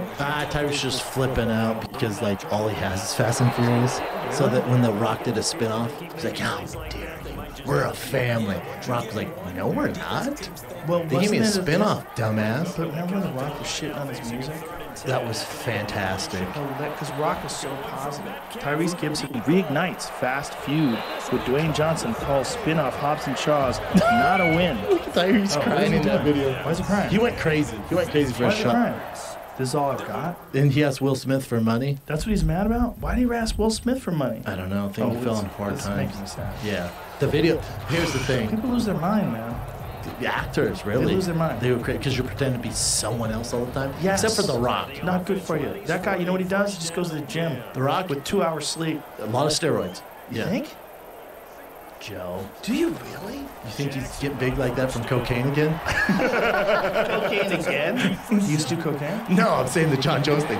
But I'm just saying, like anyone, me and Bert Kreischer were talking about this. I think Bert's gonna make a bit of it, but when you see The Rock, you know how it is working out, 2 hours of sleep. For sure, he's doing that stuff, man. He's grinding. He's on private jets. He is loaded on performance-enhancing drugs, dude. so? His body is pulsing, as your boy the Golden Snitch would say, with I fucking. don't know. I'm not sure. I don't know, bro. I don't know what you're saying. I don't know, bro. Jason Statham and The Rock refuse to lose fights against one another. Jason Statham, come on, bro. Jason, settle down. Yeah, how about you really fight, and then that determines what happens. Yeah. You weigh 170 pounds. He used to be an Olympic swimmer, you know that? He's a bad motherfucker, though, Jason Statham. But The Rock is an enormous human. Well, how are they the same height there? That doesn't make any sense. That is strange. Is he on a box? That doesn't make any sense. Okay, egocentric demands are nothing new on how. First of all, we don't know if this is true. And this is The Guardian, which is kind of a nonsense website. So let's just stop this. It's interesting, though, and you know it's, but it's Members also of the probably team true. behind the movie series told the Wall Street Journal paper that actors including Jason Statham, Dwayne "The Rock" Johnson, and Vin Diesel have contracts demanding that limit the amount of punishment their characters take in fights. They don't want to look like bitches. Oh, good lord! You imagine telling your agent that, like, I'm down to do it, man. But I read through the script. When he punches me in the face, I'm not going down, bro. I'm not doing it. You imagine doing that? Think if your group of friends were around you, like, dude, what the fuck are you doing? What's up, James? Diesel's sister is reported to have been present on set asking for her brother was going to get his licks back in. Oh, that could she been joking around. My sister might say that too if she saw me in a movie getting my ass kicked. I'd So slap you gonna her. go fuck him up? We'd be laughing together. I'd slap her in the face. Can I get my licks back in? Well, you know it's fake, bitch. Like, what are you talking about? I'm also making $100 million. What are you talking about? You could whoop my ass every scene for that money. It's funny when a movie franchise just gets bananas huge like that. Just so big. And Vin Diesel's like, yeah, cool, man. But he's always doing a million things at once. I've never Is seen. he or is he just doing Fast? What else is he doing, bro? Well, he's got a television show where. No. Yes, he does. He's Vin got Diesel? like a game show, Fear Factor type television show. He is always doing something. He's also doing Jumanji. He did a new Jumanji. Are you one. talking about The Rock? Oh, You're talking about The Rock. What did you say, Vin Diesel. All he does is No. Vin Diesel goes, I'm good on Fast and Furious. I that's make all $1 billion. he does. Suck Did my I say dick. Vin Diesel or The Yeah, Rock? you said Vin Diesel. Oh, I'm sorry. Unless he's fixing the rides at Universal Studios. The Rock is always doing a million different things at once. Always. He's got Ballers on HBO. He's got that TV show that he does, which is like some crazy fucking Fear Factor type deal. He's got Jumanji. He's always filming a million different shows. No, he's at the doing same 1,000 time. movies. Here's the How does he thing. do that? Again, to my point, a lot of steroids, a lot of performance and drugs, and I'm all about it. I have no problem with this. But let's tell the kids like it is. Like, I thought Arnold was, I was like, man, hopefully I can get there one day if I keep being in the gym. I wish my dad had been like, It's never happening. It's not happening. We got to inject some shit in your ass. Forgot that Vin Diesel was in the Avengers. What? He's Groot. Oh, he's the voice Guardians of of the Galaxy. Probably takes him 30 minutes. One word. Yeah. Probably takes him 30 minutes to do that.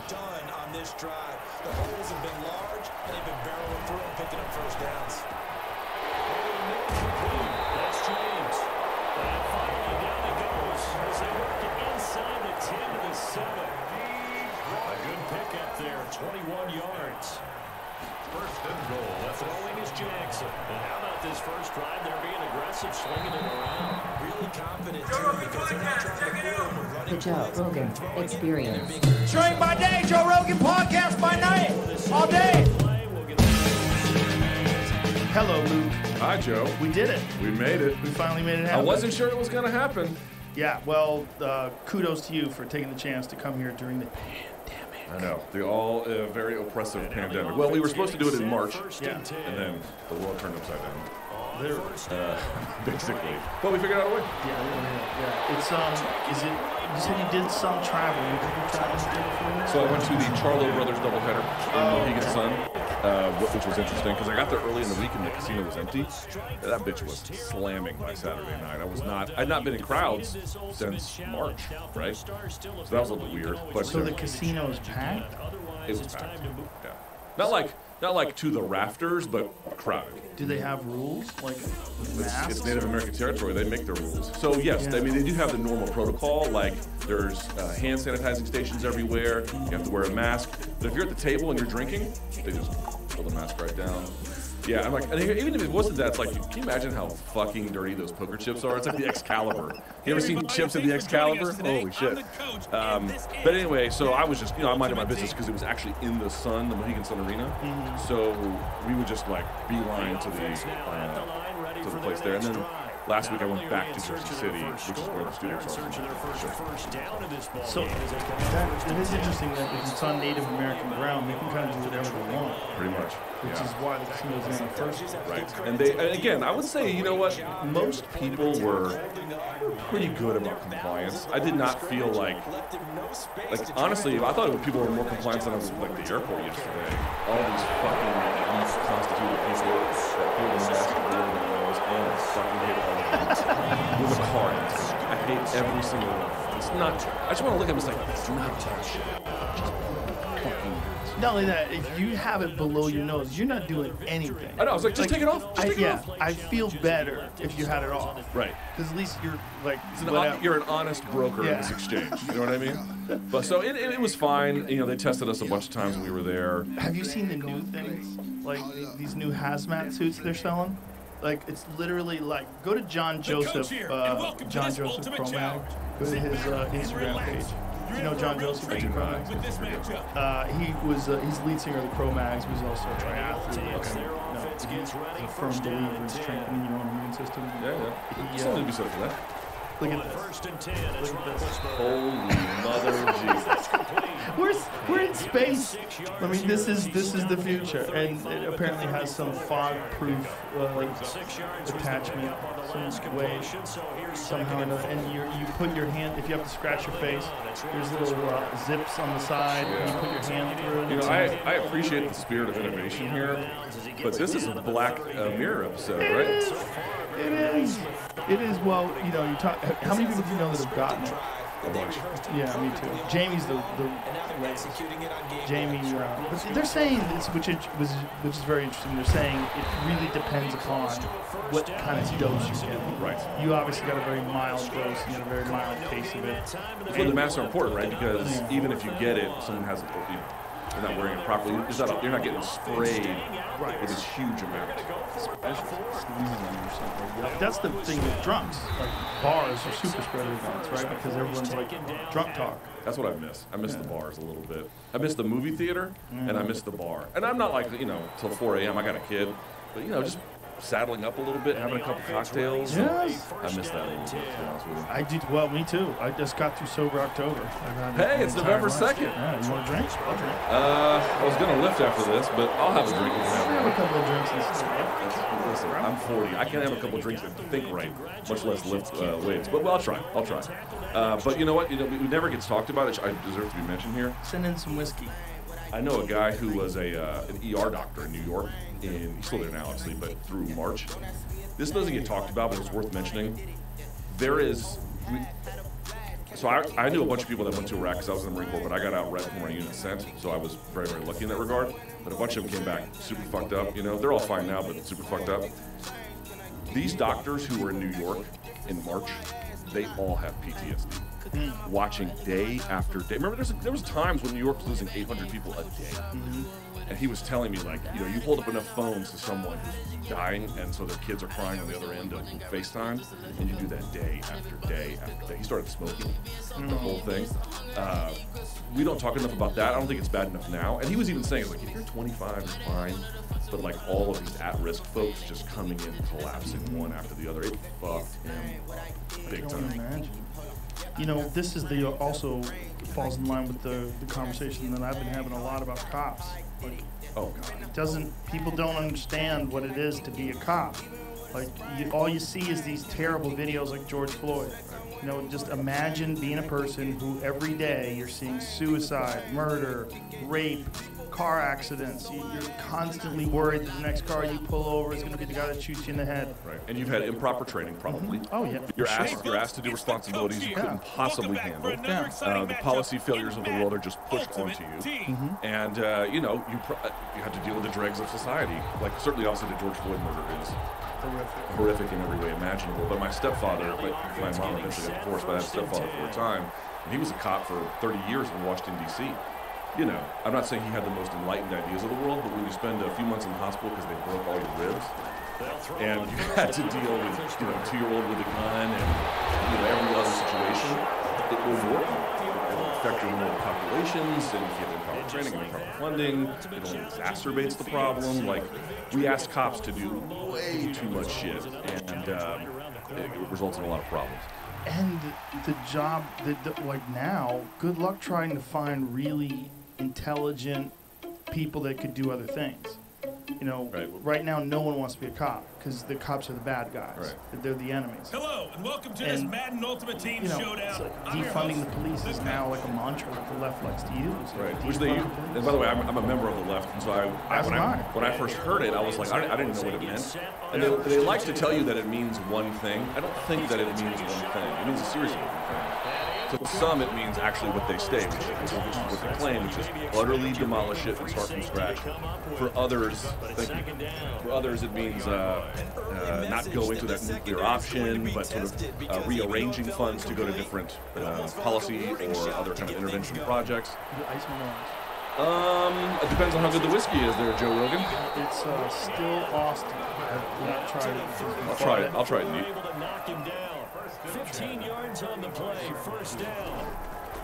Cheers. Salud. First down with Jackson. The ball comes out on the hit, but they'll say it's incomplete. That's not either. That's good. Yeah, it's a bummer. And you know, it's really something to build on and maybe turn the tide. And you're like, how did you get this far? Like, you're an actual police officer and you never learned how to, you don't even know how to distribute your weight on the ground? I understand that. I was like I told you, I did 6 years ago.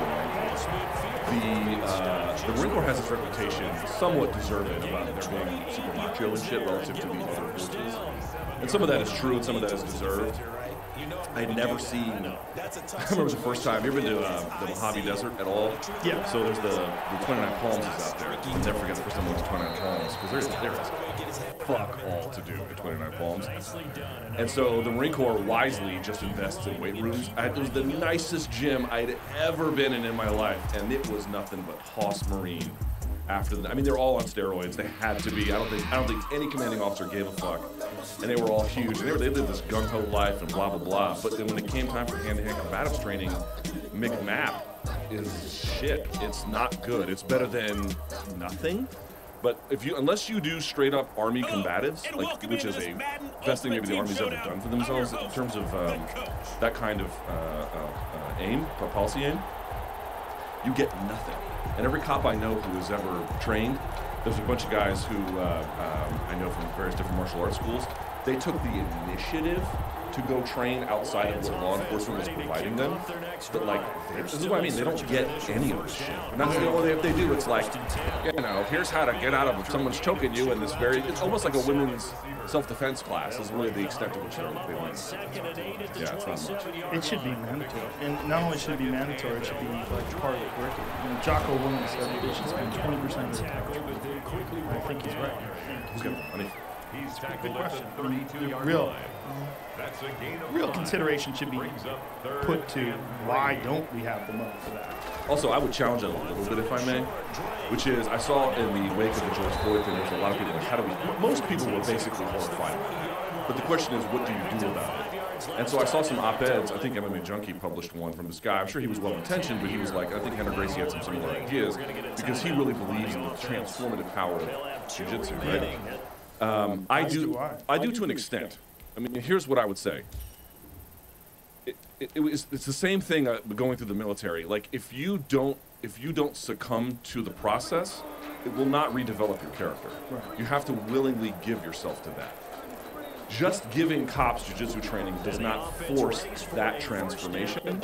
So while I think it would help in certain situations, it could exacerbate existing problems with whatever cop has deranged or bad training about the world. And now, oh wait, now you know Kimura's and you're a fucking asshole? Right. That's a problem. That is a problem. Yeah, you're right in that respect. If you do get an asshole and you just teach him a few moves, you can create a worse asshole. But I would hope, the problem is, like, in normal jiu-jitsu, the way jiu-jitsu transforms your life, it's not transforming your life in the stress of being a police officer. And all the things that we talked about, PTSD, where people shooting you, dealing with all the horrific things you see every day. You're going through this struggle, and that struggle sort of steals you and makes you a better person.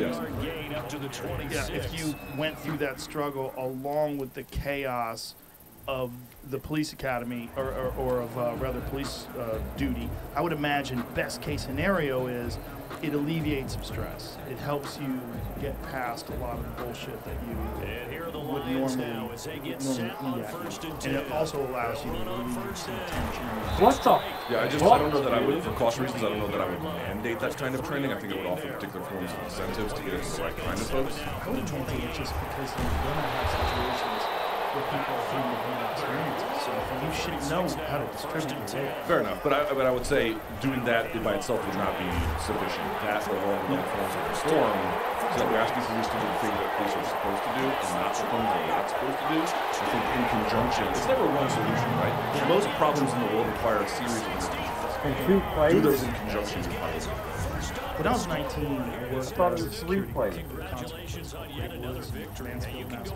and it was a short amount of time. I wasn't there for about a few months at a time. But during that time, I recognized a really clear us versus them mentality. between the police, or the security force rather, and the concert critics. And it happened pretty quickly. It happened really quickly where, I saw security guys beat the shit out of the first day of the job. I saw this guy get beaten up and walk across the store golf cart. I was a 19-year-old, fresh-faced kid, like, what is going on here? And this guy, his name's Alley Cat, tackles this kid who had stolen one of their golf carts, and he's hitting him in the face with a walkie-talkie. And I'm like, what kind of job did I fucking sign up for? I mean, and it was only like, $15 an hour or something, I would imagine. I don't really remember. But I remember thinking real early on, like, this is a very strange how I've, like, very quickly developed this us versus them mentality. I've also noticed, back when I was 24, I was working doors at various bars in New York City to make some money, to make ends meet, because New York City was expensive. And people, and I was lifting weights like crazy. I was huge, the whole bit. And I'll never forget, people would always tell me, they're like, oh, I bet people don't mess with you. And I was like, it is totally the opposite. Drunks. Right. If you got a badge on, they want to fuck. So a bunch don't, but there's going to be a certain kind of person. Oh, he's big and tall and muscly or whoever. Anybody, you got sleeves and tattoos. That is exactly what they target. There's a certain kind of guy who's like, you know what, I'd like to see what happened if I tried to ride that ride. Yeah, Chuck Liddell said that, like, when he was in his prime, guys would fuck with him. Not the least bit surprised. You're like, dude, are you a fucking death wish? What's wrong with you? They have a death wish. Have you ever seen that Onion article? It's like, average man overestimates fighting ability by 4,000%. You ever seen that? Most people think they know. If push came to shove, I know a little something. You don't know. Fuck off. The humiliation of some of those guys on the mat is really big. You see a person who thinks they're fairly tough. That was my first swing. That's the tragedy of modern MMA, because there was a time where it was like, is jiu-jitsu really all that good? And then make videos of some guy coming in being like, I'm gonna fuck all these black belts up. And then he goes in there and they wear him out they work him like a summer job. You know what I mean? It's the greatest promotional scheme ever. Like, to have people come in and fight them. Yeah, come on, guys. And they would be pretty gentle with those guys. When you really think about it. I mean, they hit them a little bit, but mostly they just strangle them. Yeah, basically. Yeah, that's true.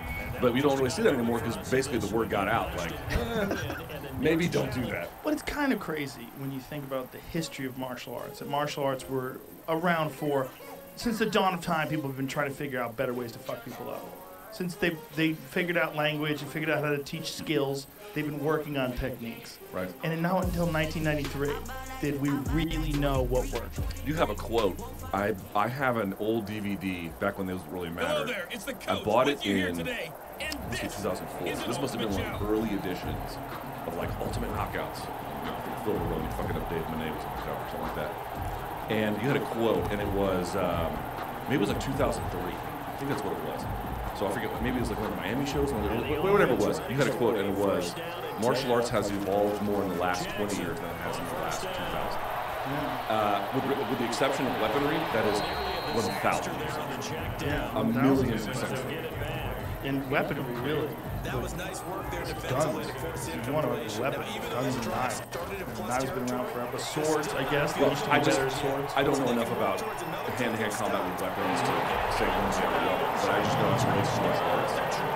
The fast forward that happened from 93 on, relative to before it was this sort of slow process, and then it hit overdrive. You know what's really very satisfying to me is that when I first got involved in the UFC in 1997, it was when I was on news radio, and the people on news radio literally look at me like I was doing porn. They were like, what are you doing? Like, why are you doing this? Like, you're going to ruin your career. Yeah. And I was like, oh, I don't know. I don't know what to tell you. I like it. You know, yeah. My whole life I've been a martial artist. Now finally someone did the thing that I've always asked them to do. Right. My whole life I was like, I want to know what would happen. If you got a judo guy with a boxer, if you got a this with that. And then the UFC's like, let's find out. And then I'm like, oh my God, it's real, it's happening. To me, it was like someone came along with like the Willy Wonka golden ticket. Like it was happening, it was real. And then when they offered me a job, I was like, fuck yeah, I'm going. How did you get that job? How did they know you? Did your agent put in a word? My manager was friends with Campbell McLaren. And Campbell McLaren, he's a great guy. Yeah. And he's been on podcasts. And Campbell had, he had an opening and he said, we need someone to do the post-fight interviews. And it was very little money. You have to take little Buddy Holly killing planes. Fucking fly to Dothan, Alabama. That was the first gig I did. I was actually supposed to be in Albany, but then they kicked it out in New York. And then last minute, they moved the Octagon to Dothan, Alabama. And I was so happy. It was the debut of Vitor Belfort. Back when we were calling him Victor. They were calling him Victor Gracie. And I was training, this is when I was training at Carlson Gracie. And they were calling Vitor Victor. And the early posters were V-I-K-T-O-R Gracie. I don't know why they call him Victor. Like, I don't understand why they did that. But he was using the last name Gracie. And so he was fighting, fought John Hess over in Hawaii and beat the shit out of John Hess. And, you know, I was training at his school and I thought he was like impossible to stop. And he was 19. And when he was 19, his hands were a blur of light. He was so fast and so aggressive and so different than any other Brazilian Jiu-Jitsu guy. Because we thought of Brazilian Jiu-Jitsu guys means a black belt. We thought of black belts as being someone who just wants to get a hold of you, drag you to the ground, and strangle you or get you in armor. And all of a sudden you got this guy who's wearing gloves, because nobody else was wearing gloves, or very few people. Tank Abbott wore gloves, and just lighting people up with punches. And we're like, holy shit. And so just by chance and fortune, I was training in his school and got to be on the card and doing post-fight interviews the very first time that he fought in UFC. Yeah, so I got to see him. He fought Trey Telligman. Remember Trey had the pec. Yeah, he got a car accident when he was a little kid. Yeah, he could still strike his ass off that guy. Yeah, he could. He was tough as shit. And he had no idea. No one knew what Victor was. I'm going back in time. But when we called it, like, yeah, I think I maybe even said Victor a couple of times during the broadcast, because that's what we called him at the school. Everybody called him Victor, and then all of a sudden it was Vitor. So you had to anglicize his name a little bit because no one. I don't know. It's like they call Kamaru Marty. Well, how about Fedor? His real name is Fyodor. Yeah. Yeah, I mean, Piotr Jan. Like no one. It's like Peter. Everybody called him Peter for a long time in the UFC. It was a couple of years, and then finally they were like, "Oh, it's Piotr." I'm like, "Well, I could say that.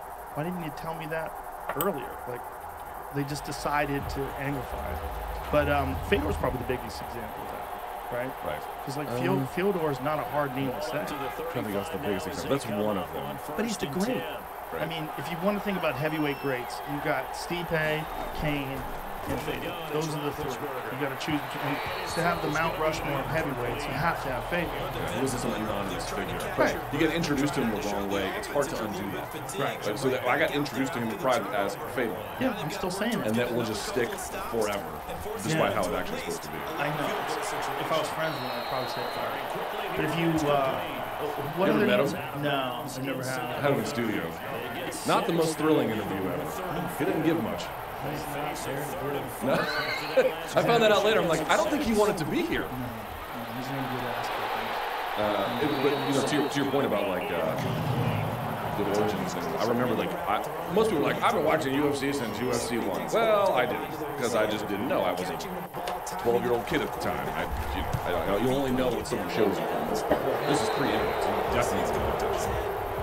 And I had a family friend who was involved in a martial art that was South Korean called Kukong, which apparently was the official. So Taekwondo is, as I understand it, and someone's going to correct me on this, but as I understand it, it was explained to me was that Taekwondo is the official sport of South Korea.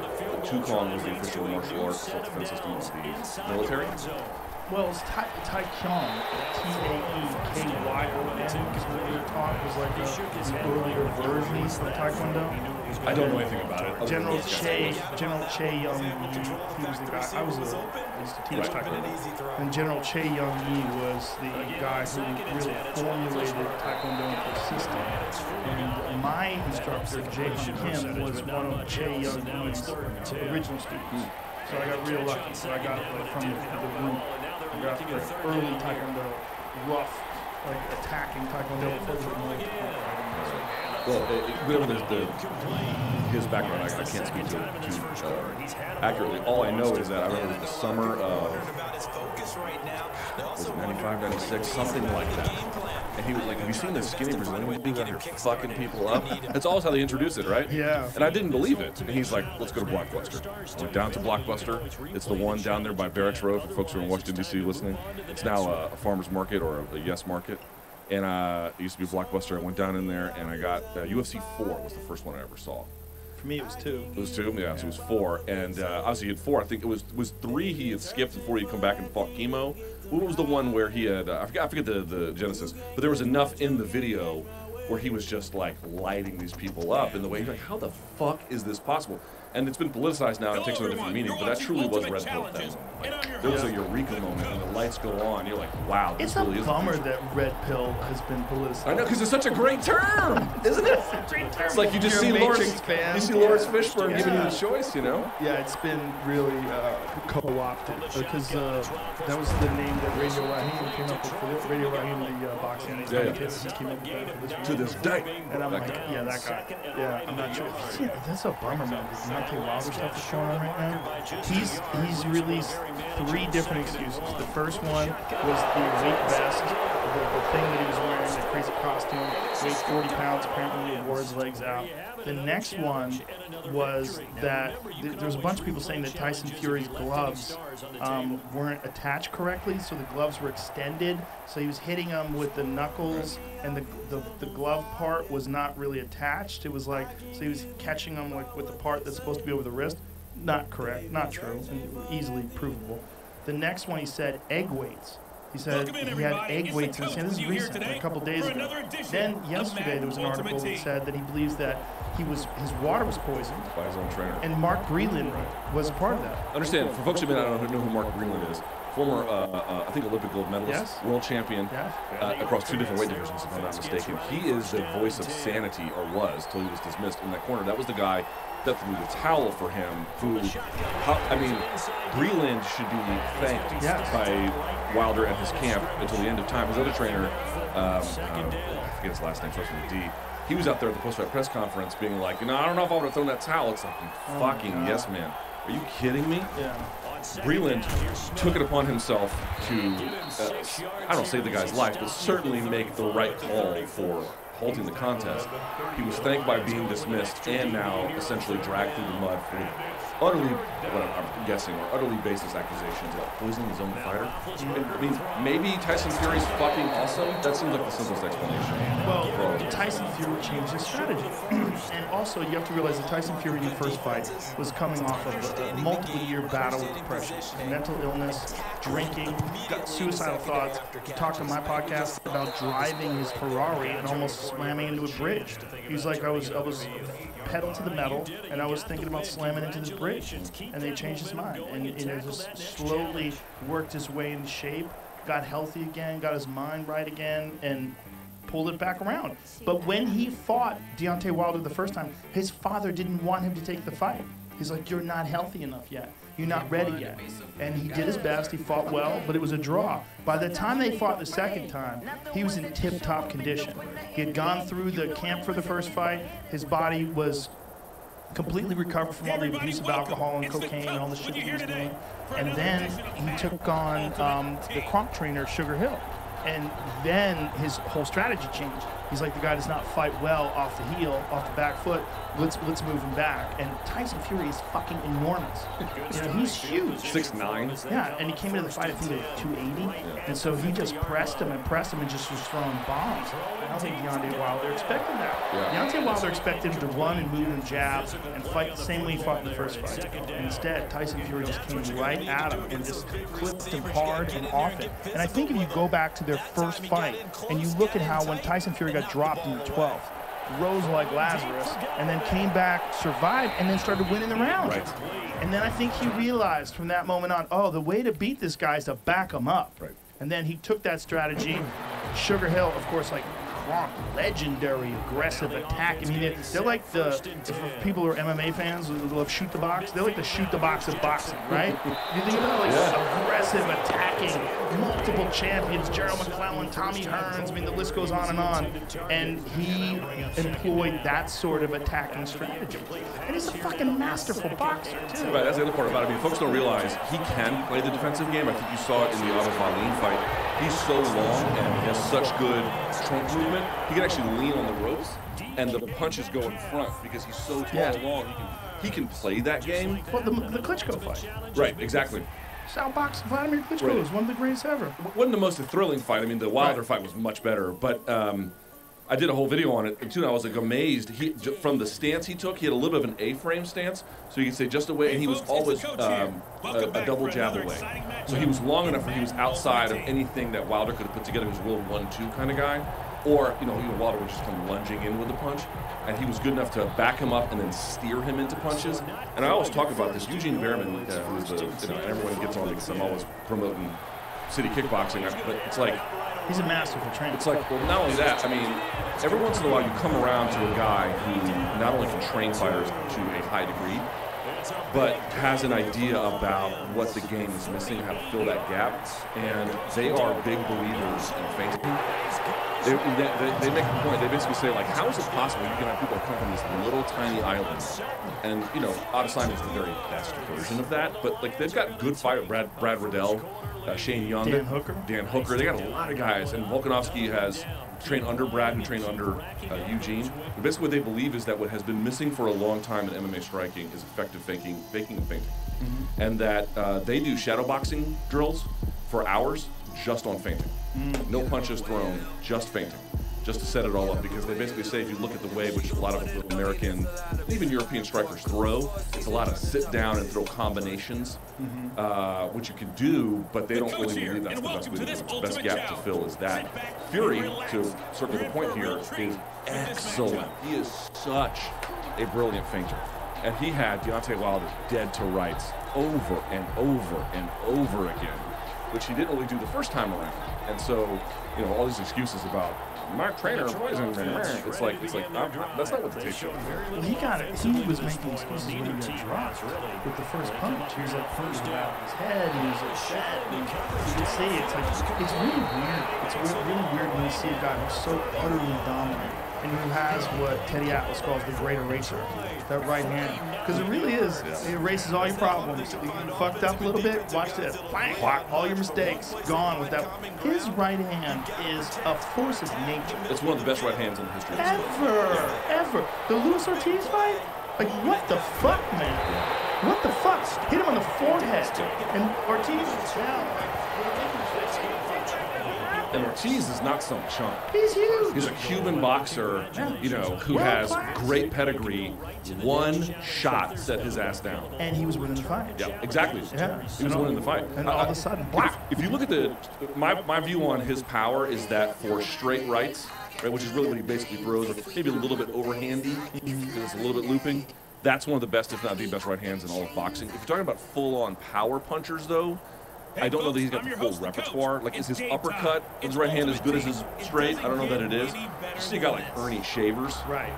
Fuck, bro. Yeah. Go look up Ernie Shavers highlights on YouTube and then smoke some weed beforehand. You will literally laugh at what he does to me. It's shocking to watch his power. And he has the full repertoire. Yeah, a lot of fighters who fought him said he was the most powerful puncher they ever faced. A lot of fighters. Someone told me, I forget who it was, but they got hit by Shavers, and then they felt it in the roof of the foot. What's the arch? The arch. They felt it in the arch of it like radiated into the arch of the foot. What the fuck is that? I never heard some shit like that. You know what I mean? Yeah. Well, power's a weird thing, right? Like, you're either born with it or you're not. I mean, I've seen so many guys when you look at them, they're big and strong, and you say, wow, that technique hits hard, and they can't crack an egg. There's a bunch of them. There's always been a bunch of them in boxing. There's been a bunch of them, like, you see them in the gym. And then you see guys like, do you remember Michael McDonald when he was a kid, when he was coming up? Yes. Skinny, looks like a little boy, knock people into another dimension. You're like, whoa, this is crazy. Do you follow boxing currently? Yes. So how about this kid, Jaime Munguia? You seen him? I have not seen him. He fought last Friday night. Holy mother of God. You look at him, he obviously is an athlete, right? He's in good shape. You would look at him and think, I'm not going to say average, but there's nothing that stands out about him.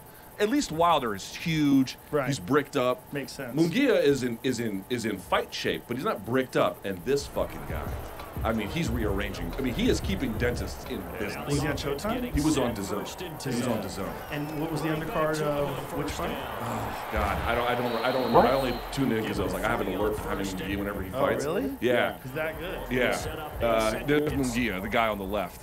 This fucking look at him. Does he look like a power puncher to you? Super normal. He is arguably the biggest power puncher in boxing. What? By weight. Arguably. Really? Arguably, yeah. That's crazy. That fucking guy can crack. And I think he rearranges. Oh, so you remember the lip split that Overeem had when he fought Rosenstruck?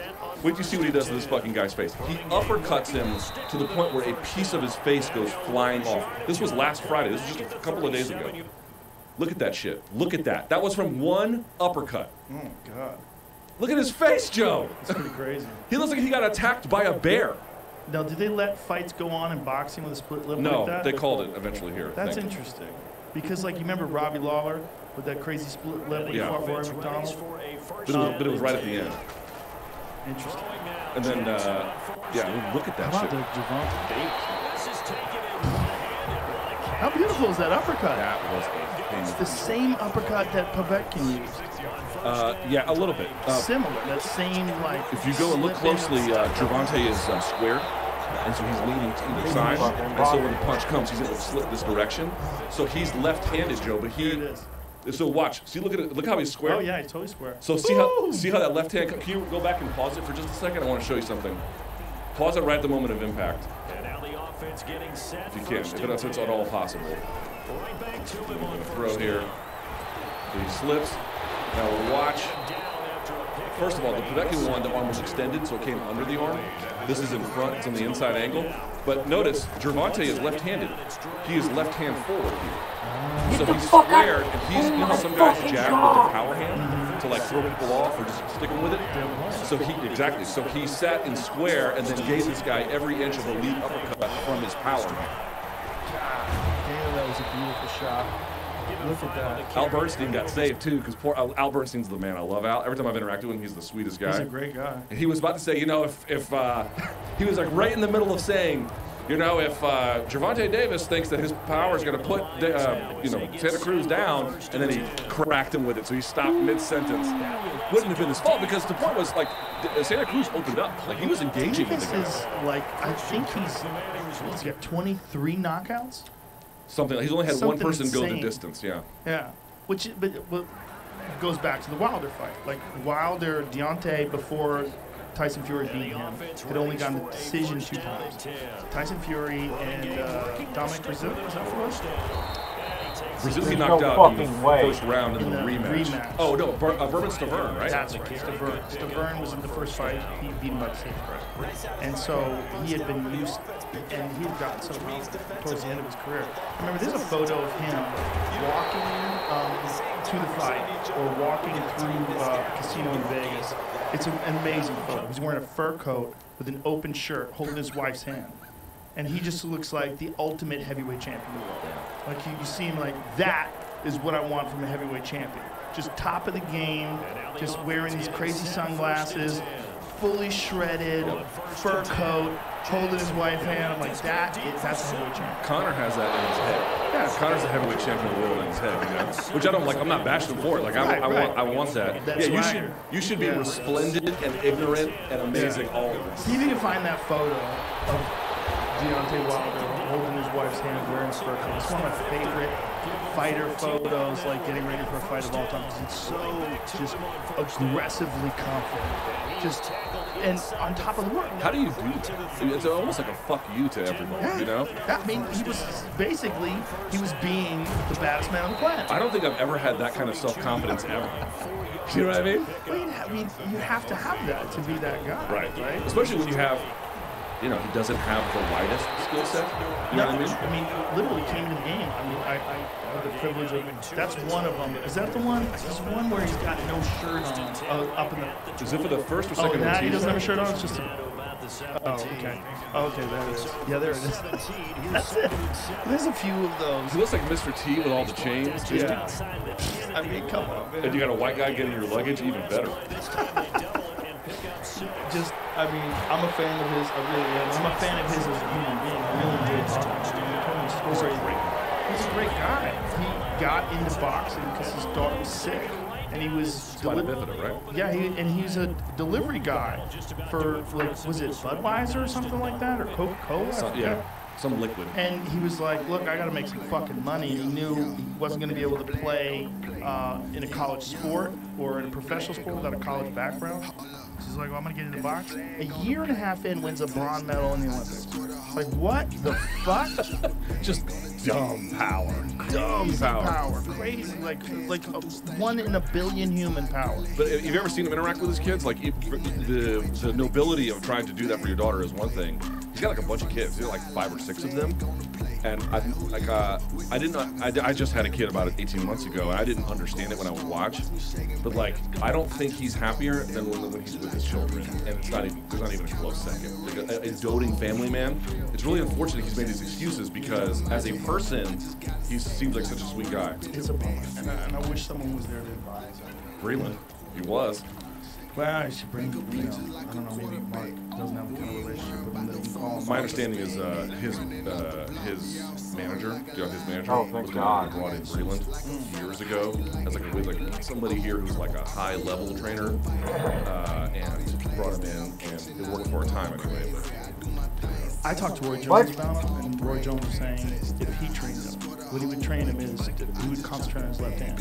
He was like, we already know you can put people to sleep with your right hand. He goes, what about your left hand? He goes, I want to keep people distance, use the jab, use the hook. He goes, I would concentrate on just working that left hand. He goes, that would fix so many of his problems. Because his left hand is just like, here comes the right, here comes the right, boom! And he'll throw jabs, but you're not terrified of it the way you're terrified of Roy Jones' left hand. Roy Jones, have you ever seen Roy Jones' left bicep? is it the one that splits down the middle like a perfect? He'll show you like his right bicep is like a normal bicep, and his left bicep's like twice his size. It's crazy. It's huge. You got the Sage Northcutt bicep? Because he throws so many left hooks. Like he was flexing. He was like, look at this. And I was like, that's crazy. Sitting right here, like, this one's normal. But you look at this one, look at his left bicep. Yeah, he's got that Sage Northcutt splitter down the middle. Dude, it's enormous. I mean, it's enormous. It's crazy how much bigger it is. Like legitimately 50% larger. Wow. Yeah. I had no idea. Well, his left hook. When he was in his prime, he barely jabbed people. He would just leaping left hook him and crack him. And his speed, his foot speed and his hand speed were so incredible that he could get away with that. I know folks of this modern era, they know the name, but they don't really know what he meant to the game, you know? Like if someone asked me, who's the modern Roy Jones Jr. in boxing? There isn't one. There's not one. There's like this guy to take risks and liberties and had crazy athleticism and pinpoint punching and showman. He was a showman too. There's great boxers. Boxing's in a great place in many ways. There's nobody who does what he did. Roy made world champions look like they had no business in there. And people were like, oh, he didn't fight anybody. And he didn't fight anybody. He fought world champions. He fought really tough guys, but he fucked them all up. I mean... It's the same with Khabib. Yeah. Oh, Khabib didn't fight anybody. No, motherfucker. Yeah. He makes them look like they're fighting me. That's the difference. Look what he did to Justin Gaethje. That's all you need to know. If you say Justin Gaethje's a nobody, you're crazy. You watch that Tony Ferguson fight, Justin Gaethje's a fucking animal. He's a savage. And he just closed that gap. And he ate a lot of leg kicks too, man. He ate a lot of leg kicks that would, I mean, I don't know how many of those you can eat from Justin. Right. Maybe he had like 5 or 6 more in the tank. Right. So you're on E. But he closed the gap and then won the finish with a triangle off of his back. I mean, God damn. A serious question about this, because I went through it a couple times. So from the moment he got kicked, then he initiates the takedown. So it was a kick. He tried the first round, he did it off a head inside single, didn't work. Second round, he tried it off a double from the outside leg kick. First round was an inside leg kick, hence the inside single. Didn't work, so then he goes to the double. It's 22 seconds from that till the finish. So 22 seconds, we're apart. 22 seconds later, you're unconscious. I mean, this is my question to you. Is that the best back take you've ever seen in MMA? Because what he does is, when Gaethje is sprawling in this contest, he's not just sprawling. He is sprawling and turning so he doesn't get pushed into the fence. He was very diligent about that in the Alvarez and the Gaethje fights. You can go back and you can watch it. So in this fight, when you see the level change that Khabib hits, you see automatically Gaethje turn, because he doesn't want to get turned that direction. But what Khabib does is, he actually scoots under him, pulls him up, and then with his head posts him over, gets the hands to plant.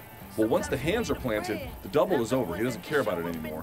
Now he just wants the tight waist. And from the tight waist, he's holding, his elbows aren't flared. They're tight here, right? Like he's T-Rexing inside. At that point, you have created, if you're Justin Gaethje, putting your hands, you've created a stable structure for this guy to now mount. Plus, if you want to escape to the fence to like stand, he can control the ascent. So he goes, double, turns, pushes hands to the mat, forces Gaethje down, and then with his gable grip, then keeps it there and then replaces it with the hooks, and then turns it to a fake, not a real Joe Rogan, a fake head and arm triangle attempt, just so Gaethje gets his elbows away from his body. Then he chair sits to occupy the space, then throws the leg over, and then sits back and takes mercy upon him.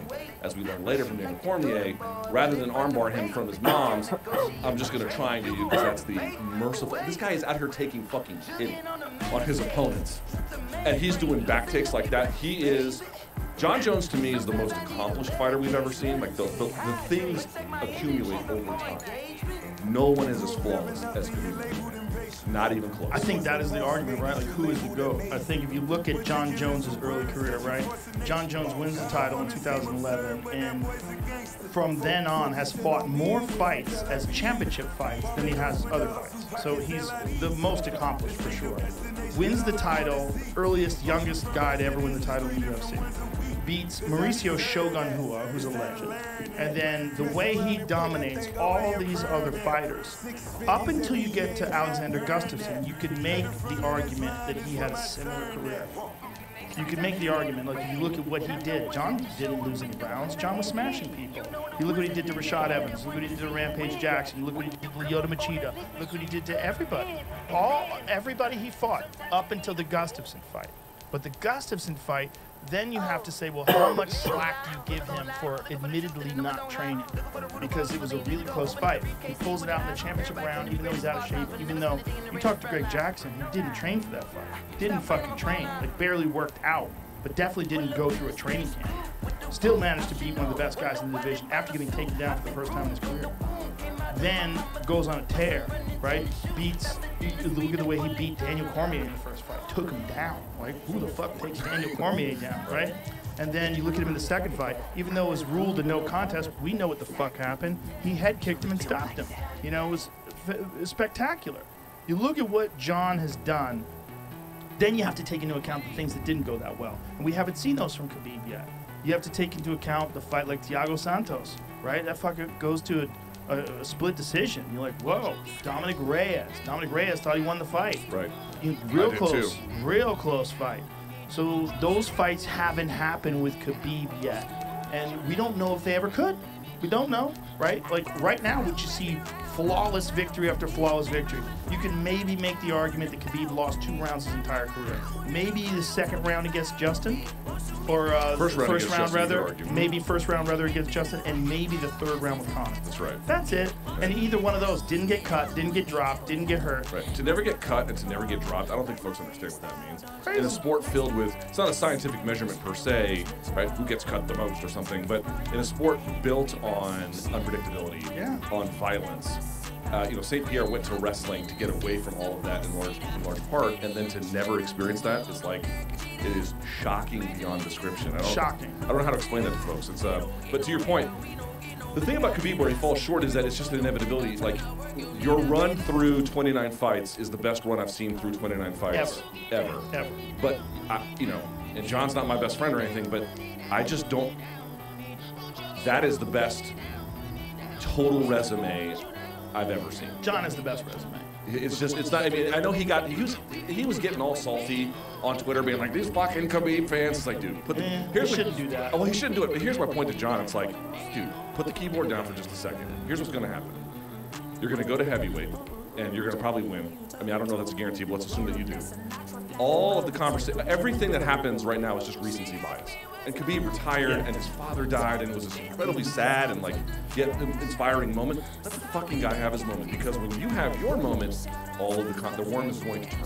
Yeah. And then everyone's going to be like, John's the fucking greatest. He's going to get his, just not today at this moment. Recency bias, that's real. Recent bias that's a real thing. Like, You know, we just watched Khabib, and then the fact that Khabib did supposedly retire. Yeah, I know. I haven't eaten much, so my head is spinning a little bit. Everyone asks me, like, when I go on, it's like, are you going to smoke weed? I'm like, there's no chance I'm smoking Joe Rogan. Fucking super weed. There's no chance I'm smoking it right now. I haven't done anything in a month. I had a couple glasses of wine last night. I was like, yeah, I'm feeling it a little bit. The John Jones situation is also, it's a contrast in personalities, right? Khabib, who's this really religious, very moral, ethical person who doesn't drink, who doesn't party, doesn't do anything, he just trains. He's always in phenomenal shape. He takes every fight incredibly serious. He's never been out of shape. He's never been fat. He's missed weight a couple of times earlier in his career. We got that dialed in. He's just so dedicated. Whereas John is a wild man. He's just wild. I mean, you talk about not training for the next, for the Gustafsson fight. Buddy, that ain't the only fight he didn't train for. How about what he said to Cormier? I did coach, but I still beat you. And I'm like, I don't think he's lying. I mean, the stories I've heard, I don't want to repeat them because I cannot verify them. But I've heard stories like, if y'all think that was the one fight, he just like, oh, I'm going to pump the brakes this time. No, bitch. I mean, here's the other part about it. It's like, so who's a guy, for example, who maintained dominance in the game significant amounts of time off in boxing? Floyd Mayweather would be a great example of that. But Floyd has been training as a family affair from adolescence, right? For a long part of his life. And he is so gifted that he can take time off, and the game is so developed that people aren't going to make warp speed development in his absence. And so they got a little bit better every time he took a little bit of time off, like the Maidana first fight with the corkscrew punch. That was a little bit of a wild card there. But in general, he was able to maintain that dominance. In MMA, the game changes rapidly, super fast, because people are still discovering best practices. In 2 years, people will not be doing the same kinds of things to the same degree they do now. The calf kick and its explosion is an obvious example of that. John was doing things like not training between camps. I mean, that's something only elite boxers do because they've been doing this since they were 5, 6 years old, and they can take the time to not necessarily do that, whereas most MMA fighters are like, I'm an everyday martial artist, I just ramp it up. He would do nothing and then something and still go out there and beat world fucking champions in what at the time was the UFC's marquee division. That is out of this fucking world, bonkers. I'm gonna beat you as a part-time guy? What? You just couldn't wrap your head around it. I wonder if maybe there's some benefit to this. It's not like got totally bullshit. I wonder if there's some benefit to that, and that he's not getting beat up. He's not getting his jumps. So that there's someone, yeah, it's a real question. But it's the best way to approach it. But we're still trying to figure that out, right? If you go back to the old days of, like, say, like Hammer House and like Military Fighting Systems guys, like those guys used to beat the fuck out of each other. Curitiba, shoot the box. Yeah. We're talking about these guys beat the fuck out of each other. It was hazing. Let's call it what it was. Hazing. Sure. Well, you know, that's a famous story about BJ Penn. Like BJ Penn's crew. It's like they would just scrap. They would fight. They would get together in the afternoon. They'd beat the shit out of each other, and that would be training. Like, whoa. And, you know, that was how everybody did it. And now they realize, like, hey, you can't really do that. If you do that, it's going to really fuck with your lunch. My sense about it is, I mean, even then in jiu-jitsu, too, like the old Ralph Gracie school. Like, you talk to Dave Camarillo or whatever, those guys back then, I mean, Ralph, you know, savage. They were not fucking around. No, not fucking around. This is not like, hey, you want to get better at self-defense? Dude, that's not that kind of school. But my answer to the question about, like, is it better to do what John did? My hunch is that there are probably some net benefits to it, right? On balance, there's going to be some downsides and some upsides. The downsides are going to be that this development that you might need as a martial artist will be somewhat impeded. However, there'll be some longevity issues you're going to have to worry about by consequence. In fact, you look at him tearing his toe in the Chael Sonnen fight. Now, I fucked up my toe similarly, not to the extent where I was pulling the skin, but, you know, he has a buddy system with the wrap on the toe, and I had to use the exact same thing for a long time, because even now, if I step on my right foot just right, it sends fire through my toe. It hurts like shit, you know? Yeah, John still tapes it. He still tapes it. So my point being is, to that extent, he's probably minimized some of the long-term impacts. It's just he was so far ahead of the game, so naturally talented, so athletic. He could just get away with it. You could not be average and do what he does. You have to be very. I mean, the day he fought Shogun, he was in the Debater fight or the Shogun fight. That morning, he chased down a robber in Newark, New Jersey, which is, I had worked there one time. It fucking sucks, okay? Is that where, you were born in Newark? Yeah. Wow, Joe, you've come a long way. Newark sucks. Newark sucks. Anyway, and he chased down a robber there and the whole 9 yards. And, you know, I mean, just things about distraction and blah, blah, blah. And it had zero impact on who fucked. And everyone wants to say, by the way, I don't know if you follow closely on Twitter, I'm a little bit more in the weeds on that kind of thing, by virtue of my media placement. Everyone wants to say, oh, Shogun was washed. Motherfucker, he was the belt holder at the time John took it. Yeah, just knocked out the ultimate. What the fuck are you talking about? Was that Prime Shogun from the 2005 middleweight tournament in Pride? No. But was he some kind of washed afterthought? What the fuck? What kind of revisionist nonsense is this? He's one of the best fighters in the world. Right. Yeah. Right. It's hard to say he's washed up. Just because John comes along. First of all, John opens up with a flying knee. Who the fuck does that? You know, what young kid, what was it, 23? Right? If that. Opens with a flying knee on a legend. You almost watch it, and here's what he really did at the time. He was just disrespectful. Not like in the fuck you kind of sense, but like, I'm going to fight you in a way where like, all these stories that they told me about you, it's like the buzzing of flies. Yeah, didn't matter. He was so confident. He just was a guy who, first of all, when you look at just the genetics in his family, his father is a massive man. Both his brothers are NFL players, elite NFL players. There's just tremendous athletes in the house. And then they grew up together. If you watch guys who grew up with athletic brothers, like they all beat the fuck out of each other, right? Like Matt Hughes and Mark Hughes, they beat each other's asses. Like that is the case. Like Joe Lozon and Dan Lozon beat each other's asses. There's so many examples of guys growing up with tough brothers, and they are fucking hardened, you know, by the time they get into the octagon. It's just like, there's so many of them out there. I think there's something to that. Right. Having two bad motherfuckers as brothers and like constantly competing with each other, I think so. But it doesn't also say something that like, okay, Nogueira exception aside, most of the brother tandems, or even the sister tandems, one is clearly better than the other. Like Matt better than Mark. Right. Valentina, Anthony. Joe better than Dan. Joe better than Dan. Right. The Nogueira brothers, I might say that Big Nog a little better than Little Nog. Although Little Nog was pretty fucking great. You know, it wasn't like a tremendous difference. But in general, usually one like kind of puts it on the other one for a little bit. You know? Yeah, that's true. Yeah. Well, sometimes that is what makes a really tough fighter too. Like Chris Weidman, him and his brother used to beat his ass. His brother was born. Chris Weidman became a fucking savage because he was just so tough and dealing with his fucking brother. You know, like, do you have any siblings? I only have a sister. Forgive my ignorance. I have a brother.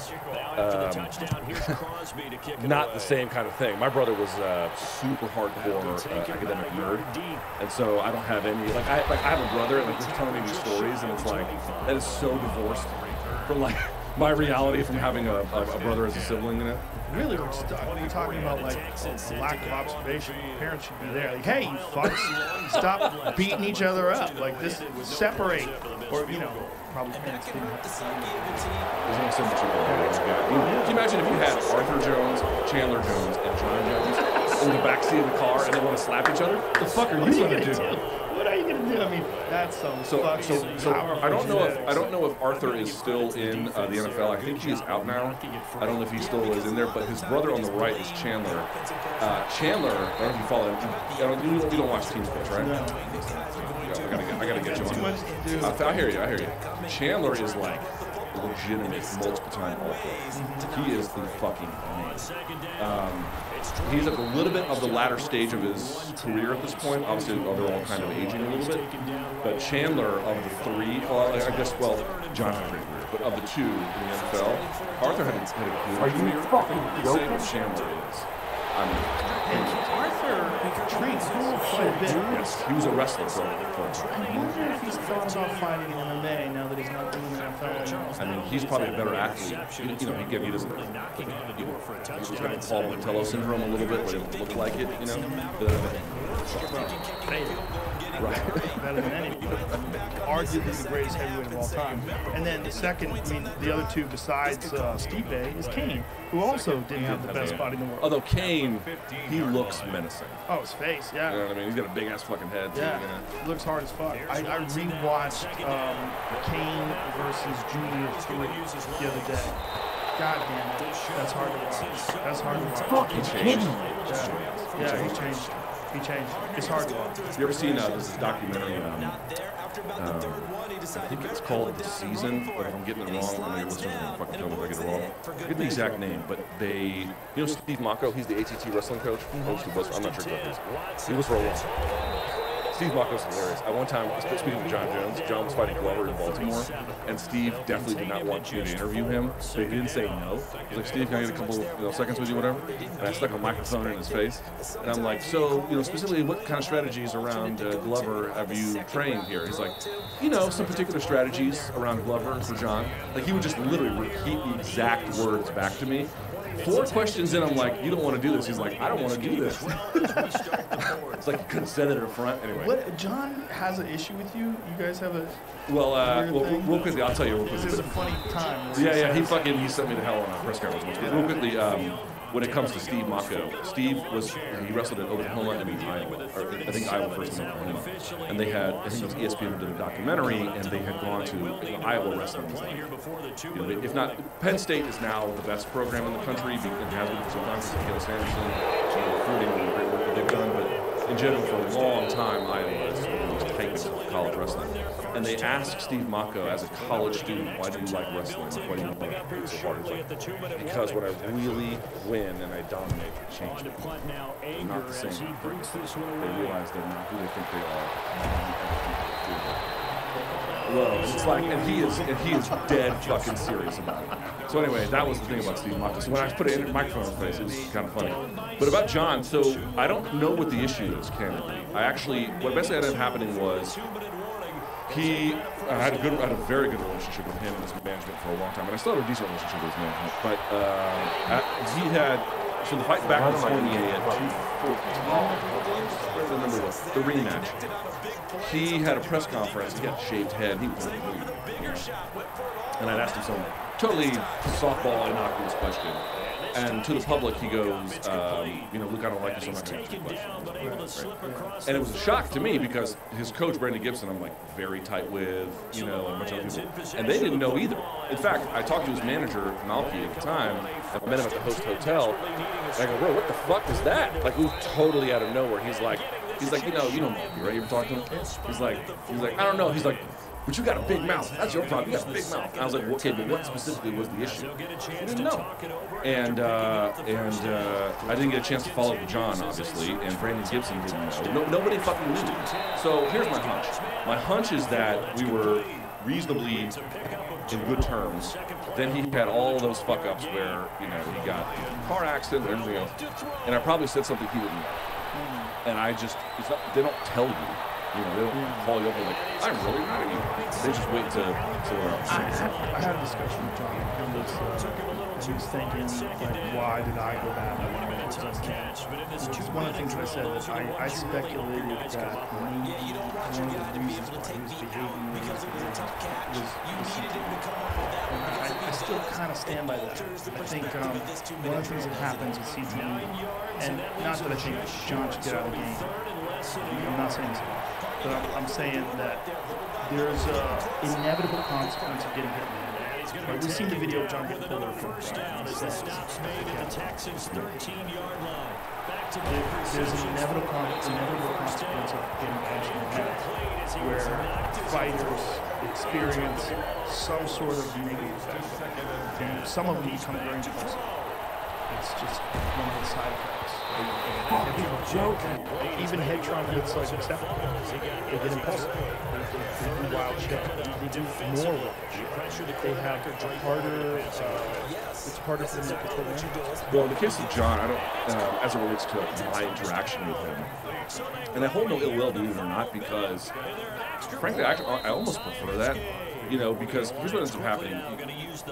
So too friendly, then not even that. It's pulled back a little bit, but that's less my issue. Like I always tell fighters, I'm not your friend, but I'm definitely not your enemy. You have to understand that. Like, I mean this truly. You cannot work in MMA media. You cannot work in MMA media. It's not possible to do the job correctly, such as the job.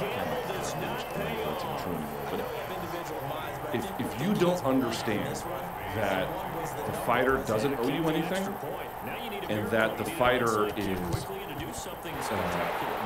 disadvantaged relative to power structures inside MMA, you cannot do the job effectively. You cannot. So, to the extent that he gets mad, he's okay. Does he want to answer? He does not have to answer my question. I'd have fucking preferred a different result, you know? Right. But him saying he doesn't like in a press conference, like, I mean, I was like, Jesus, all right, there's a better way to handle this. But at the end, it's like, you know, I can't tell you how many fighters get mad at me and then won't talk. And like, I've had intermediaries reach out and be like, hey man, like, what's the issue? And they won't even tell their friend intermediaries who are often coaches, fighters, blah, blah, blah. Dude, they're incredibly sensitive, and which I understand. And they're incredibly, you know, they don't suffer shit gladly, which I also understand. But it's like, I've got a job to do. You think I can watch somebody do the shit that John was doing at the time in his life and just like constantly, reflexively defend all of it? It's not possible. I have a job to do. So if he doesn't like that, that's okay. But, you know, what am I, like, if that causes a division, then that causes a division. There's nothing I can do about that. Well, I think fighting is unique to the person. Right? It's not like calling it, like saying Bill Buckner's a loser because he let that ball go between his legs. It's a different thing. Like when a fighter loses, it's I almost feel like they put themselves out there more than any other athlete, and they deserve more respect than any other athlete. This is my personal opinion. Obviously, I'm incredibly biased because that's the only sport that I've ever covered. Right? But I get why they feel the way they feel. I get it. And I try to be as respectful as possible while still being accurate. And that's a fine line to draw. You know, but I'm an employee of the UFC. You're not. You know, and one of the things that I would love to get into with you, you said that what was the way you phrased it? That they're uniquely disadvantaged in the power structure of MMA? Yeah, there's no way to do it. I don't think you can. Like, if your job is to cover the sport, right? Your job is to commentate on UFC and do this podcast. And, you know, in my position, I come to it a little bit differently. Right? So for me, if you're looking at the world and your job is to the best approximation that you can tell the truth about it, how do you tell the truth about the world and say that the fighters don't have every power structure pushing against them? Because they basically do. That doesn't mean they don't act petulantly at times. That doesn't mean they don't bring shit on themselves at times, or that everything they do is above reproach. That's not what I'm here to say. Let's go through it here a little bit, right? In the case of fighter pay, the debate is over. It is settled. There is no argument anymore. We now have court documents to this effect. They get paid roughly 18 to 20% by the UFC year over year as a more or less fixed position. Now as the UFC makes more money, 20%, but the percentage might stay fixed, but the amount of money can go up. So money is going up, but it's relative. It's all a function of this continued amount, 20%. Okay, that doesn't seem to be quite equitable. That's a personal opinion, but that's the way I look at it. Then you want to look at their management. There are no barriers to entry for management. I cannot tell you half of these guys. Listen, some of these guys I interact with, they're great. I disagree with them at times. I agree with them at times. I think they really have the fighter's best interest at heart, but there's a lot of them there that are fucking snakes. That's just the way that it goes, and they are not always acting in their client's best interest, and I don't think the fighters are necessarily the best stewards of understanding what's in their rights and interests. It's my personal opinion. But anti-doping to me is I would call it a fraud, but I think it's a tragic mistake in the way that we are doing it. Well, in the case of the fighters, they had no say. It was forced upon them. Right? Here's another thing where it's like, to what extent do the fighters support it? There could be high support for it, but we don't know because it's a compulsory demand that they have to give into it. That's the first thing. There's many issues that I have with it. Let's get into that. I have. But let me let you go through your list, and then we'll come back because there's a bunch. So then it goes to the sponsors, and then they take away all of them, which is the UFC's right, by the way. It totally is their right, but again, to me, I never understood it from just a pragmatic standpoint because this was a way to offset complaints about fighter pay. You know, because you have now Venom at the time, or name any brand or whatever the fuck that was sponsored, Ryu or whatever brand is coming on, was a way to offset fighter pay. So they are restricted. And by the way, the media, I think, doesn't treat them fairly in the sense that, and I remember the MMA media, and I have been for almost 15 years. You are expected to be either friend or foe with them, and I don't want to be either. I want to be friendly. I want to be professional. I don't want to be like your buddy because it causes all kinds of problems down the road when shit starts to go south for you. And by the way, it will. Every fighter who's young thinks that they're going to live like off these wins forever, and it's like, dude, I've been around long enough to see the downside. It's coming for you. So you begin to add up all of these factors, and you can say, well, what is the moment we can create to fix all of this? That is the responsibility of the fighters. It used to be the case is you can make an argument that MMA media was not covering enough of these issues with full-throatedness. That is no longer the case. They have aired out all of this. They have covered this multi-billion-dollar lawsuit that is happening. They have covered